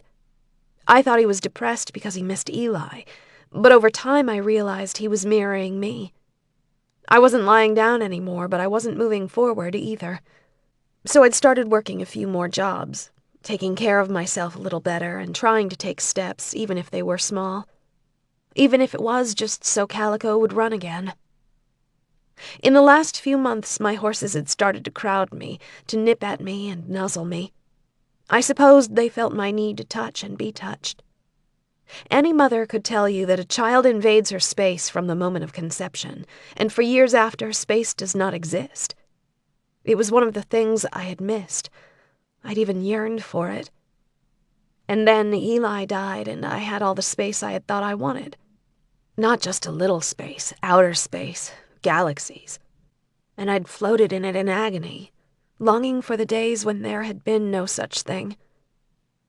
Now the horses were crowding me, taking the space away, and I welcomed their heavy bodies and nudging noses, the way they tripped me up and followed too close.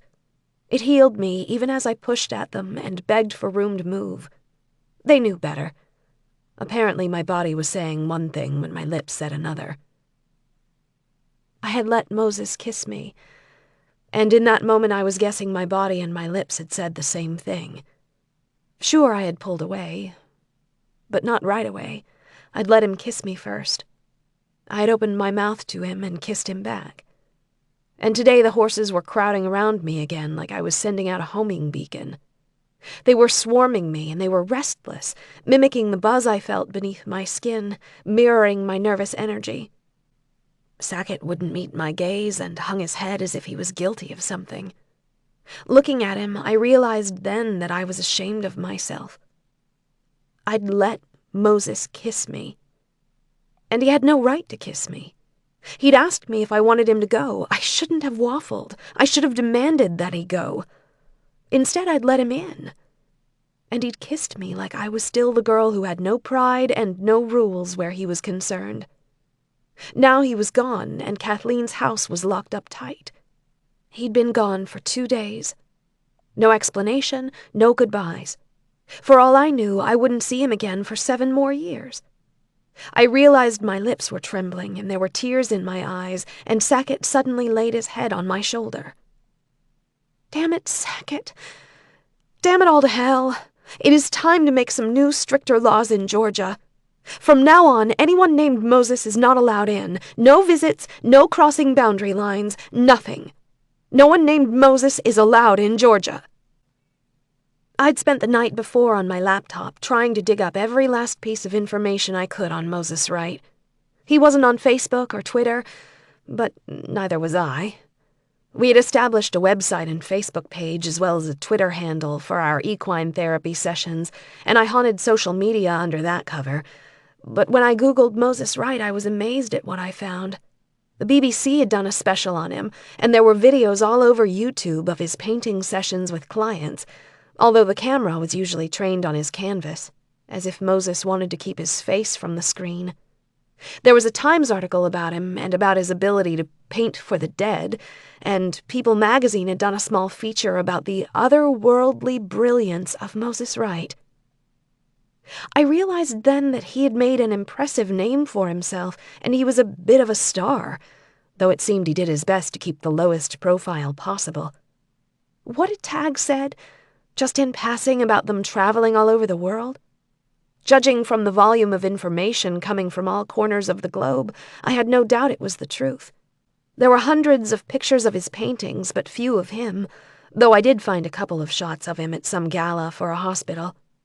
He stood between Tag and another man, a man the caption listed as Dr. Noah Andelen. I found myself wondering again how Moses and Tag had ended up together.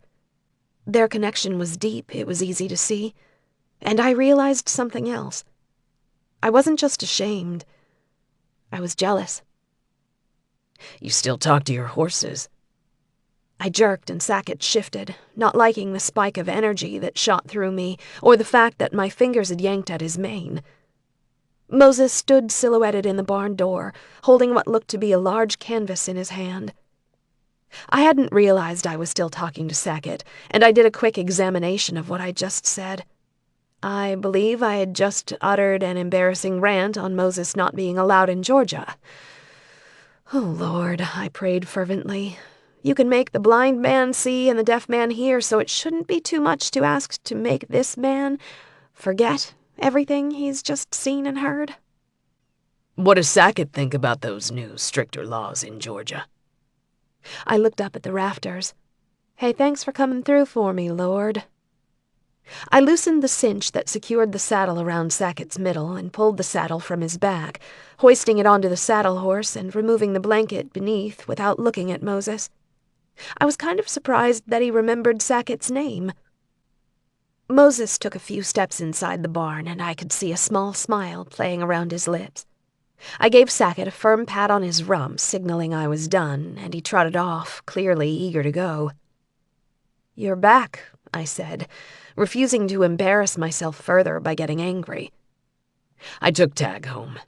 He had big plans to train for his next fight old school like Rocky, but discovered that it's a little more appealing in the movies. Plus, I don't do a very good Apollo Creed. Tag's a fighter? Yeah, mixed martial arts stuff. He's pretty good. Huh. I didn't know what else to say. I didn't know anything about the sport. Didn't Apollo Creed die in one of the movies? Yeah, the black guy always dies at the hands of the white man. I rolled my eyes, and he grinned, making me grin with him before I remembered that I was embarrassed and ticked off that he had kissed me and left town. It felt a little too much like the past. The grin slipped from my face, and I turned away, busying myself shaking out the saddle blankets. So why did you come back? I kept my eyes averted. He was quiet for a minute, and I bit my lips so I wouldn't start to babble into the awkward silence. The house needs more work, he replied at last, and I'm thinking of changing my name. My head shot up, and I met his smirk with confusion. Huh? I heard there was this new law in Georgia.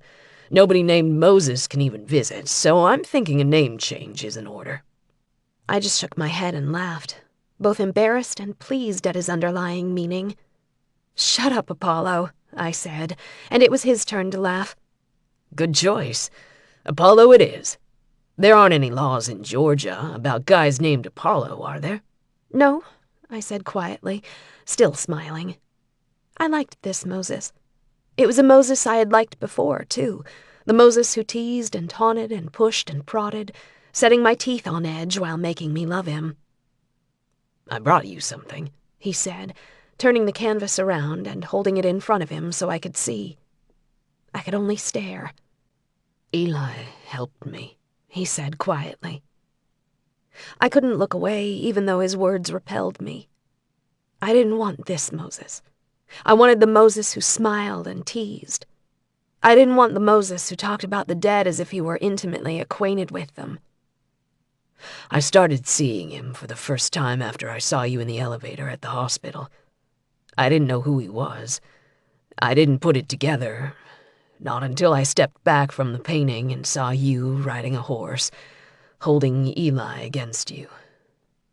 And still, I didn't understand. I just knew I had to come here and find you. He stopped talking then. We both knew what had happened next. I want you to have it, he insisted gently. When I didn't move to take it, he set it gently against a stall and left me alone with the gift from my son. Chapter 24. Georgia. Each day there was another painting. One was left on the front seat of my unlocked truck. One was propped up on one of the tack shelves in the barn, and they were all of Eli. Eli sitting on the fence, his face so sweet and serious I could almost remember a moment just like it, as if Moses had taken a photo and turned it into art. But he had no photos. I'd taken them back. And there were no photos that even came close to what Moses created. The detail in the curls of Eli's bowed head at bedtime, reading the worn yellow storybook. The depth of his brown eyes fixed on his horse. Eli's little feet in the dirt, and his finger carving his name into the mud. The swirling brush strokes and vivid color were signature Moses. Even the mud looked decadent, and I couldn't decide if I loved the paintings or hated them. There was one of me. In it I smiled down into Eli's upturned face, and I was beautiful. Unrecognizably so. It was the Pietà starring Georgia Shepherd, and I was the loving mother gazing at my son. My mother found that one when she went out to rake leaves. Moses had left it sitting on our doorstep. I was 2 steps behind her, but she found it first. And she held it for 5 minutes, staring down at it in agony and wonder, tears running down her face.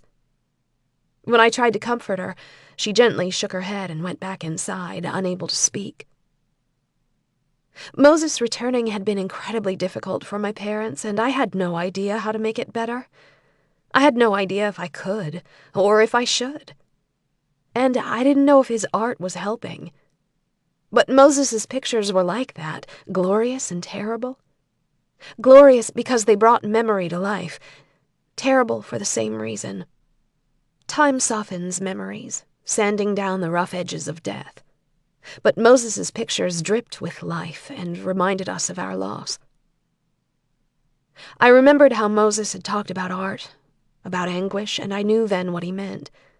His pictures filled me with sweet anguish, an anguish so ripe and red that it threatened to turn bad if I looked away. So I found myself staring at the pictures constantly. Other than the paintings, left where I wouldn't miss them, Moses kept to himself and watched me from a distance. I would see him across the pasture, standing at the fence that separated Kathleen's backyard from our property. He would always lift his hand, acknowledging me. I didn't wave back. We weren't friendly neighbors. But I appreciated the gesture all the same. I wondered at the brazen kiss with his hand around my braid, and at his teasing in the barn, and hardened myself against further contact, though he made sure I saw him every day. Most of the time when I was running therapy sessions, Mom or Dad would join me as another set of eyes, watching the horse while I kept my gaze on the folks or vice versa. But Dad had another round of chemo scheduled, and Mom was going with him.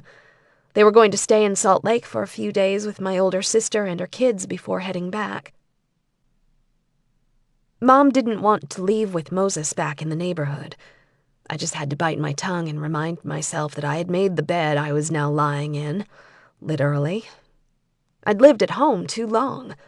I'd relied on my parents through Eli's life and Eli's death, and now at 24 it was my own damn fault that they still treated me like I was 17. Surprisingly enough, it was Dad that convinced Mom that I'd survived Moses once and I would survive him again. I didn't especially like his choice of words, but I held my tongue. Dad had been awfully quiet since our morning conversation the day after my very first run-in with Moses. Eli's death was in the air again, the anniversary approaching and making us all cringe and hold our breath, wishing for it to pass us by. Moses coming into town this month? Of all months, felt like an omen, and not a particularly good one. Mom was jittery, Dad was pensive, and I was a wreck, if I was being honest with myself. It was probably a good thing that I had a few days to myself, that it was only me in the corral. The horses were tuned into me, and they didn't like my mood at all.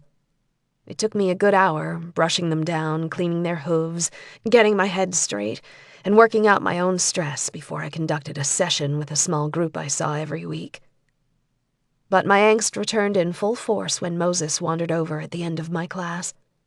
I didn't want to draw attention to him or to myself, and when I realized he wasn't going to talk or interrupt, I finished the session and bid the group goodbye as they loaded back into the treatment center van and drove off.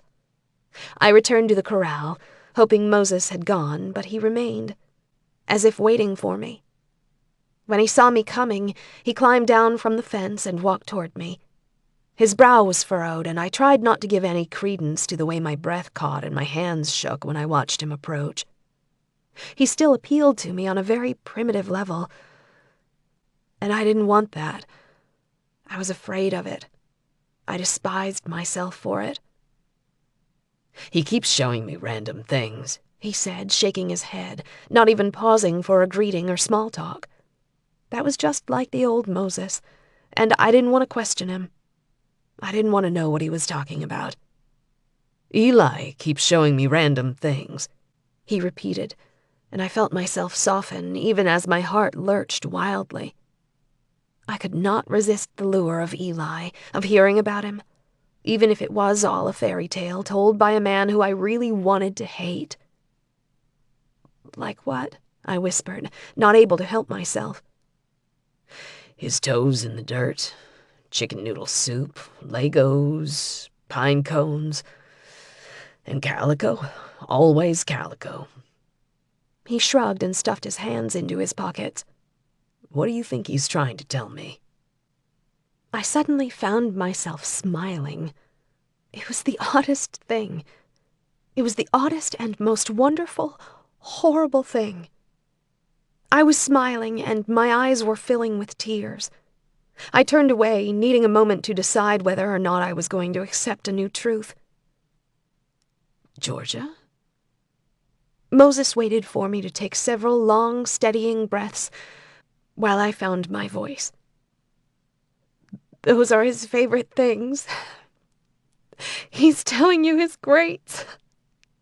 My voice cracked and my eyes sought his. His face went blank for a second, and then his jaw dropped slightly as if a gong had sounded in his brain. He looked stunned, flabbergasted even. His favorite things. He's telling me his greats, he repeated, almost to himself.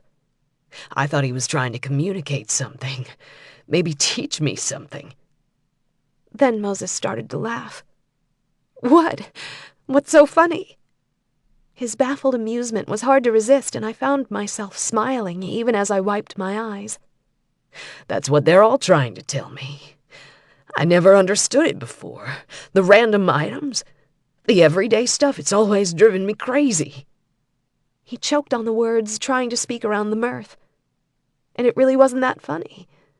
In fact, maybe it wasn't funny at all. I just shook my head, still smiling at his wheezing laughter. I don't understand. Do you know how many times I've painted a still life of the most mundane thing? Mundane things that never made sense, but that people, the dead, seem to care about. Buttons and cherries, red roses and cotton sheets on the clothesline. Once I painted a picture of a worn-out running shoe. He clasped his hands over his head, the laughter abating as the truth seemed to sink in. And I always just assumed it had this great meaning that I just couldn't grasp. The families love that stuff. They come see me. I paint whatever their loved ones show me. They leave happy, I make money, but I never understood. I've always felt like I was missing something. I wasn't smiling anymore. My chest hurt, and I couldn't decide whether it was joy or pain that made it ache. And I was missing something, wasn't I? Moses shook his head. He turned in a circle, almost as if he couldn't believe he'd just solved the puzzle that wasn't ever really much of a mystery. They're telling me what they miss. They're telling me they're great. Just like Eli. Aren't they, Georgia? Moses. The pain was a rolling, all-consuming wave inside of me. It had started small. just an ache in my back and a weakness in my legs. I ignored it, pretending I still had time. It was early yet, but as the hours passed and darkness fell, the heat from the street found its way into my belly, and I was ripping at my clothes trying to escape the searing pain. I was being burned alive. I tried to run from it when it paused for breath, and it would abate as if it lost track of me for a few minutes. But it always found me again, and the wave of pressure and pain would roll me under. But worse than the pain was the niggling fear in the back of my jumbled brain. I'd prayed so hard, just like I had been taught. I'd prayed for forgiveness and redemption, for strength and for a chance to start over. And mostly I prayed for cover. But I had a feeling my prayers didn't rise much farther than the simmering air above my head. It hurt. It hurt so much. I just needed it to stop hurting. So I begged for a pardon. Just something to take me away for a minute, something to help me hide. Just for a minute. Just something that would give me one last moment of peace. Something to help me face what came next. But there was no cover granted, and when the fog lifted and the fever broke, I looked down into his face and knew my scarlet sins would never be as white as snow. I came awake with a start, breathing hard, the pain of the dream still gripping my stomach and curling my legs and arms into my chest. "What the hell was that?" I groaned, sitting up in my bed and wiping the sweat from my forehead. It felt like the dream I'd had about Eli and Stewie Stinker, the dream that wasn't a dream. And then I'd woken up and seen the girl Lisa Kendrick said was her cousin. She'd walked through my house and touched the wall, and I'd made the connection. But I didn't see the connection yet. Not this time.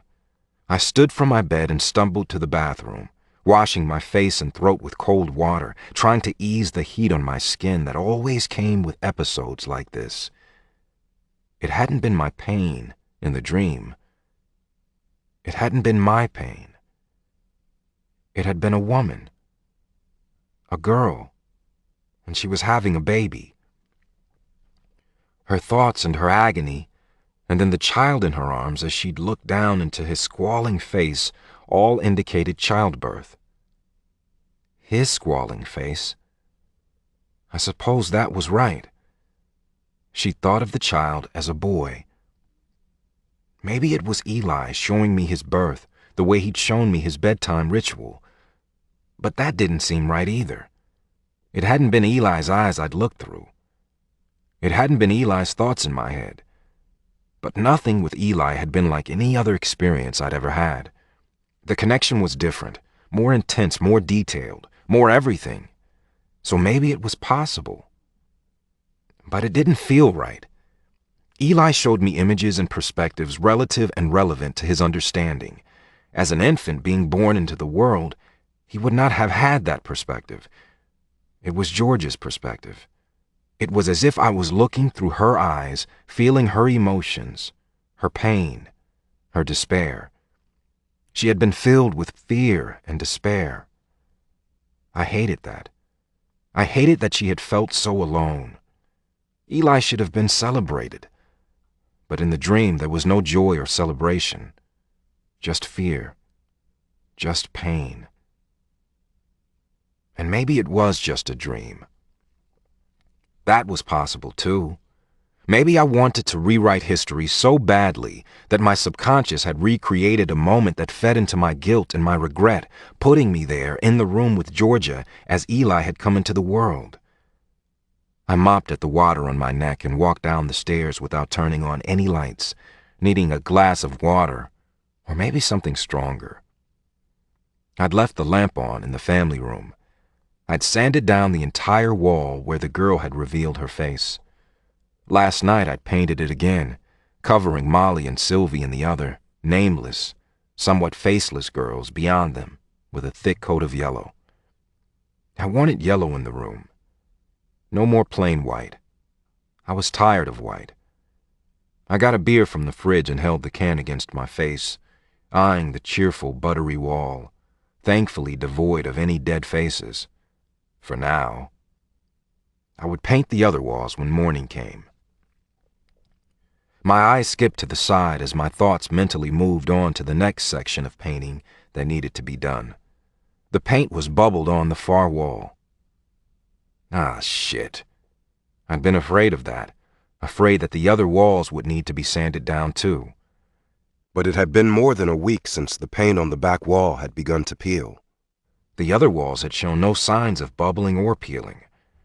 I walked to the adjacent wall and smoothed my hands across the ripples.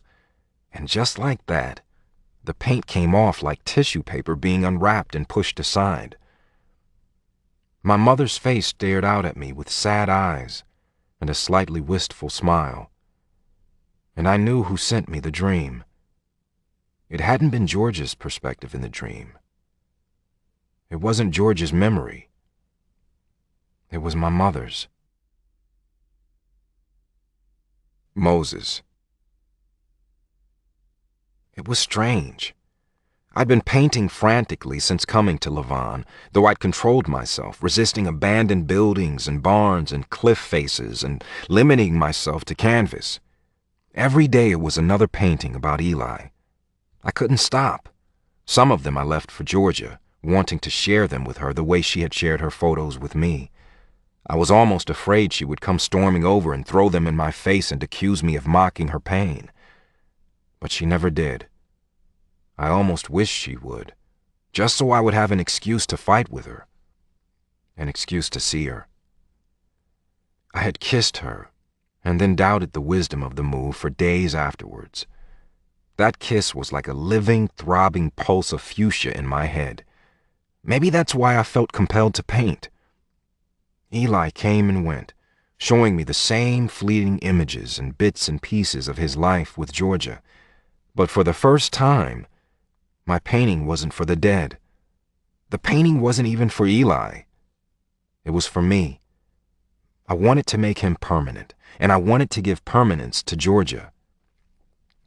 But the dream of my mother shook me, as did the walls that wouldn't stay painted. For several days I just worked on the house and left my art alone. I didn't want to start channeling my mother in my paintings. I sanded down the entire living room once more, retreating all the walls with everything 4Ds. The hardware store in Nephi had in stock for pre-treating old walls.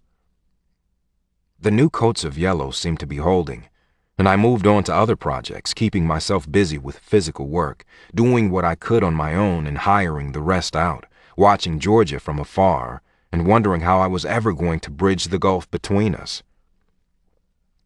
I had temporarily stopped painting, though Eli hadn't stopped sharing pictures with me. But he had started showing me new things. Flowers, clouds, cupcakes, hearts, drawings pinned to the fridge with chunky magnet letters. They were still things he loved, as far as I could tell.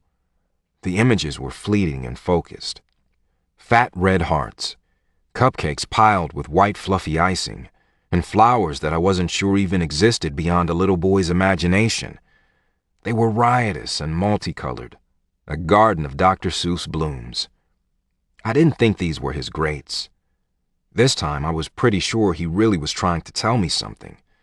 I found myself talking to him, to the boy who danced in and out of my vision, never staying long, never making a whole lot of sense. But I talked to him anyway, hoping my limitations were not his. I spent a Saturday removing the tub, toilet, and sink in Gigi's old bathroom, telling Eli about the first time I'd seen Georgia. I was little. Not as little as Eli, but young. Maybe 9 or 10 the first time I really remembered her. She had stared at me just like the other kids at church. But her gaze had been different. She had watched me like she was dying to talk to me, like she was wishing she could make me talk to her. And she smiled. I hadn't smiled back, but I had remembered that smile. Eli answered with an image of Georgia, smiling, holding him in her arms, swinging him around and around until they both collapsed onto the grass and let the world spin above their heads. I took his memory to mean he hadn't forgotten her smile either. So then I told Eli about the first time Georgia actually did talk to me, how Sackett had reared up in the barn and knocked her to the ground. how it had been all my fault. I told Eli I knew then that Georgia wasn't safe with me. Eli's response baffled me. He showed me Georgia, crying his name, her face distorted with horror as she looked beneath the truck the day he died. It was the very last memory Eli had of his mother's face before he left the world. Eli? Don't do that! I shoved my fists over my eyes and cried out, banging my head against the newly installed sink. I physically and mentally pushed back, not understanding why Eli would want me to see that again. He stopped immediately, but I was shaken. I swore and paced for a minute, rubbing my head, trying to ease the throb and clear the horrible image. And then my words came back to me. I told him Georgia wasn't safe with me. And Eli hadn't been safe, even with the person who would have gladly died in his place. And she would have. Gladly. I knew that. And I think Eli knew that. I rubbed the back of my head, looking at the little boy in black and blue pajamas, standing so close I should be able to touch him but couldn't. And he stared back, keeping his pictures to himself as I pondered the fact that maybe none of us are safe. Not truly. Not even from the people we love. Not even from the people who love us. So, cupcakes, hearts, flowers. What's the deal, Eli? I saw Eli, his grubby hands gripping some ugly half-balled dandelions, handing them to his mother, and Georgia exclaiming over them like his arms were filled with roses. Then I saw a little silver pie tin filled with mud, being presented with a happy giggle. And again, Georgia oohing and eyeing over the offering, even pretending to take a giant muddy bite. The pie tin dissolved into a new thought, and Eli was drawing hearts. Misshapen wobbly ones that looked more like upside-down triangles with boobs than actual hearts. He was drawing them in every color on a white sheet of paper, signing his name in crooked letters, and handing it to Georgia, a declaration of his devotion.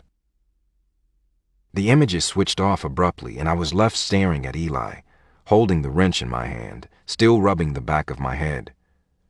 A huge goose egg was forming. Oh, I see, I grimaced, chuckling. Flowers, cake, hearts. You're giving me advice. Very nice. I laughed again. I gave her some pictures, but I'm guessing you think I should do more. I saw myself, arms around Georgia, kissing her. My breath caught and I watched as if someone had caught us on film. Her hands clutched my arms as I took her mouth.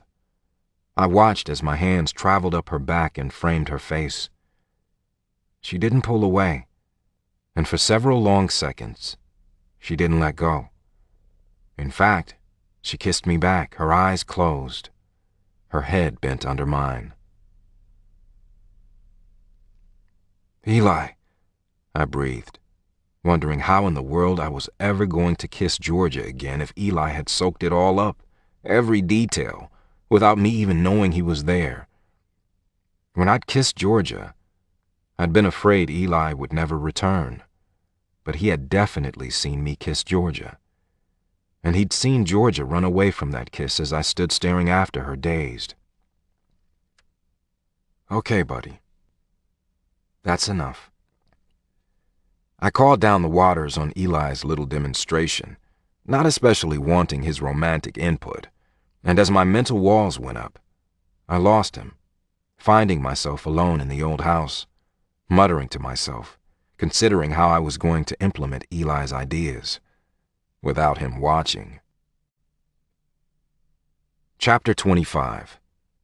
Moses. There wasn't much to do in Lavon unless you rode horses, or four-wheelers, or enjoyed the great outdoors, or had friends. Since I didn't, on all accounts, I ended up watching Georgia more often than not. Sometimes I watched from an upstairs window, hoping she couldn't see me. Sometimes I watched from G's old deck as I sanded it down, giving me an excuse to surreptitiously track her as she worked with horses and people day in and day out, usually in the big round corral. It seemed she'd picked up where her parents left off, doing the work they'd once done, and it suited her. Her skin was tan, and her hair bleached even blonder by the sun. Her body was long and lean, strong arms and legs and hands that were slim-fingered and firm on the reins. All of her was long. Her hair, her legs, even her patience.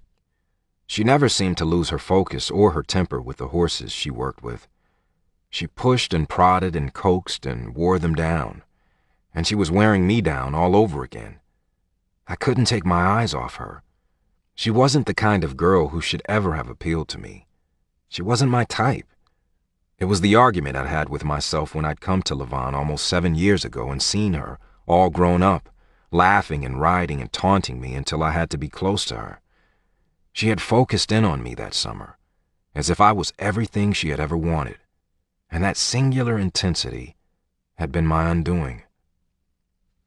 Our son had that same quiet intensity. He often sat close by, perched on the fence as if his spirit remembered the posture, though he had no physical form to make it necessary. He stared at his mother, at the horse she trained, and I wondered if Eli had come to visit his mother this way often. I wondered if the relationship between animal and woman and child, merged together in the quiet corral and created an oasis of comfort and peace that tamed all who entered there. It was odd seeing the woman and her child, and knowing she was completely unaware that he was there with her, watching her, hovering over her like her own little guardian angel.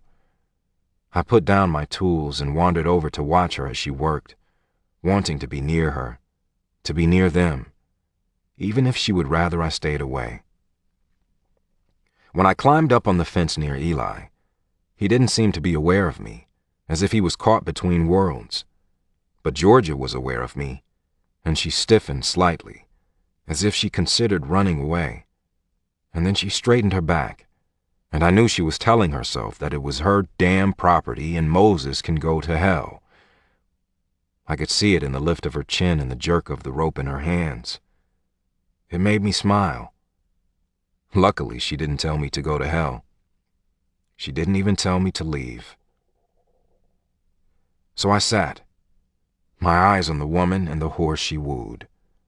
But before too long, Eli's memories became so loud, I had no choice but to listen in. How do horses talk, Mommy?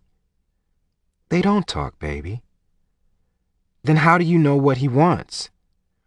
He wants the same things you want. He wants to play. He wants loves. He wants to eat and sleep and run. And he doesn't want to do his chores? No, he doesn't want to do his chores. I saw her face as if I was looking down at her from atop the horse, and she smiled up at me sweetly, laughter in her voice, her hand on my leg. Not my leg, Eli's leg. Eli was showing me the memory. He must have been riding, and Georgia must have been leading him around. The light was the same, sunset coloring the western hills. The corral bathed in a soft golden haze, the ground dappled with shadows and sunlight. I shook myself trying to separate the scene in my head from the scene in front of me, but Eli wasn't finished. Does Calico love me?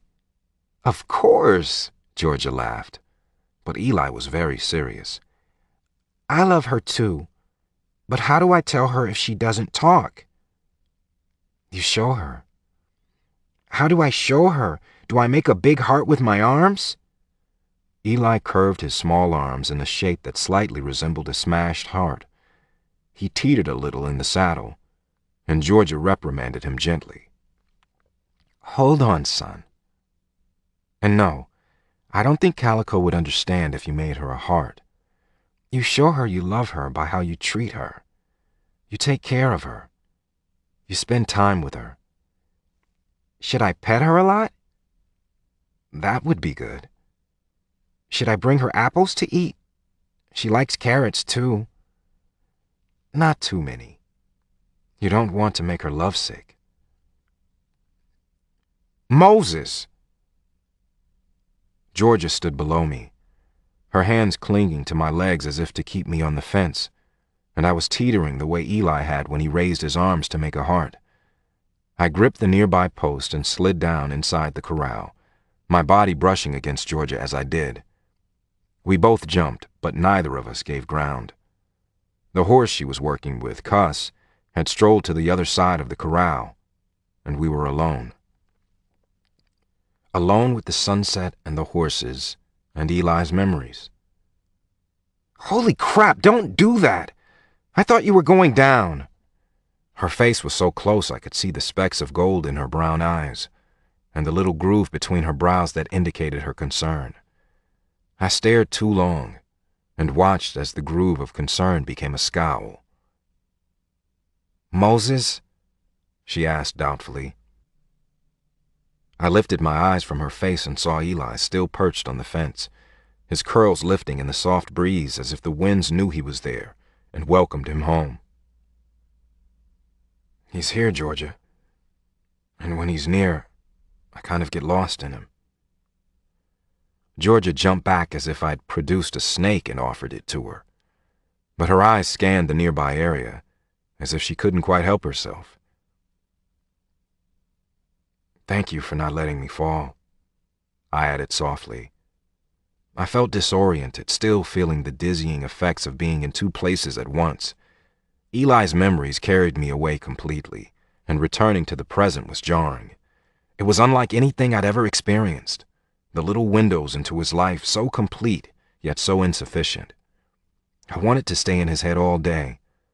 I wondered suddenly if horses and girls spoke the same love language, and I knew instinctively that Eli was trying to help me with Georgia, telling me how to woo her.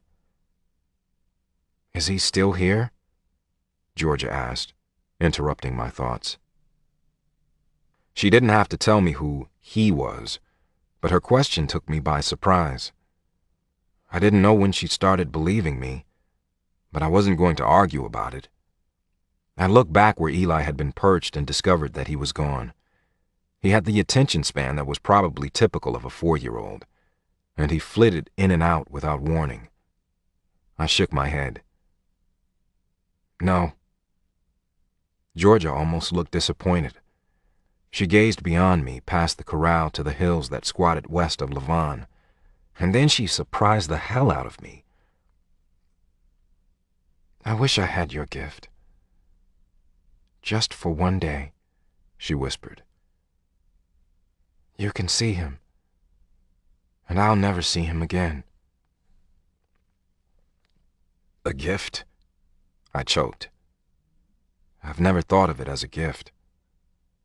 Not ever, I protested. Not once. Georgia nodded, and I knew she hadn't considered it a gift either. Not until now. In fact, she had never known what to think. I'd guarded my secret and let her believe I was crazy, deranged even.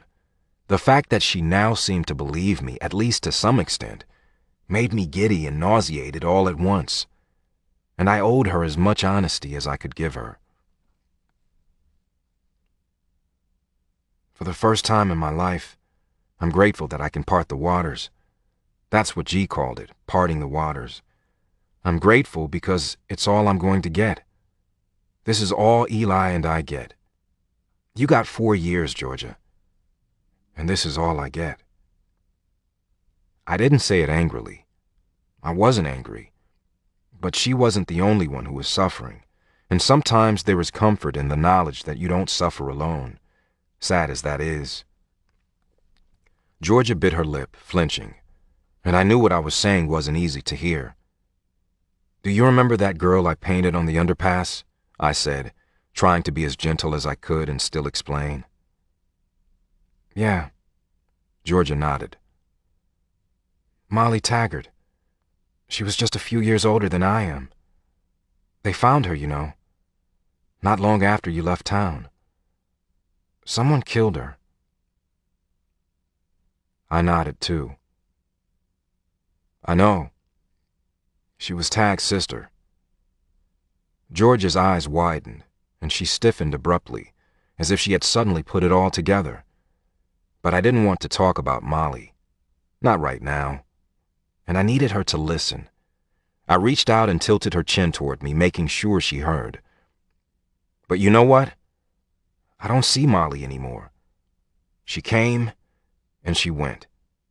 That's how it is every time. Nobody hangs around very long. And one day, Eli will go too. Georgia flinched again, and her eyes filled with tears that she valiantly tried to hold back. We stood there, neither one speaking, each of us battling the emotion that had buffeted us from the moment our eyes met in a crowded elevator nearly a month before. Georgia was the first to give, and her voice shook as she gave me honesty in return. I cry every day. Do you know that?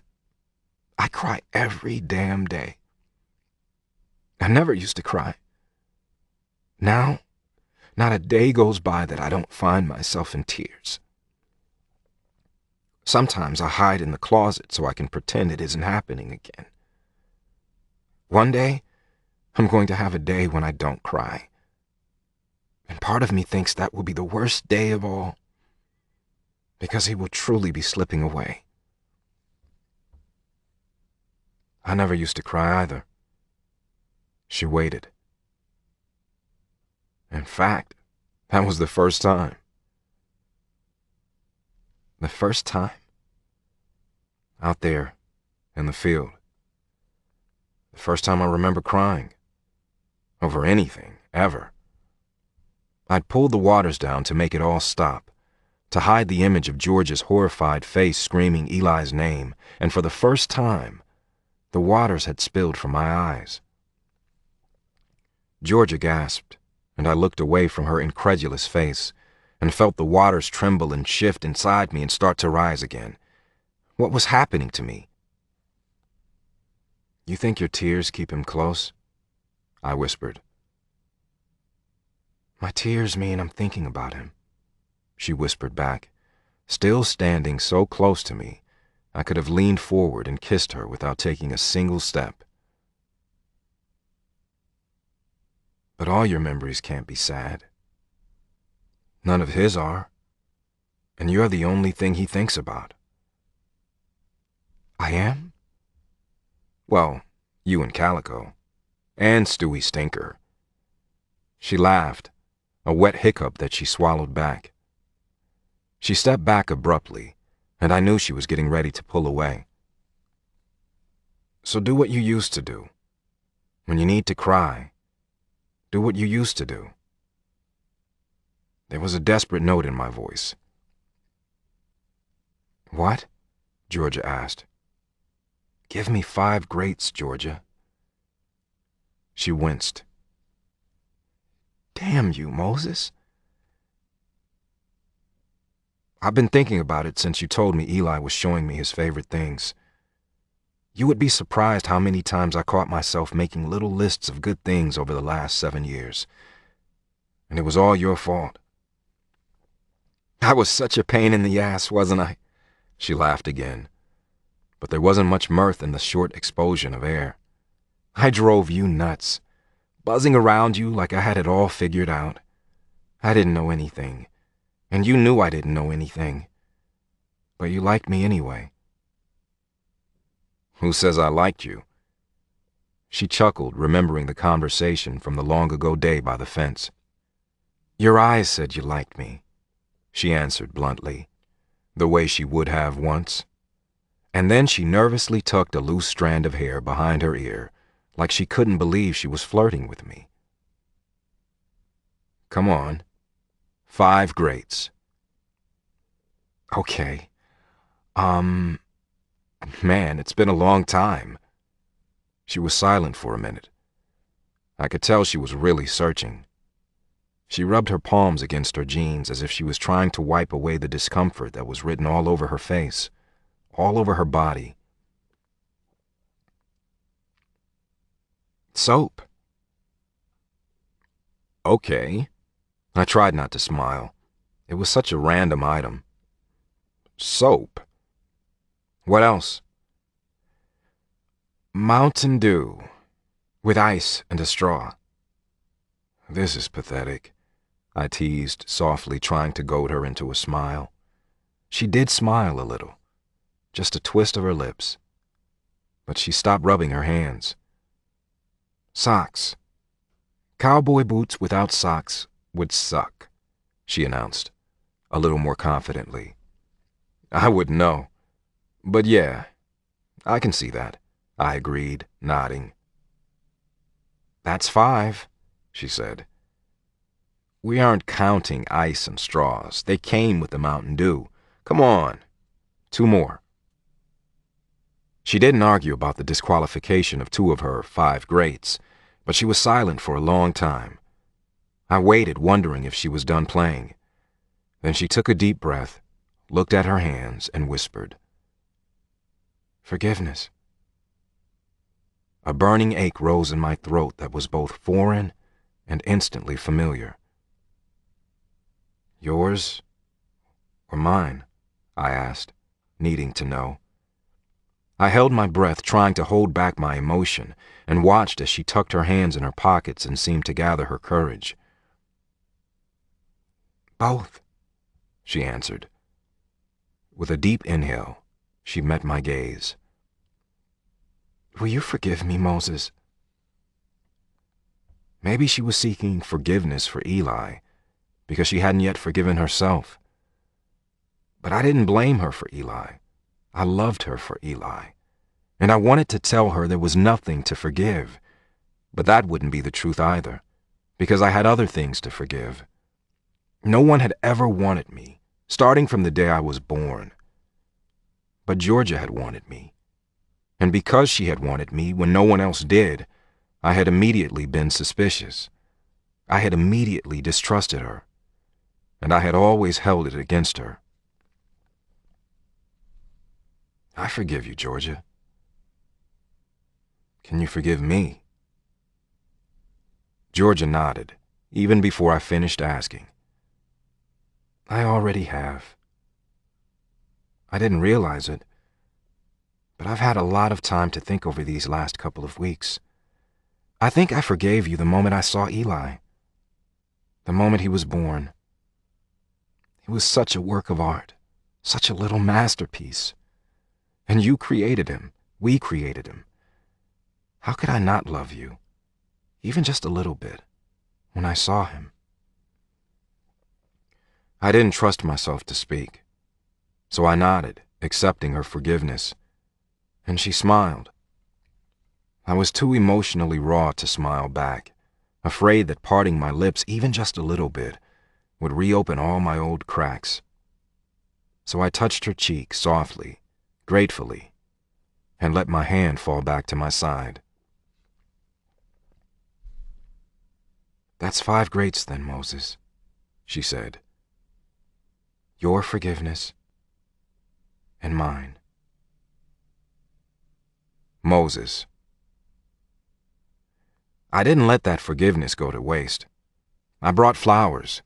I fixed dinner and bought cupcakes, and I kept drawing pictures. Not hearts, but pictures. I didn't think hearts were subtle enough. Georgia's parents were gone, which made it easier, and 3 evenings in a row, I found myself at her front door, and she always let me in. I didn't stay as long as I wanted. I didn't kiss her, but she let me in, and that was all I could ask for. I'd gotten her permission to draw a mural in the indoor arena that had been added onto the barn. In the winter, all her therapy sessions and classes would be held there, and I wanted it done before the weather turned. The mural was similar to the mural on her bedroom walls. Georgia said her work was about transformation, and she thought the story of the blind man freeing himself through the use of the horse was perfect for what she and her parents did. I was bent over, mixing paint, when Georgia slid up behind me and thwacked my rear end, hard, causing me to lurch and sloshing paint on my shoe. Did you just slap my ass? I rubbed at it, completely offended, more than a little surprised. It was in my way. And it's kinda hard not to look at. It is? Why? My incredulous voice squeaked in a very unmanly way. Eli was watching us, his little shoulders hunched, his hand covering his mouth like he was laughing. I wished I could hear him. I wanted to slap Georgia's butt right back, but thought maybe this whole interplay wasn't really appropriate for my son to watch, and the thought made my heart turn in my chest. It's a great-looking ass. That's why. Georgia didn't sound particularly happy about it, honestly, but she sounded like herself, like the Georgia who was a little wild, more than a little blunt, and full of life. It is? Don't sound so surprised.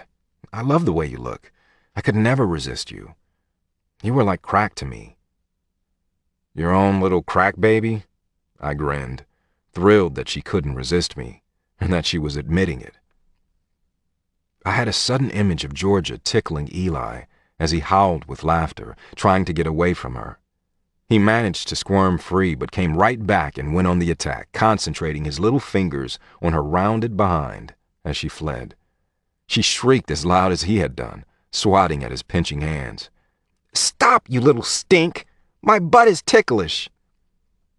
Eli wrapped his arms around her waist and sank his teeth into her left butt cheek, which was right at eye level, and Georgia screamed and laughed, flopping onto her bed, yanking him up by his armpits until she had him locked in her arms. His face was flushed with laughter, his curls floating with static electricity as they giggled and tickled, each trying to gain the upper hand. Georgia tried to be serious once, saying, "You cannot bite my butt, Eli. It isn't appropriate," in a very stern voice. But they both collapsed back into snorts of laughter almost immediately. "Moses, you're doing it again," Georgia said mildly. I looked back at her, the memory Eli had shared leaving a smile on my face. "You're spacing off, daydreaming again." "I was thinking about your ass," I responded truthfully. I walked toward her, ignoring my dancing angel boy who trotted along beside me. She laughed right out loud, and I caught her around the waist with one arm and began to tickle her in earnest. Eli had the best ideas. We fell over in the straw piled against the wall separating the barn from the arena, and Georgia fought back, squealing, trying to tickle me too. But I wasn't especially ticklish, and before long I had her breathless and begging, shouting my name. It was the best sound in the world, and it definitely didn't make me feel like laughing. "Please, stop!" she shouted, clinging to my hands. There was straw in her hair, straw in my hair, and we were flushed and untucked and generally looked like we'd been up to a lot more than tickling when her dad came strolling through the barn. Well, shit. The look on his face had me dropping my hands and stepping away, recognizing the fury stamped all over his features for exactly what it was. I was in trouble. Even Eli fled in terror. There 1 minute, gone the next. The warm stream connecting us suddenly dried up. Georgia's back was to her father, and when my hands dropped, she stumbled a little, grabbing at me. I gently set her aside, but I let her father come without protest or warning. I didn't even lift my hands. I could have. I could have easily dodged the clumsy fist that connected with my jaw. But I took it, because I deserved it. "Dad!" Georgia shoved herself up between us. "Dad, don't!" He ignored her and stared into my eyes, his chest heaving, his mouth hard, his hand shaking as he pointed at me. "Not again, Moses. We let you in. You ransacked the house, and worse, there were casualties. This isn't happening again." He looked at Georgia then, and the look of disappointment he leveled at her was far worse than the anger he directed at me. "You're a woman, Georgia, not a child. You can't act like this anymore." She deflated right before my eyes. "You hit me all you want, Mr. Shepherd. I had that coming. But don't talk to Georgia that way, or I'll kick your ass." "Moses!" Georgia's eyes flashed and her spine was straight again. Good. She could be angry at me. Anger was better than defeat. You think you can come in here and get away with murder again? You think you can just get away with it? Martin Shepard said, outrage making his voice hoarse. None of us are the same people we used to be, Mr. Shepard. I was one of those casualties too, and I didn't get away with anything. Neither Georgia nor I got away with a damn thing. We've paid just like you've paid, and we'll all keep on paying. He turned in disgust, but I saw his lips tremble, and I felt bad for the man. I wouldn't like me if I were him, but it was better that we air it out. Mr. Shepard, I said softly. He didn't stop. I thought about what Georgia had given me. I thought about the 5 greats, about forgiveness, and I passed it along. I'm sorry, Mr. Shepard. I am. And I hope someday you can forgive me. Georgia's dad missed a step, stumbled, and stopped. There was something powerful about that word. I hope you can forgive me, because this is happening. Me and Georgia. This is happening. Chapter 26. Georgia. I spent the afternoon in the small indoor arena conducting an equine therapy class with a group of kids with behavioral problems that were brought down from Provo, about an hour north of Louvain. It was a smaller group than usual, maybe 6 people at the most, and all of them people I'd spent time with before. As I finished up, the sun was starting to set, and Moses was finishing up in the indoor arena. I'd followed my dad out of the barn after the awkward blow-up that morning. I'd needed to make sure he was okay, and I'd needed to catch my breath. This is happening. Me and Georgia, it's happening, he'd said. And my heart had done a fat somersault and landed with a slosh in my churning stomach. It was happening. I believed him, and I was suddenly a little scared. So I'd left, following my poor dad out of the barn to help him come to grips with seeing his daughter engaging in tickle games and Moses being back in my life. But that was yesterday, and now here we were, alone in the quiet of the indoor arena. I'd just finished conducting a class, and Moses was painting the long wall that connected the arena to the stable, and I wasn't sure what to say. You're good at that, you know. I heard some of it. You're impressive, he said easily, and I stared at him blankly, not sure what he was referring to. My brain was still stuck on tickling and the emotional conversation with my dad. The therapy, the kids, all of it, you're good, Moses explained with a small smile. The praise pleased me, and I turned my face to hide my pleasure. I was way too easy, too needy. I didn't like that about myself very much. But Moses seemed genuinely interested, asking me questions about this and that until I found myself talking freely about what I did, while I removed the horses' saddles and brushed them down. Horses reflect the energy of the people in the session. Did you see how down Joseph was? How quiet? Did you see how Sackett stuck his head in there and practically laid it on his shoulder? And did you see how aggressive Lori was? She gave Lucky a little push, and he pushed her right back. Not hard, but then he stayed in her space. Did you see that? It's subjective, I get that. But there's something to be said for going head-to-head with a 1,200-pound animal, moving it, leading it, riding it. It's incredibly empowering for people who have relinquished the power in their lives to drugs, alcohol, sex, illness, depression. Or in the case of kids, to those who have power over them. To those who control their lives. We work with autistic kids a lot. The horses unlock those kids. Everything that's bottled up seems to loosen up. Even the movement, the gentle rocking motion connects with people on an elemental level. It's the same motion we feel when we walk. It's like we become one with something so powerful, so big, that for a moment we take on that sense of supremacy. I thought you were going to be a vet. Wasn't that the plan? Moses asked quietly, cleaning his brushes as I finished up with the horses. I grew up watching my parents work with animals and work with people. And after Kathleen died and you left, I didn't want to do rodeo anymore. I didn't even want to be a vet.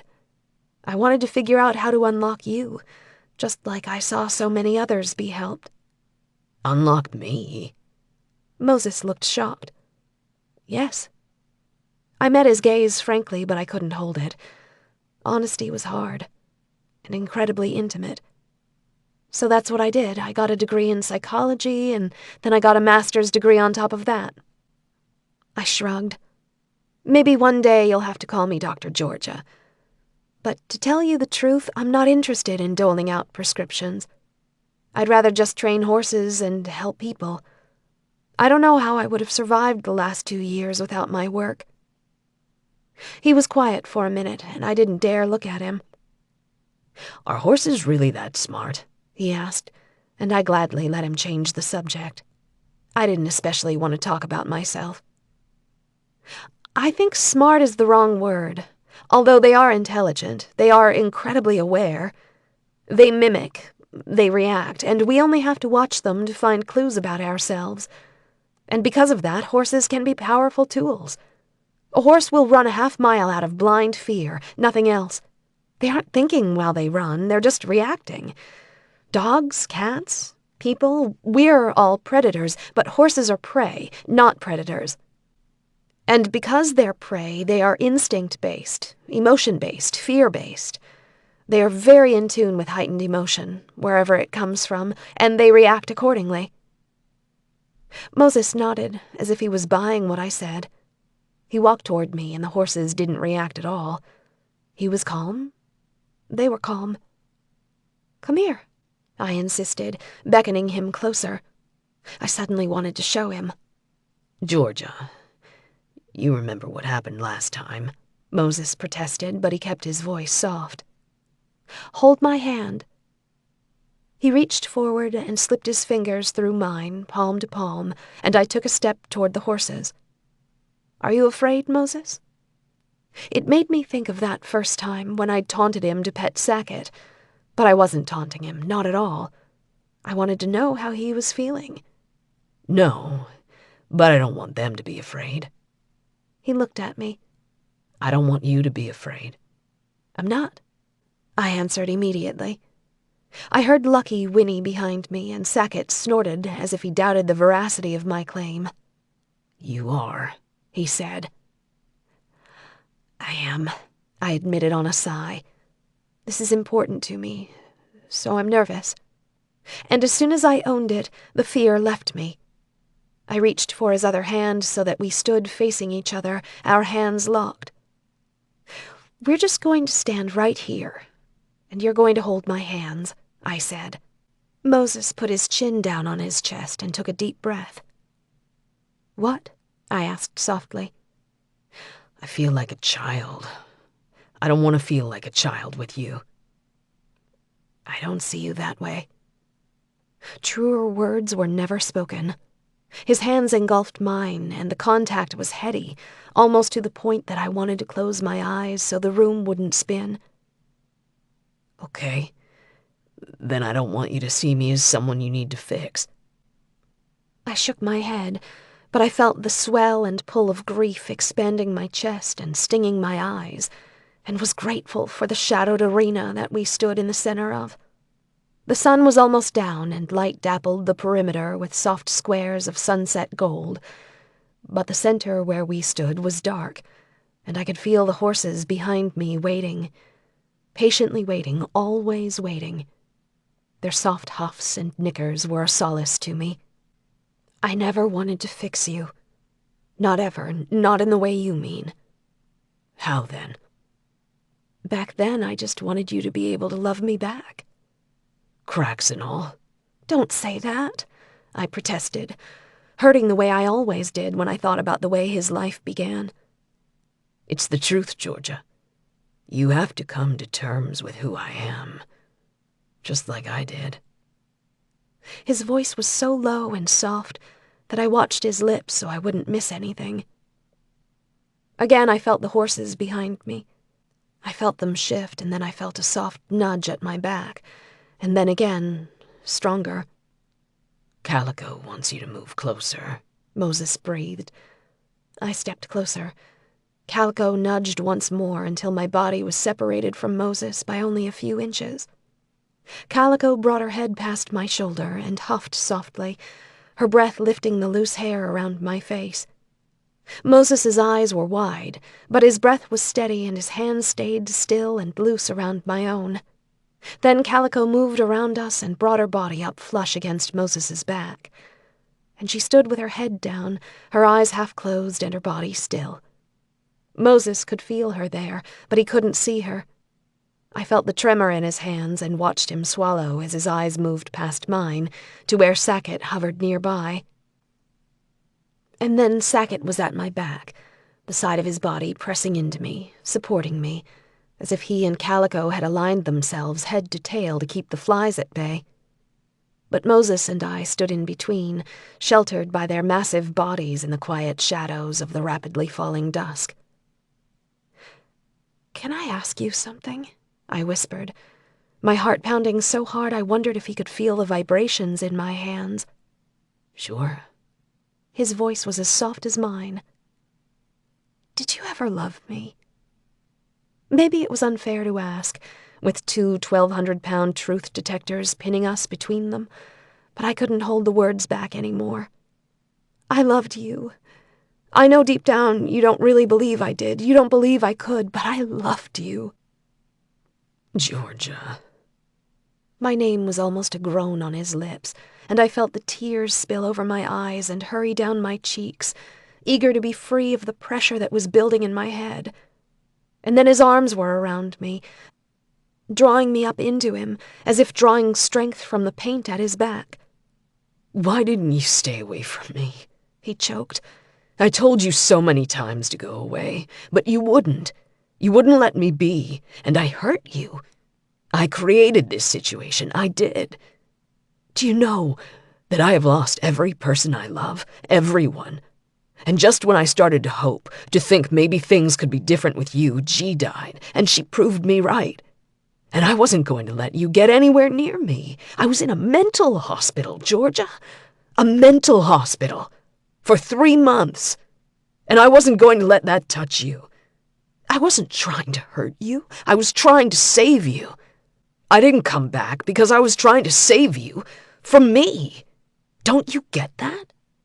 I shook my head fiercely, hiding my face in his chest, letting the soft cotton of his t-shirt mop up my tears. I hadn't understood that. I had thought he was rejecting me, pushing me away like he always did. I hadn't understood. But now I did. And the knowledge swept up all my broken pieces and sealed them once again. There was healing in his words, and I wrapped my arms around him too, holding him as he held me, abandoning resistance. His body was hard against mine, firm, solid, welcome, and I let myself lean into him in a way I never had, comforted and confident that he wouldn't let me fall. The horses shifted, and I felt Sackett shudder as if he acknowledged my relief. Calico whinnied softly and brushed her soft nose across Moses's shoulder, and I realized then that I was not the only one trembling. "Thou shalt paint, thou shalt leave and never look back, thou shalt not love." Moses spoke against my hair. "Those were my laws. As soon as I was free, out of school, out of the system, I was gone. I wanted nothing more than to paint and run, because those were the only 2 things that made life bearable. And then came you and G. And I started thinking about breaking a law or 2. My heart was thundering against my chest as he forced the words out, and I pressed my lips together, so the sob building in my throat would not break free at the wrong second and muffle the words I desperately wanted to hear. "In the end, Georgia, I only broke 1. I loved," he said simply, clearly, unequivocally. He loved. And just like that, Calico shifted and drifted away, lumbering toward the last rays of sunshine spilling through the far door that led out to the corral. Sackett followed behind her, moving slowly, his long nose snuffling along the ground as he moseyed, leaving me and Moses alone, wrapped in each other's arms as if their work here was done. "Who are you, Moses? You aren't the same. I never thought there was any way I could love you again." There were tears streaming down my face, but I didn't wipe them away. "You didn't know how to love. I don't know what to do with this, Moses." I knew how to love. I loved you then, I just didn't know how to show you. "So what happened?" I asked. Eli. Eli happened, and he is showing me how," he answered softly. He didn't raise his head from my hair, and I was grateful. I needed a moment to find my response. I knew if I looked at him with pity or fear or even disbelief, what we were building would crumble. And I knew then if I was going to love him, really love him, not just want him or need him, I was going to have to come to terms with who he was. So I pressed my lips against Moses's neck and I whispered, "Thank you, Eli." I heard Moses's swift intake of breath and he held me tighter. "I loved you then, Georgia, and I love you still." I felt the words as they rumbled through his throat, and then I brought his mouth to mine so that I could savor their aftertaste. Nothing had ever tasted so sweet. He lifted me in his arms, and I wrapped myself around him. Arms, legs, old Georgia and new Georgia. And with one arm anchoring my hips and one arm banded across my back, Moses kissed me like he had all the time in the world, and no place in heaven or hell he'd rather be. When he finally lifted his head and moved his lips from my mouth to my neck, I heard him whisper, "George's eyes, George's hair, George's mouth, George's love, and George's long, long legs." Chapter 27. Georgia. I worked off excess energy by running in the evenings, but when I went for my runs, I didn't want to stop and make small talk, nor did I want people seeing my boobs bounce or making snide comments about my farmer's tan and my running shorts. My arms and face were brown from working outside almost every day, but I wore Wranglers to work, and my legs weren't even close to the same shade. Maybe all small towns were like Levan, but people made note of the littlest things. People noticed and commented and talked and shared. So I avoided the town and ran down through the fields, past the water tower, and up past the old mill when I couldn't sleep. And tonight I couldn't sleep. With my parents home again and things changing rapidly between Moses and me, I was anxious and unsettled. I wanted to be with Moses. Simple as that. And I was pretty sure that's what he wanted too. But just like that summer 7 years ago, Moses and I were hurtling forward at the speed of light, going from forgiveness to forever in days. And I couldn't do that again. My dad was right about that. I was a woman now, a mother. Or I had been. And I couldn't act like that anymore. So I'd said goodnight to Moses and gone home early like a good little girl, but I wasn't happy about it. It was definitely time to be moving out of Mom and Dad's place. I ran hard and I ran fast, the mini flashlights I carried in each hand streaking back and forth as my arms pumped a steady rhythm. My parents didn't like me running alone, but I was too old to be asking permission to exercise, and the only danger in the fields came from skunks and distant coyotes and the occasional rattlesnake. I'd had to hurdle one once. It had been dead, but I hadn't known that until I'd seen it still in the same spot the next night. The skunks weren't deadly, and the coyotes were scared of me, so other than the snakes, I wasn't too nervous. The moon was so full my flashlights were unnecessary, and as I neared the old mill, heading into mile 3 of my 5-mile loop, the soft white sky backlit the old place, and I studied it with new eyes. The old mill looked exactly the same. I wondered why Jeremiah Anderson had hired Moses to clean it out and pull down old partitions and demo interior walls if nothing was ever going to be done with it. The windows were still boarded up and the weeds were taller, but there wasn't 7 years of growth and neglect around the place. Someone was keeping an eye on it. Whenever I ran by, I remembered the desperation I'd felt the night before Thanksgiving 7 years ago, the night I'd waited outside for Moses before chickening out and leaving him a note. But I always ran on by, ignoring the sense of loss, the old longing. But now, with Moses back and hope on my horizon, I found myself stopping for a minute to catch my breath instead of running past. Since seeing the face peeking out of the peeling paint on the wall in Kathleen's house weeks ago, I had been thinking about the walls at the old mill, about Moses's paintings. Something was niggling in the back of my brain. I didn't know if they were still there. Brilliance hidden in a dark, dusty old building, boarded up where no one could see them. Someday, someone would want to see them. For me, someday was now. I picked my way through the old parking lot to the back door Moses had always used, sure that it would be locked up tight. I checked the back service door and it was locked, just as I thought, just like it had been when I checked it that night.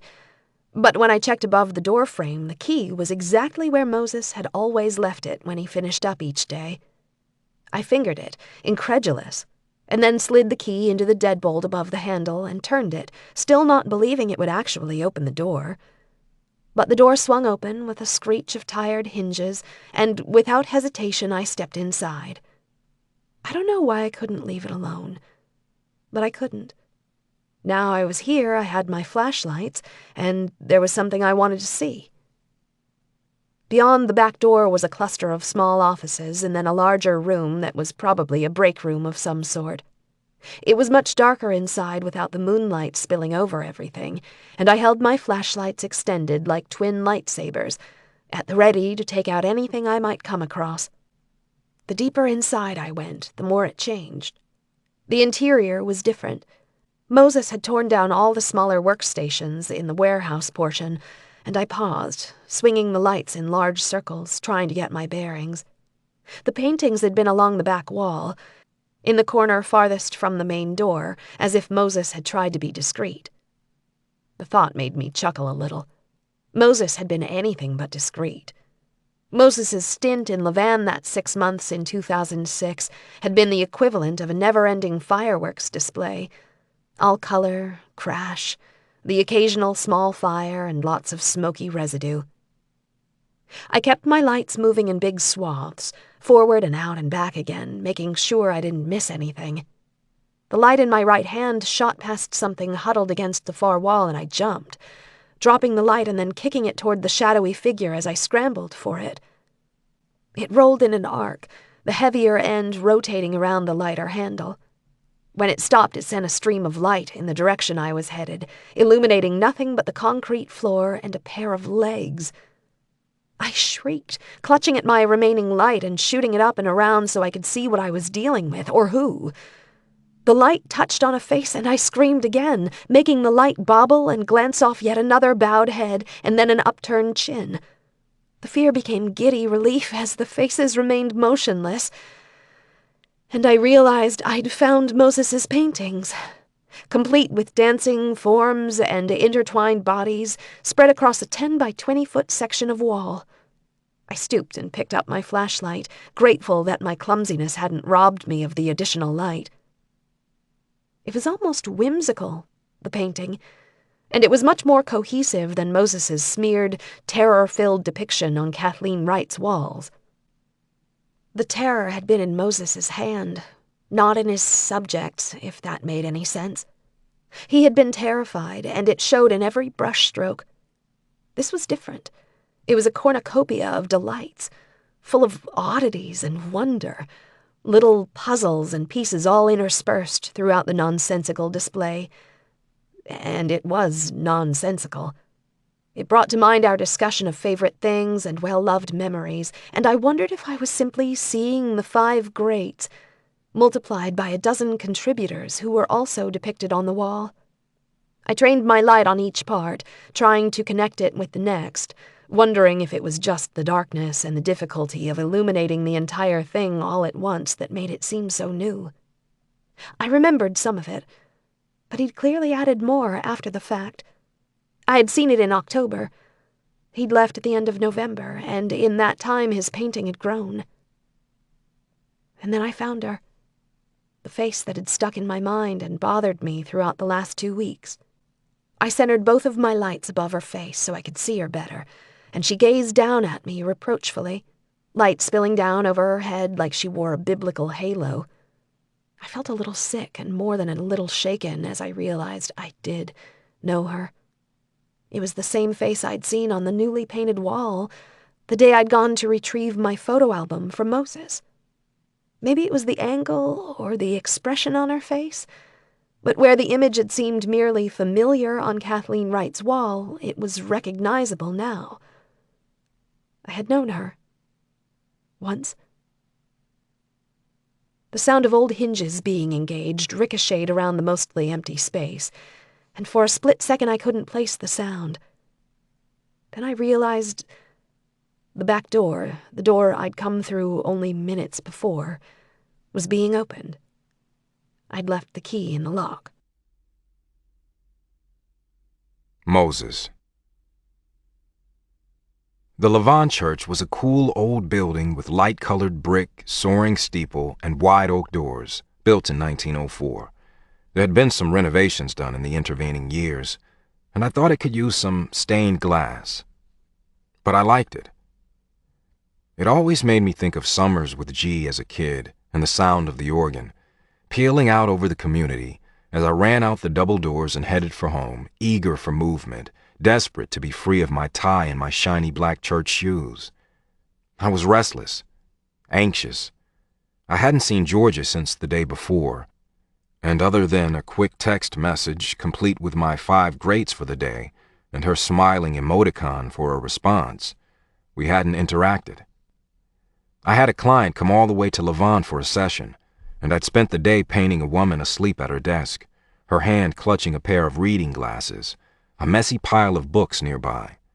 Her mouth was slightly open, her hair gently curling against her cheek as she rested her pretty face on her slim arm and slept. The man who had commissioned me had told me how she often fell asleep that way, among her books, nodding off to dreamland and never making it to their bed. His wife had died suddenly the previous spring, and he was lonely. Rich and lonely. The rich and lonely were my best clients. But I felt for him as we talked, and I hadn't been as brusque or as blunt as usual when I had communicated the things I could see. I didn't see the signs. All the warning signs were there, but I just didn't want to see them, he'd said. The woman had died of heart failure, and he was sure he could have prevented it if he'd been more proactive. He'd left without his painting, which was the norm. I had some finishing touches to add, and it needed a few days before it would be dry all the way through, and I could send it to him. But he'd left happy, satisfied even. But I wasn't happy or satisfied, and I set off on a walk I didn't want to take in hopes of ridding myself of the excess energy that hummed beneath my skin, and I wanted to scout out George's house and see if she was around. I shot her a message with no response and ended up swinging past the church, the dry leaves scurrying around my feet like a mouse battalion, racing across the road as the wind caught them and pushed them onward. My client had talked about a snowstorm coming, but the night wasn't especially cold, and it was still October. But Utah was like that. Snow one day, sunshine the next. The homes around the church were decorated for Halloween, ghosts twirling in the wind, fat pumpkins resting on porches, bats and spiders crawling up windows and hanging from trees. And when the organ started up, it was so Halloween appropriate, I jumped a little and then cursed myself when I realized what I was hearing. The lights were on at the church and a dark-colored pickup was parked close to the chapel doors. I stopped to listen, and within a few bars knew exactly who was playing. I walked up the wide steps and pulled at the big oak door, hoping it was open, hoping I could sneak in the back and slide into a pew and listen to Josie play for a while.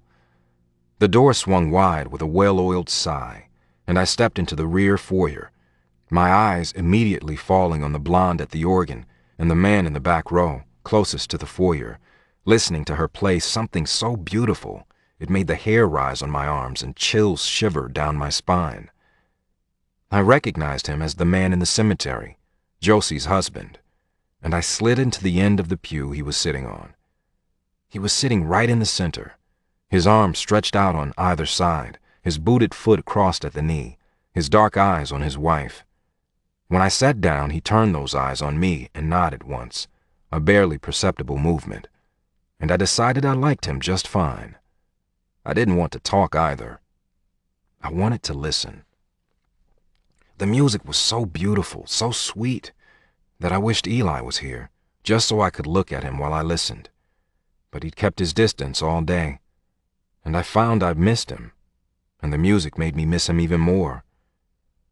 When Josie was done with the piece, she looked up from the keys and shaded her eyes a bit with her hands. Only the dais was lit, casting the rest of the chapel in shadows, and she called out to me in her sunny way, "Moses, is that you? Welcome.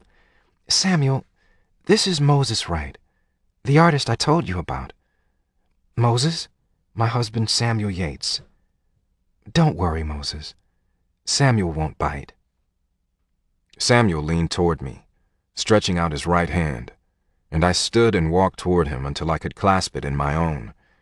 I sat back down a few feet from him, and Josie immediately started playing something new, leaving me and Samuel to make our own small talk, which neither of us seemed especially inclined to do. But he intrigued me, maybe because he seemed so comfortable with himself, so in love with his wife, and so at odds with this town we were both connected to. When he began to speak, I welcomed it. "Are you here to paint?" he said simply. He had the slightest hint of something exotic in his voice, a cadence or a rhythm that made me think his native tongue was Navajo, or maybe it was just his presence. The man definitely had a vibe going. I imagined he could be damn intimidating, but people had said the same thing about me. No, just to listen. Good. I like the walls the way they are. There was a hint of humor there, and I smiled, acknowledging it. Does she do this often? I inclined my head toward the organ. No. We don't live here. My grandfather died a few weeks ago. We came back for his funeral and to help my grandma Nettie with a few things. We're heading back to San Diego tomorrow. Josie does this for me. I fell in love with her in this building, sitting right here on this bench. His candor surprised me. I fell in love with her here too, I said softly, and his eyes snapped to mine. I shook my head. I was 10. Don't worry. Her music just made church a little more bearable. I had my eye on another little blonde, even back then. Georgia Shepherd is a damn fine horsewoman, he said. So Josie had told him about me and Georgia too. She is. My grandpa was a dyed-in-the-wool old-timer. Rodeo, ranching, women belong in the kitchen kind of man. But even he had to admit she was something else. Georgia rides like my Navajo grandma. Fearless, beautiful, like music. He nodded toward Josie and the music she coaxed from the keys. We sat listening for several minutes before he spoke again. I'm sorry about your boy. His tone was simple, his voice hushed, and it was all I could do not to bow my head and weep. I met his eyes instead and nodded. Thank you. I found Samuel's simple condolence as overwhelming as it was welcome. Eli was my boy, and I'd lost him. His loss was fresh, his loss was recent. For me, he hadn't died 2 years ago. He died 3 weeks ago. For me, he died in the field behind Georgia's house as she told me about that terrible day, as I'd seen it all happen. And somehow, this man had given me the validation I didn't know I needed. You've come back to make things right. It was a statement, not a question. Yes. You've come back to claim what's yours. Yes, I agreed again softly. I had to do the same. I almost missed my chance with Josie. I almost lost her. I thought I had time. Don't make that mistake, Moses. I nodded, not knowing their story, but wishing I did. I listened to the music for a moment longer and then stood, unable to sit still any longer. Even with the beauty of the music and the quality of the company, I needed to see Georgia. I extended my hand once more toward Samuel, and he stood too, before he took it solemnly. He was tall like I was, and our eyes were level as I shared my own condolences. I'm sorry about your grandfather. You will miss him, but he's okay. You know that, don't you? Samuel tipped his head, considering me. I wish I'd left that last part off, but I could feel his grandfather's presence like a warm blanket, and I wanted to thank Samuel in the only way I knew how. Yes, I believe that. We are glad he's not suffering anymore. We knew it was coming, and we were able to prepare. My heart started to pound and my palms were sweating. I felt the anxiousness I'd felt all day flood my arms and legs as the words of Samuel and my client clanged in my head. I almost lost her. I thought I had time. We knew it was coming. I didn't want to see the signs. All the warning signs were there. I ran out of the church, down the stairs, not caring whether Samuel and Josie Yates now thought I was as crazy as all the rumors claimed I was. I ran across the grass and sprinted toward home, trying not to consider what all the signs actually meant. I thought Eli was there for me. I thought he was there to bring me back to Georgia. But I was back and Eli hadn't gone. Eli still hovered around. He still hovered around Georgia, just like my great-grandfather had hovered around G in the days before she died. Just like the dead had hovered around the kids in the cancer unit. Just like that. What if Eli had come for Georgia? And then there was the girl, the blonde girl, all the blonde girls, all the dead blonde girls. Georgia was blonde. Even my mother had tried to warn me. All the signs, I'd seen them, and I hadn't wanted to see them. I should have known this was my life. It had always been this way. I ran, berating myself, terrified, until I reached Georgia's house. I flew past her little truck up the walk and pounded on the door like the madman I was. When no one immediately came to the door, I ran around the side to the pair of windows I knew belonged to Georgia's bedroom. For all I knew, they'd remodeled the interior, and I was going to get an eyeful of something unwelcome. But I was desperate. I pressed my face against the window and tapped, hoping someone, anyone would hear. I could see through the slats on the blinds. The mural I'd painted so long ago leapt out at me in dizzying color, and I wondered how Georgia had ever gotten a decent night's sleep in that room. "Georgia!" I yelled, frantic. A small lamp on the bedside table was on, but no one was in the room. I ran back around to the front yard, determined to go inside, whether the door was open to me or not. Georgia was staggering up the walk in a pair of running shorts and a sweatshirt, her long hair swept up in a messy ponytail. "Moses?"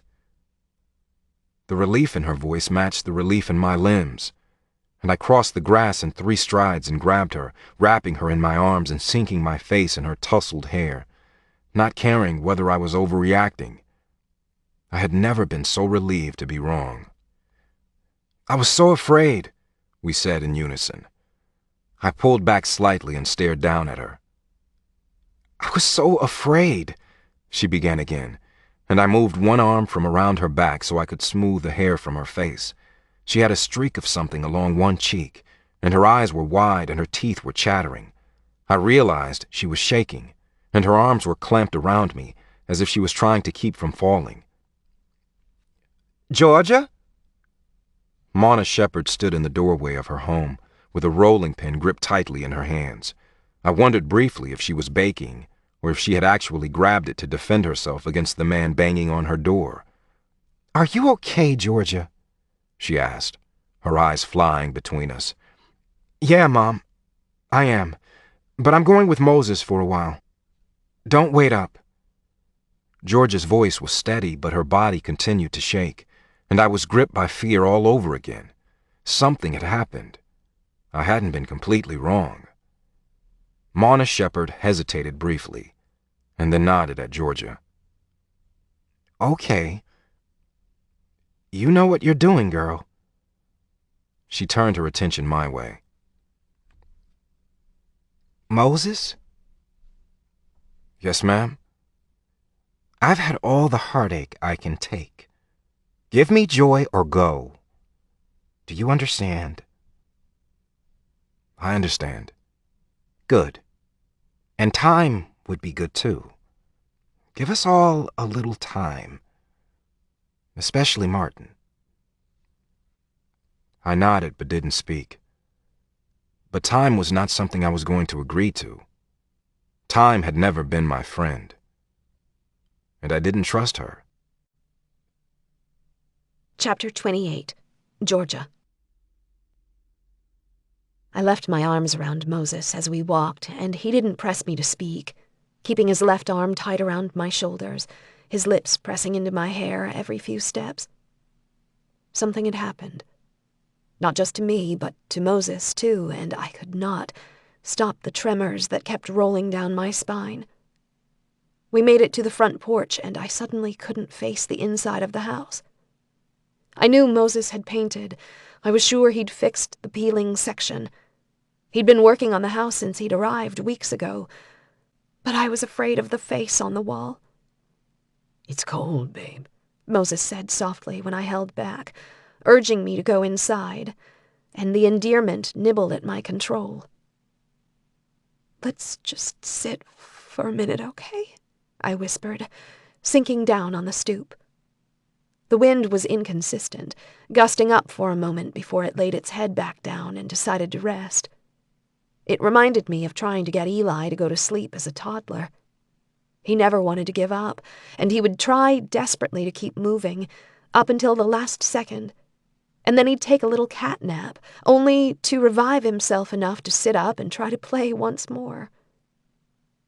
Tomorrow it would be 2 years since I'd lost him, and the memory should hurt, but I found I loved the soft comfort of random reminders. I haven't cried today, I realized suddenly, and Moses gave in and sat down beside me, his size and heat making me curl against him and lean my head on his shoulder. He ran a big hand over my hair and left it cradled against my face. I turned my cheek and kissed his palm and felt him shudder. Then he wrapped both of his arms around me so I could bury my face in his chest, and he could rest his head on my hair. "If you keep being sweet, I will break my new record," I whispered, "and I'll cry again." "Crying from sweetness doesn't count," he whispered back, and I felt the moisture prick my eyes just as I'd predicted. G used to say happy tears watered our gratitude. She even had a cross-stitch that said as much. I thought it was stupid. I could hear the smile in his voice. Ah, so G was a believer in the 5 greats? I pressed my lips against his throat, wanting to get as close to him as I could. G was a believer in all good things. He rubbed his cheek softly against my hair, nuzzling me. "Especially you." "Even me," Moses said, lifting his hand to my chin. "What happened, Georgia? Why were you afraid?" "I did something stupid. Got spooked, ran home like a scared little girl." "Tell me." "Nah, it's nothing. But you were scared too. Why?" Moses shook his head, as if he didn't quite know how to start. "I feel like I'm missing something. Or losing something. Or maybe it's just the fear of never having it at all. I lost Eli before I even knew he was mine, and part of me is sure that history is going to repeat itself. There are patterns, Georgia, and—" He stopped as if he couldn't explain, and I could hear the note of desperation in his voice. "This is happening, Moses," I whispered, reminding him of what he'd said. "You and me? It's happening." He smiled a little and leaned his forehead against mine. It's cold. Come in. Be with me for a while, he whispered, a note of urgency in his tone that made me shiver. And it wasn't from the chill in the air.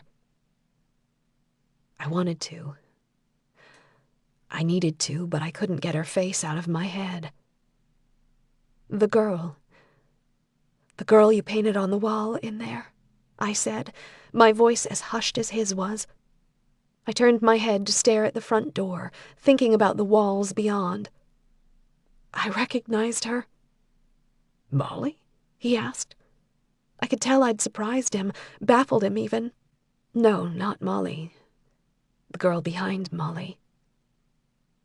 Moses was quiet for a minute, and then he stood, pulling me up with him. Holding my hand firmly in his, he pulled me behind him into the house. I let him, my legs shaking and my heart quivering. He pulled me through the house until we stood in the center of the room, looking at the walls that were in various stages of sanding and repainting. Her face was still slightly visible. Moses looked at it soberly and then tipped his chin so he was staring down at me. His green eyes were hooded, worried, and I drank him in, unwilling to stare too long at the girl who looked out from the wall. Lisa Kendrick, the girl who cleaned my house, told me her name is Sylvie. Her cousin, Moses said. She apparently disappeared the summer before I came to live with Gigi. She wasn't from around here, though. Lisa said she lived in Gunnison, I think. I nodded, my heart sinking. I didn't know her name, but I remember her. She was in a therapy class my parents taught, and then she stopped coming. I heard my parents talking about it, but I didn't realize it was because something happened to her. There's a 90-day program in Richfield for kids with substance abuse problems. She was one of those kids. I thought she looked familiar when I saw her face on the wall the day I came to get my photo album, and it bothered me. Moses stiffened as if he knew I was gearing up for something else. I remembered your paintings at the old mill. I run by there all the time. You painted her there too, Moses. The paintings are all still there. I finished in a rush, and watched as his eyes widened. He looked past me, as if he was trying to pull old details from the recesses of his brain. I didn't even know the owner of the mill. G set the job up for me, arranged it all. And I just showed up and got paid, although I didn't actually get paid, come to think of it. He shrugged. I meant to paint over the mural. I told myself I would, but time ran out on me, I guess. The thought seemed to make him anxious, and he frowned at me. I can't believe they're still there, and I can't believe you went inside all alone in the dark. I didn't think it through, and it just kept nagging at me, you know? I thought the girl looked familiar, but I didn't know if it was because she was just a cute blonde like all the other girls have been. They've all been blonde?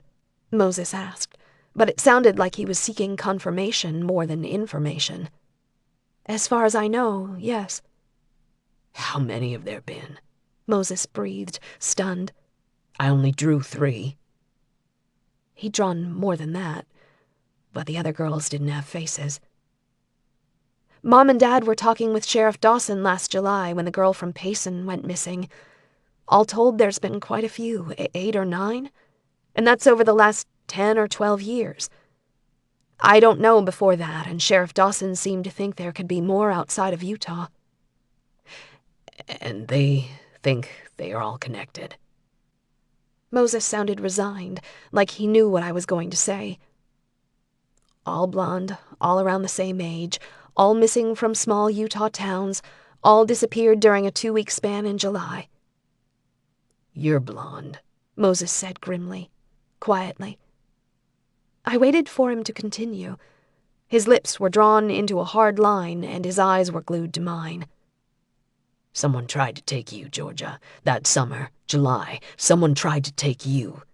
I think that person ran right past me. He bumped into me, Georgia. Your grandfather was the reason I came back to find you. I saw him standing on the side of the road, and he showed you falling, so I went back, and I saw him at the fairgrounds, just like I'd seen him in the barn and in the corner of your room while I painted. He was in the corner of my room? I squealed in alarm. He showed me what to paint. The images on your bedroom walls are the way he saw the story. Haven't you ever noticed the man who becomes a horse resembles your grandpa? He saw himself in the story the way we all see ourselves in the characters we love. It was his way of watching over you, and I liked the idea. He had watched over you before. I stared at him, oddly touched and more than a little freaked out. I couldn't decide what emotion to go with when I suddenly remembered what Moses had said about Tag being Molly Taggart's brother. It was so bizarre, that connection, that I couldn't believe I'd forgotten about it. "Molly Taggart?" I prompted. Molly, the girl named Sylvie, and you. You fit the profile, Georgia. Moses stood abruptly and began to pace. I got scared tonight. It all started coming together. I'm seeing her. Sylvie, I've seen her twice now. She won't let me cover her damn face. I've sanded that wall 3 times, and it will be good for 2 or 3 days, and then the paint puckers right there over her face. And I'm guessing it's because of Lisa. The thing is, Lisa didn't live here when I did. I didn't know Lisa, so I had no reason to paint Sylvie. I had no reason to paint Molly either, for that matter. I didn't meet Tag until after I left Levan, and I have no idea who the other girl is, or was. Moses was ranting and pacing, and my head was spinning. "So, what do you think it means?" I asked. He stopped pacing and scrubbed his hands over the stubble on his skull. I imagined it was soothing and wished I could hold him close and do the same, but he wouldn't hold still. The only thing I can think of is that I came in contact with the person who killed them. The connection is to the killer, not to their family members. Their family members just bring them back, so to speak. Moses mused, and he looked at me desperately. And that person wanted you. Maybe. Moses shook his head adamantly. No, it's the only thing that makes any sense. Or maybe it was just Terence Anderson, I finished flatly. Time for the rest of the story. Moses stopped pacing and eyed me warily. "I was at the mill tonight, back in the corner, looking at your paintings, feeling more than a little freaked out when I realized I knew that girl when I heard the door open. The door I'd just come through. I squatted down, turned off my flashlights, and crawled along the wall toward the entrance, thinking I could kind of circle around. I looked down at my hands and realized how filthy they were, my knees too. In the soft lamplight, my legs looked like Eli's used to look every single night when I'd put him in the tub." Who was it? Moses wasn't pacing anymore. "Terence." I shivered, and it had freaked me out until I had a chance to think it through. "His family owns that mill. They have for 100 years, actually. Terence's dad inherited it from his father when Mr. Anderson Sr. died a few years back. From what I could tell, they are just using it for storage. They have a generator in there, though, and when Terence flipped a light on, one of those tall, freestanding things they use at construction sites, I was completely exposed. But he was facing another direction and stacking stuff in the opposite corner, and I crawled out while his back was turned. He left the door propped open and his pickup running outside. His truck is one of those big diesel trucks, and it's loud. That, combined with the propped open door, made it easy to walk right out without him hearing me. Otherwise, the door would have given me away. It squeaked like the gates of hell." Moses swore under his breath and squatted down in front of my dirty knees, as if to inspect me for injuries. I was probably looking pretty scary now that we were inside, and there was no moonlight to soften my edges. Do you think Terence would have hurt you if he'd seen you? No, I don't. I just didn't want him to catch me trespassing. And he still gives me the willies, always has. Suddenly Moses stood and scooped me up in his arms, making me squeal and wrap my arms around his neck as he strode through the kitchen and climbed the stairs exactly the way John Wayne scooped up Maureen O'Hara in The Quiet Man, my favorite movie of all time, and I protested just as loudly as she had. "Moses," I yelped, "what are you doing?" "I'm going to run you a bath," he said simply, and plopped me down on the toilet seat as if I wasn't a 5'9", 140-pound woman, entirely capable of running my own bath. In my own house. He leaned over and started the water in what appeared to be a brand-new tub. It was deep and freestanding with curving sides and big brass legs. The whole bathroom was new and decidedly feminine. It didn't look like what Moses would choose at all. "That is a great tub," I blurted out, my eyes on the steam and the bubbles building beneath the heavy flow as Moses dribbled something in the water. "I thought you'd like it," he answered simply. "It's yours, you know." "What?" "The whole house. It's yours, if you want it. If you don't, I'll sell it, and you can use the money to build something you like better." I stared at him numbly. He stared back and then straightened from the tub, shaking the water from his hands and wiping them on his jeans. He gently began unwinding the elastic that held my hair off my face, though pieces were already falling free. My hair was heavy and the elastic was tight, so when he pulled it loose and ran his fingers through the strands, releasing the tangles and soothing my scalp, I sighed gratefully and closed my eyes. "I want to take care of you, Georgia. I can't take care of Eli, but I can take care of you." "I don't need that, Moses. I don't need someone to run my baths or carry me up the stairs, although I'm not complaining." I wasn't complaining at all. His hands in my hair and the steam rising up around us made me want to pull him into the brand-new tub, fully clothed, or not, and fall fast asleep, warm and safe and more contented than I'd ever been. "I don't want your house, Moses," I said softly. His hand stilled in my hair. "I thought you did." I shook my head, and his hands tightened against my scalp. He was quiet for several seconds, but he didn't move away, and his fingers continued to sift through my hair, smoothing it down my back. "There's nothing wrong with the house, Georgia," he said at last. "Is that it? It's not haunted. Places aren't haunted. People are. I am." His tone was resigned, and I looked up at him with the same acceptance. "Nah, that's not it, Moses. I don't want your house. I just want you." Chapter 29. Moses. I left her in the bathroom, heat and scent seeping beneath the closed door. I could hear the soft swish and lap of the water moving as she moved, and I found myself with a paintbrush in my hand. Staring out into the dark from the window in my old upstairs room, taking note of the light still shining from the windows at George's house, hoping her parents weren't in a mild state of panic that she was here with me. A truck idled on the corner between our houses, a big diesel truck like the one Georgia had described Terrence Anderson driving. The thought sent the same sick dread curling in my stomach that I'd felt as she told me about crawling along the dirty floor so he wouldn't see her. As I watched, the truck pulled away and ambled down the road, turning at the next block where my eyes couldn't follow. Even with the intrusion of Terrence Anderson, my mind continually tiptoed to Georgia on the other side of my wall. I could imagine upswept hair and long limbs spilling over the white porcelain of the tub, dark lashes on a smooth cheek, full lips softly parted, and I resisted the urge to start painting all the little details my mind readily supplied. If Vermeer could find beauty in cracks and stains, then I could only imagine what I could create from the pores of her skin.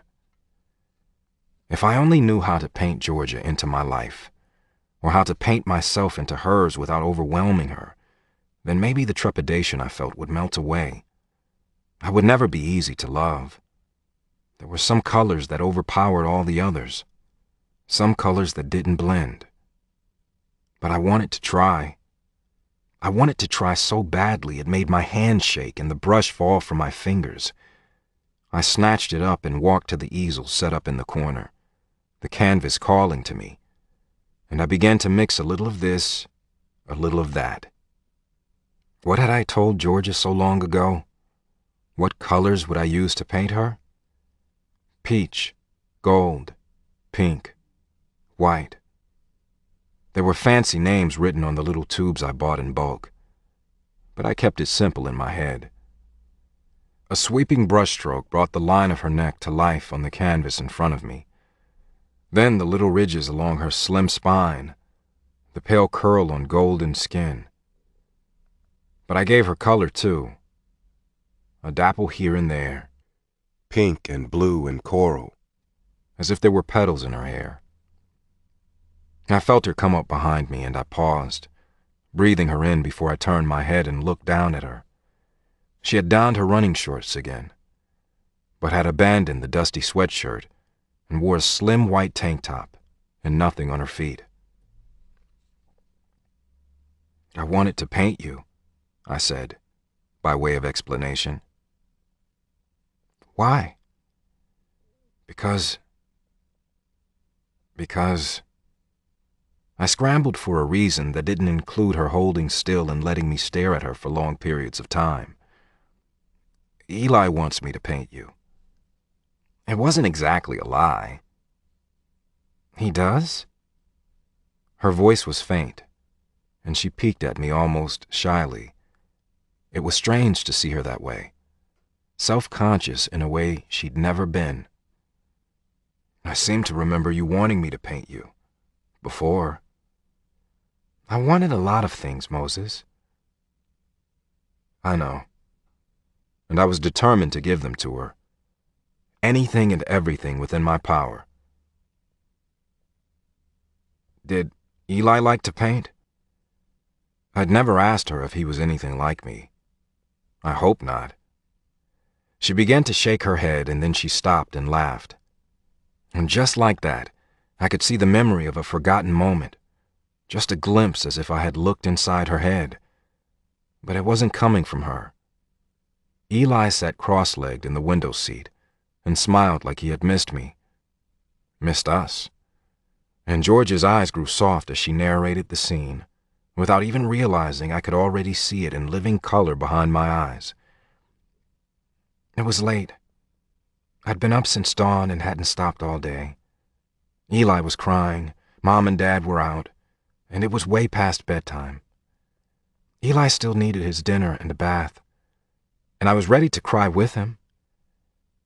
I warmed up some leftover spaghetti and opened a can of peaches, trying to soothe Eli, who wanted chicken noodle soup for dinner.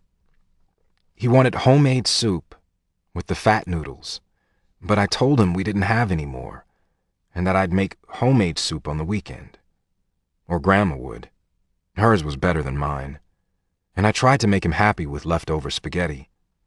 But he didn't want it, and I wasn't very patient. I settled him at the table and made him a plate, trying to convince him it was exactly what he wanted every step of the way. I set a glass of milk in front of him and filled his favorite tractor plate with noodles and sauce on one side and sliced peaches on the other. She stopped, and her lips trembled a little, but she didn't cry. And Eli picked up where she left off. Eli showed me the moment he'd taken his plate and dumped it over his head, sauce and peaches pooling in his hair, sliding down his chubby cheeks and dripping down his neck. Georgia had just stared at him, stunned. Her face was almost comical, she was so incensed.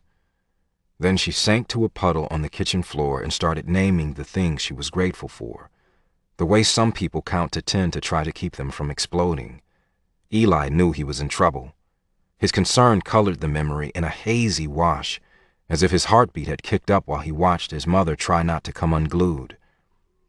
The view changed as he climbed down from his chair and trotted over to Georgia.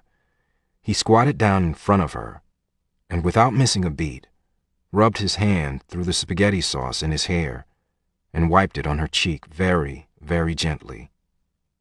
She reared back, sputtering, and he followed her, wiping his hand down the other cheek. "Hold still, Mommy. I'm painting you," he demanded. "Like my dad." Georgia froze, and Eli continued rubbing his ruined dinner all over her face and arms, as if he knew exactly what he was doing. She watched him silently, and her eyes slowly filled with tears that ran down her face over the globs of spaghetti sauce and smeared peaches. "He wanted to paint me," Georgia said, and I separated myself from Eli's memory so I could be with her in the moment. "He wanted to paint me, just like you. He knew your name. He knew you painted the story on my wall. He knew you painted the picture I framed and hung in his room. The picture you sent me. After you went away.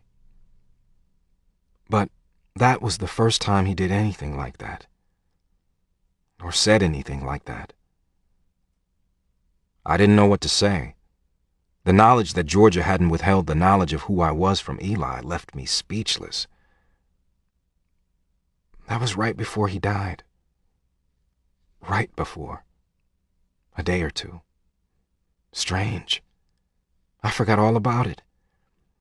He'd never shown any inclination to paint, yet he pulled that out of the blue. But I don't think I want you to paint me, Moses, Georgia whispered, her eyes on the graceful spine and the bowed head I'd just begun to create. No? I didn't know if I could honor that request. With her so close, all I wanted to do was trace the lines of her figure and lose myself in her colors. No. She kept her eyes trained on the painting. I don't want to be alone. I'd rather you paint us. Me and you. She lifted her gaze to mine. Together. I pulled her in front of me, her back against my chest so that she faced the canvas, and I began to draw, her head notched between my shoulder and my chin, my cheek resting against her forehead, my left arm wrapped across her chest, my right arm raised to the task at hand. Within minutes, I brought my profile into the picture, just my face and neck, bowed above hers. It was rudimentary, just outlines and suggestions, but it was still us, and my hand flew, filling in the details of the two of us together. I forgot about Eli sitting on my new bed, the bed I'd purchased to replace the narrow twin I'd slept in whenever I'd visited G, and lost myself in the sensation of Georgia close to me and the picture in front of me. And when Georgia turned in my arms and looked up at me with shining eyes, I forgot about the picture too. I don't remember putting my paintbrush down, or whether or not I screwed the lids back on my oils. I don't remember exactly how we got across the room, or how midnight became morning. I just remember how it felt to close the distance and bring my mouth to hers. The kiss wasn't hard or fast. It didn't involve wandering hands or practiced seduction. But it was promise-laden, heartfelt, and I didn't move to make it more. I could have. It shimmered there between us, the memory of how it had felt to fall headlong into the heat. But I didn't want more memories. I wanted a future. So I let the soft hue of hope wrap itself around us. I reveled in the sensation of mouths moving, lips touching, tongues tangling, the feel of George's hands curled against my chest, the glide of color against my eyelids as the kiss deepened from lavender to purple to midnight blue. And when it did, I lifted my head so that I wouldn't forget completely. George's mouth stayed lifted, as if she wasn't finished, her eyes like dark chocolate and her lids at half-mast. I wanted to dive back into those dark pools and pull the covers over us. But we weren't alone. And as I looked beyond her rumpled hair and sweet mouth to the child who quietly observed, I sighed and bid him a soft farewell. Time for little boys to turn in. I tugged on my watery walls and whispered as I did. Good night, Stewie Stinker. Georgia stiffened in my arms. Good night, Buzzard Bates, I added gently. Good night, Die Hard Dan, Georgia said quietly, and her lips trembled as her fingers twisted in my shirt, trying desperately to hold on to her composure. My arms tightened around her, acknowledging her faith and her effort. Good night, Eli, I said, and felt him slip away. Moses. I lay in the dark, listening to Georgia breathe beside me, and hoped Mona and Martin Shepherd didn't lay awake across the way worrying about their daughter who had loved and lost before. "Give me joy or go," she'd said, and I really didn't want to go. Georgia and I had talked for several hours, lying in the darkness of my room, watching the moonlight illuminate the stick figure story Georgia had drawn on my wall. Georgia seemed pleased that I didn't have the heart to cover it up, and promised to draw the next chapter the following morning. With her head on my shoulder, touching but not tempting, kissing but not tasting, holding but not taking, we spent our first night together in 7 years, and it was markedly different from the last. Maybe it was our desire to get it right, or to not repeat the mistakes of the past, and maybe it was the knowledge that even if we couldn't see him, Eli was near. For me, he felt ever present. For now, it was enough just to hold Georgia, and I kept the fires banked. When I mentioned walking her home as midnight became 1 and then became 2, Georgia wrapped her arms around my midsection, laid her head against my chest, and defiantly told me no. And I hadn't argued very hard. Instead, I'd stroked her hair and felt her fall asleep against me, leaving me alone with my thoughts and the fears that had only deepened as the hours passed. I wondered if the way I was feeling was simply a byproduct of love. Now that I had it, now that I acknowledged I needed it, I was terrified of losing it.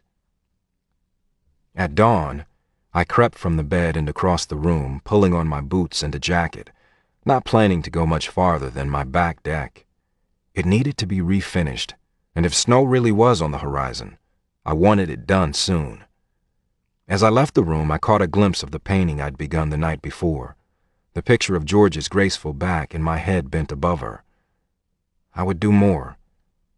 I would fill my walls with paintings of us, if only to convince myself that she was mine and I was hers.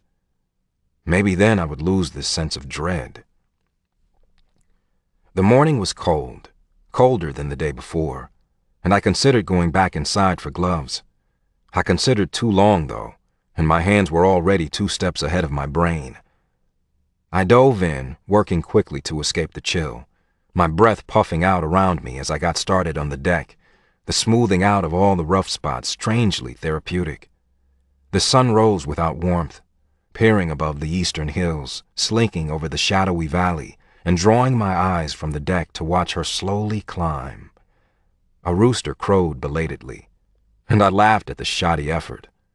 I heard a hoarse whinny in response to the rooster, and looked across the grassy field to see George's horses gathered a little ways off. Calico separated herself from the others and whinnied again, tossing her head and stretching her legs, as if she knew I was watching her. She galloped across the field and then turned and galloped back, shaking her mane and kicking up her heels as if she was grateful for the sunrise. Sackett joined her, nipping at her, nudging her playfully, and I smiled again, remembering how I'd compared the Palomino to Georgia once upon a time. I watched them prance and play for several minutes when my eyes were drawn to something I hadn't noticed before. Maybe it was because my attention had always been riveted on Georgia when she worked with the horses. Or maybe it was because the only time I'd gotten close to Calico, she had stood at my back.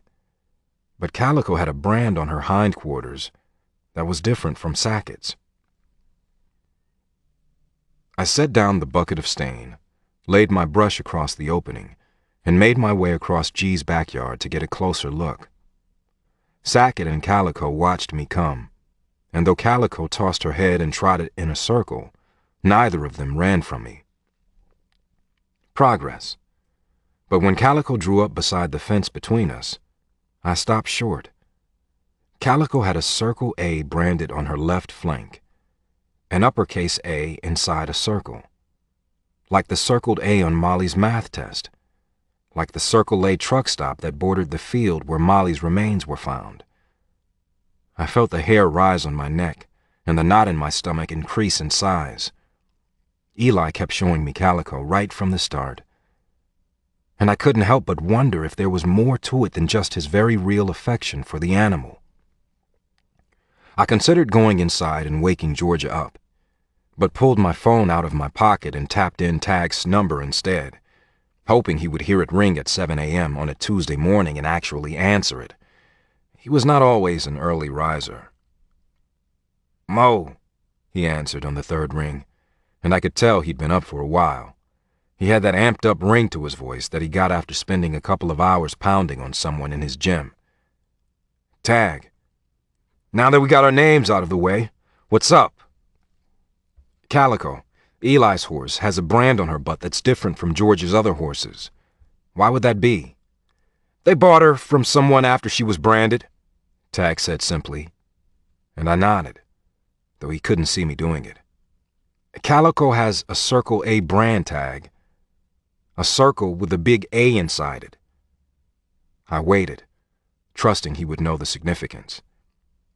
Tag was silent for several long heartbeats, but I let the silence stretch without feeling it, knowing his wheels were turning. "It could just be a coincidence," he said at last, but I knew he didn't believe it. In my experience, there were no coincidences, and Tag had spent enough time with me to know that. I swore using one of Tag's favorite words, and I hear the fear and frustration echo the exclamation.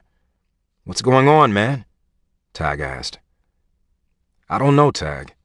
I've got my dead mother sending me freaky dreams, more dead girls popping up on my walls, a son trying to tell me something that I am clearly not understanding, and a woman in my bed that I'm terrified of losing." I scrubbed at my face, suddenly tired, wishing I'd just stayed in bed with Georgia. I couldn't lose her if I never left her side. "What's Eli showing you, besides the horse?" I was grateful Tag didn't comment on the woman in my bed. I knew he wanted to. I could practically hear his restraint crackling across our connection. "Everything. Anything." I sighed. "He shows me everything. But most of all, what is he showing you?" "Calico, Georgia, freaking Stewie Stinker and the bad men." "Who's the bad man?" Tag shot back sharply. "No, it's not that. It's a book Georgia would always read Eli." But even as I said it, I wasn't so sure. I walked as I spoke, making my way back across the yard. Georgia stood framed in the opening of the sliding glass door, a cup of coffee wrapped in one hand, trying to keep the quilt from my bed secured around her with the other. Her hair tumbled around her shoulders, and her face was still soft from sleep. It was enough to make me weak in the knees and chase all the bad men from my mind. "Gotta go, Tag. The woman in my bed is awake." "Lucky son of a bitch. Later, Mo. And don't forget to ask her where she got the horse." Chapter 30. Georgia. Eli never had a favorite color. He could never decide. Every day it was something new. Orange, apple red, sky blue, John Deere green. He stuck with yellow for a whole week because it was the color of sunshine, only to change his mind and declare that brown was the best because Calico, Eli, and I all had brown eyes, just like dirt, and he really loved dirt. Whenever someone asked what his favorite was, he said something different, until one day he answered rainbow. Last year, on the anniversary of his death, I bought 50 big balloons in as many colors as I could find, rented a helium tank so I wouldn't have to transport them, and let them loose out in the corral in my own private little ceremony. I thought it would make me feel better, but as I released the balloons and watched them float up and away, I was overcome with grief, seeing the fragile little bubbles, all that joyful color floating away beyond my reach, never to return. This year, I didn't know what I would do. I liked the idea of planting trees, but it was the wrong time of year. I liked the idea of donating to a charity in Eli's name, but I didn't have much extra to give. Moses had incorporated Eli into the mural in the barn. Eli rode the white horse as it climbed into the clouds, his head flung back, his little arms raised, his bare feet curled against the haunches of the magnificent creature. Moses was almost done, and it was spectacular. My parents hadn't said a word about it, but I'd caught my dad standing, looking at it in wonder, tears streaming down his cheeks. My dad still blamed himself for Eli's death. There was plenty of blame to go around, but the way he looked at that picture, smiling through his tears, made me think he was letting it go. And maybe that was enough. Maybe the fact that we were all moving forward, that Moses was back, maybe that was enough. Maybe we didn't need any grand gestures to telegraph our remembrance. As I left Moses that morning, insisting that I could walk around the corner without an escort, he pulled me to him, kissed me softly, and told me he would miss me. And then he watched me walk away as if I were the balloon and he was the one wishing he hadn't let go. "Georgia," he called suddenly, and I turned with a smile. "Yeah?" "Where did you get Calico?" It was such a random question, so at odds with his longing-filled gaze that I stared at him for a couple of seconds, my thoughts temporarily tangled. "We got her from Sheriff Dawson." "Why?" Georgia. The house felt unusually still as I slipped in the door, padded down the hall to my room, and got ready for my day. The door to my parents' room was closed, and at 8:30 on a Tuesday morning that was pretty unusual. But I didn't question my good fortune, not wanting to defend myself or the fact that I hadn't come home the night before. The conversation would come, and there were decisions to make, but not yet. I had a busy morning lined up.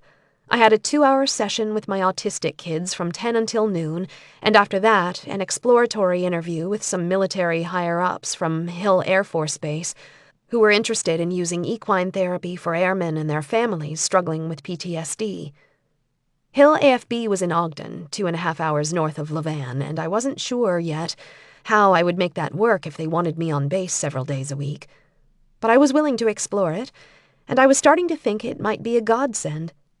Plus, Moses had a place in Salt Lake, which was only 30 minutes from Ogden, making the commute a few days a week much more doable, making life a whole lot easier for Moses if we wanted to be together. Levan was a great place to live, but not for Moses. I couldn't imagine him wanting to move into Kathleen's old house and spend the rest of his life here, painting pictures and watching me train horses and teach people. But maybe there was a way for us to do both. At 3 o'clock, Dale Garrett was coming to get Cuss. The ornery animal was sufficiently housebroken, and I was looking forward to showing Dale his improvements. But when 3 rolled around, my classes and meetings done for the day, Dale didn't want to talk about Cuss. In fact, he arrived in his pickup, pulling his trailer, clearly prepared to take Cuss home. But then he sat in his cab on the phone for a good 20 minutes, making me wait and wonder. He held up a finger when I finally approached his truck, indicating for me to hold on, and so I stood with my arms folded, waiting for him to finish his call, more than a little irritated. When he climbed out and I greeted him, turning immediately back toward the barn where Cuss was waiting for his riding demonstration, Dale didn't waste any time letting me know what was on his mind. "Did you hear about the Kendrick girl?" I stiffened but kept walking, the conversation I'd had with Moses last night running through my mind. We talked about a Kendrick, but somehow I didn't think she was who Dale was referring to. "Lisa?" "Yes, that's her. The little blonde, 17 or so." I cringed inwardly, but kept my face neutral. "Yeah. And no, I didn't hear." "They found the van she drives, door hanging open, pulled off the side of the road just north of town. She left her boyfriend's house in Nephi last night and never came home. Her parents realized this morning, called the boyfriend, called her friends, called all the neighbors, and eventually called the police. Whole town is in an uproar." "Oh no," I breathed. "Yeah, unbelievable." He looked at me steadily. "People are talking about you again, Georgia, and it's a damn shame, but your name is forever going to be linked with his." I raised my eyebrows and pursed my lips. "What are you talking about, Dale?" "Nobody's waiting around on this one. Word is out that they already dusted the van for prints. Just preliminary stuff, and someone leaked out that Moses Wright's prints are all over that van." Moses. I fell asleep. That was all. I'd finished sanding the deck, my eyes straying to George's corrals and outbuildings throughout the morning, catching a glimpse of her now and then, which helped me relax and ease the nagging worry I could not shake. When my back started to scream and my arms were sloppy with fatigue, I took a break, fixed myself some lunch, and climbed into the big brass tub Georgia had occupied last night, making me miss her and contemplate how I was going to get her there again as soon as possible. The heat in the lapping water soothed me, and I hadn't slept at all the night before. My eyes grew heavy, and my thoughts slowed, and I finished my bath in a muggy stupor, sluggishly pulled on some jeans, and fell across my bed on my belly, my face sinking into the pillow Georgia had slept on the night before. I was asleep instantly. I woke up with a gun pointed at my head. That was too easy. I didn't know how this was all going to go down. I thought I'd have to shoot you straight up when I came through the front door. I wondered why he hadn't, and then decided shooting me in the back while I slept would be harder to explain.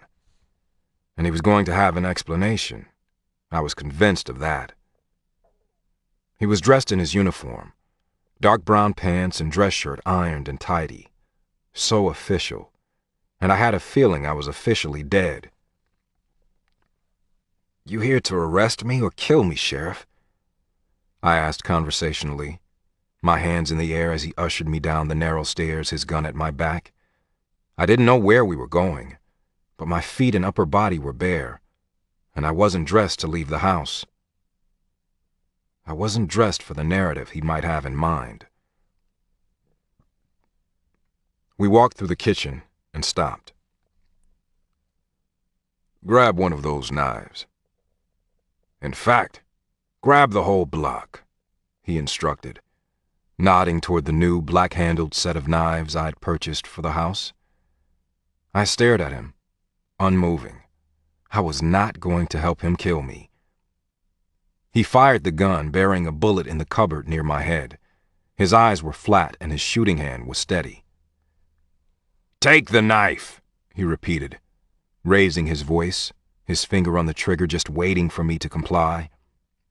I considered him for a moment, my heart racing, pulse pounding, adrenaline making me want to grab the knives just like he said and start hurling them toward him. I reached toward the block and drew up the longest, sharpest knife of the bunch and held it loosely in my hand. The sheriff obviously hadn't talked to his nephew about my appreciation for knives. "You want me to throw this at you, Sheriff? Maybe cut you a little so it all looks like you had to do it?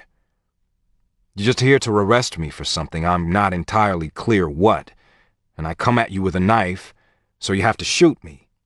Is that your plan? Shouldn't you be reading me my rights or telling me why I'm under arrest?" "I'm here to question you and the disappearance of Lisa Kendrick," he said, finger on the trigger, eyes on my knife, waiting for me to make my move so he could make his. "When you're dead, I'm going to find her here, tied up somewhere, drugged, and no one will question me. No one will care if you're dead." I didn't know if he was crazy or if I was just missing something again. "You mean Sylvie Kendrick?" I asked, my head spinning. "I mean Lisa. Such a lucky break for me seeing her walking along the street last night. And I knew you drove her van when you came to the jail to get David Taggart. It was like a little miracle, just for me." "Did you kill my mother? Is that how this all started, Sheriff?" I asked softly, trying to put the pieces together as quickly as I could. "I didn't kill her. I loved her. I loved her so much. And she was a whore. Do you know how it feels to be in love with a whore?" He laughed, but it sounded more like a sob, and he stopped immediately. Gritted his teeth and kept his hand steady. But I touched a nerve. I touched the nerve. "You don't look like me at all. I couldn't believe it when I saw you, just a tiny little thing hooked up to a bunch of machines. I thought they must have made a mistake. I thought you were mine," he said, and slapped his chest with his left hand. "I thought you were mine. But I'm the wrong color, aren't I? Another laugh that made me wince, inch for the door and grip the knife in my hand. He took an aggressive step toward me, but he wasn't finished talking. You sure as hell aren't mine. I was so stupid. Jenny was sleeping around, obviously. I would have given her anything she wanted. It didn't make any sense to me. Does that make sense to you? Jacob Dawson peered up at me in puzzlement, clearly wanting me to say something that he still hadn't come to terms with in 25 years. She was messed up. I thought I could fix her. But she couldn't leave the shit alone. She couldn't leave it alone. Just like Molly Taggart and Sylvie Kendrick. They reminded me of her. Pretty girls, but so messed up, hurting their families. I did them a favor. They were heading the same direction as Jenny, taking drugs, running away from home. Selfish bitches. I did them a favor. Saved them from themselves. Saved their families from more hurt. How many others were there? How many other girls did you save? I asked, trying to keep the sarcasm out of my voice. And what about Georgia? That was you, right? At the stampede. You tried to take Georgia. She doesn't quite fit your profile, Sheriff. Neither does Lisa Kendrick. I didn't mean to take Georgia. Her back was turned to me and I thought she was someone else. But then you came, and I had to cut her loose. You actually did me a favor, you know. I would have hated to hurt Georgia. And Lisa will be fine. She won't remember anything. I shot her so full of shit she'll be lucky if she remembers her own name. I didn't say anything. He wasn't very tall, wiry and lean and much smaller than I was. I towered above him and probably outweighed him by 60 pounds. But he had a gun, and he was completely out of his mind. Grief, guilt, twisted logic, and years of trying to keep his sins locked away, of trying to hide his face from the people who loved and trusted him, had slowly eaten away at his humanity, at his reason, at the light that separated him from the darkness that waited for him. And here he was, standing in my grandmother's kitchen on the spot where she left this life, showing me exactly who he was. It must be a relief. But he didn't do it for absolution. He didn't do it to gloat or to explain. He did it because he was going to kill me. If the inky smear clouding the edges of my vision were any indication, and they always were. The lurkers knew his intentions, and they were there, waiting for him to carry them out. I knew you were just messing with me all this time. You painted Molly Taggart's face on the overpass, and I knew that somehow, some way, you knew. I knew you must have seen me that night at the stampede, but you never said anything. You acted like you didn't know. But then I saw the walls after Kathleen died. His eyes bounced toward the living room, toward the wall that neither of us could see from where we faced off. All those pictures on the walls. The girls. You painted the girls, and still, you never said anything. I didn't know what you wanted. I tried to stop. I wanted people to think it was you. But then I saw her. On the 4th, I saw her. The same day Jenny died. And she looked like Jenny. She smiled at me just like Jenny used to. And she was strung out. Higher than a kite. I followed her home that night. And I took her.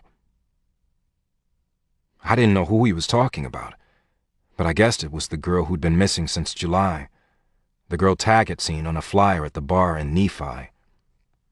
Then last night I'm at the old mill with my nephew.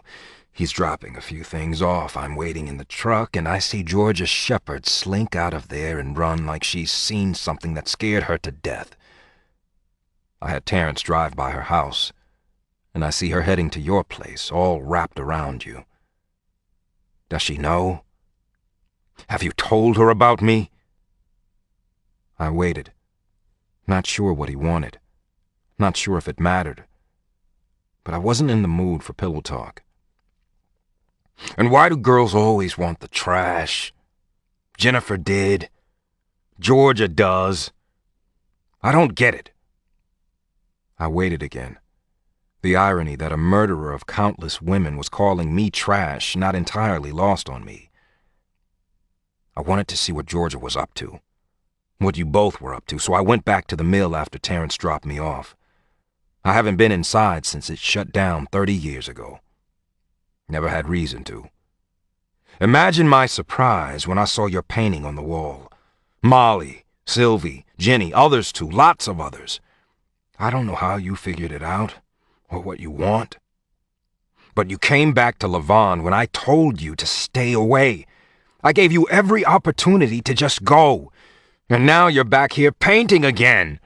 His voice rose on the last note, desperately, as if he truly thought I'd been playing with him all this time, a game of cat and mouse that finally made him break. He thought I'd come back to Lavon for him. He thought the painting at the old mill was new, a new attempt to smoke him out, and it had pushed him over the edge. I wasn't afraid. It was the strangest thing.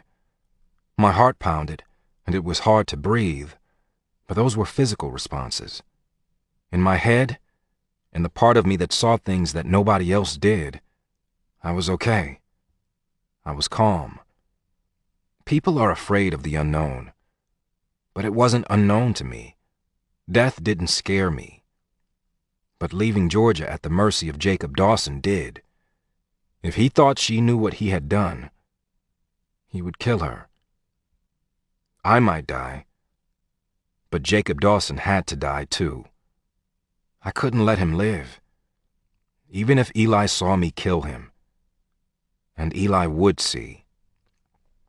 He stood to my left, just beyond the length of my outstretched hand, standing there in his Batman pajamas, complete with hood and cape. He smiled at me a little, that same sad smile that made me wonder how much of the child remained. He didn't have a body anymore, a body that could grow, a body that indicated the passing of years and the gathering of experience. But he wasn't a 4-year-old little boy waiting for someone to explain to him what was happening. He knew. And he'd been trying to tell me all along. He'd been lingering to take me home. Chapter 31. Georgia. It sounded like an engine backfiring in the distance, muted, unthreatening. But Dale Garrett and I both turned toward it, our ears cocked, brows furrowed. That was a gunshot, he mused, his eyes trained on the back of Kathleen Wright's home across the field. And I started to run. Georgia! Dale Garrett cried. Stop! Georgia! Son of a bitch, girl! I didn't know if he was behind me or if he was digging out his cell phone, but I hoped it was the latter. He was old and fat, and I didn't want him killing himself trying to chase me across the field. I don't know how long it took me to get through the round corral, across the field, and over the fence into Kathleen's backyard, but it felt like years, decades. When I reached the back deck and threw myself at the sliding glass door, only to find it locked tight, I screamed in frustration and dread. Moses had been out on that deck for the greater part of the day, but he'd still locked the damn door when he was done. I ran around the house, fear making my thoughts pop like firecrackers, whizzing around uncontrolled in my head. A white Chevy Tahoe with Juab County Sheriff's Department written along the side in gold lettering was parked out front next to Moses's black pickup, and as I rounded the corner and ran toward the door, a black Hummer swung in, gravel flying as it lurched to a halt. David Taggart shot out of the vehicle with a gun in his hand and murder on his face, and I almost collapsed in relief. But that was before I heard the second gunshot. Stay here, Tag roared, running for the front door, so I followed him. I had to. And when he burst through the front door without pausing, the first thing I noticed was the smell. But it didn't smell like paint this time. It didn't smell like pies either. It smelled like gunpowder, and it smelled like blood. And then Tag roared again, and I felt his arm jerk as he fired his gun and then fired again. Another shot rang out, and a bullet hit the dining room window. Glass shattered as Tag stepped over something and then sank to his knees. At first, I thought he was hit, and I reached for him, my view of the rest of the room blocked by his big back. Then I realized Tag had stepped over Sheriff Dawson, who was sprawled, staring up at the ceiling, a huge knife sticking out of his chest, a gunshot wound to his head. And then I saw Moses. He was lying on his side on the kitchen floor, blood growing in an ever-widening pool around his body, and Tag was turning him, trying to staunch the flow of blood, cursing Moses, cursing God, cursing himself. And just like when Gigi died all those years ago, when Moses was covered in paint instead of blood, when death was on the walls instead of in his eyes, I ran to him. And just like before, I was helpless to do anything for him. Moses. It was light. I felt safe, and I was perfectly aware of who I was and where I was. Eli stood beside me, his hand in mine, and from a distance there were others too coming toward me. If I had to paint it all, I doubt I could. But maybe paint could better capture it than words. Yet even with the soft effervescence and the unyielding light all around me, it was Eli who held my attention. He lifted his chin and contemplated me, searching my face. And then he smiled. You're my dad. His voice was clear and sweet, and I recognized it from the memories he'd shared with me, though it was easier to hear now, unfiltered. Crystalline almost. Yes, I nodded, gazing down at him. I am. And you're my son. I'm Eli. And you love me. I do. I love you too. And you love my mom. Yes, I whispered, wishing with all my soul that Georgia was here. I hate that she's alone now. She won't be alone forever. It passes so fast, Eli said wisely, even gently. Do you think she knows how much I love her? You gave her flowers and said you were sorry. I did. You kissed her. I could only nod. You painted her pictures and hugged her when she cried. Yeah, I whispered. You laughed with her too.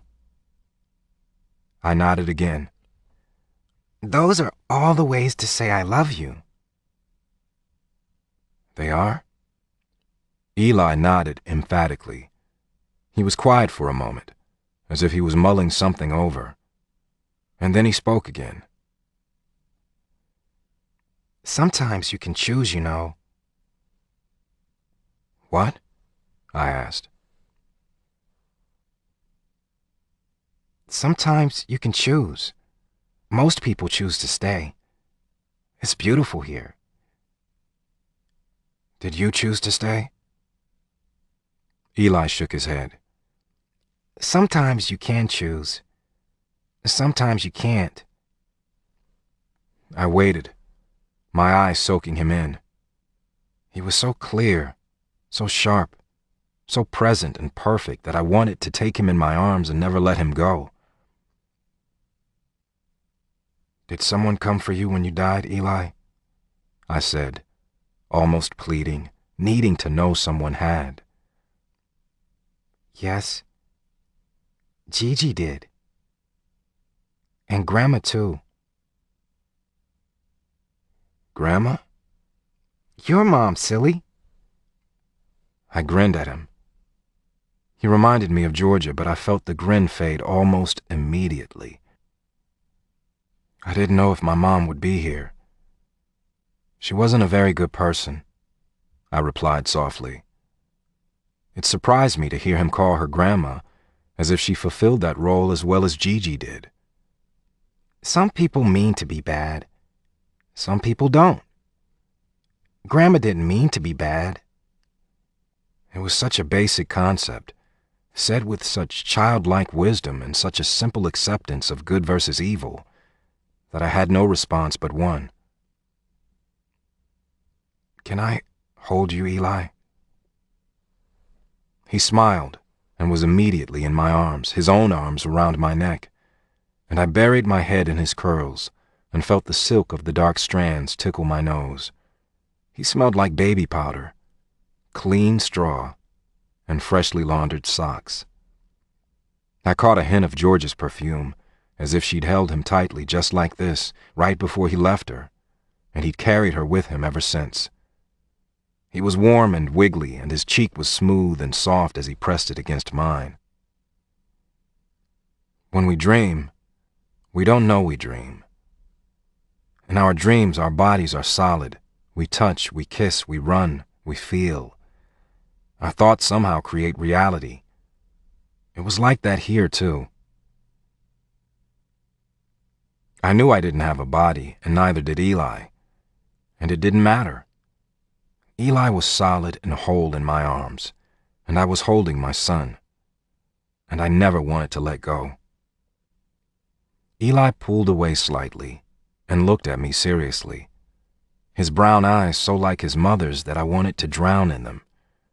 Then he unlocked his arms from around my neck and held my face in his small hands. "You have to choose, Dad." Georgia. Moses died on the way to the hospital. That's what they told me later. They wouldn't let us ride with him, so Tag and I jumped in his Hummer and followed the ambulance, breaking speed records and stumbling into the emergency room when we finally reached Nephi. And then we waited, clinging to each other while they tried to bring Moses back. Tag's face was white and his hands shook with horror as he told me that he believed Jacob Dawson had killed his sister, and probably all the other girls as well. Moses called me this morning, Georgia. He asked about the brand on calico, about the Circle A, and it nagged at me. I ended up calling my dad and asking him about it, just on the off chance he knew something. And he told me the Circle A was Jacob Dawson's brand. We bought a couple of horses from him the summer Molly disappeared. The horses we bought had that brand. My father even gave one of them to Molly. Anderson Ranches, I supplied numbly. Jacob Dawson's mother was an Anderson. She inherited the ranch and her brother inherited the mill when their father died. She handed the ranch and all the livestock over to Sheriff Dawson when he turned 21. A slew of police came to the hospital. Some of the officers were from the sheriff's department, some from Nephi City, and Tag was taken in for questioning. I was questioned as well, though I was questioned at the hospital and allowed to remain there. The sheriff had been killed, and it was Tag's bullet that had killed him. That and the knife in his chest that Moses had apparently wielded.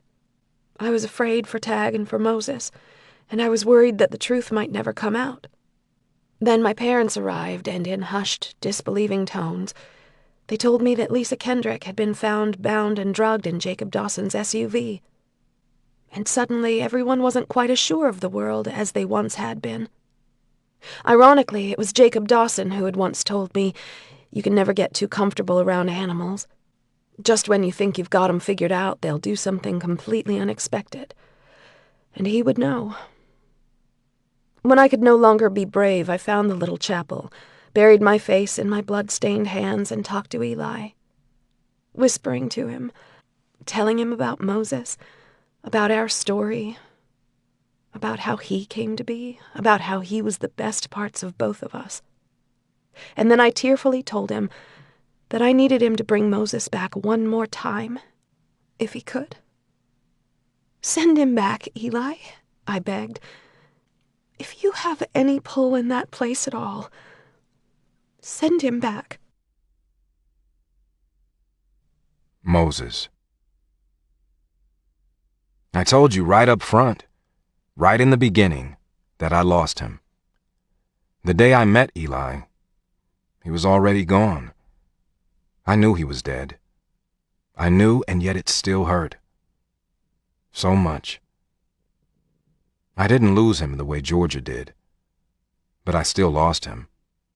I lost him before I knew him, and I wasn't prepared. And each day as I grew to love him more, as I watched him, as he showed me his short life and his huge love, it got harder, not easier. In truth, since I've decided that's all I have, I would gladly submit myself to anything else, anything but that. But that is what was given to me, and I wasn't prepared. I can't tell you how it felt to say goodbye, how it felt to choose. But in the end, mercifully, the choice was made for me, and I didn't have to do either. I held my little boy in my arms, and I heard his mother's voice from somewhere far off, telling him our story. A story about how Eli was born, how he died, and how, from beyond the grave, he healed us. And Eli and I listened together. The first few words of every story are always the hardest. It's almost as if pulling them out, speaking them into existence, commits you to seeing it all through. As if once you start, you're required to finish. And we weren't finished. Georgia and I weren't finished. I knew that. And Eli knew it. You have to go now, Dad, he whispered. I know. I felt myself slipping, almost falling, much like the way it felt when I called down the waters. Good night, Stewie Stinker, I heard him say, a smile in his voice. Good night, Buzzard Bates, I said, my tongue so heavy in my mouth I could barely form the words. See you soon, Die-Hard Dad. See you soon, little man, I whispered. And then he was gone. Georgia. They shared his story on the 10 o'clock news. The little baby left in a basket at a dingy laundromat in a bad neighborhood in West Valley City, abandoned by a drug addict and expected to have all sorts of problems. And they shared his story again 25 years later. The story of Moses Wright, the artist who communed with the dead and brought down a killer. Both Tag and Moses were absolved of any wrongdoing in the death of Sheriff Jacob Dawson, and they were cleared quickly when Sylvie Kendrick's remains were found on his property, along with the remains of several still unidentified girls. Lisa Kendrick made a full recovery, and though she doesn't remember Sheriff Dawson abducting her, she does remember walking along the road and having a vehicle pull up behind her, lights flashing. Jacob Dawson is believed to have killed more than a dozen girls in Utah in a 25-year period, and may be responsible for similar disappearances of girls matching the same profile in surrounding states. Considering that he had inherited 100 acres of land, including the land that bordered the truck stop and the highway overpass where Molly Taggart was found, there was still a lot of ground to cover and, sadly, a lot of bodies to uncover. The whole town of Levan followed the story, watching the reports, pretending like they had the inside scoop and making up what they didn't know just to feel important, just like the first time Levan made the news.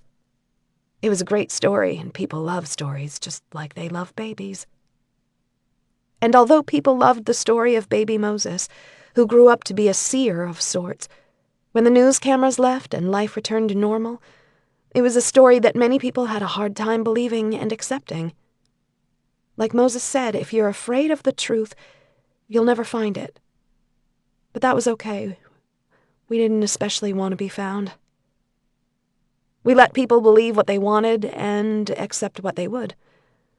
We let the colors blur and the details fade, and in the end, people would tell the story and pretend that's all it was. It was a great story, after all. A story of before and after, of new beginnings and never endings. A story flawed and fractured, crazy and cracked. And most of all, a love story. Our story. Epilogue. Georgia. Don't move. I'm almost done, Moses insisted, and I sighed and laid my head back down on my arm. He was obsessed with painting me. My pregnant body wasn't especially beautiful, but Moses disagreed, including my round belly as one of his daily 5 grades, along with my legs, my eyes, my blonde hair, and the fact that my breasts were a full size bigger. Who needed a photographer when your husband was a world-famous artist? I just hoped that someday nude paintings of Georgia Wright wouldn't be hanging in some rich old man's bedroom, or worse, in a museum where thousands of eyes perused my greats daily. "Moses?" I said softly. Yeah? His eyes lifted from the canvas briefly. "There's a new law in Georgia." Does it directly contradict one of the laws of Moses? Yes, it does, I confessed. Let's hear it. He set his brush down, wiped his hands on a cloth, and approached the bed where I was positioned, draped in a sheet like a Rubenesque Madonna. I learned the term from him, and he seemed to think it was a good thing. "Thou shall not paint," I commanded sternly. He leaned over me, one knee on the bed, his strong arms bracketing my head, and I turned slightly, looking up at him. Ever? He smiled. I watched his head descend, and his lips brushed mine. But his golden-green eyes stayed open, watching me as he kissed me. My toes curled and my eyes fluttered, the sensation of lips tasting lips pulling me under. "No, not ever. Just sometimes," I sighed. "Just when I'm in Georgia?" he whispered, his mouth curving against mine. "Yes. I need you here often. All the time, frequently."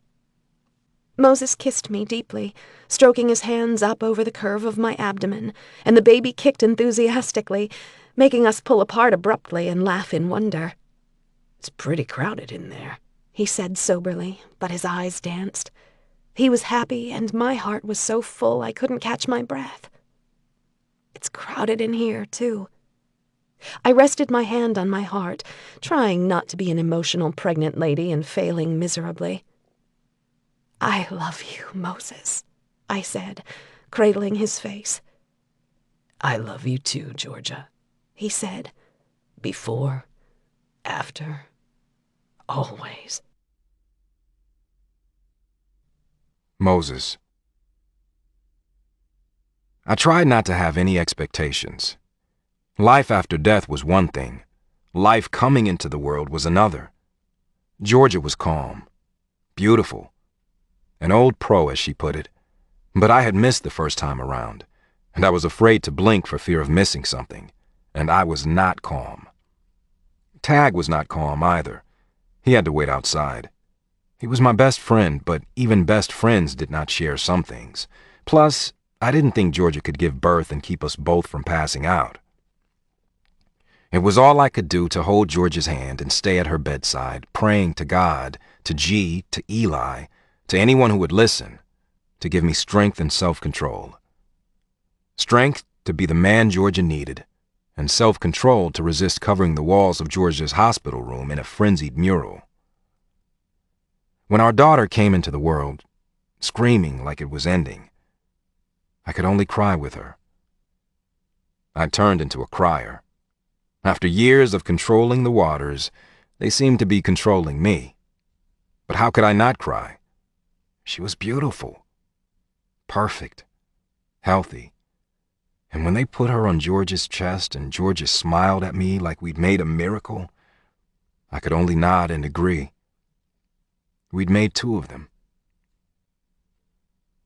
"Kathleen," she said. "Kathleen," I agreed.